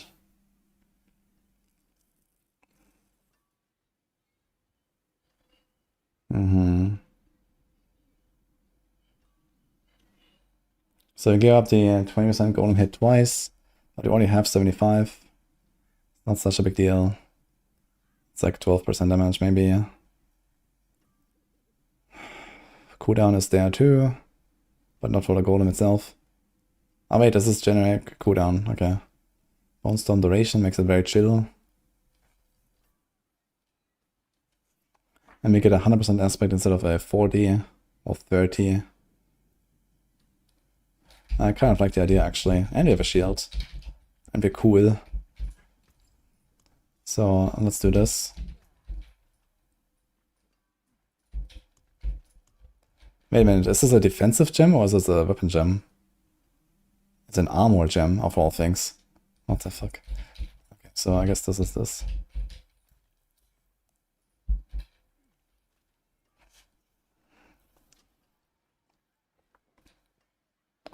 Hitting an enemy has up to a 35% chance of spawn a bone storm. Yeah, I'm not really sure how I'm supposed to get the 5th storm. But this is very comfy for sure. I think Little Sword is probably the move.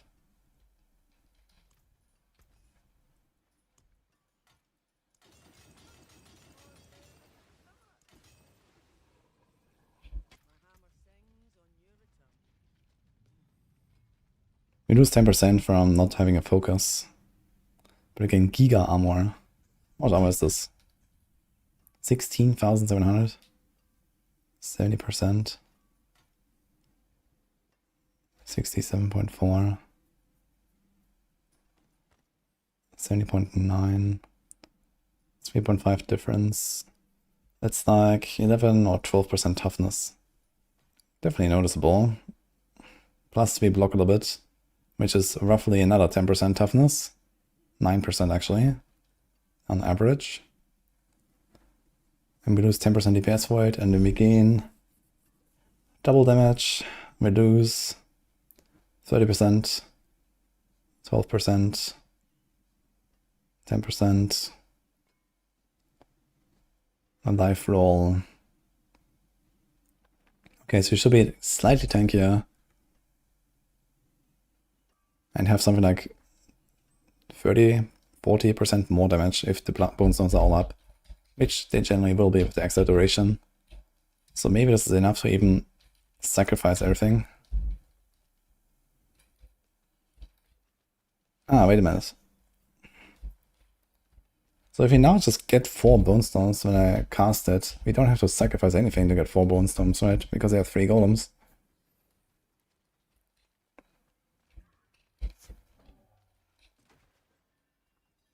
Four, 7, 5, 9, 3, 5. Okay, who knows how this is calculated. But we have a lot of bone storms. And I didn't do anything for it.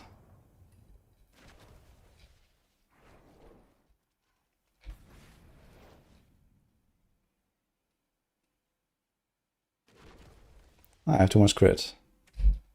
That's for sure. This thing also gives attack speed these days.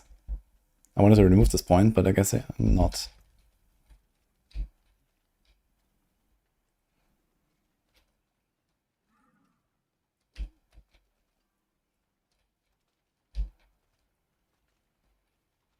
Okay, so this GA crit does nothing, this GA crit does nothing, this crit roll does nothing. And somehow all of this applies at once. Ah, he's not a GA crit. So they all do not need to be GA or even exist. And it would still be crit capped easily. So that's kinda cool.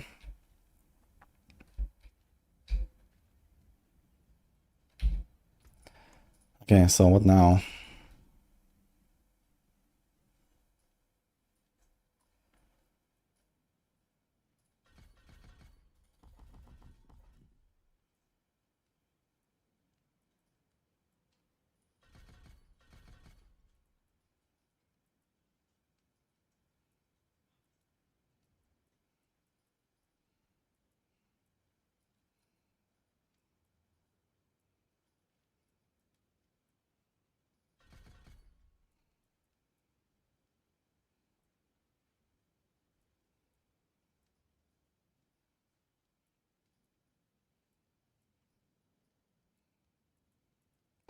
Not sure if I'm actually gonna cast any blights.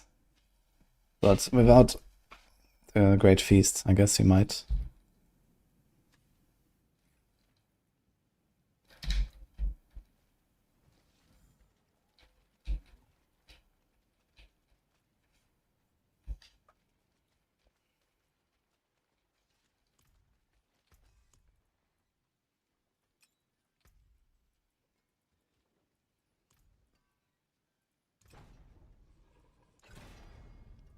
Okay, we are nearly cooldown capped on Golem. 0.1 seconds too much. I guess that's fine. This is with GA, GA, GA, no GA, and nothing else.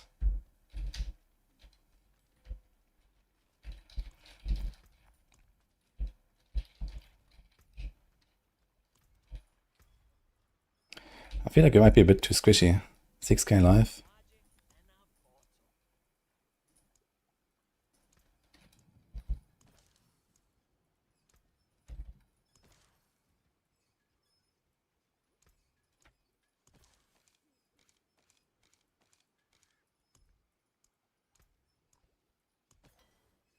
Oops.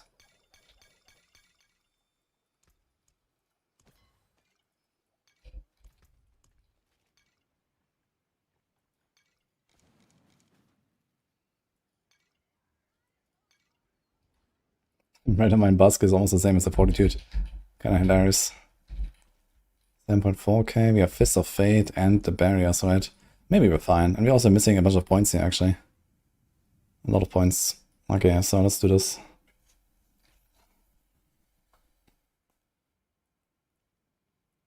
So also on season 11 so far. Login.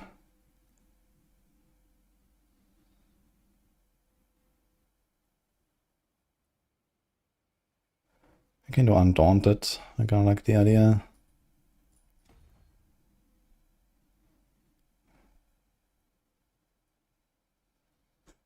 Is it like a golem glyph? I think so, right? Increase damage. Willpower. 1, 2, 3, 4, 5, 6, 7.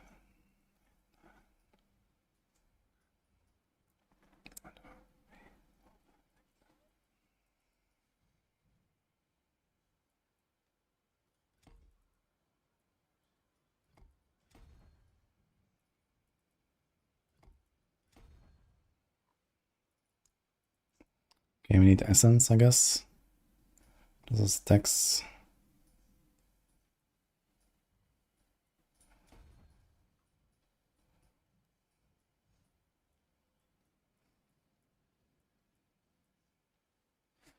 Increase fist damage and movement speed. And fist damage. And magic nodes. This is not bad.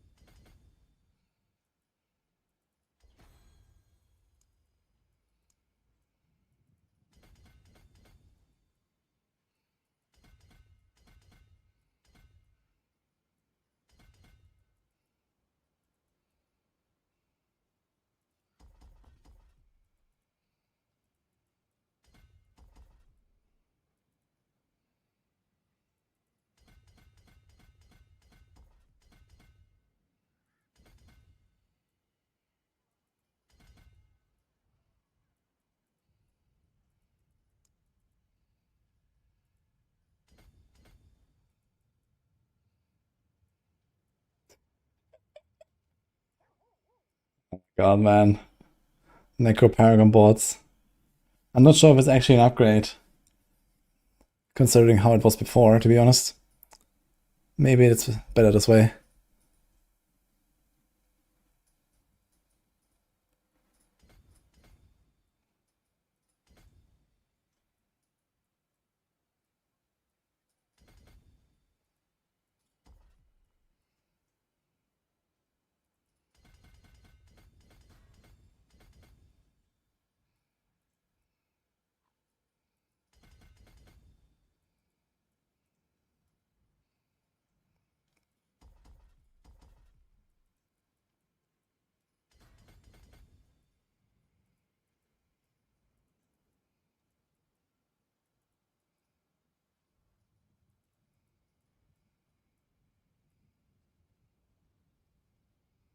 And dude, I'm too dumb for this node. Holy.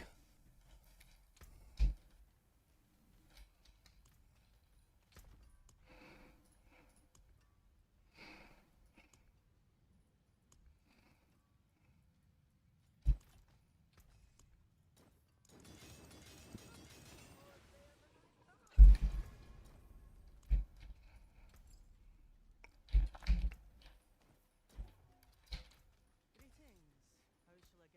hammer?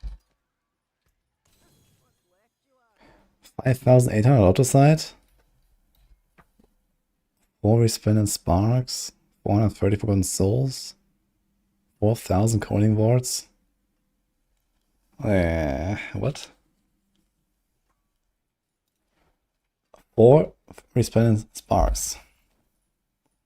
Interesting.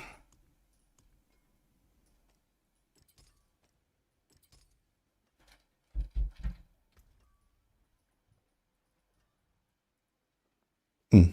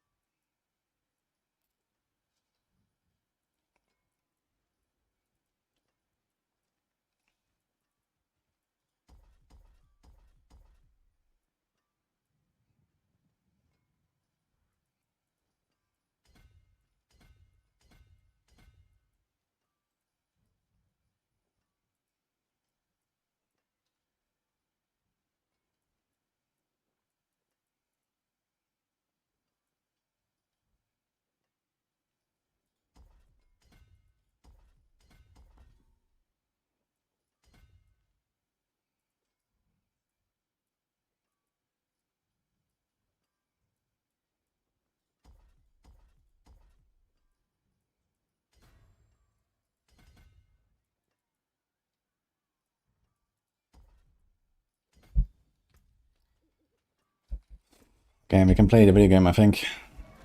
Let's try it.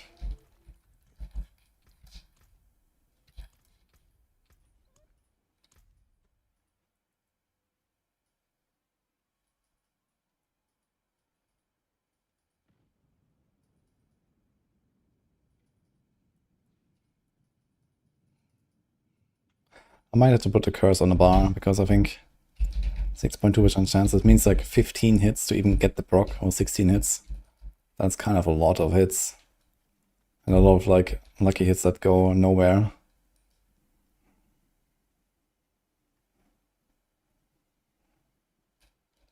And also the slow, the mass damage. Pretty sure I have to put this on the bar.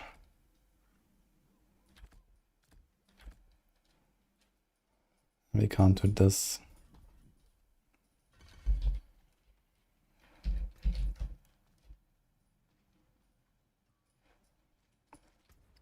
Okay, let's open a 80 and see what happens.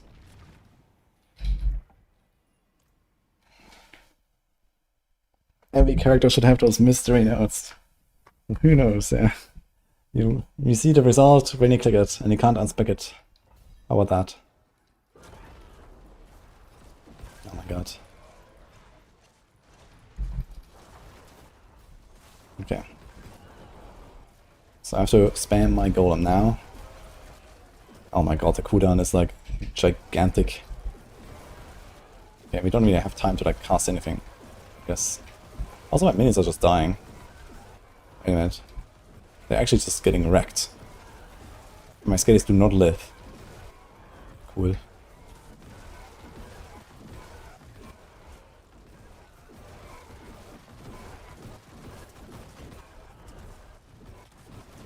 Okay, this is this is a bit too spammy, I think, with those golems. What the hell is this? Look at my golem cooldown. This is like... That is a bit stupid. Okay, 80 is a bit optimistic. It's like a farming scenario. And I have to do something about the survivability of my guys. I already have the mastery. So cope. I'm not sure if this even does anything at all. The way I know this game, it probably does nothing. But let's see if it helps. And I guess Gravekeeper is not an option. Well, it is, but put Corporal here.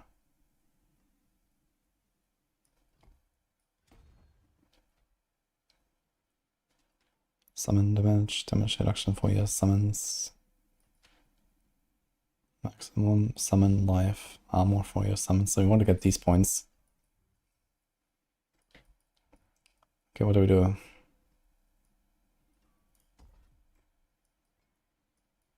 We can take out these random end points everywhere that we just took.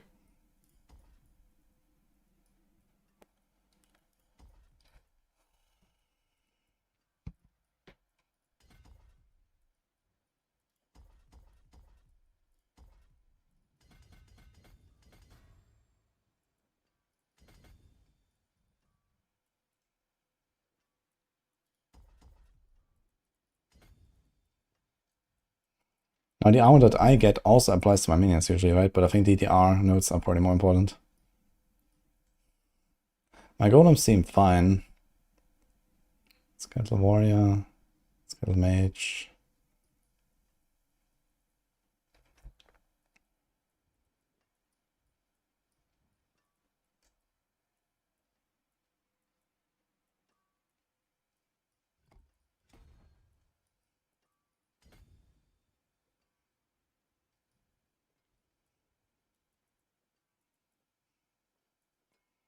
That's a lot of golem damage actually.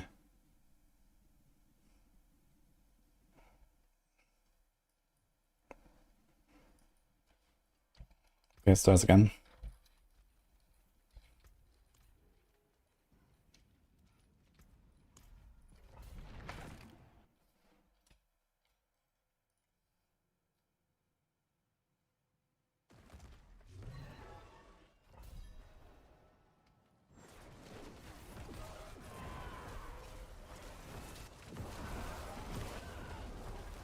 Okay, my bones don't cool down. What the hell? Okay, then. Okay, my skaters are just dying. That's insane. And I'm kind of trying.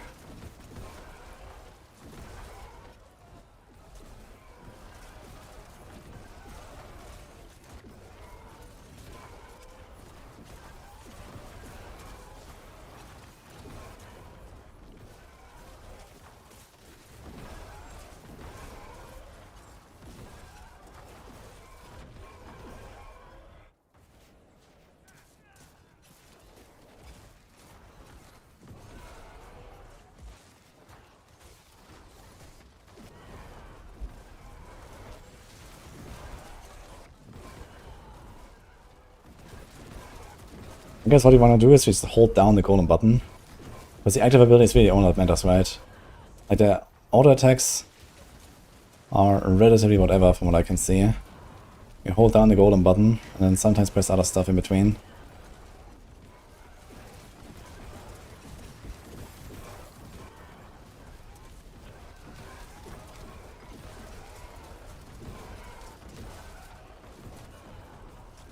And that's basically it. And there's a big dude here.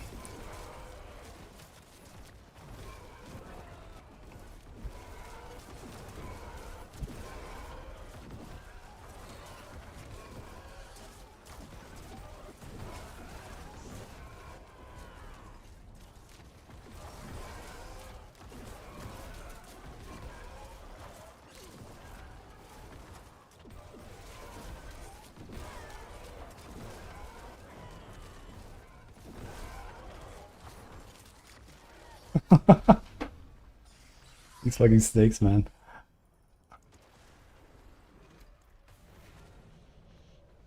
Berserker, Soul Drinker, Heavy Hitter.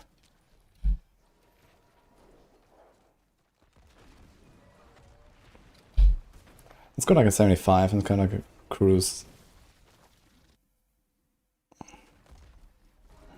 Actually, let's do a tower.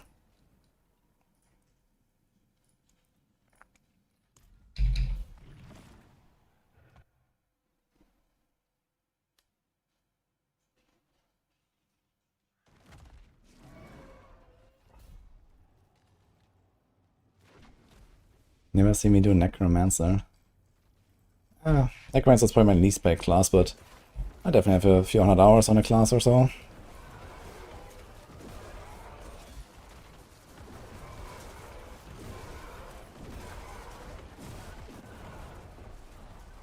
Can you tank the explosion? Who knows, it disappeared.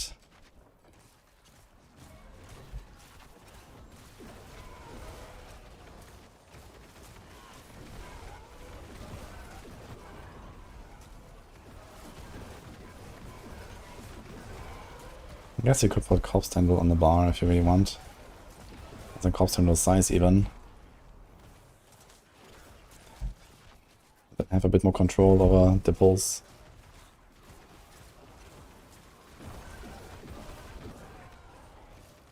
It's crazy, you're kind of like permanently unstoppable with this setup as a Necromancer. Unbelievable.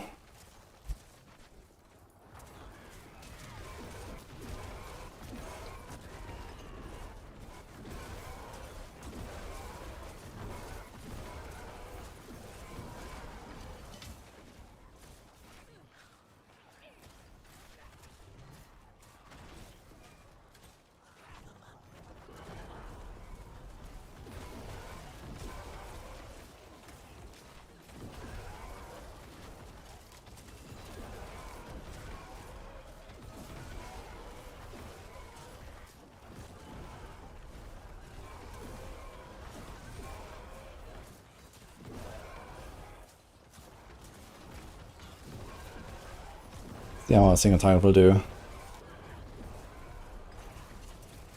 Seems kinda okay. Okay, there was like these big chunks suddenly, I'm not sure where those come from.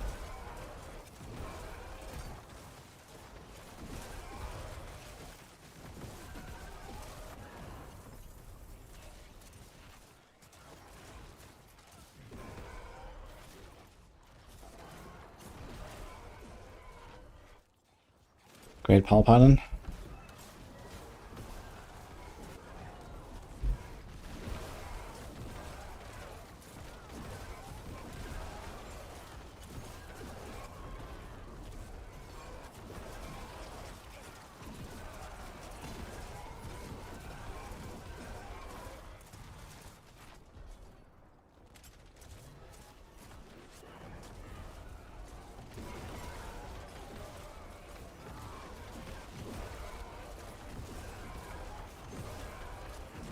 I don't know why they're probably giving us full minion build, like all of them at once.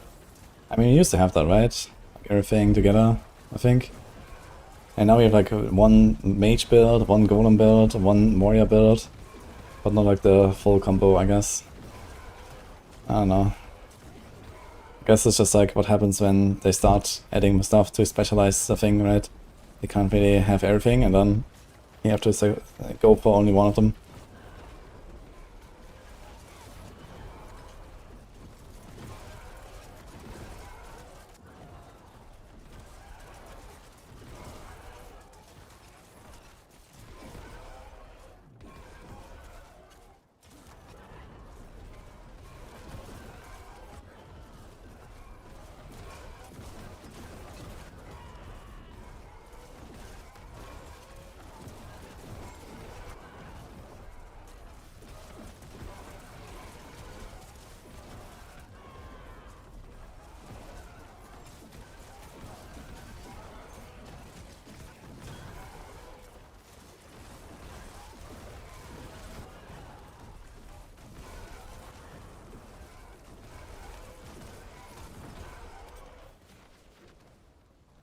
I'm not sure if like this Nago Cry is a good idea.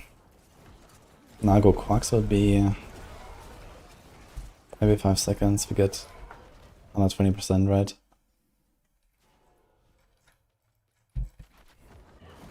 $150?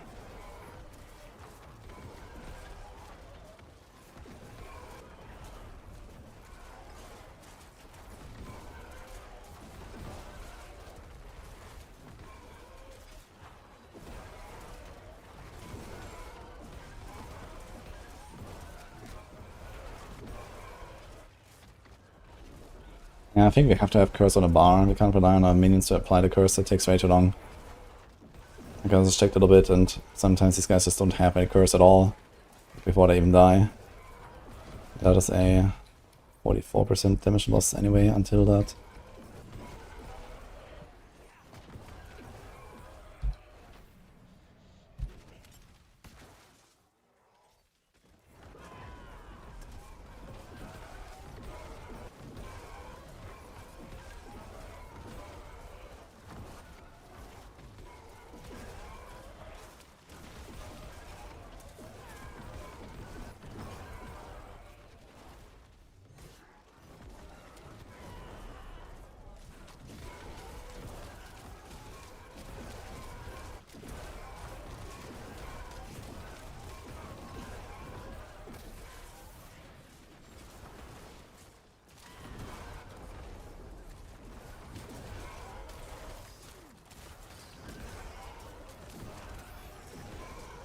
So we spam my skellies enough, I keep them alive now.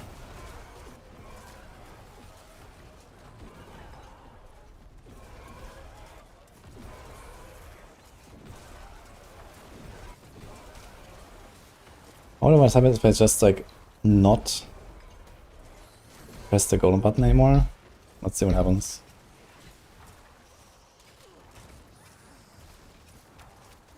And like very slowly whacking away, so the active is definitely by far the most important thing, I guess.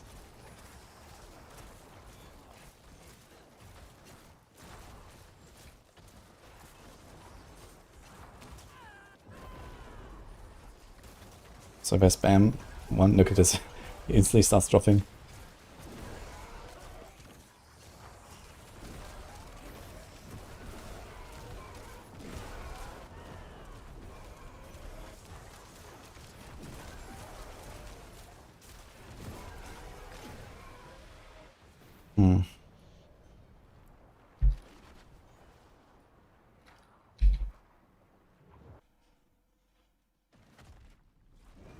How much healing's the priest?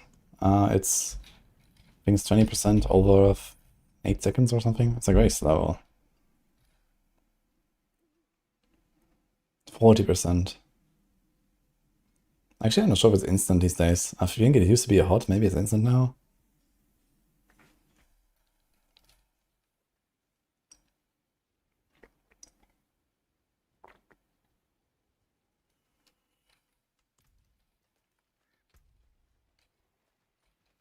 Maybe 5 seconds, 20 extra.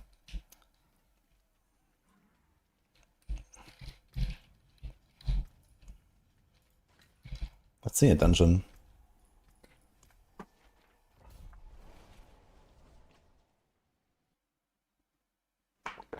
Always played Sork, doesn't look like it will have any meta build. No, Sork is very good with Crackle. It is like one of the fastest and highest pushing builds for next season for sure.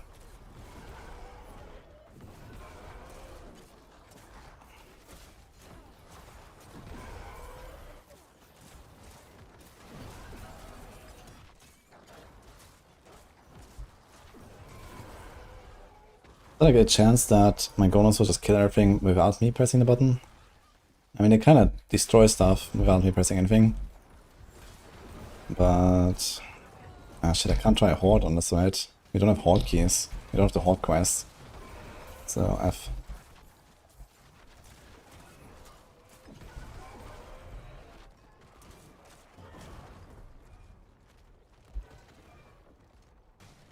We try Bazooka Barb. It's not so bazooka anymore, right? With the changes, it's like 6 seconds now instead of 12. But I guess still relatively the same. 12 seconds is too long, but 6 seconds, this might be fine actually to make it like interesting. One big boom every 6 seconds might be fun.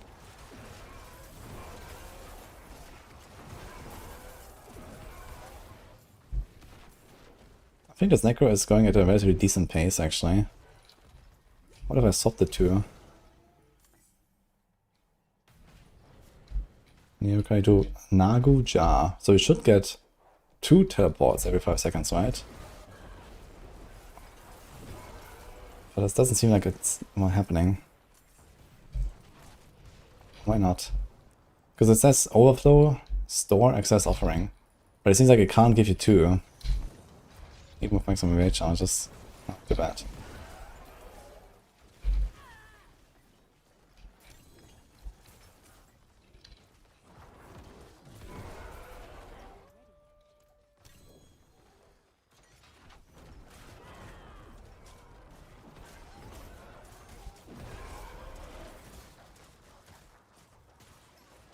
Yeah, I guess you get almost all of it, and then F.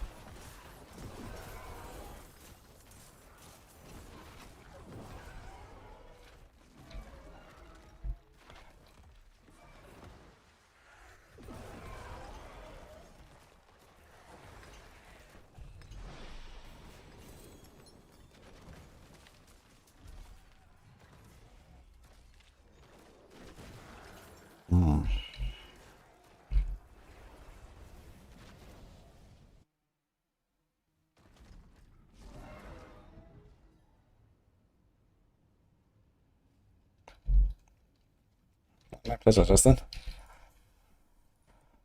Actually, we could release a video about like the current PTR meta and so on. You can check that out.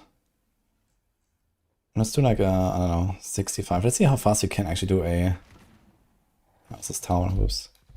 I want to do a pit. Let's try to like speedrun a pit.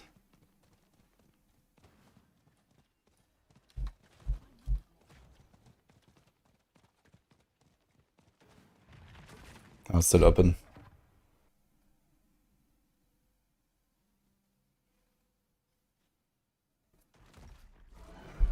Okay, let's do tower. Fuck it.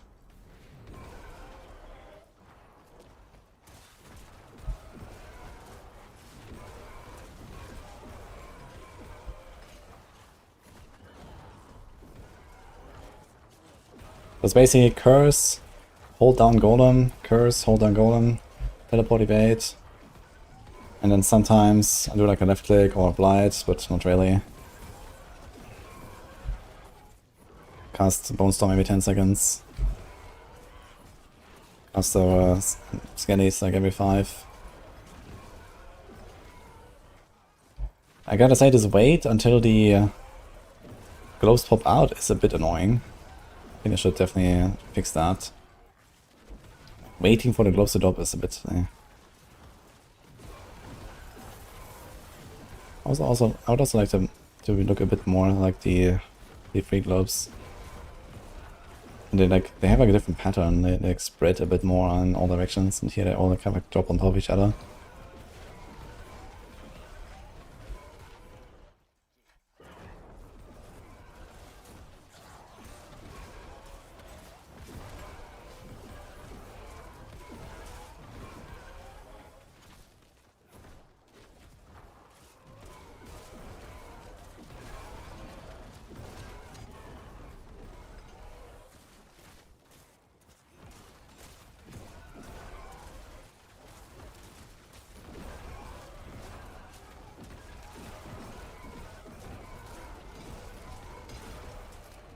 Also here to wait until you can click the channeling pattern and stuff.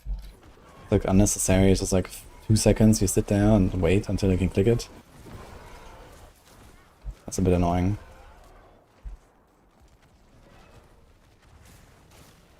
F.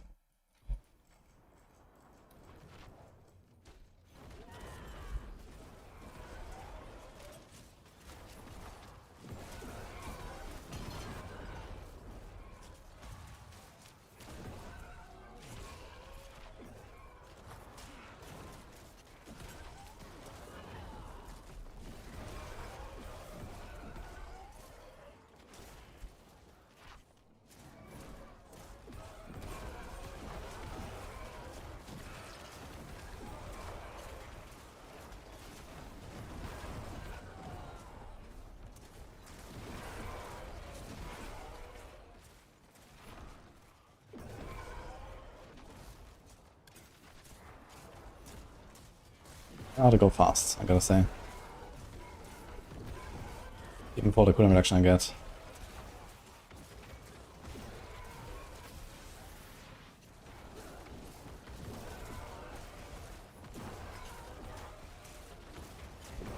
This guy is too tanky.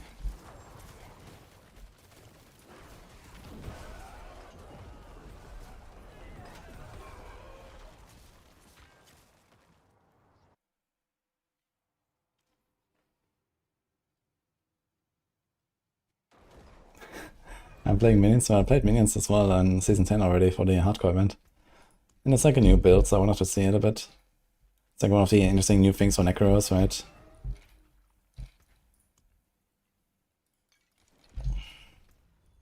Let's do a pit 65.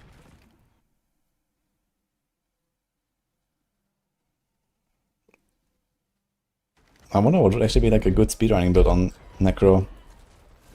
Because I think this ain't it, actually. It's like it's hard to really make this go fast.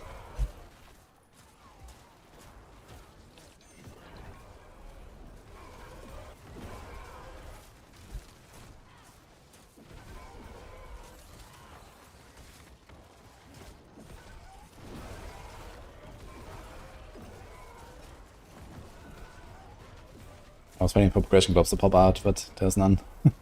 Oops.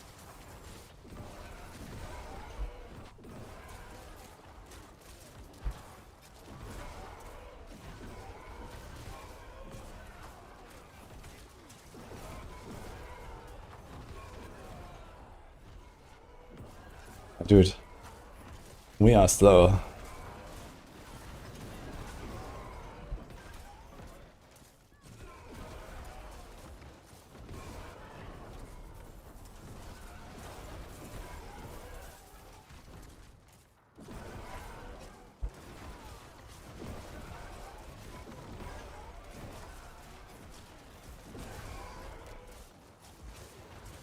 And I already tried to go with Jar Rune and Cry Rune, so I'm not sure what else to do.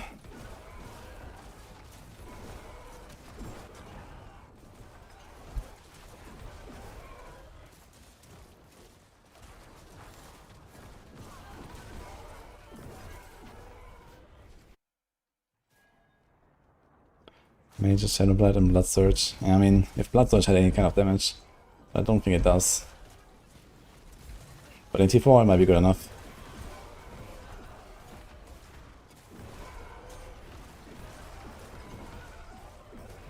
Yeah, they're basically playing like a companion druid with a bit better cooldown recovery.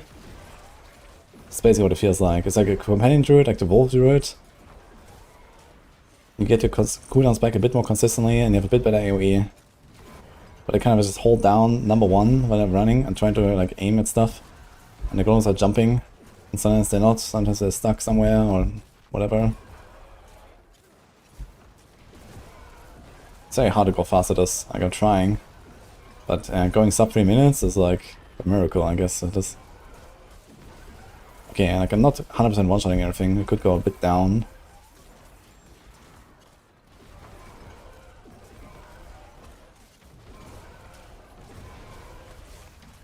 But realistically, in the future we'll also sacrifice all of our skellies, so you have even less lucky hit and even less cooldown recovery. So I'm gonna have even less speed.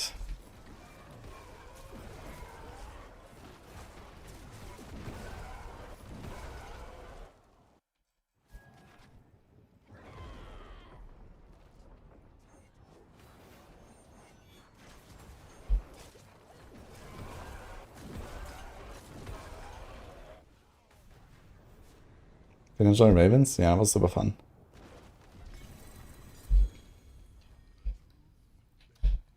Okay, time to sacrifice the guys and see what happens.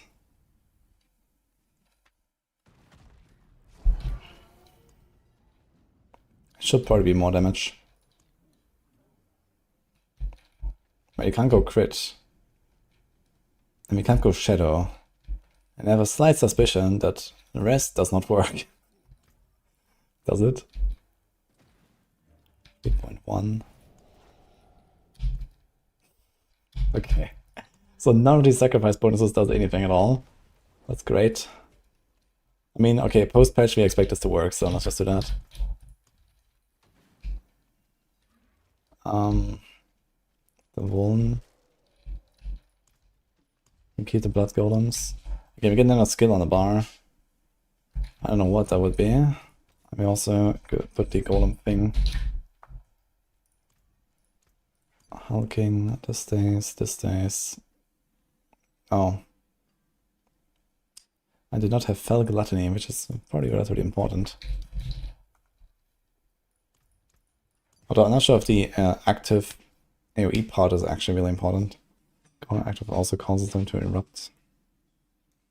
This might actually be relatively big. Okay, maybe I should do another run real quick before I change everything.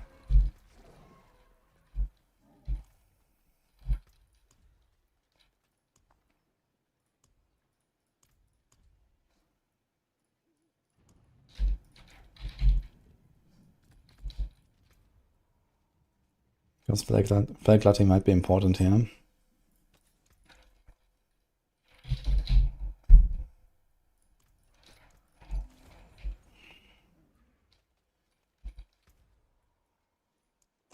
Let's say Tower 85. I don't have to full clear, it's just like get an idea.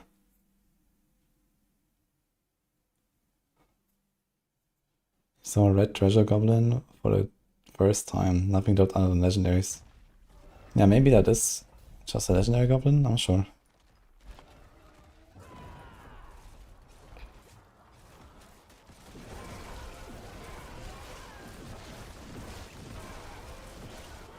Oh, we have no skellies when we started, what the fuck?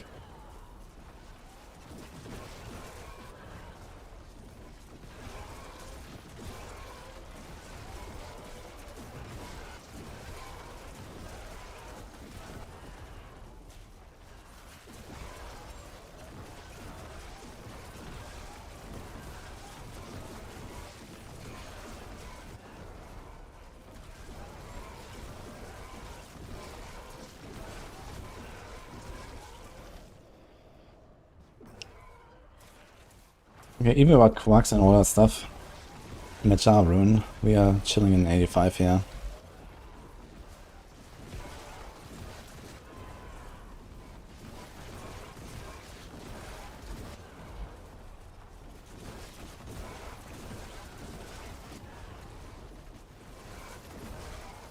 But it's very uneventful gameplay, I gotta say.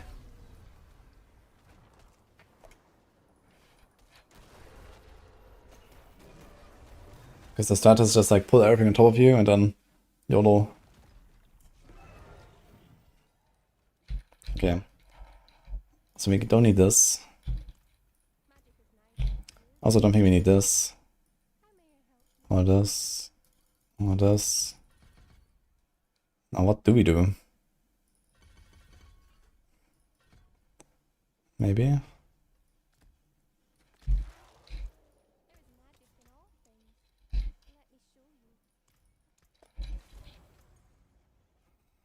What else?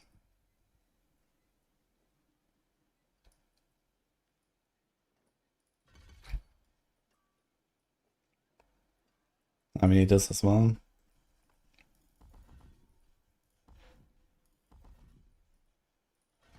It's kind of funny how extra point in Decapify is stronger than spiked armor. It's pretty hilarious. Okay.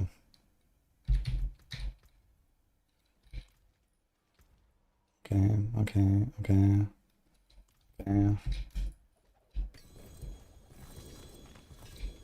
Where's that coming from?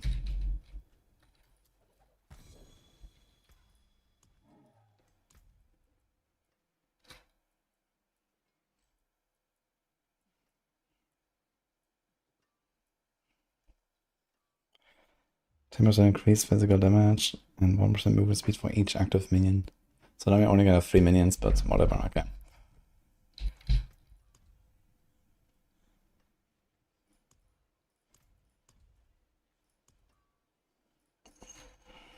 Do we do sacrificial aspects?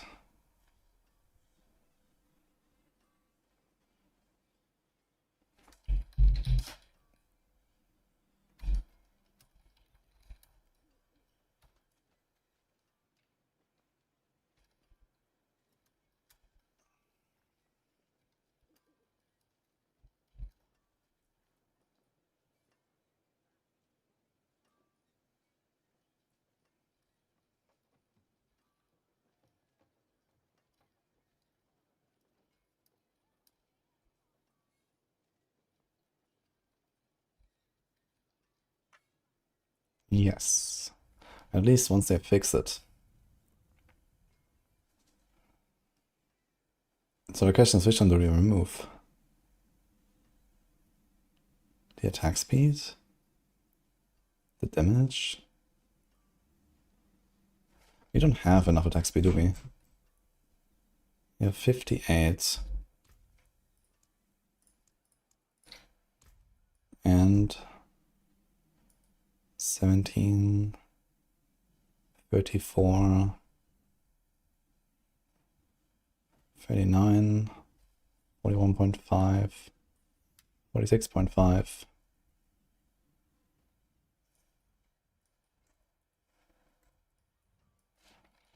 It is enough for the Paragon board.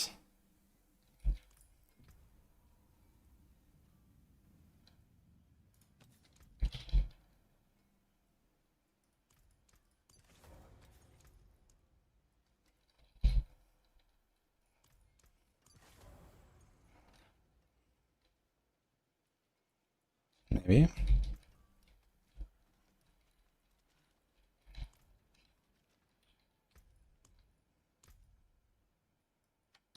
Okay, now no more scanny spam. Let's see.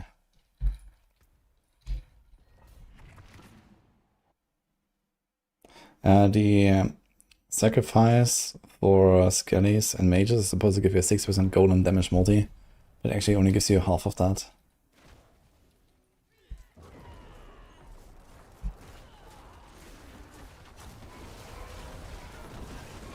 Still getting insane amount of cooldown recovery, man. From just the golems. Kinda surprised how good it is. I guess the active ability has a lot of like a hit or something. And we seem to be blasting, okay.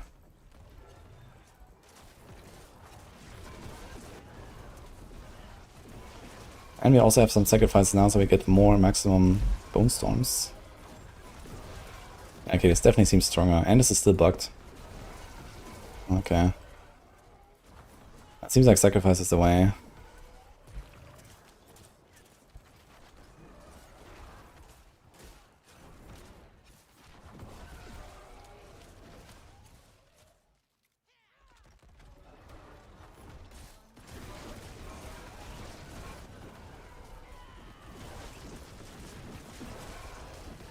Like annihilating the stuff.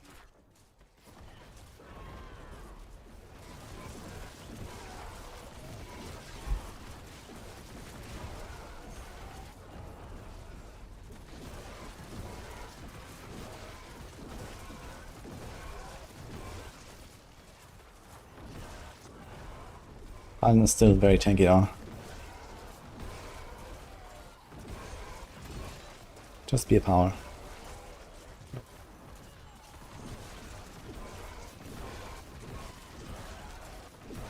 This blood splatter though from the golems constantly, like that's a bit too much. I think there's like a general problem in this game with like, you know, the animations are fine when you see them like once every 5 seconds, but if you see them 5 times per second, it's not fine, you know? And they don't really scale down the animations or something.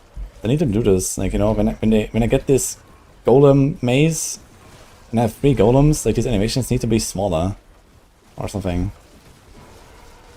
Or like more transparent and whatever. It's like it's the same thing on like when you play Capeleke with like Stinger on Spiritborn, or like Unrelenting Aspect on Spiritborn with Crushing Hand. Like it's just fucking too much, man. You don't see shit. It's just like hurting your eyes.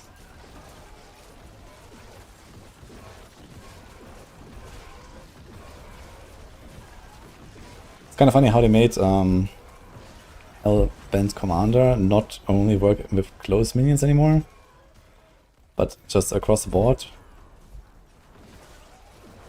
But only when you have 7 of them, so it doesn't work with this build at all. And in fact, I'm constantly close anyway, because I want to get my damage reduction and my damage multi from Death's Embrace.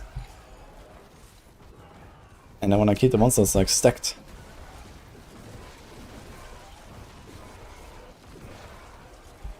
So who cares? What's going on here? What's that golem? A goblin? Blood for the blood god. Probably.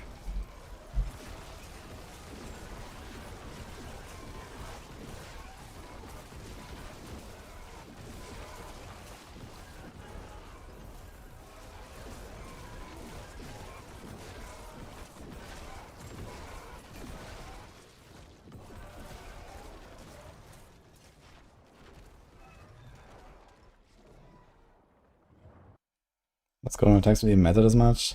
Yeah, I need to get at least 100% total from somewhere to get the full multiplier from the Paragon node.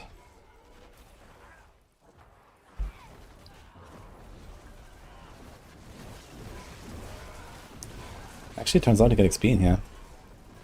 Cool.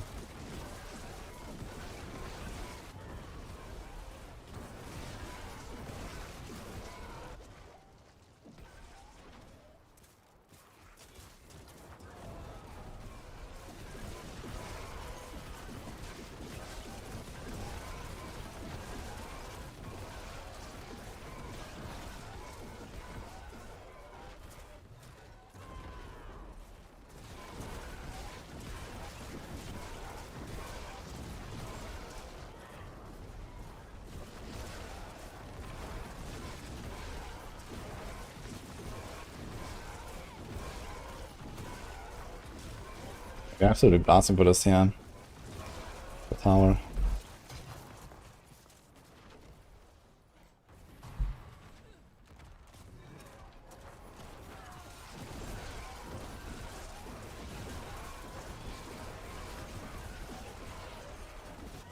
We'll get another power before I can even finish this one.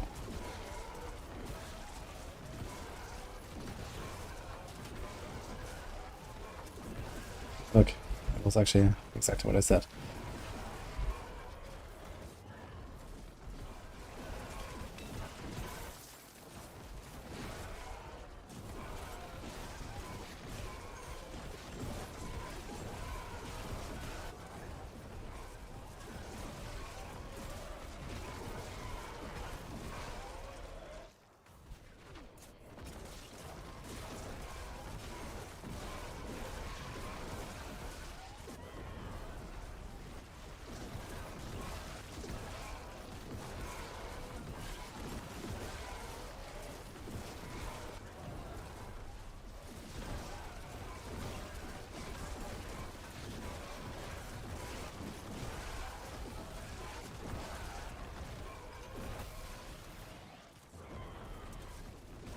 Oh, new boss. Casa, dude. I'm sure I will see his abilities too. With his name.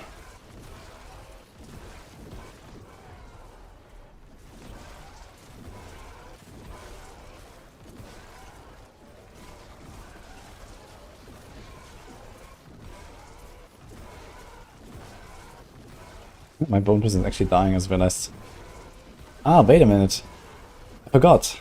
Bone prison minions? There's like this thing where bone prison dies as a minion die, counts as a minion dying, right? And I get the Kalan's Edict buff. Forgot about that part. So I actually need bone prison on the bar.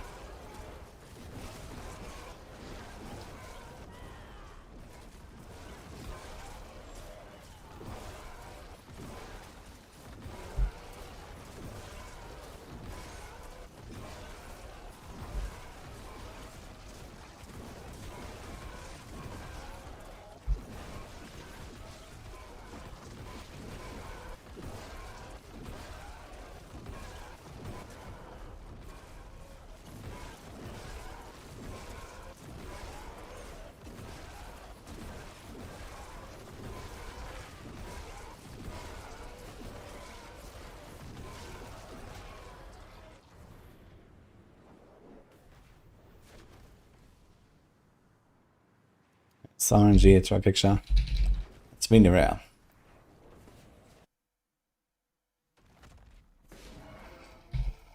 Okay, let's try to do a bit of a speedrun. Let's say pit 70.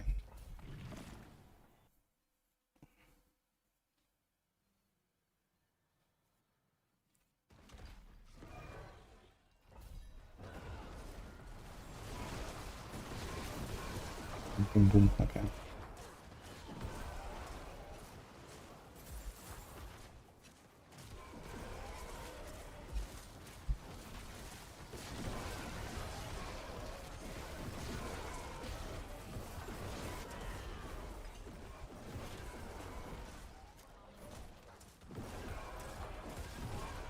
So when my goals are too far away and I press the button, they actually don't even arrive where they're supposed to go. It's very cool.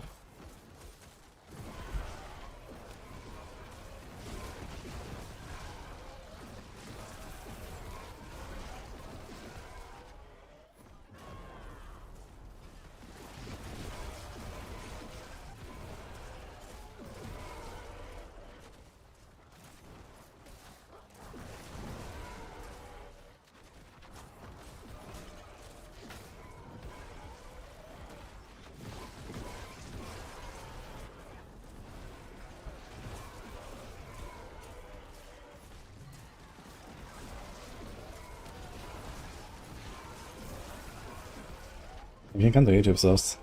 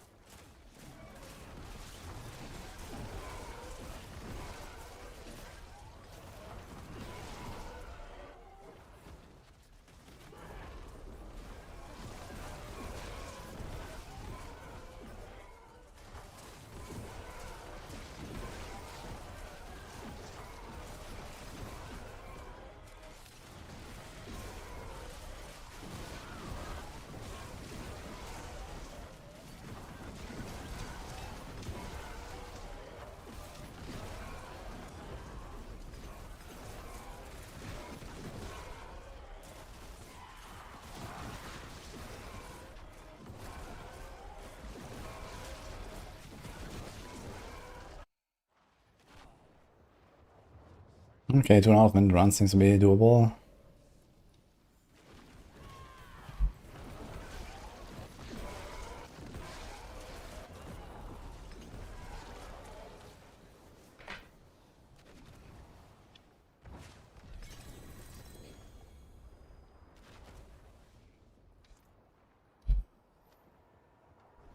What's rotation?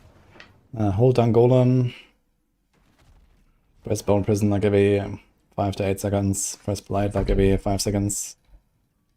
And engage after crap.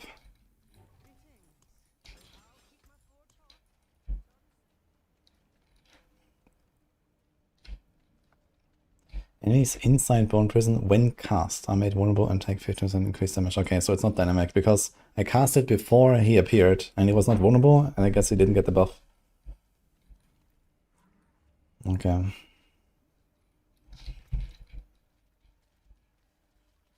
Let's try to put some damage. Let's do Ahu, Quacks, and well, this whole Nago shenanigans is not it, I guess. How about remove Blight?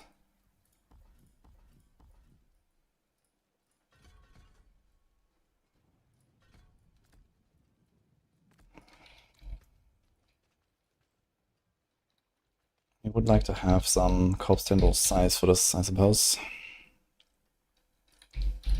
Let's try this.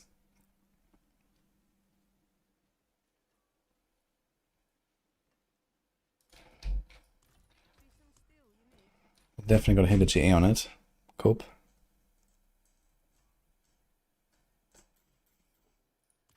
Oh shit, it's 37.5.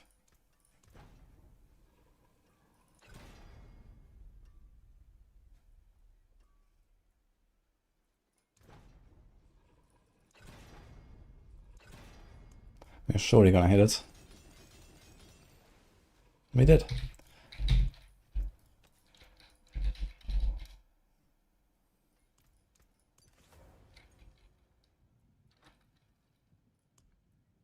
Okay, it's literally the same boots. Besides evade charges, it attacks reduce evade cooldown.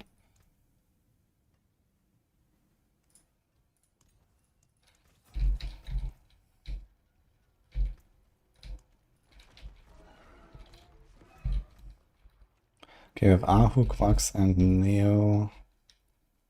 I'm not sure what else to put. Fool.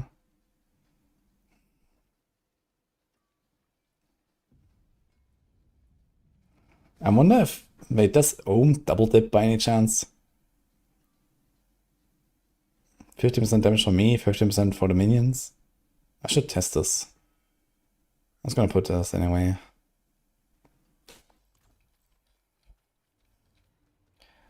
What build did I do in my rogue on PTR leveling? I did talk, yeah. Okay, let's open a 90.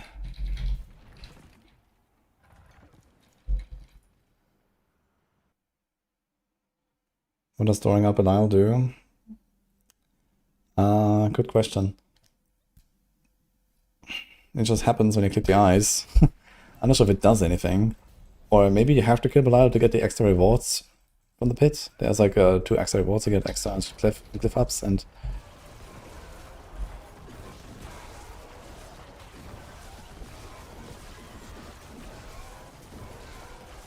The bonus of Quacks, I don't generate this resource. Like I can't actually sustain this. Unless I do a lot of left clicking, and even then it's gonna be tough.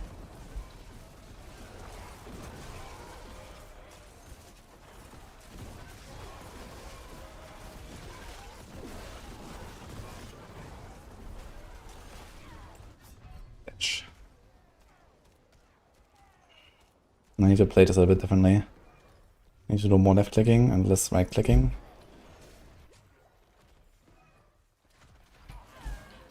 So everything healed besides this one guy. It's kind of funny.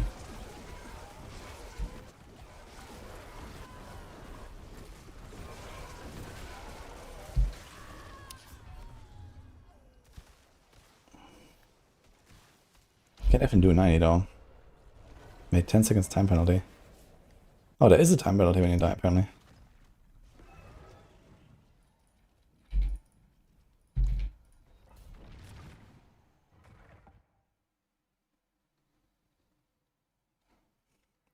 I think by 2030 you'll have a build planner style PTR winner so you don't have to gamble for hours a day. No.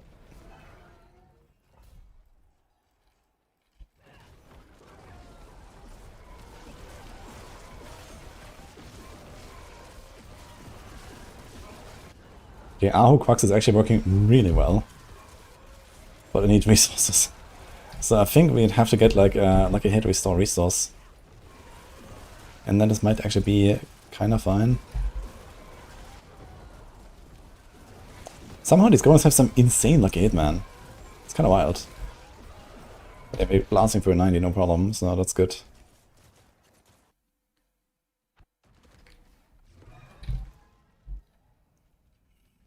Ah, shit. Problem. You can't roll it on a ring, right? No. And we can't roll it here. Dude, it would be very nice if amulets could roll like a hit restore resource.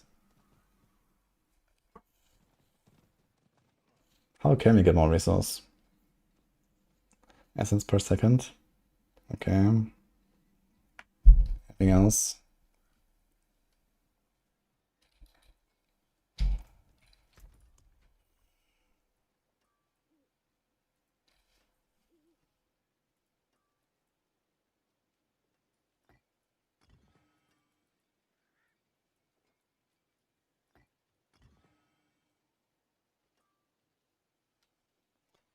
Will this work? Pock and Lum. I'll try this. This should generally give me everything back.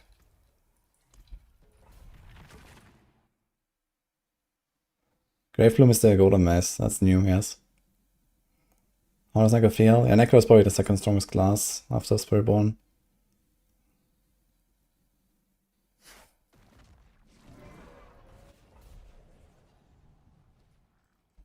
And apparently pretty durable.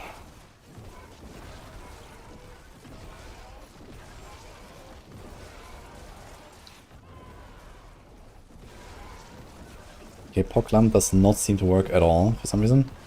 I'm not sure why.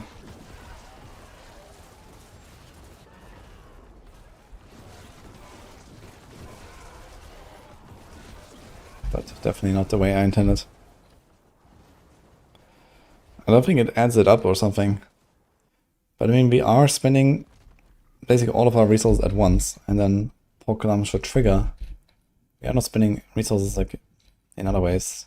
Wait, maybe it's because I was cursing. Let me do like 1 or 2 curses and just kind of let it sit there. How long did it last? 10 seconds. Okay, let's try a second. Lum has a 1 second. It's not about overflow though. It has a 1 second cooldown, and so does Quacks. So Quacks triggers, I consume everything. Pock triggers, having consumed everything, I should get everything back with Lum. So that's the combo.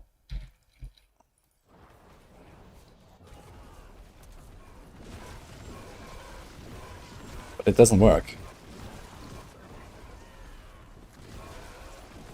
And I don't know why. I'm not doing right clicking right now. Like I see Lum triggering all the time. You see Lum is like flashing. So it's triggering, but it's not giving me what it should.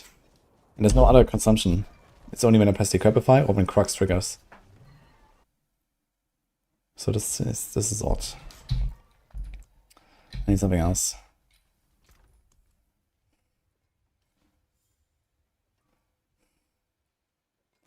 Can do Yule.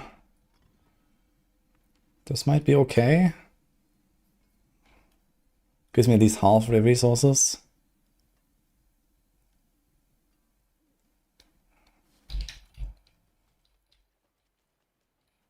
Same for Sanja. No, Sanja is working fine.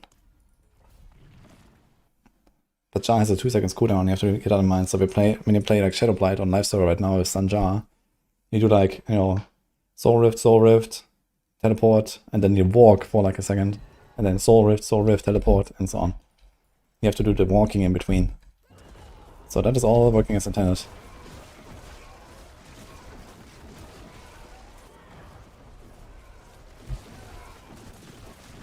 Okay, Yule kind of works. We do a bit of swinging in between. Like here's a reap, there's a reap, and we follow basically.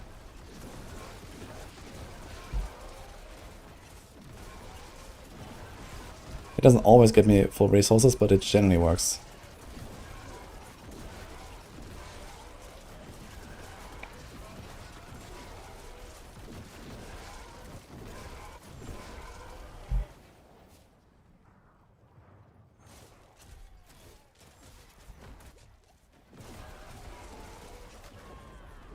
Go. That's the kind of pulls I like.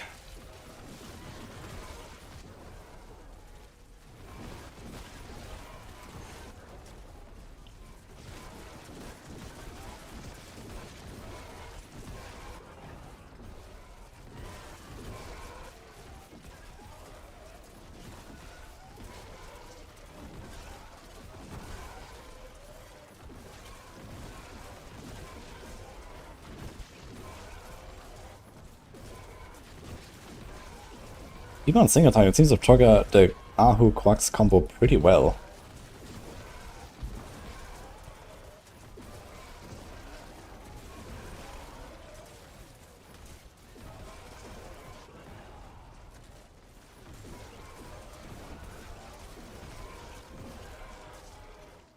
It seems a bit annoying.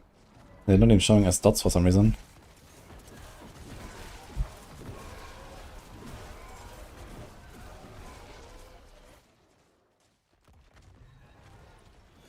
Shit.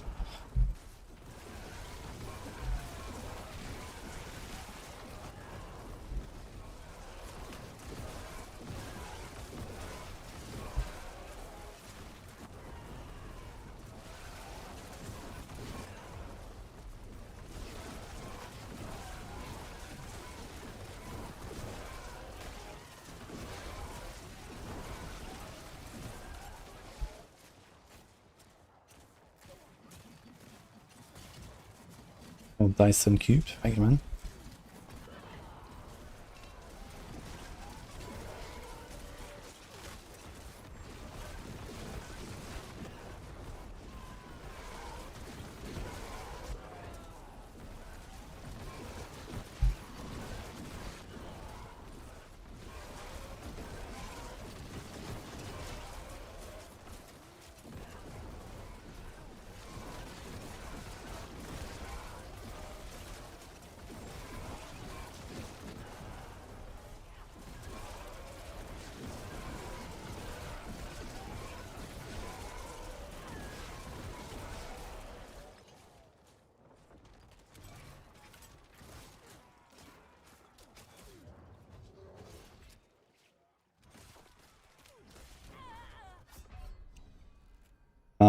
That kind of sucks when I was just trying to skip, I guess.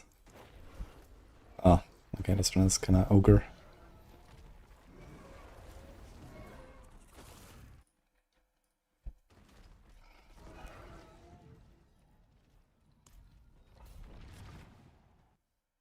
I mean, you hold the pile HP. And I have to do like minus 80% or something. Like the pile is roughly, I think, 3 yellow elites, or 4. So, kind of stupid. Okay, this guy perfectly jumps out of the pole.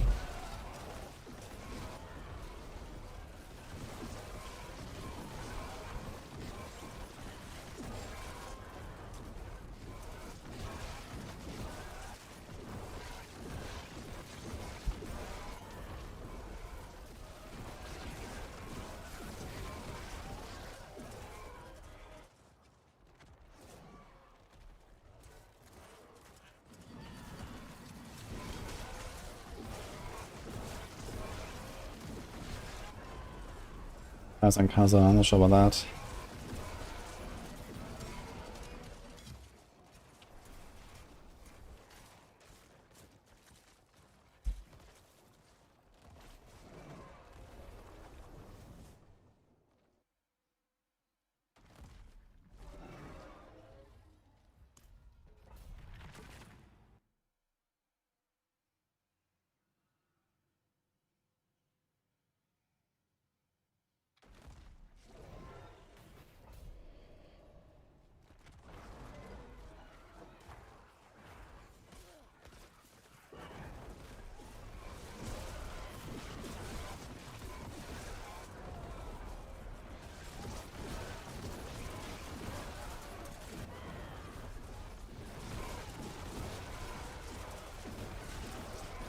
Pucks are definitely nice, so this yellow pucks are not that great if there's nothing else around.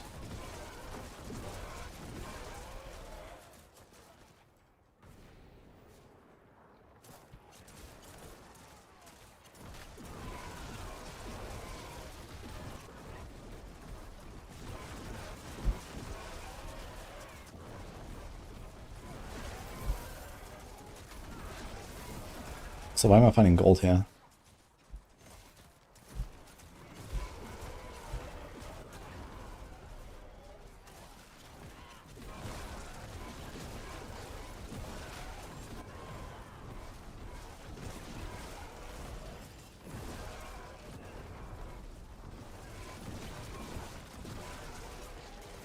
This combo works pretty well.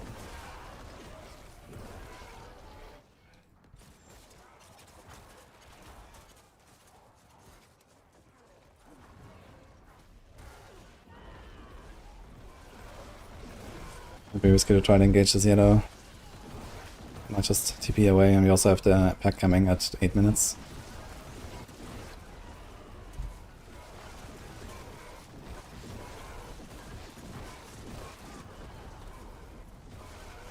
Get him.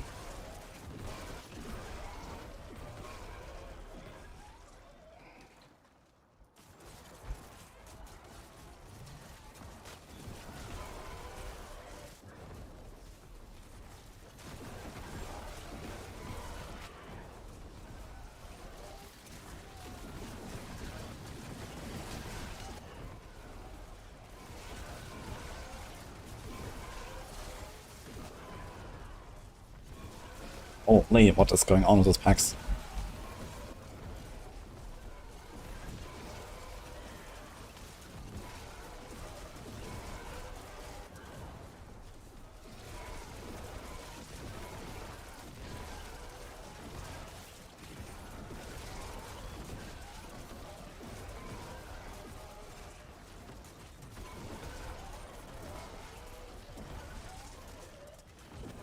Close.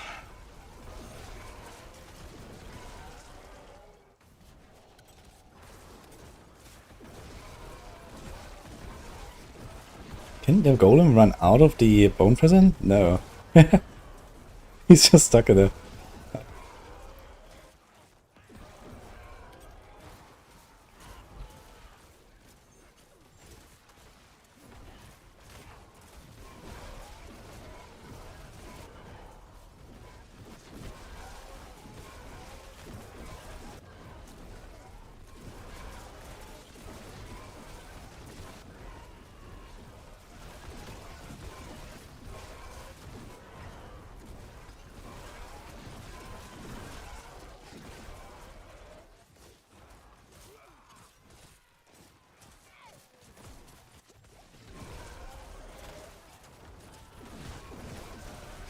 Where's this guy?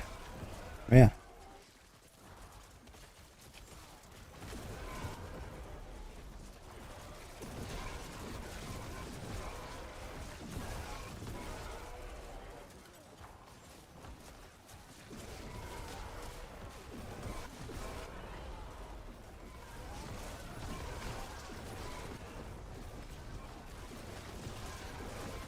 It actually feels like pushing here, but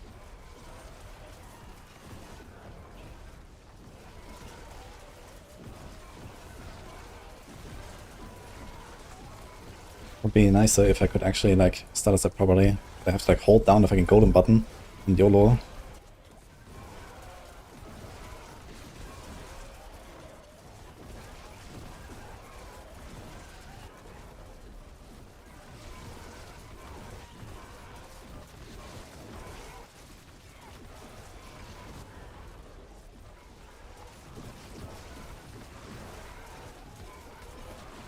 Progress.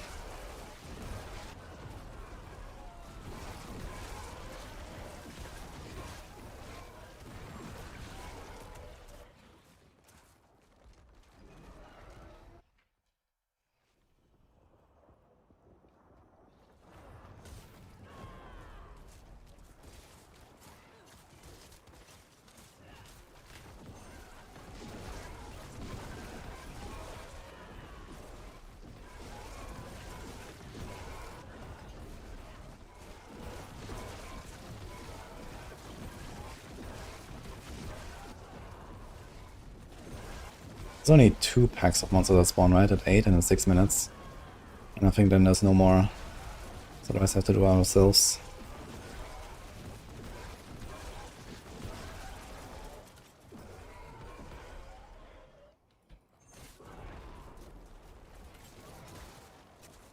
I definitely want maximum evade charges instead of attacks reduce evade cooldown, I think. Or like necro. This would be a lot more convenient when I could do like double evades sometimes. Because I don't have to do it often, but sometimes I have to like evade shit in a row.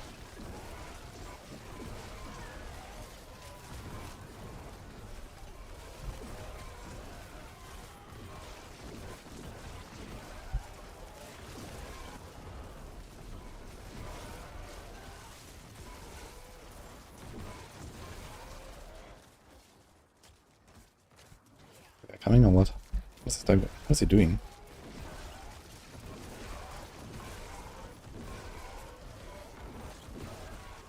He's like taking damage.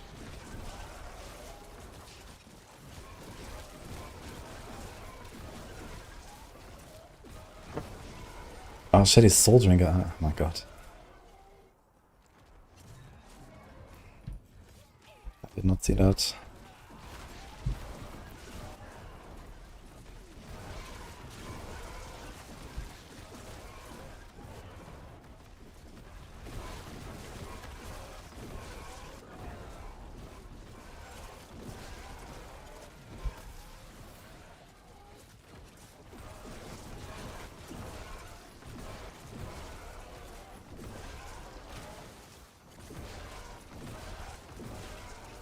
Bone Storm down.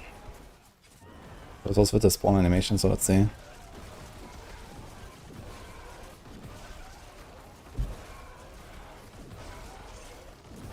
Might kill him. They have to get to 80% fast.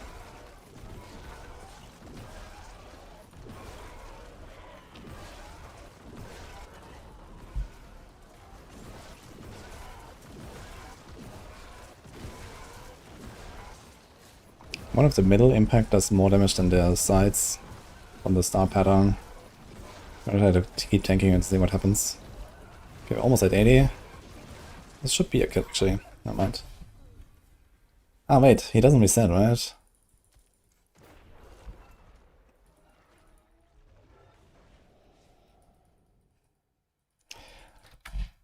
But I will. Okay. I guess that was the tower run. Unlucky.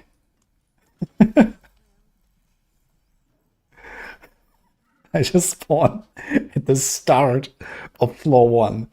Amazing.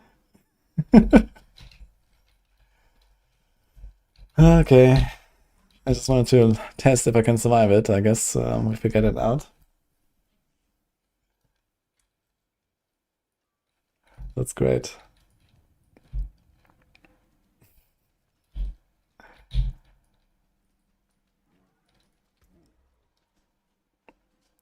Okay.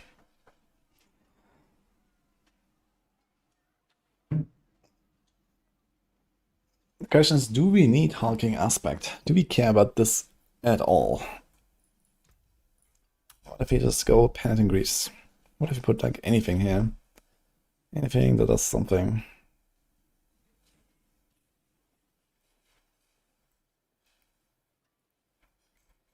Okay, there's not much.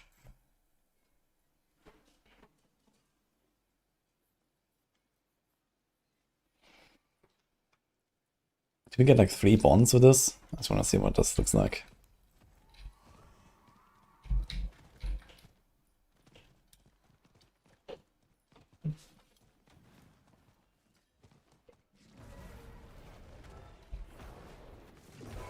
Also in 1. So this golem in particular, that's the one.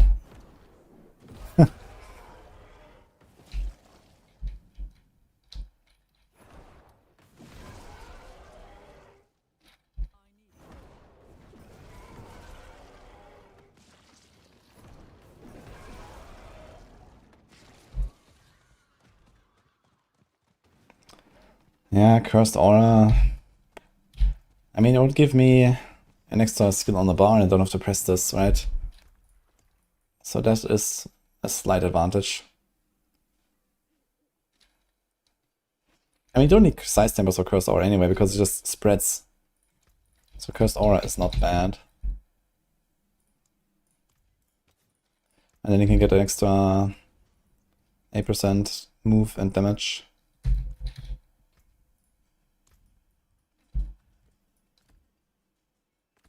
And we can also put this on right click here, which makes this a bit easier.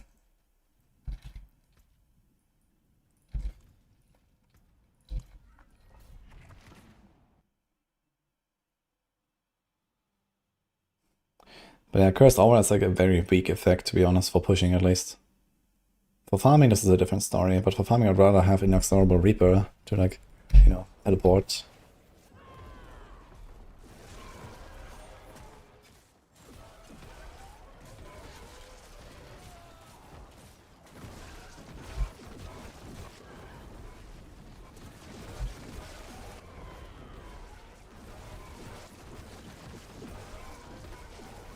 I guess I have to do WSD gaming for this, because I have to aim into the pack constantly while walking around. You have to do actually WSD.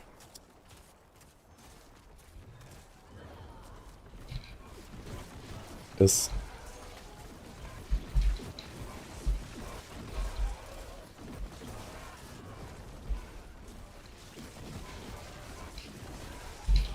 Holy shit. The Soul Blades. I'm looking too much at my cooldowns.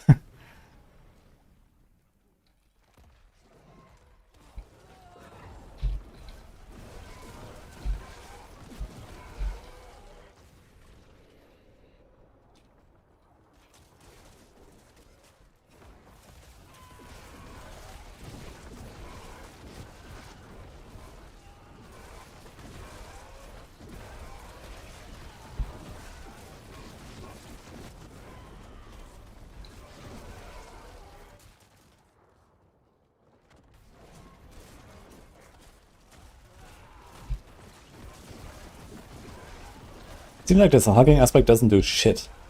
Like the cooldowns just come back instantly.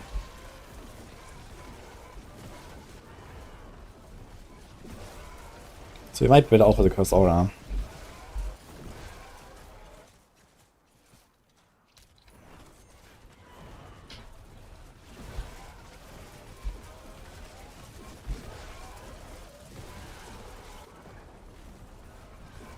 This guy is unstoppable. Wonderful.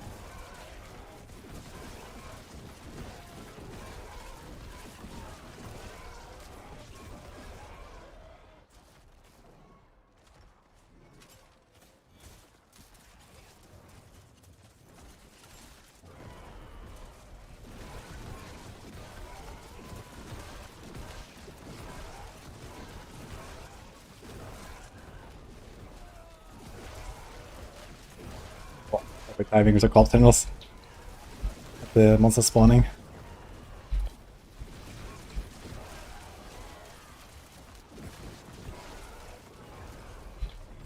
Need to press my reap a little bit more. Actually, don't fill my resource. I have to do like one reap basically in between.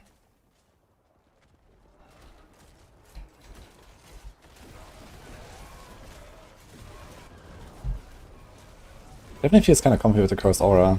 Seems like I don't really lose any damage either. Seems to be pretty comparable to the previous run. Might just be a better run though, I don't know. But we did the previous one with the vampires pretty well, I think.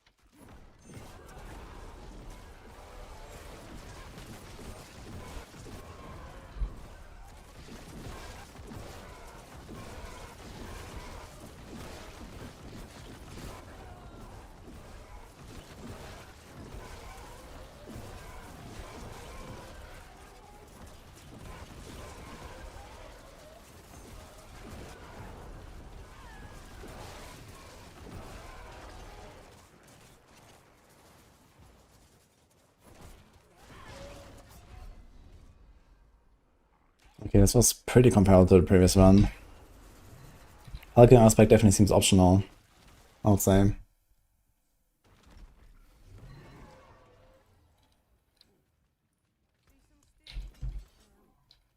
Question is, what without Fists of Fate? I'm gonna take them off and see what happens. Let's just go down like, I don't know, -3.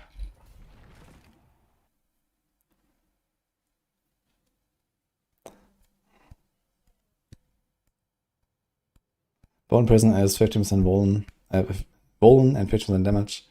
And then it also triggers Kalan's Edict. It's the only way to trigger Kalan's Edict, basically. Because minions usually don't die.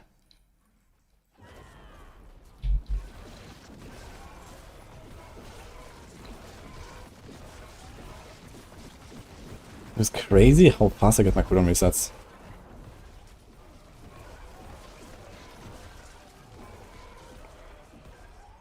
Even relatively small pulse, I just took off Fist of Fate entirely. Do we even have Volen? How do I make them Volen? I think I don't have no Volen right now. Just Bone Prison.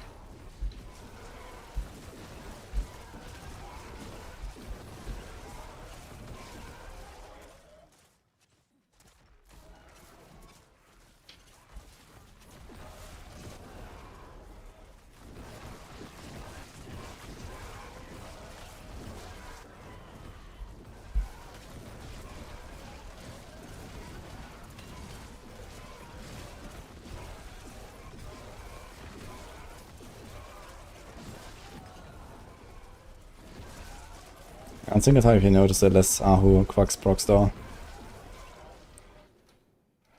We could also try the pylon here a little bit. See how that feels. So actually it's tanky enough to survive a bit. Also get less barrier.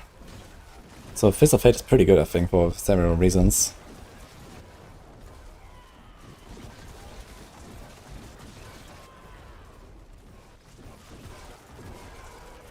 For some reason I'm just killing the pylon.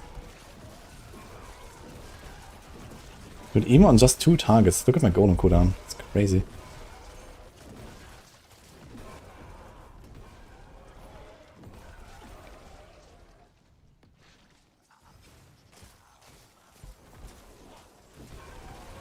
I can try this on target on me as well, I guess.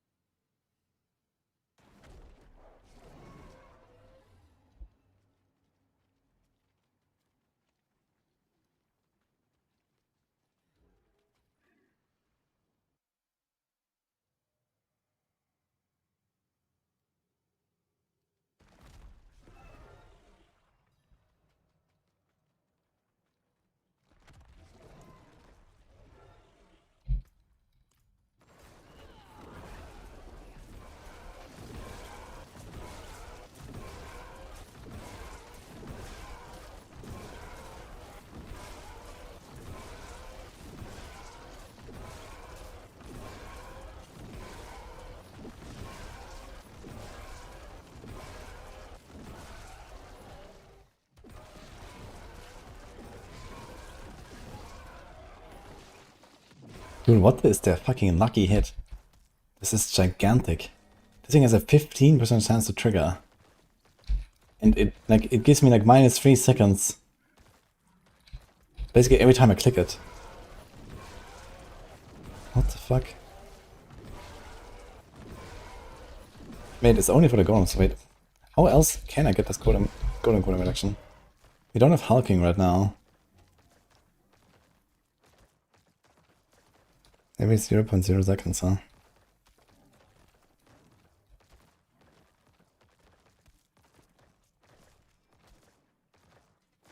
I mean, you have to hit twice, I guess. And the extra attack speed. I wish I could hit there.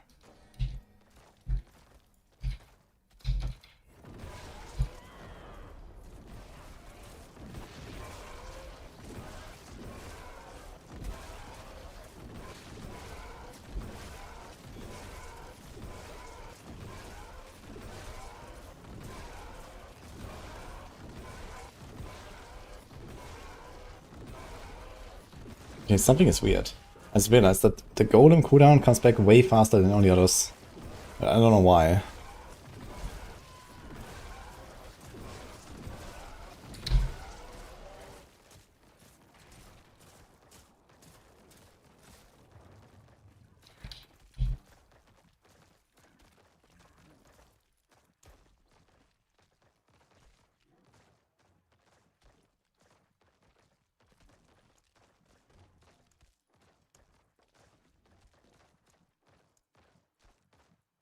Cooldown doesn't even exist here.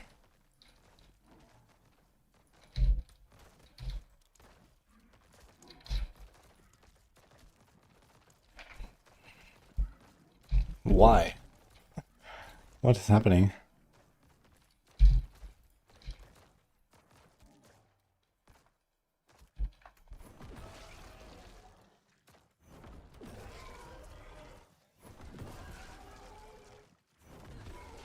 Okay, let me remove the curse and all together.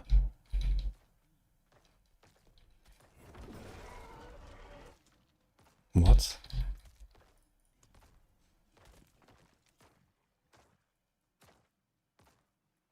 It looks like his auto attacks just give you -1 second.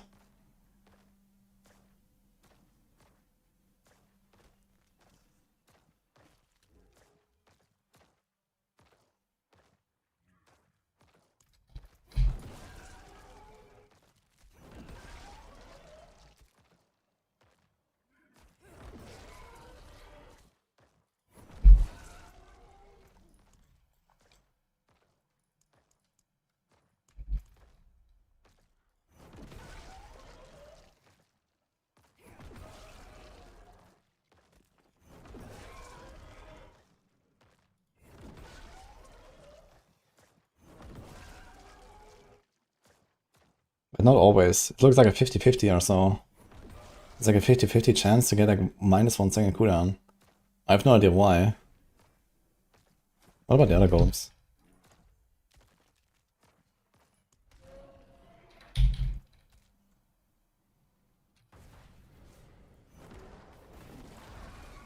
He does the same thing.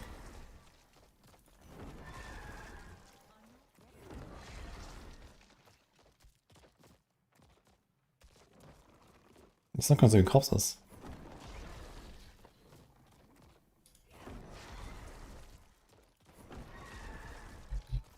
He's just auto-attacking. I mean, okay, we can remove the corpses here.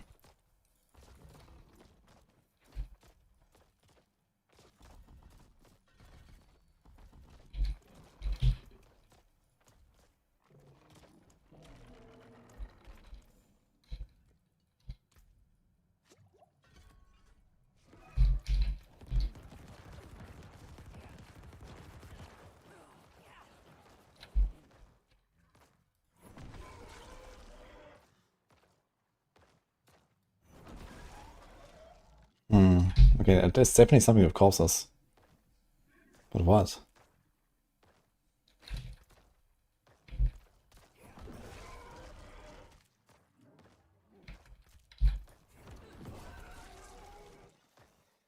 No, he just got it.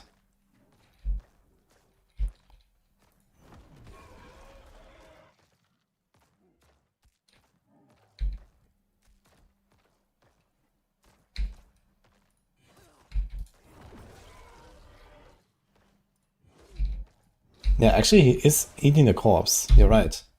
He is eating the corpse. But why?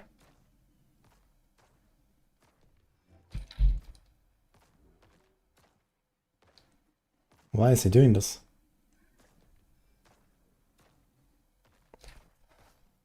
Ah, so it's this. Your golem consumes corpses to reduce it. It's a fell gluttony. This is where it's coming from. And there's 1% increased damage. 40% increased damage. Okay, now I see. Yeah, this is the combo. And then we just need like a little bit of Decrepify procs. So at the very minimum, you'll be able to cast a golem every second, even without Decrepify. As long as they generate enough corpses, and that does not seem to be a problem.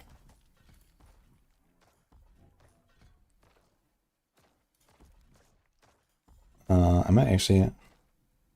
Am I getting fueled by death by using corpse tendrils?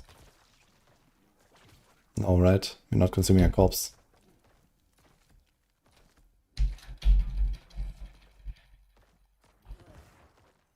Okay.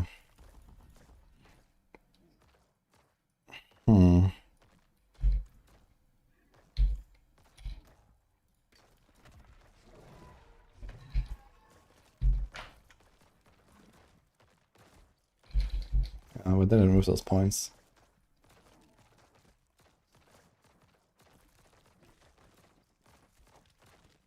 Actually, do they consume the corpses and give me the buff? Ah, here, dealing bonus damage. Did I have this earlier? Wait a minute, we can get a resource this way as well, right? Oh.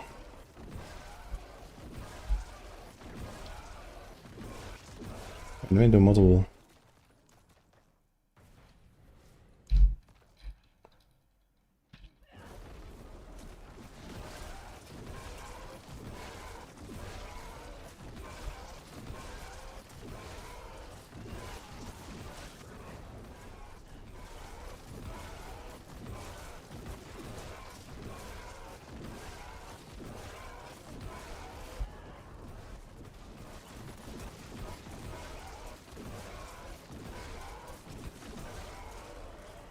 I'm not sure if I'm actually spawning enough corpses. But another reason to have Fist of Fate, I guess.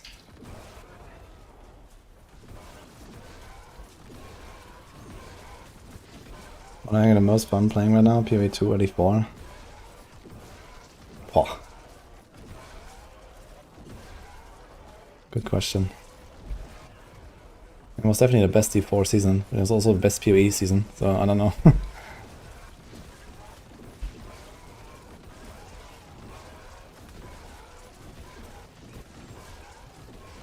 Let's remove Num. Yeah, this passive does not do enough.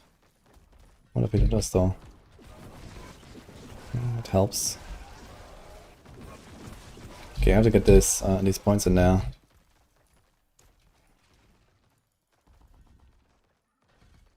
So we do this and this.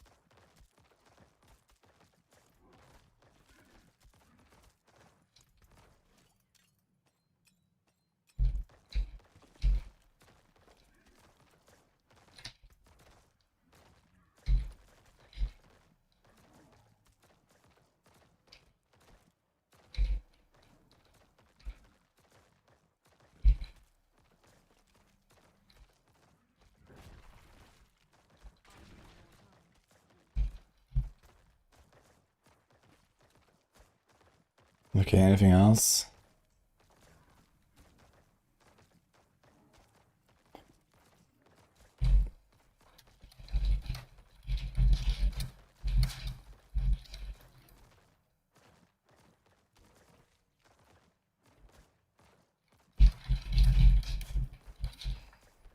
Although this probably doesn't really matter. That's something I learned earlier.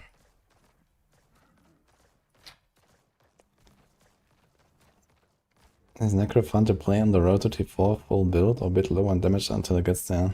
Necro is usually very easy to progress. It's just that in late game it's not as fast as other classes most of the time.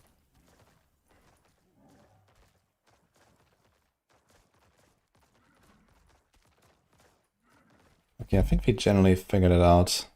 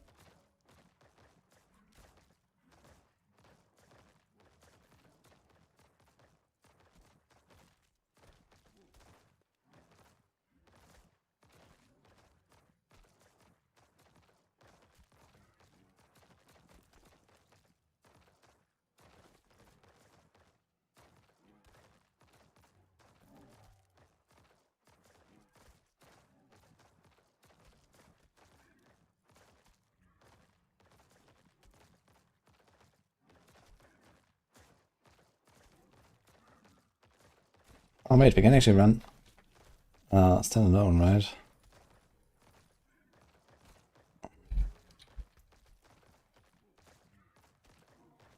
6% damage reduction when you have no minions. Each active minion loses by 2. We should get that. 24 minus 6 is still pretty good actually.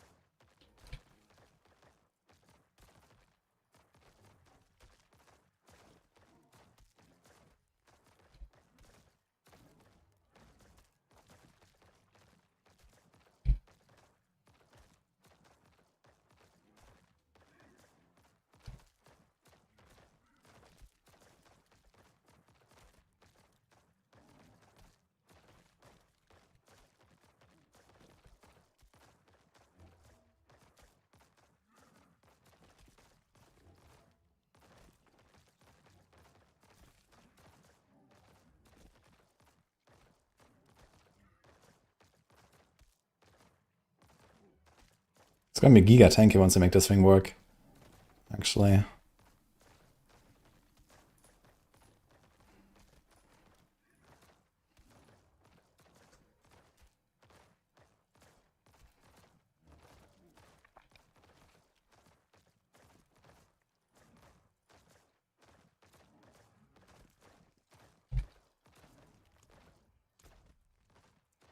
Hulk, Cult, Rail, Send.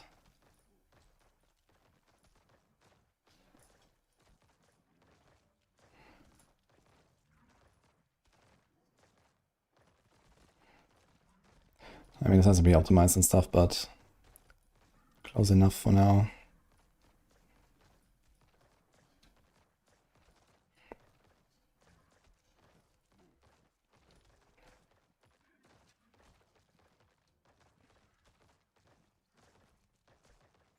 I guess if we do it like this without all this stats and all that kind of stuff, I could speedrun making some planners for PTR in the future actually. So maybe.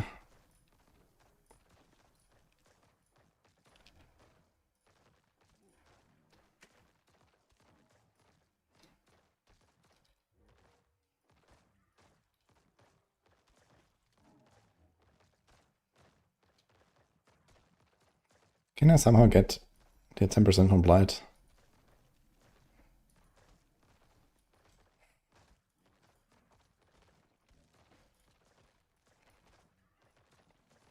We can, I guess.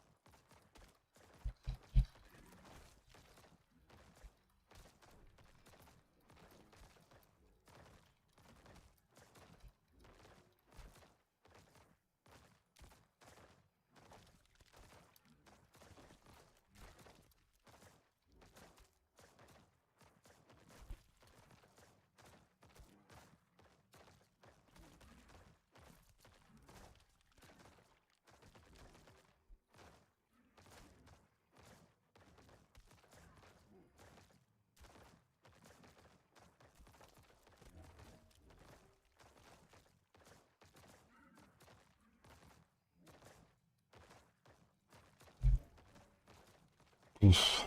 Okay, I think I've seen enough of golems, guys. Is Shadowblade gonna be top necro build? Probably. I mean, golem is also pretty strong, and I think there's a few other things.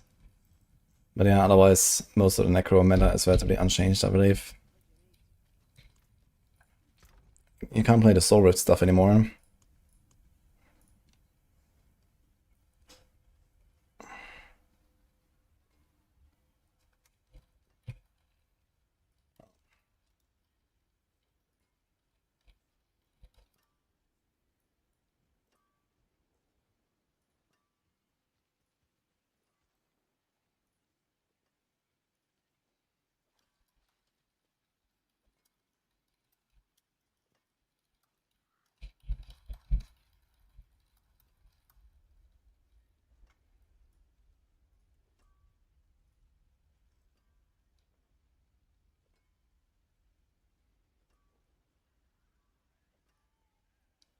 Okay.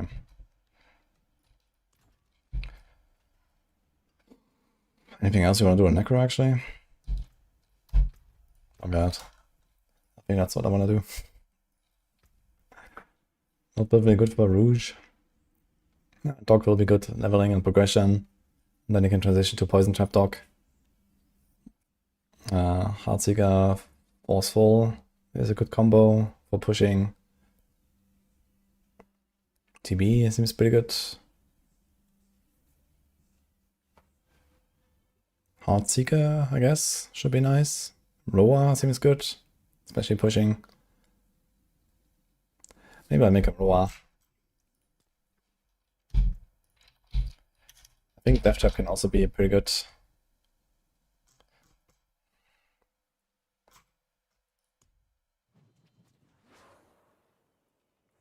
Only class I haven't created yet is actually a Druid. Should we make one? I don't really have much to do with like leveling on Druid, I think. So I might just boost it and try like a Pulve and see how it goes.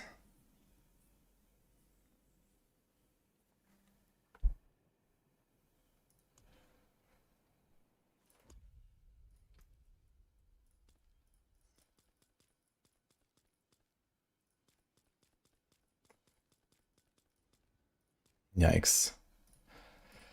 Okay.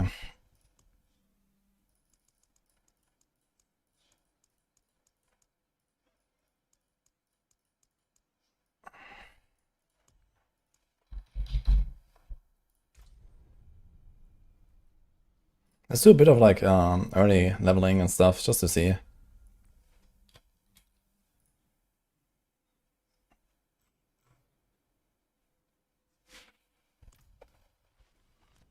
I will be real quick.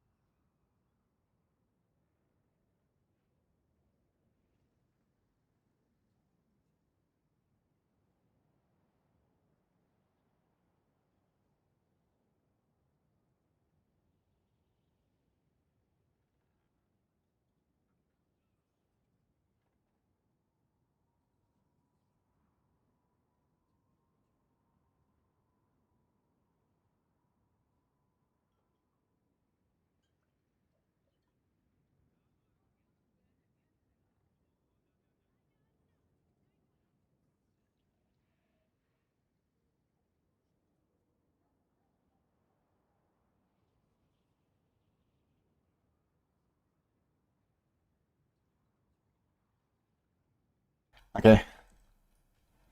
Hi, Eric. Okay, we're gonna do a bit of leveling, but not all the way. Just to like kind of see how it goes. I like Earth Spike. Do we do Earth Spike? Can be up to 180. This is 60. I think Earth Spike is actually gaming. 75, 100, 150, 300. Let's ignore that Lightning Storm and Tornado exist. And then we can do this or this.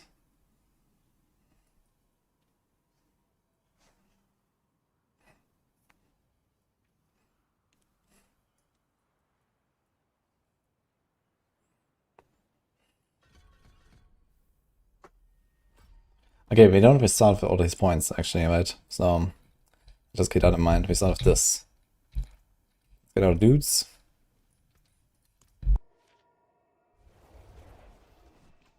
Take all the starter skills, put 5 points in there.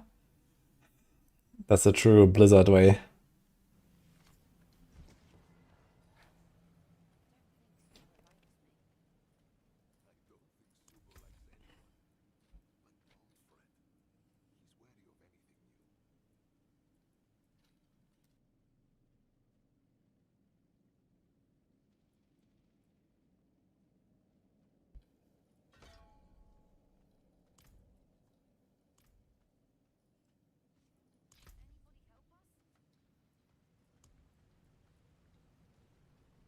Knockdown. This has to be stunned or mobilized, right?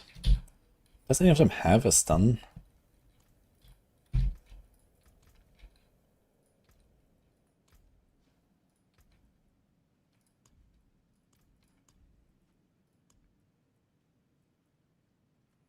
Knockdown. Pull and stun for 4 seconds. 17 cooldown. 10 seconds, 2 seconds stun. So this is actually not bad.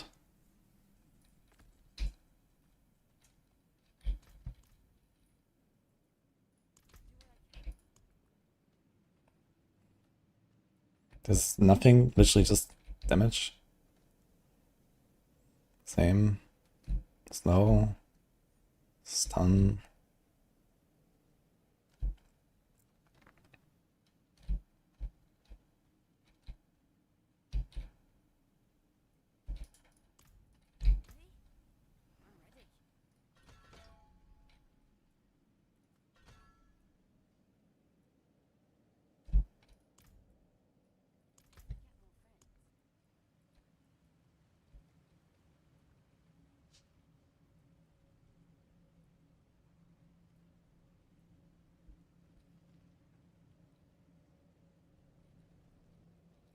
Okay, so something like that.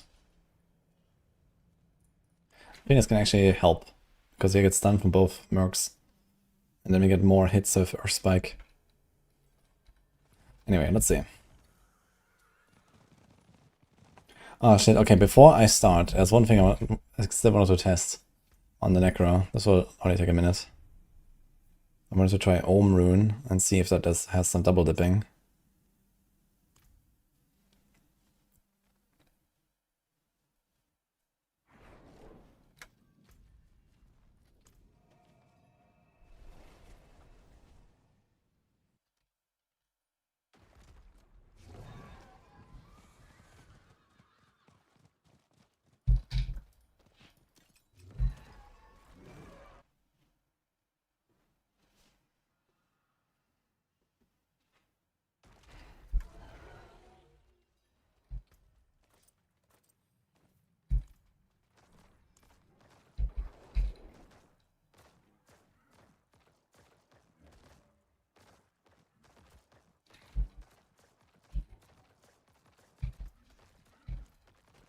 Okay, 2, 6, 1, 5.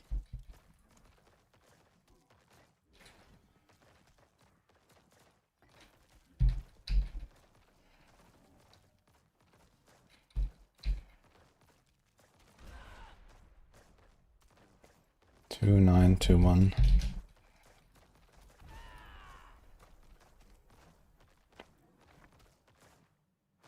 Wait. Did I lose the buff?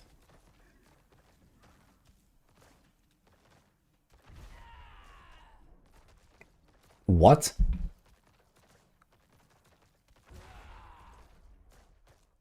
It's like... It just falls off every second time. Look. 2440, this is no ohm, but it just procced. What the fuck? It's active. Now it's active again.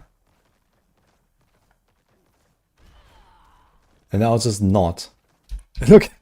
The buff is just gone! What? Where's my buff?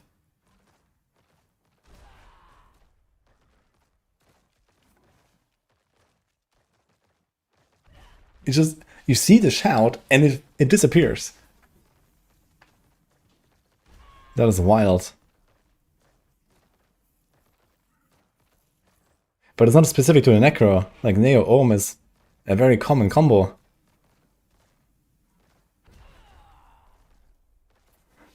What the fuck, dude? Okay.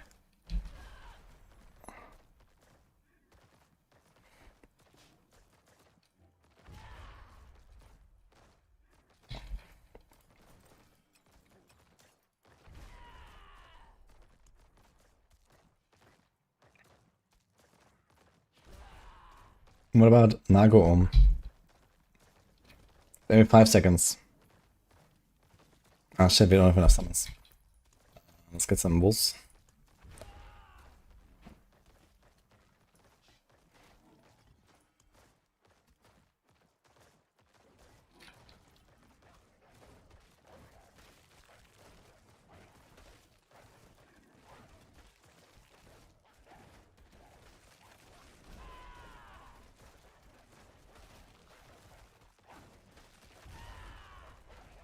What was that? Why is the duration like giga? Oh, I guess it had like a little bit of like pre-stacked, and then it gets the 600 at once. Okay, that's why it's increased duration. So every 5 seconds. How does it increase duration though? It costs 600. Every 5 seconds we get 600. So how does it go longer than with overflow? It says 7 seconds.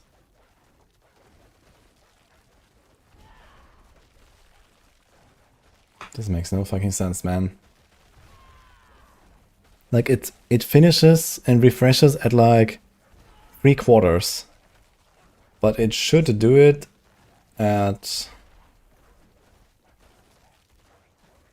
around 86%, right? Like here, at the top left, somewhere. This is 75, that's 87. So right before the like, last corner, basically, when you look at the cooldown. Like here, it should refresh, but it does it somehow right after here. I'm not sure why. It kind of feels like I get maybe one summon too much from Nagu. But this would be easy to test with something else, like... How about Exile? Exile is 300, 20% life. 600 is 40% life. And we get 40%. So that checks out. In last 6 seconds. And now you see, this is the same timer as Ohm should be. And it goes all the way to like the top left corner. You see this? Almost. So that's exactly what Ohm should look like. But it doesn't. Because this costs 600. It's exactly what Nago gives me.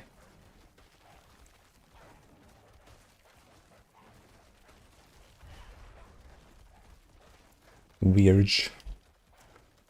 But okay.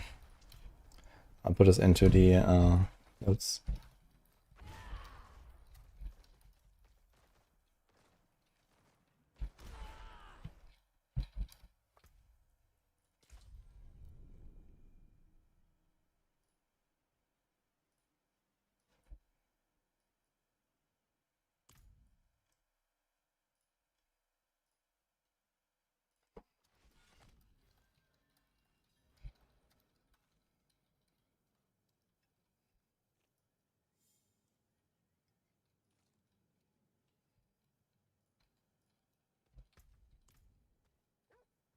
Maybe it's 6 seconds added. Okay, so it says every 5 seconds. Ah, wait a minute. Is there like maybe... Okay, wait a minute. Every 5 seconds I get an ohm buff, right? So maybe this is why. Because ohm lasts 6, but it triggers every 5. But it shouldn't matter. It should just refresh the timer to 6 seconds. I don't think that Diablo 4 has a system like WoW, where like the last 30% of the buff, you know, they roll into the next one when you refresh it.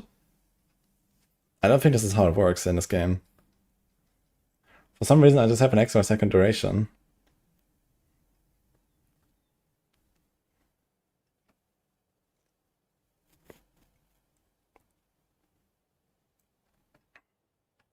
They do CS2 trade ups. No.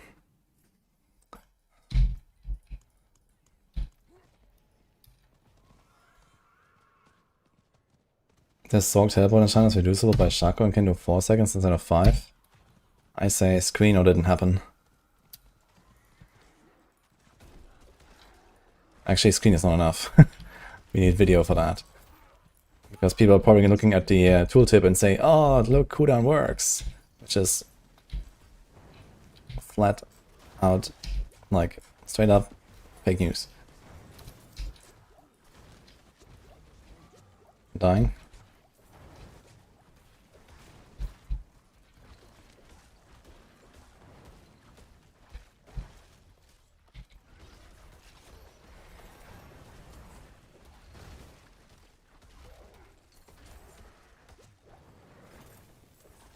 Oh, we're gaming here. Look, it's level 5, man. What the hell?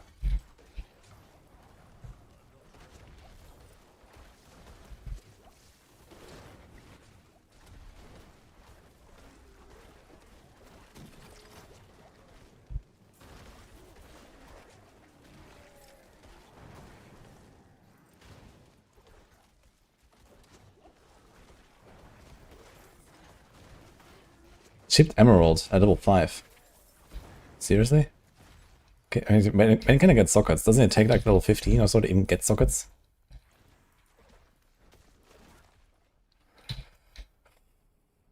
One spirit on kill. What would I give for 1 life on kill right now?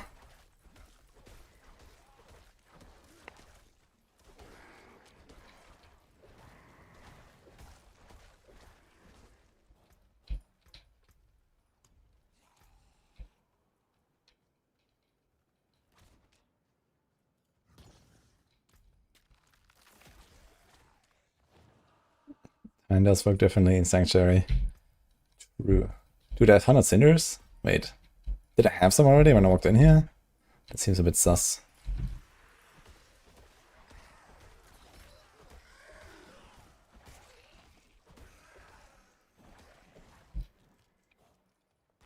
We just like rope spike everything, man. Who cares? Just druid things. Okay, we can do this here. Can get some healing actually pretty easily. We get Bulwark, we get the 3 points here. Actually, just 1 point is enough. We get a bunch of healing. That will already help.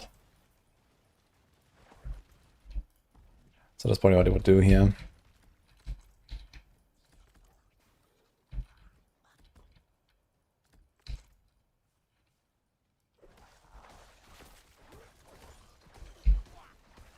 Just perma-stun the goblin. Save rune. Seer, say, GG. Like the perfect combo. And now?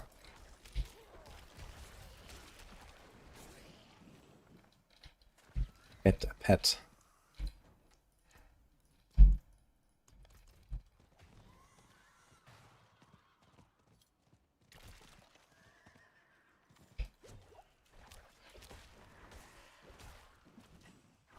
So what I learned when I checked teleport enchant is it's always 5 seconds, no matter what the tooltip says. Unless I have enchantment master, then it's always 3.5 seconds, no matter what the tooltip says. So you should double check your results, you know, that. Because I doubt that the Shaco cooldown is different from other cooldown. Because if it was Shaco cooldown, then it should be either 4 or 3.5 as well, based on the tooltip. That's not necessarily true.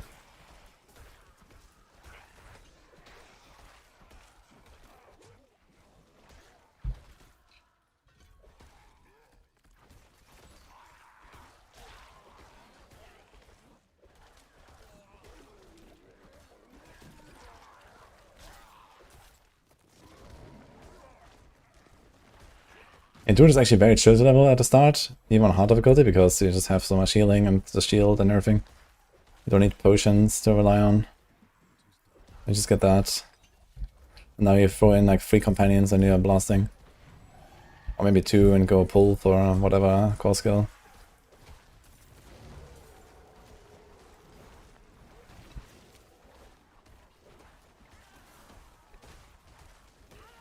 It's like 4 or 5 earth spikes for in late when they're stunned.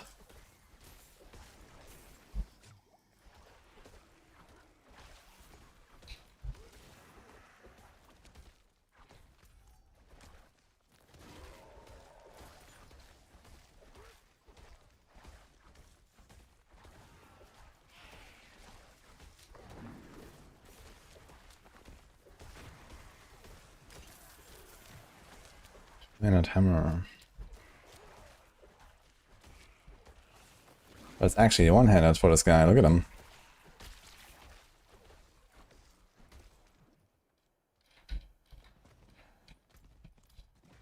Need more maggots.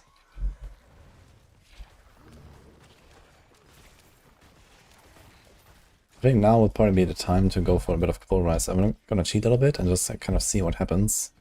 Yeah, dupe wolf.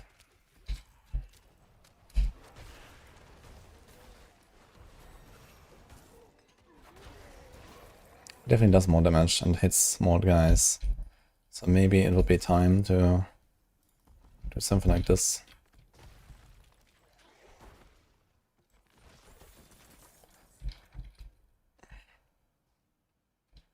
Because you have to get this here, crowd controlled and bosses. I didn't know that's a thing actually.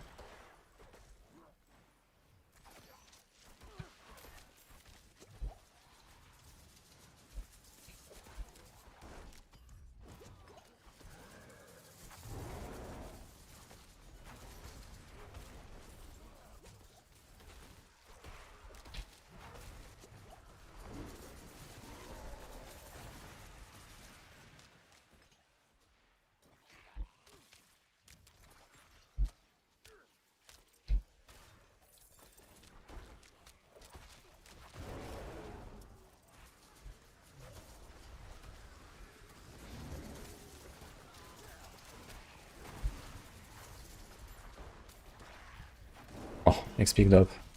I need that. Oh. This is not the time to die.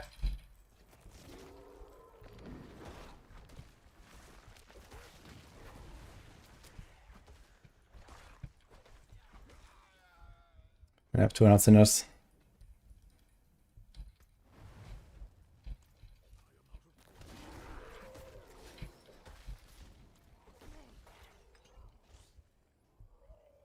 Kind of like that.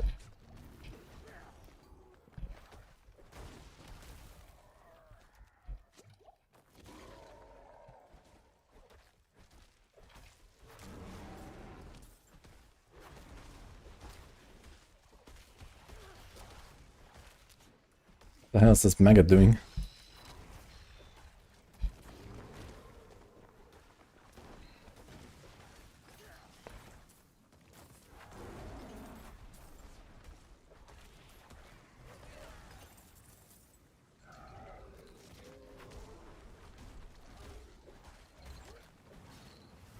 I wonder if like opening at level 10 would give me some yellow items. You can't even get yellow items at this point, I think. So I'm curious, I'm gonna open one chest.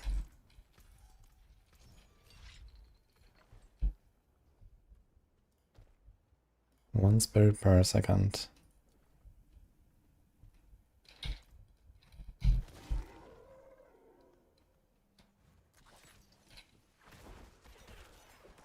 The reliance on aspects and uniques is really felt. Yeah, we'll see. Grants 20. Attack speed. Is that good enough?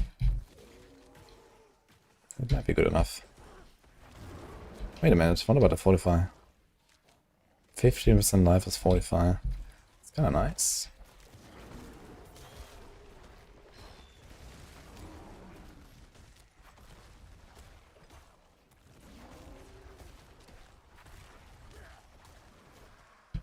I wonder if this parasite comes out with full HP now or with less.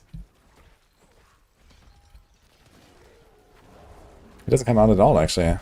Interesting. So with this XP stuff going on, you actually want to let the parasite infect you. And then it sheds the maggots, like 5 of them or something.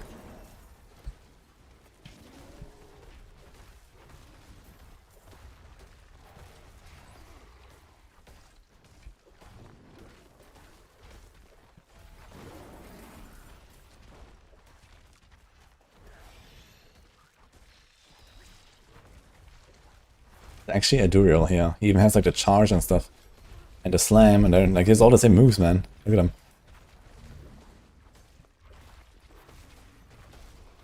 Uh-oh. I'm gonna fucking die. How did I get so much XP here? From the Slay Harbinger, like, quest? What?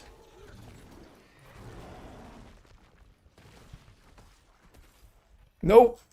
Oh, dodged! You can't dodge it, apparently.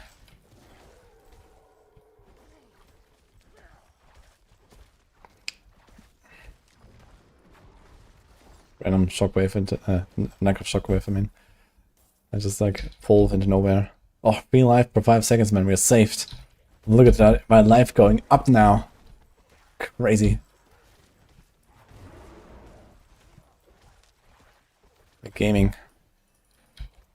I got a secret tech unlocked.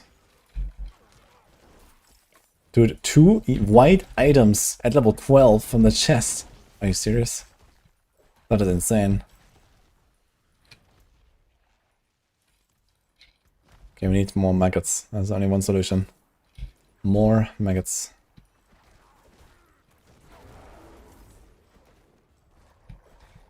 Dude, I hope they're gonna nerf the Vessel of Hate campaign leveling. I don't want to level the fucking campaign. And I don't want to recommend it to everyone because it's like 3 times faster.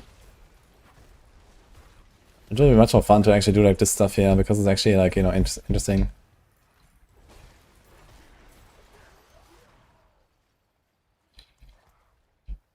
We need points. What do we want to do next? Yeah. Does this actually do anything? Doubt it. Okay, great. It's like one of the most important passes. Just doesn't do anything.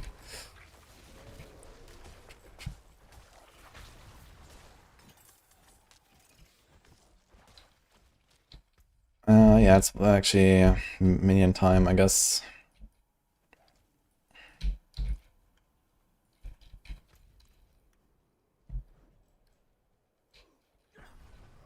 Why does this guy just vanish?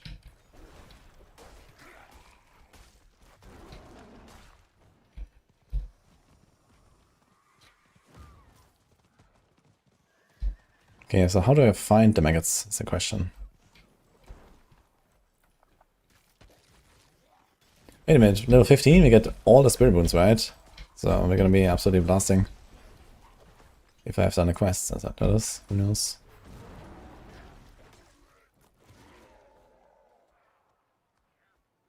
Hi Eva, how's it going?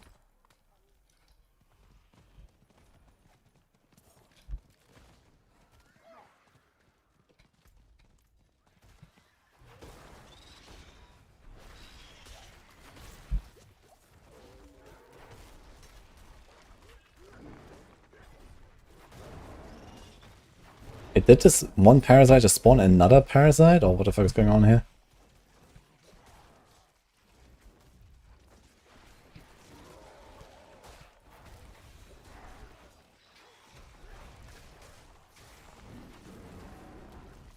I'm not sure if it can be affected by multiple parasites at once.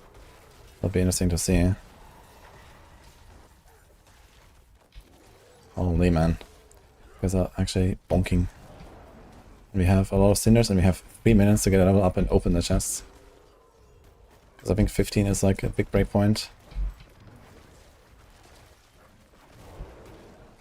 I need healing. Where's Mercy?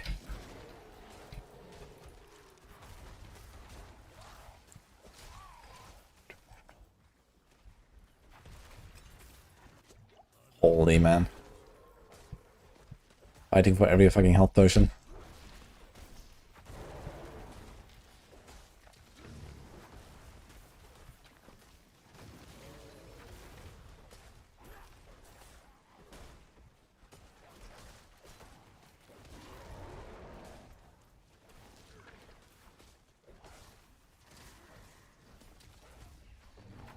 Very hard to dodge stuff just by running.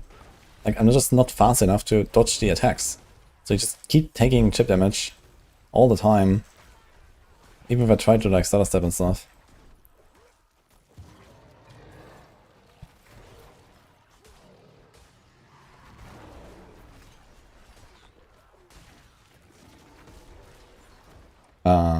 Wait, this is a new terrifying now? Interesting. They have like a circle around them and then they fear you.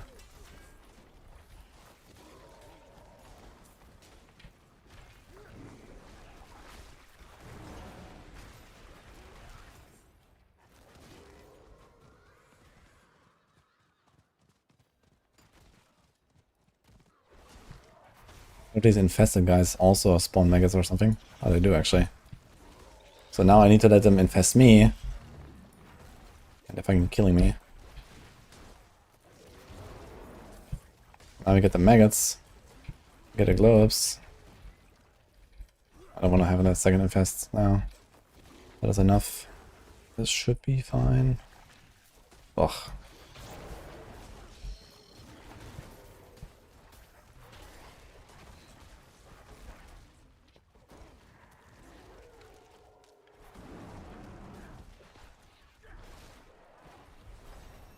Let's go. I'm gonna get so much loot for sure. Look, 2 blues. The gaming.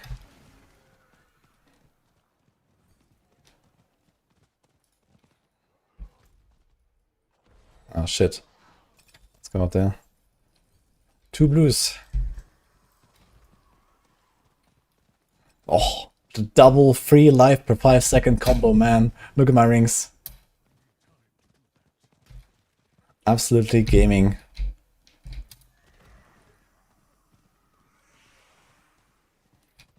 Okay, so you need to get up there and get 3 cinders. And open a chest. No problem. My turret is too fat and the horse is too slow. That's a bit of an issue.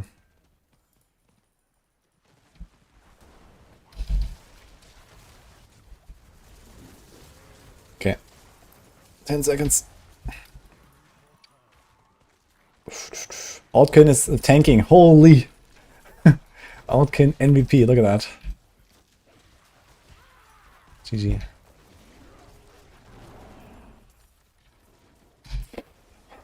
Get out of here.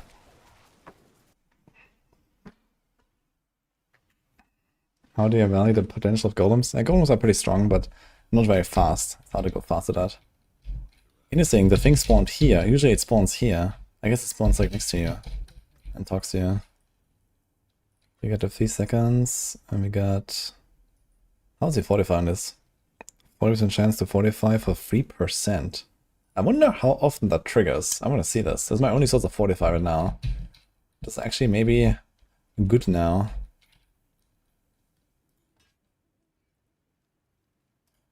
Four life. 4 life. Do we have a gem? Big poisonous. How much would it cost to add a socket? Absolutely nothing. Okay. So we have wolfies now. Whoa. 3 life per 5 seconds. Again.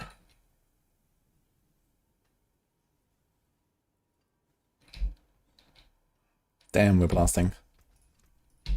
And now, dude, you can just get everything at once. That's actually insane. Look at this. So what do we do? Lightning bolt, sensing bolt, applies poison. Dealing poison damage. Every 6 casts with an earth skill is guaranteed overpower. So we probably do this. Then we get the 10 spirit. And the movement maybe? Because I don't think we can really do much of... Okay, crit, lucky hit, and crit chance. Is this good enough already? 44 for 50% of your maximum life and use the offensive skill. That seems unreal. Okay.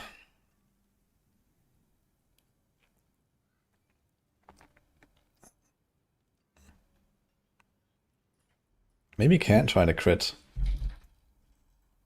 20.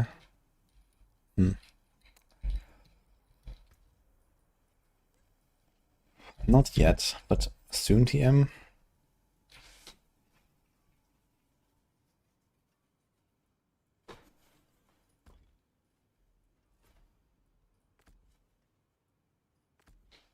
So maybe the movement.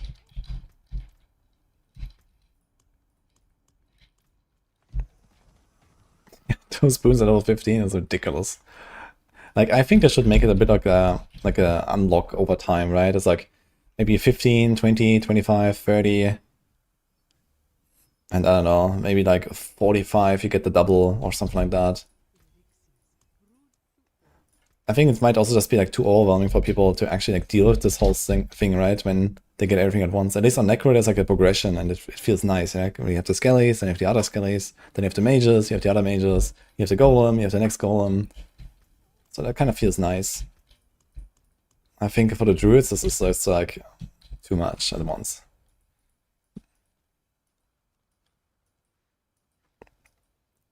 And now what? Let's do a dungeon.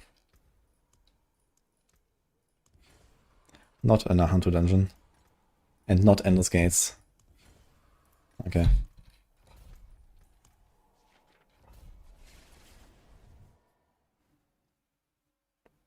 That's how it was before, but you need to pick up the offerings. Yeah, they remove the offerings, just give you everything at once. And I think they should just make it like, you know, unlock over levels now or something. Like, people didn't like the offerings, sure. And, you know, it's like all the other class systems have exactly that, right? You get one at 15, then you get one at 20, you get one at 30. Or, you know, like Rogue, for example. Same with Sork. The Necro, like Barb, okay, you have to level your weapons, so you don't really get pretty much anything at all from your class thing anyway. Like, the whole Barb thing is just useless. And then... yeah. I think it would be nice if they made it like level-based or something.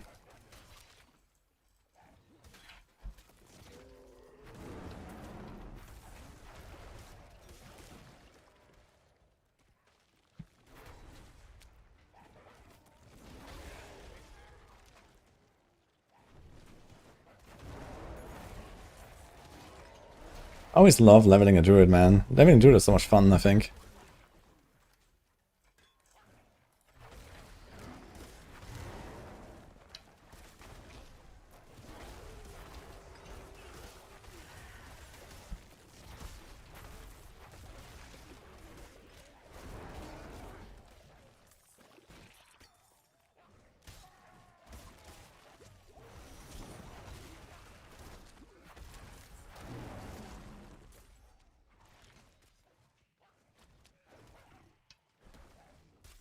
And Druid actually you get 50% movement speed for free at level 15. So that's pretty good. Plus you have Shred if you want, you can like shred around. Or some of the other like transformation passives later. So we could also, you know, go Maul Pulve or a Claw Pulve. And then we can take Heightened Senses, that's 12%. 9%. Wait, is it doubled still? No.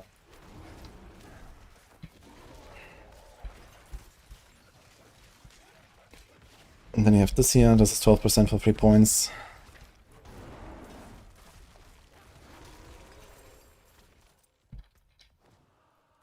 Now we get yellows at level 17. Get a lot of yellows.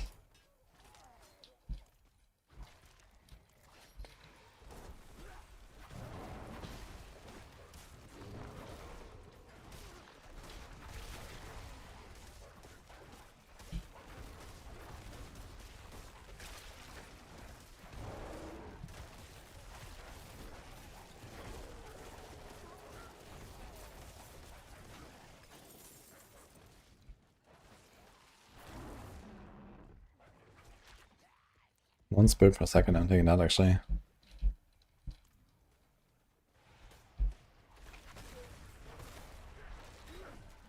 Yeah, my fortify is actually like perma up, by the way. Ah, wait, I forgot about the spirit boon. Let's remove this. How do you remove this? Okay, not like okay, undo it. Okay. So let's see how my fortify will go with just the wolves. I don't expect to have like a lot of procs.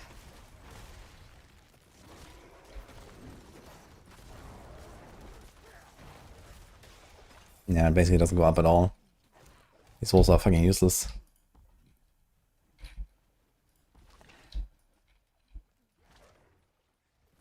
Can do this maybe. Just get them raw damage. And then we get a fortify here. The bolster seems kind of insane. I think this is probably something they forgot to nerf. Because they nerfed all the fortify values across the board. And this gives you 50 fortify when you use a defensive skill. Very balanced.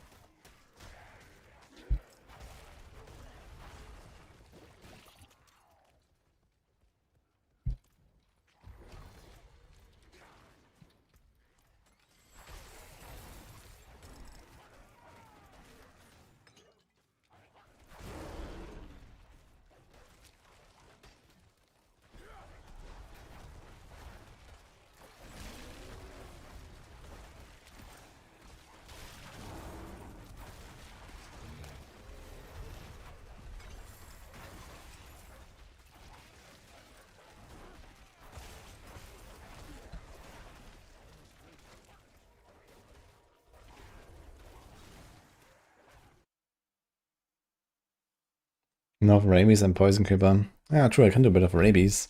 In Helltide, that's actually pretty good. 275. I should try it. Spread distance. I think we don't do this distance actually. Let's say screw the wolves. Screw this. Let's try this a bit. Oh yeah, what?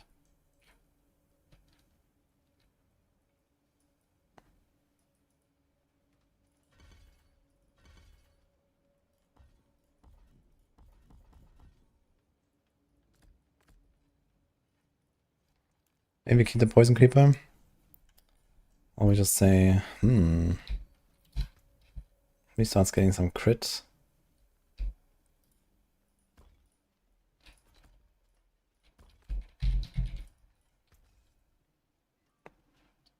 Pole arm.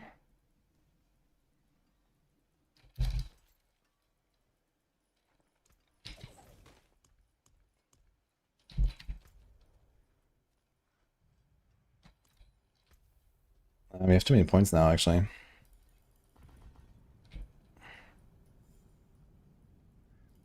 Oops.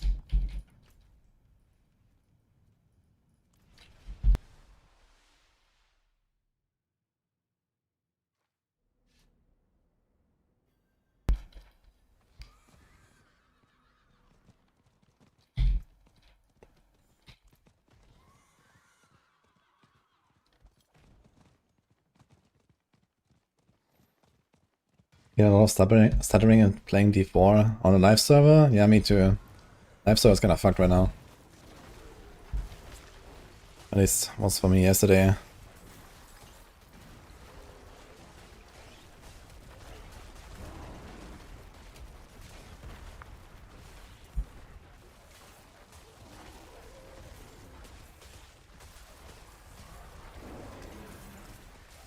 I mean, we're kind of pumping, to be honest.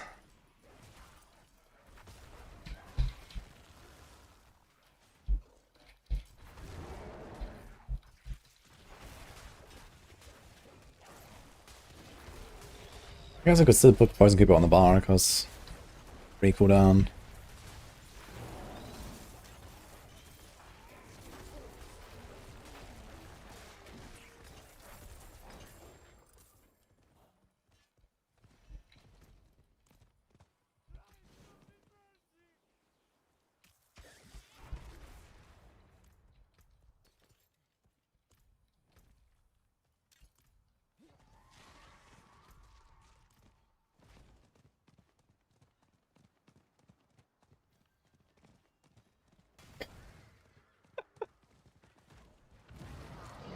That's hilarious.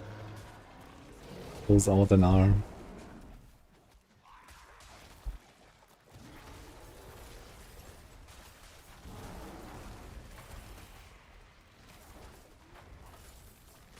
Yo, Bukas. Did they release all of them yet? I know I've seen like 3 of them, I think.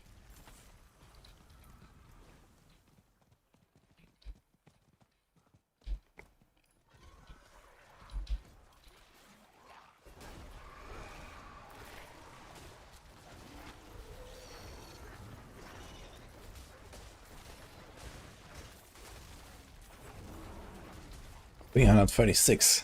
Overpower crit. Let's go. If you had the aspect for rabies, is actually very good in health leveling.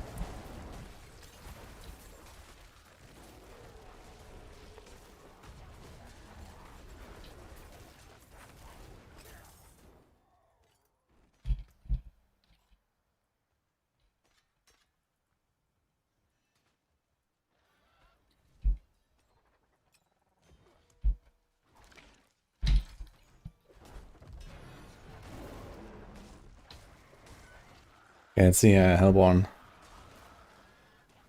Wait, where's my Hellborn? Hello? Pang of Duriel, I guess this is the one?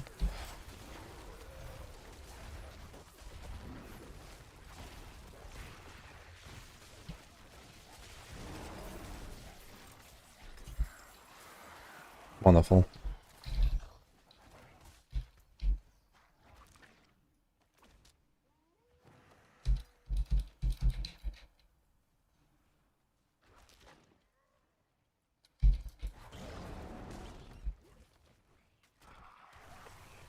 Maybe it's like Haunt. Yeah, basically. I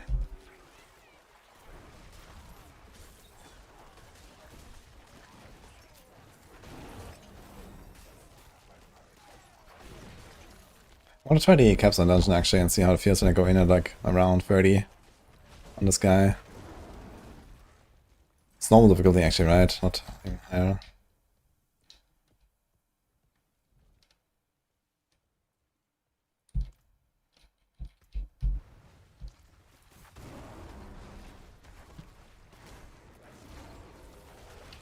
Dude, once you have Fortify, it's so chill to level though, suddenly. It's crazy. Fortify is so insane for low levels.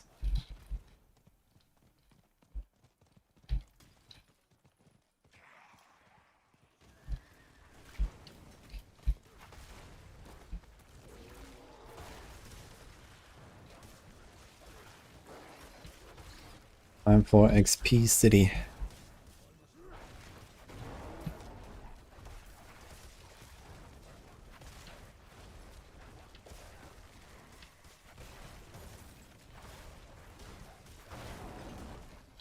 Yeah, I might just go Capstone after this.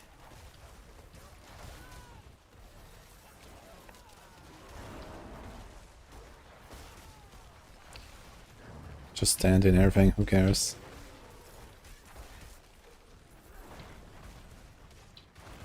I think I actually want to keep as much as possible of the globes on the ground, so I don't level up too much. I'm sure the XP globes actually go up. 27k, 27k, 27k, 30k. I think this has to do with my level when I collect them. So this just scale up. Doesn't matter when they dropped. Yeah, because this was clearly one from like earlier levels.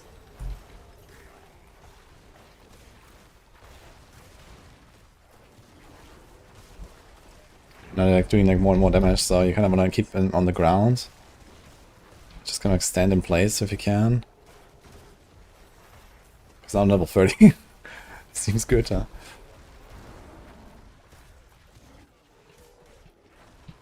Yeah, okay. I guess we just like get level ups, press potion until we have them all.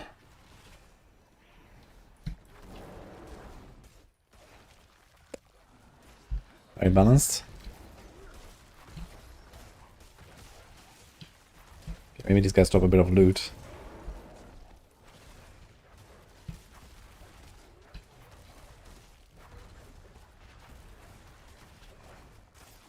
Cope.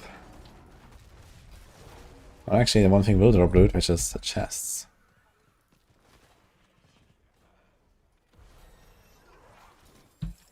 Maybe someone need to get 20 cinders, and maybe a weapon wouldn't hurt.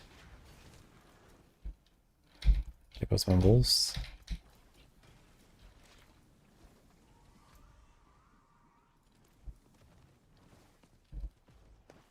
Why so slow?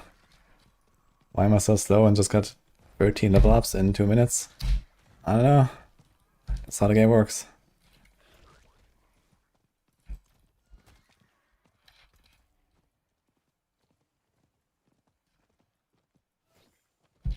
Now I can check the vendor actually. The vendor might have something.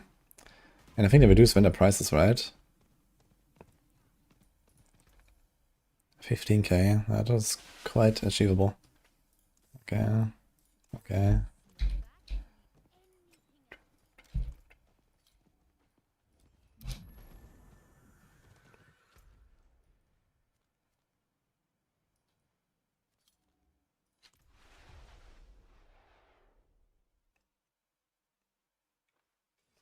Yeah, we got, I think 13 levels on the Spire.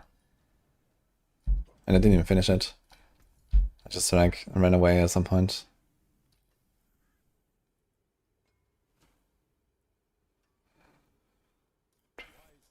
Okay, so that works. That's like more than double damage. These vendors are actually legit for this.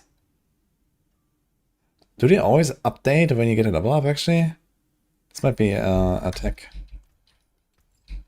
We check the vendors. Where's armor vendor here? There is no armor vendor in Kawashad, interesting.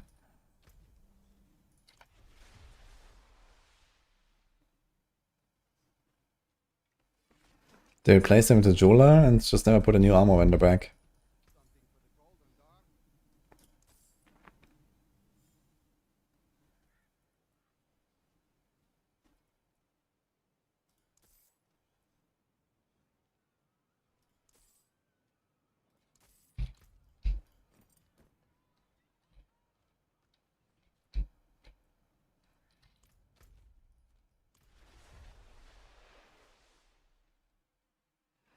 So I think I'm a bit overgeared now for Capstone.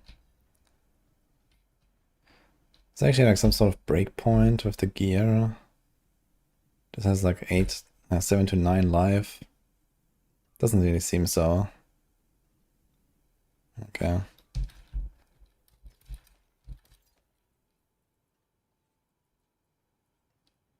Any helm?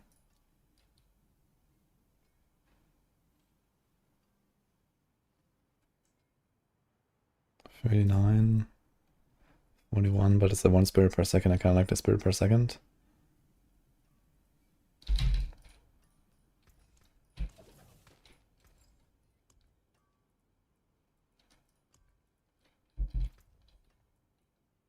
Oops.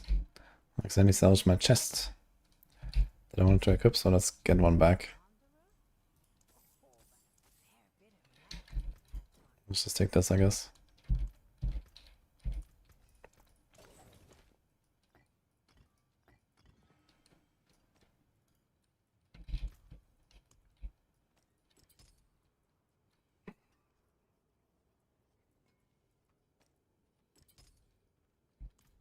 I don't have any legendaries.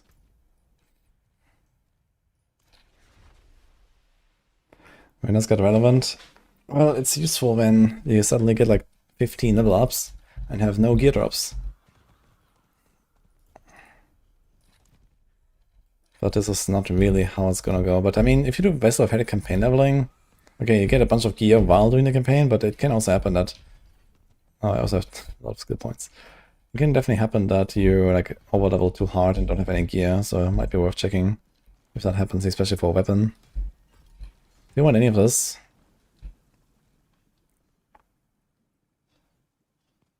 60 bonus damage.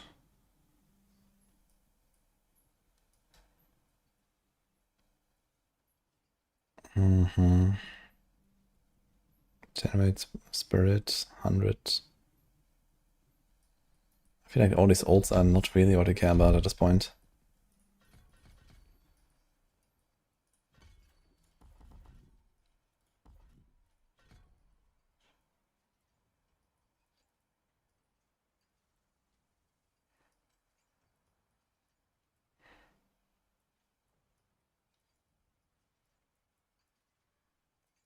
We can't really access almost any of these passives.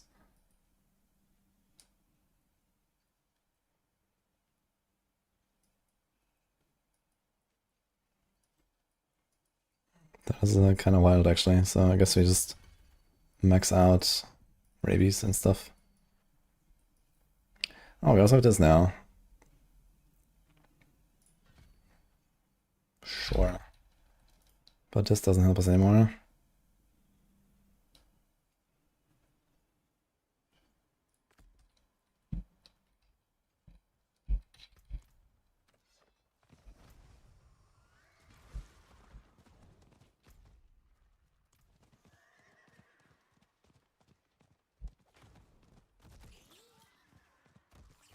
Which class would I like to see make a return or new concept?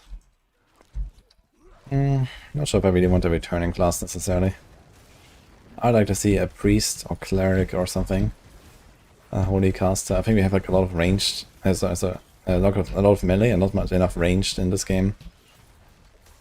Also, why the hell is my Altkin fire suddenly? What? How is he transformed into? Wait, is there someone else here? He's fire. Anyway. Yeah, something like that would be cool, I think. Or like a Shadow Priest style from WoW, but like it's like a demon guy, like holy, demonic kind of guy, like a fallen priest. It still has like some holy spells. Could be fun.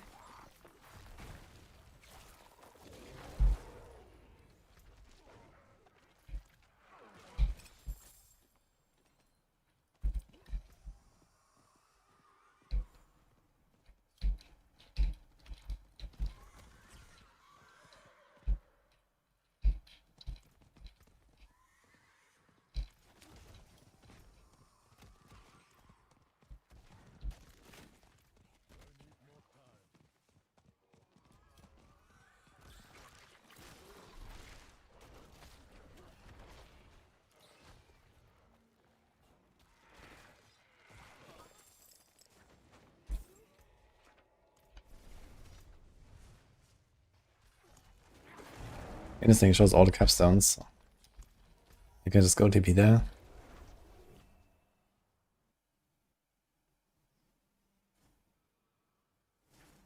Kind of distance is good for early clearing, big area. Go try it. But you have to give up. Maybe the bulwark is not so important anymore. Okay, let's see it then.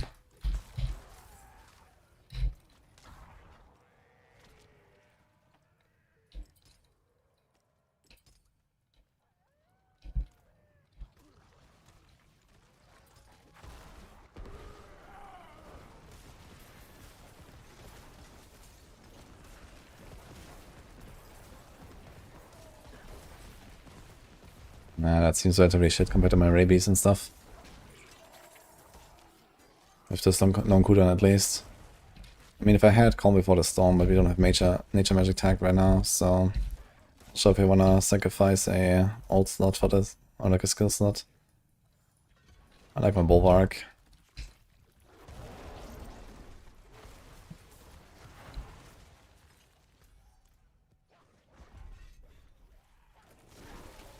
Look, just the poison creeper is like a third, and then like 1 or 2 poles. That's it.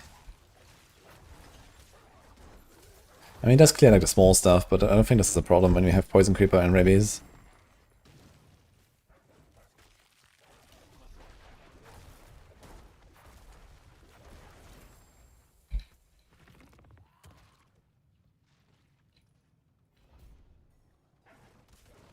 +1 to core skills, I like that.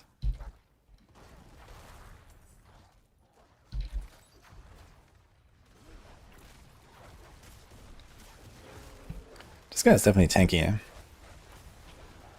I'm already over-leveled and relatively strong. And this is normal, right? Or is it hard? This guy is tanky.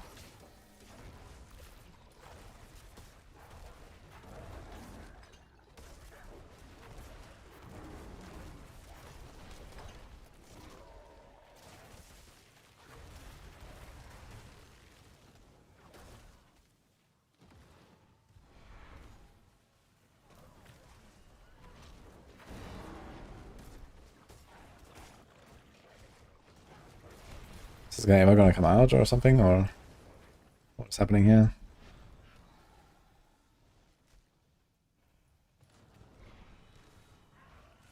No? Okay. No? Do I have to hit him out of stealth? It looks like it. Maybe it was random.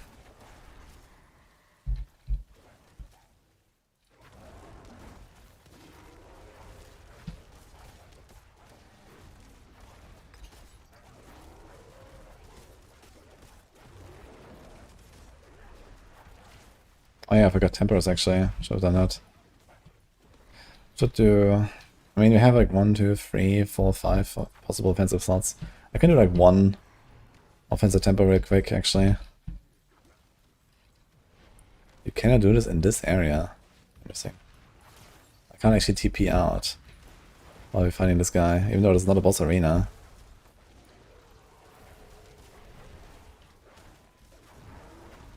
I think this guy's a bit too tanky for my taste. Like, the elites die in like 2 or 3 hits. And this guy, I've been... Like, he's also going in stealth all the time. What's that? What is going on?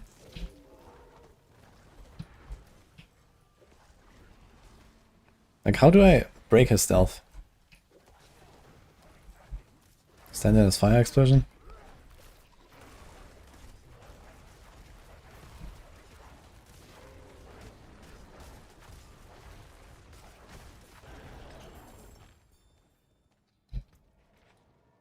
Earth augments. Bear versus wolf. Right, there can only be one winner.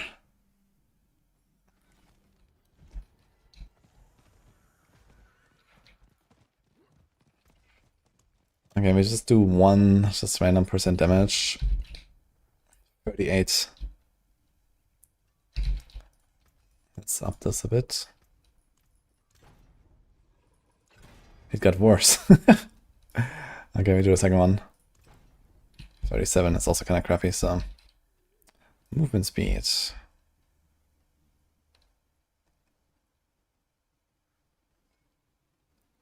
I'll do this, that's a lot of armor.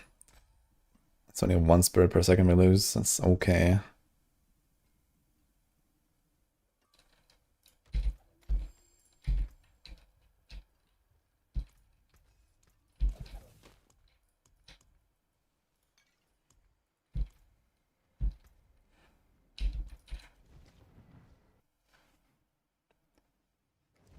Season 11 is the doom of Diablo.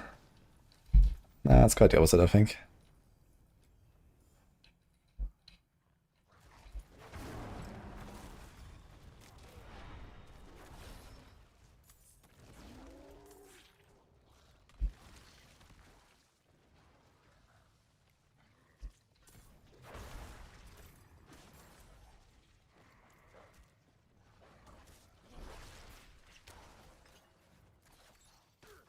That should make it a lot easier now.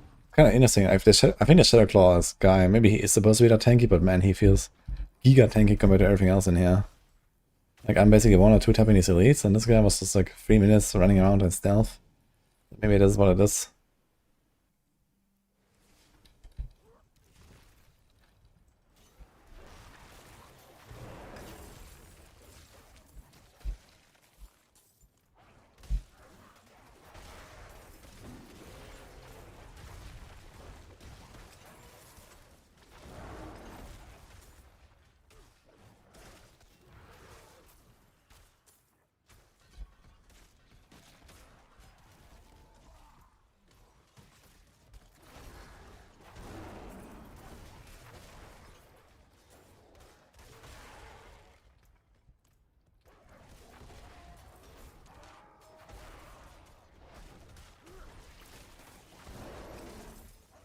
I think he's already scaling like crit synergies a lot.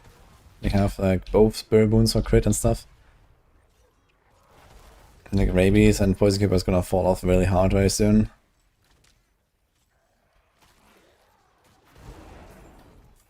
My crit chance is already at 25.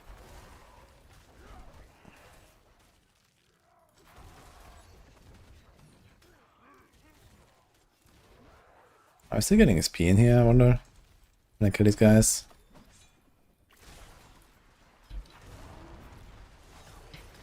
No. We're like 7 levels over now. So we got some XP for Shadow Claw, I think, but the rest is not giving us anything.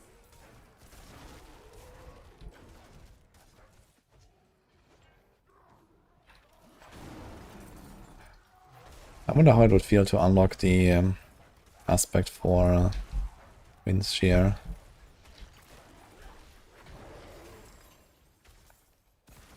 Dude, I remember playing Wind Shear Druid. When was that? Season 4? That was fun. That was a cool build.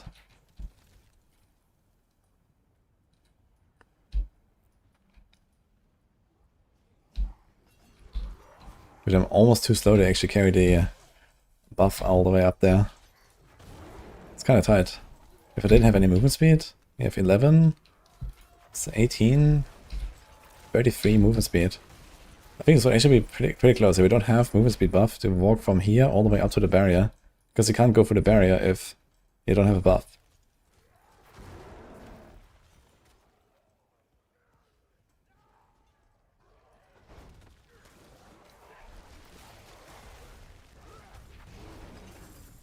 One interesting thing I just noticed is that when these guys have barriers, I think you generally can't crit or overpower them. It seems like the dots still apply properly. I wonder if they're ever gonna fix that. Like, is that...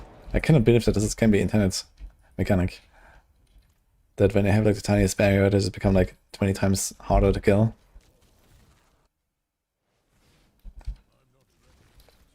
Dot builds basically don't exist in this game.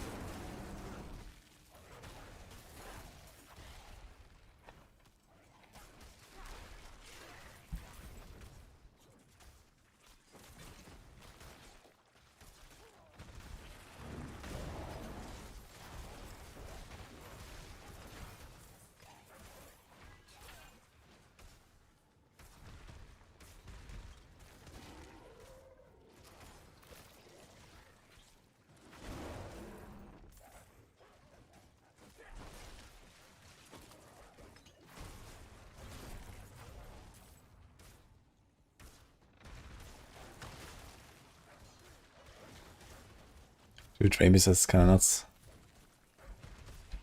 Imagine there was like any kind of support for rabies in this game.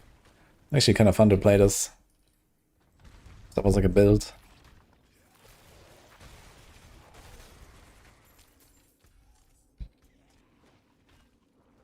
What else do we do now? Bulwark.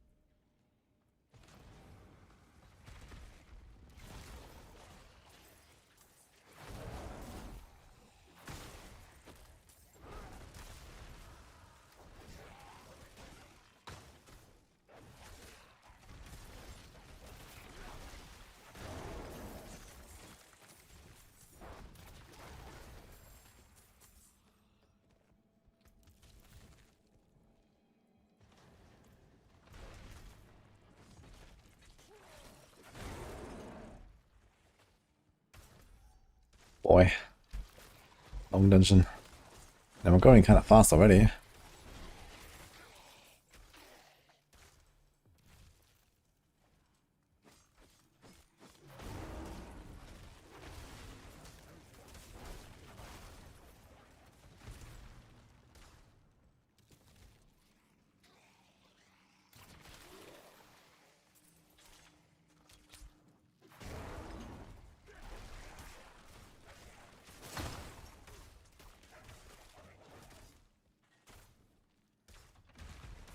I want to need one of these floors and one of these capstone dungeons. I kind of like that they're like, you know, kind of some mega dungeons that are actually longer than normal. I think that makes them relatively fun. Also, maybe it's just like another dungeon that you rush through and that's it. At least here there's like, you know, some stuff going on.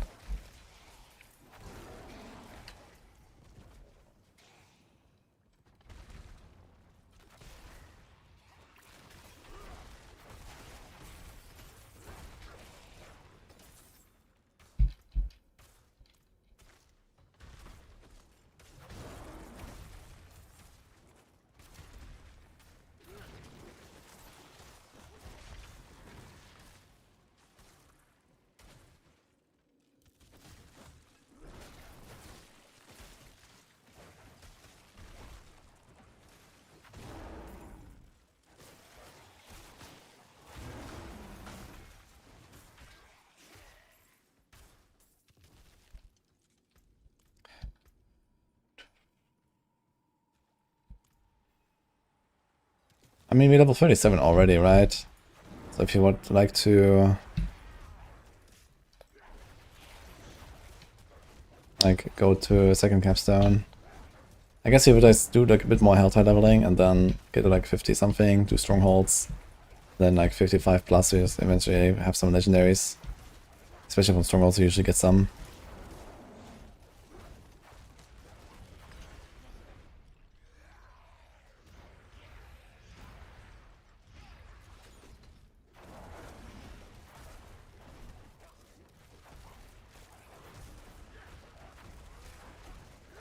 Maybe spirits in a contagion essence drain. You apply rabies and then do like some other skill. And then that other skill also spreads with the rabies or something. Or when they die. Yeah, that could be cool actually. I feel like an ED contagion build would fit pretty well into D4 in general.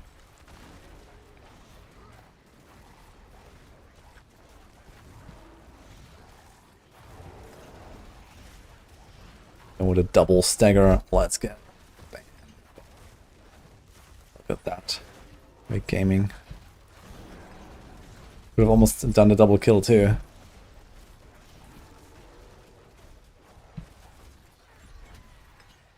Capstone complete. Actually it says 9 dimension complete. Sunken ruins. In the background. Wait a minute.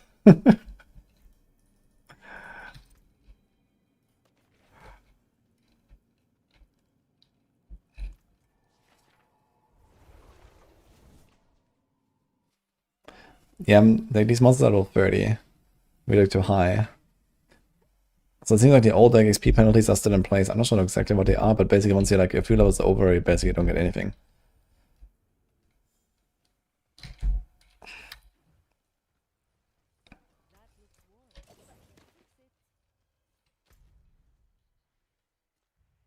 So find a Hellspire and see what happens.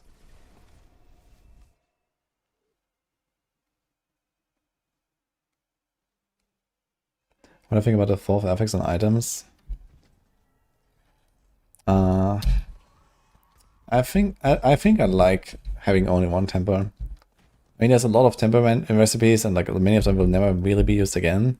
But I think it makes the decisions about items a lot more interesting when you have to choose between like, you know, utility or mobility or, you know, resource and offense. I think it actually opens up more depth. Now the main thing we need is more affixes that can roll on gear in general. Like, you know, 4 affixes, like a lot of stuff is just like all the same. Like, okay, life, main stat, crit, attack speed. The ring, life, main stat, core ranks, attack speed. That's a glove, right? It's like they're all like very similar. Like armor and res are too weak compared to life, so that contributes to like this like lack of interesting stats to put on your gear. Life just always wins basically as a defensive option,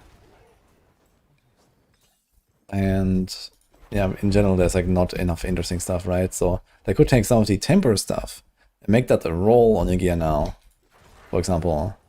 So you can like find items with like cool combinations or something like that. And then you would maybe be excited about getting that item. Or, you know, something along those lines maybe.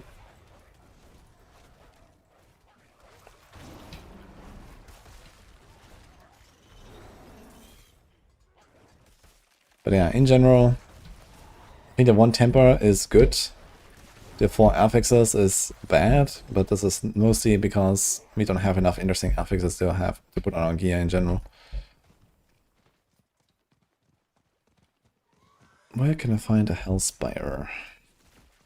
I was gonna like ride around and find a Hellspire and see how long that takes.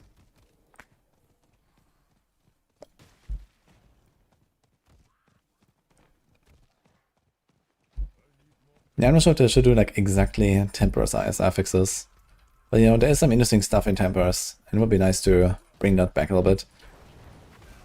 And okay, then you can just say, hey, why didn't we just keep the old temper system with 2 temperers and all that? But I think it makes the item hunt probably a bit more interesting. And, you know, depending on what they do exactly, like, you know, they don't have to do exactly the tempers, right? They can do, just as I said, something a bit like that, some interesting stats.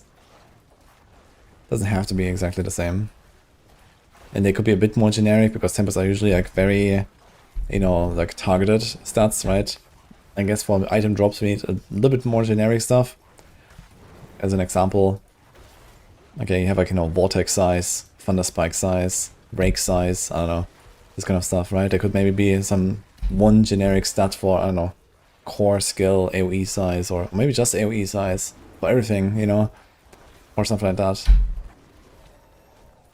Obviously with a smaller value or something. But yeah, something like that, for example.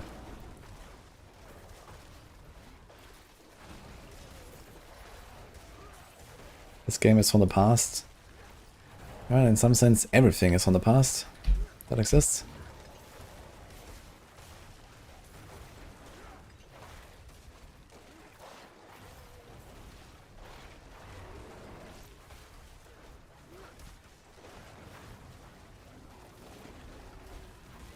Okay, you guys ready for some XP?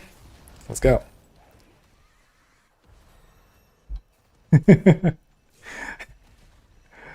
Pretty good. 41 to 45. Ding, ding, ding, ding, ding. Do another round. And we also got a few while doing this. I think we started at 37, right? Or 38. Working as intended. For sure, guys. For sure. This is exactly how we will level in Season 11. I should make a guide about it right now. And bait everyone.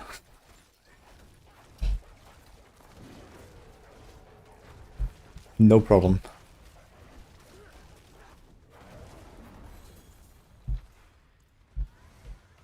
And then just go on D&D when the season actually starts. I think that's the strat. Because everyone's gonna ask, wait, why am I not leveling that fast? What happened? But he made the guide.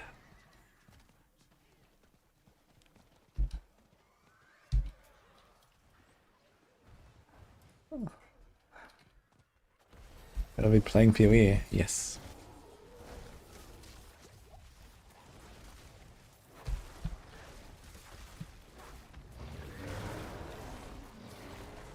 You have tons of viewers, people asking how did you do it? Good start.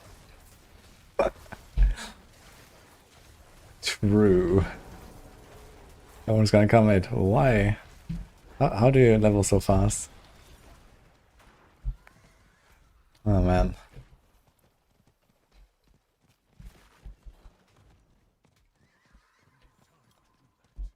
Evil Blizzard devs nerfed a perfectly normal leveling experience. What? And no one saw it coming.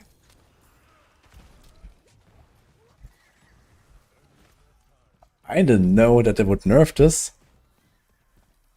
What do you mean?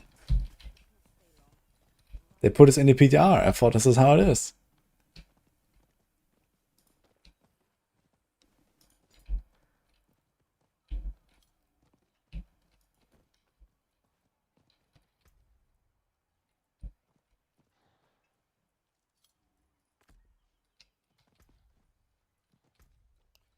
Interesting, actually. Interesting. Apparently, we're landslide gamers now.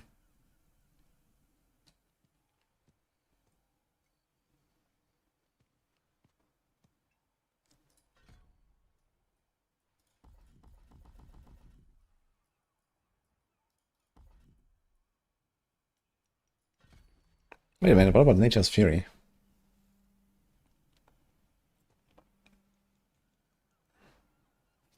That has definitely gotten a lot of value. But I think we have to go Earthmind for now. So, I guess we are landslide in. Cooldown doesn't go down for Companion, right?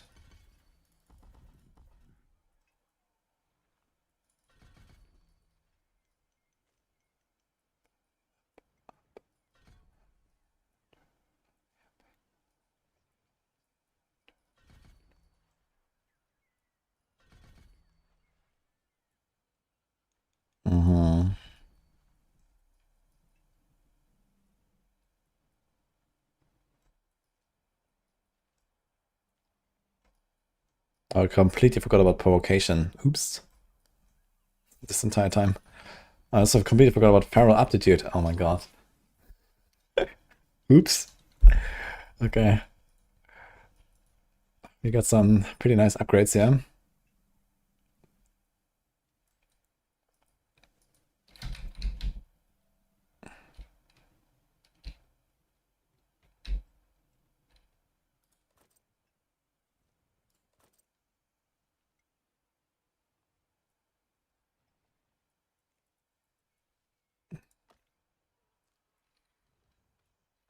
So do we just like walk into the capstone now and we're blasting, or like what is the plan? This is actually pretty high roll aspect, so we can maybe take the +1 core skill. Let's just not do it. Okay. Let's see what else we have here. Let's just imagine we had a bit of gear. Or maybe we don't imagine, we just talk to these guys.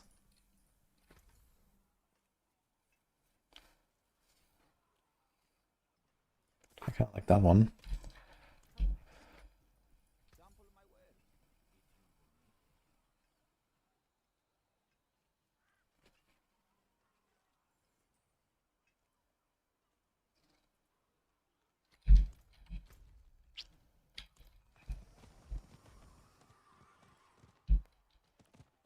Devs hate him. Streamer revealed the secret of leveling. Oh god. +1 to crushing earth. It's actually a passive I'm running right now. But I don't want to give up my 6.5 movement speed. Nor do I want to take anything off this neck, to be honest.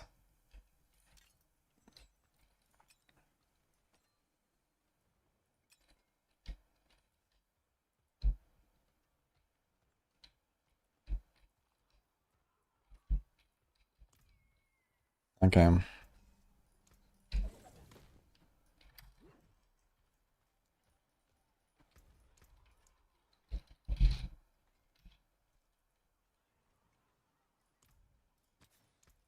I actually put this on a 2-handed.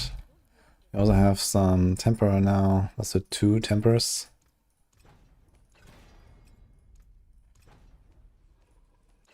And 1 resource. And 1 life.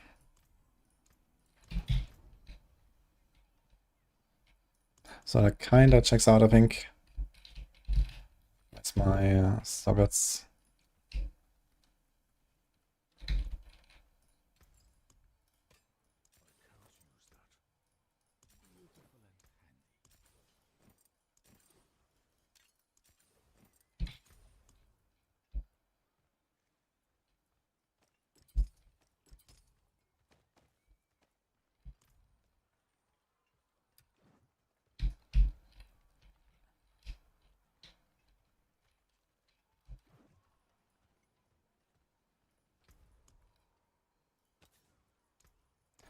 Huge. 4 life on kill.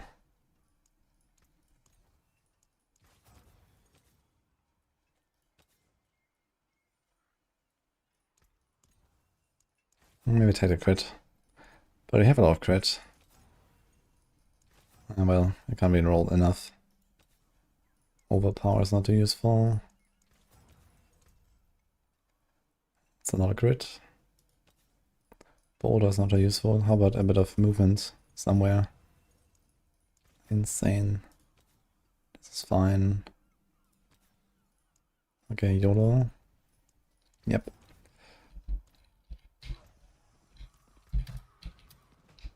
So we have normal. We even have flawless already. But I think I'll craft normal. This is probably a bit more realistic.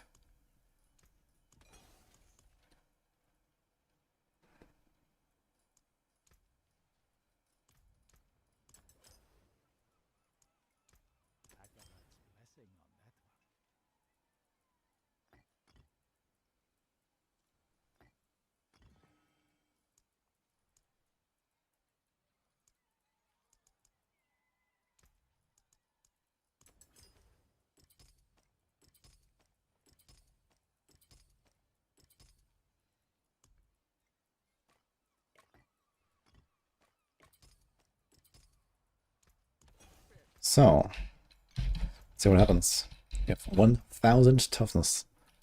Incredible. I don't think we need that rabies anymore. I don't think this will really go anywhere. So, what else? Aha. Aha. I don't think I have vulnerable. I may have a bit of vulnerable, but not enough. And then this actually.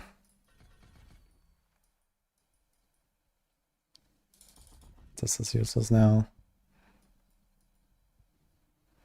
Okay, we should be pumping. I will probably just die.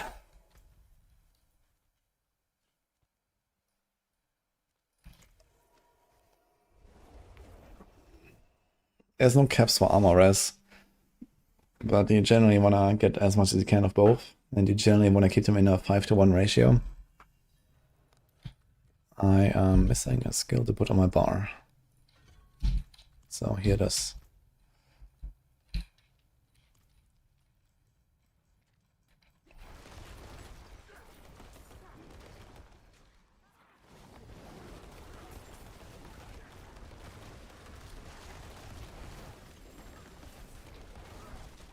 Yeah, apparently we are pumping.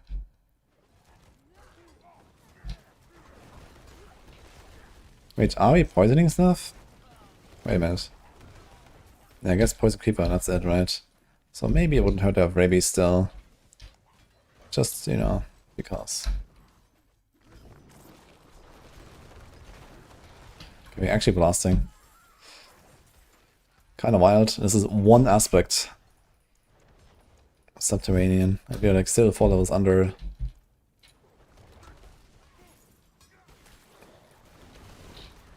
This is the same aspect. And this doesn't really do anything. That would be squishy though. This is kind of squish. Although 1k. I guess just druid things. 1085. And this is fine. I need to write this down in my sheet. I think capstone 1 is like 300-ish. That was okay as well. It was actually pretty tanky.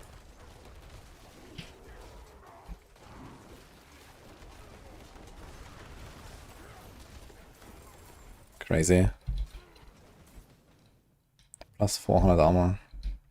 Plus 200 armor. Okay. Okay, nice to have the wolves freezing everything. I guess that contributes to being tanky.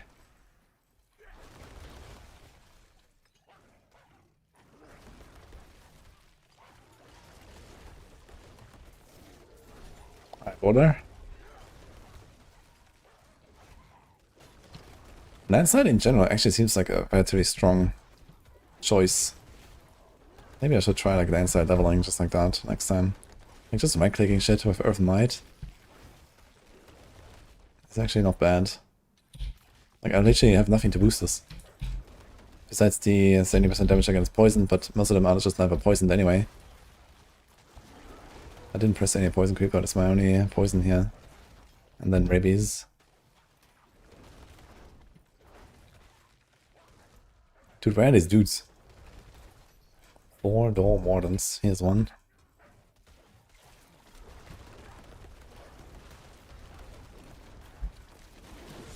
Ouch. This guy's hurt.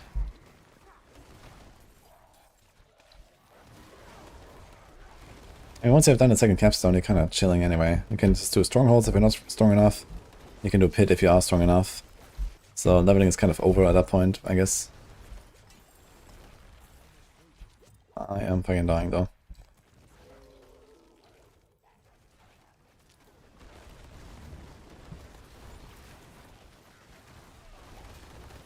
I'd like to get evade charges.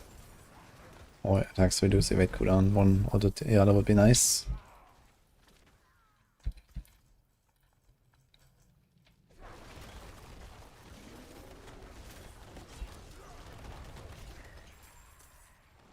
Dude, the creeper slide stuff is so much fun. I like it. When can we get trample slide back? Is that a thing? Can we get trample slide back, please? And then no knockback on trample? That'll be something, man. I need like a pull in, not a knockback. I'm even gonna pay my amulet slot for it if I can get that.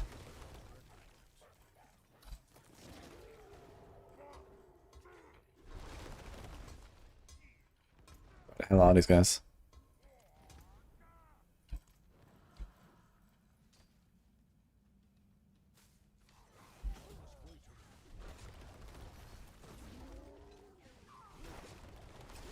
The damage is fine, the coverage is cringe.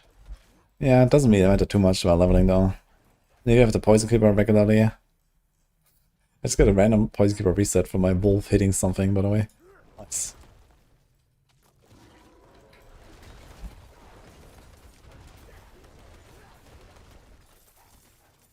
Tech. You know what this build needs? A Fist of Fate. Dude, how reliably can you trigger Ravens these days when you go Fist of Fate? Probably not reliably at all.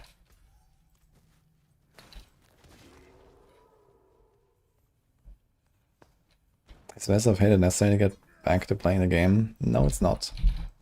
But he will miss out on some stuff and you're gonna be a bit weaker, and there's not gonna be Spiritborn and the Vessel of Hate campaign and so on.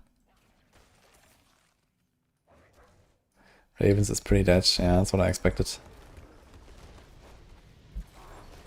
Can I see this guy? He's definitely gonna one-tap me with the circles.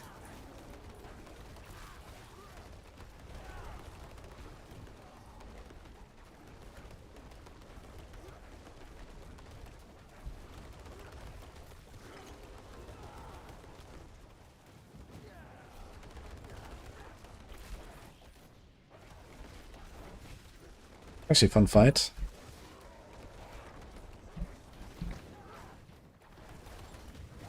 Has a range at least. Oh! He does a triple now. Oh yeah, let's go.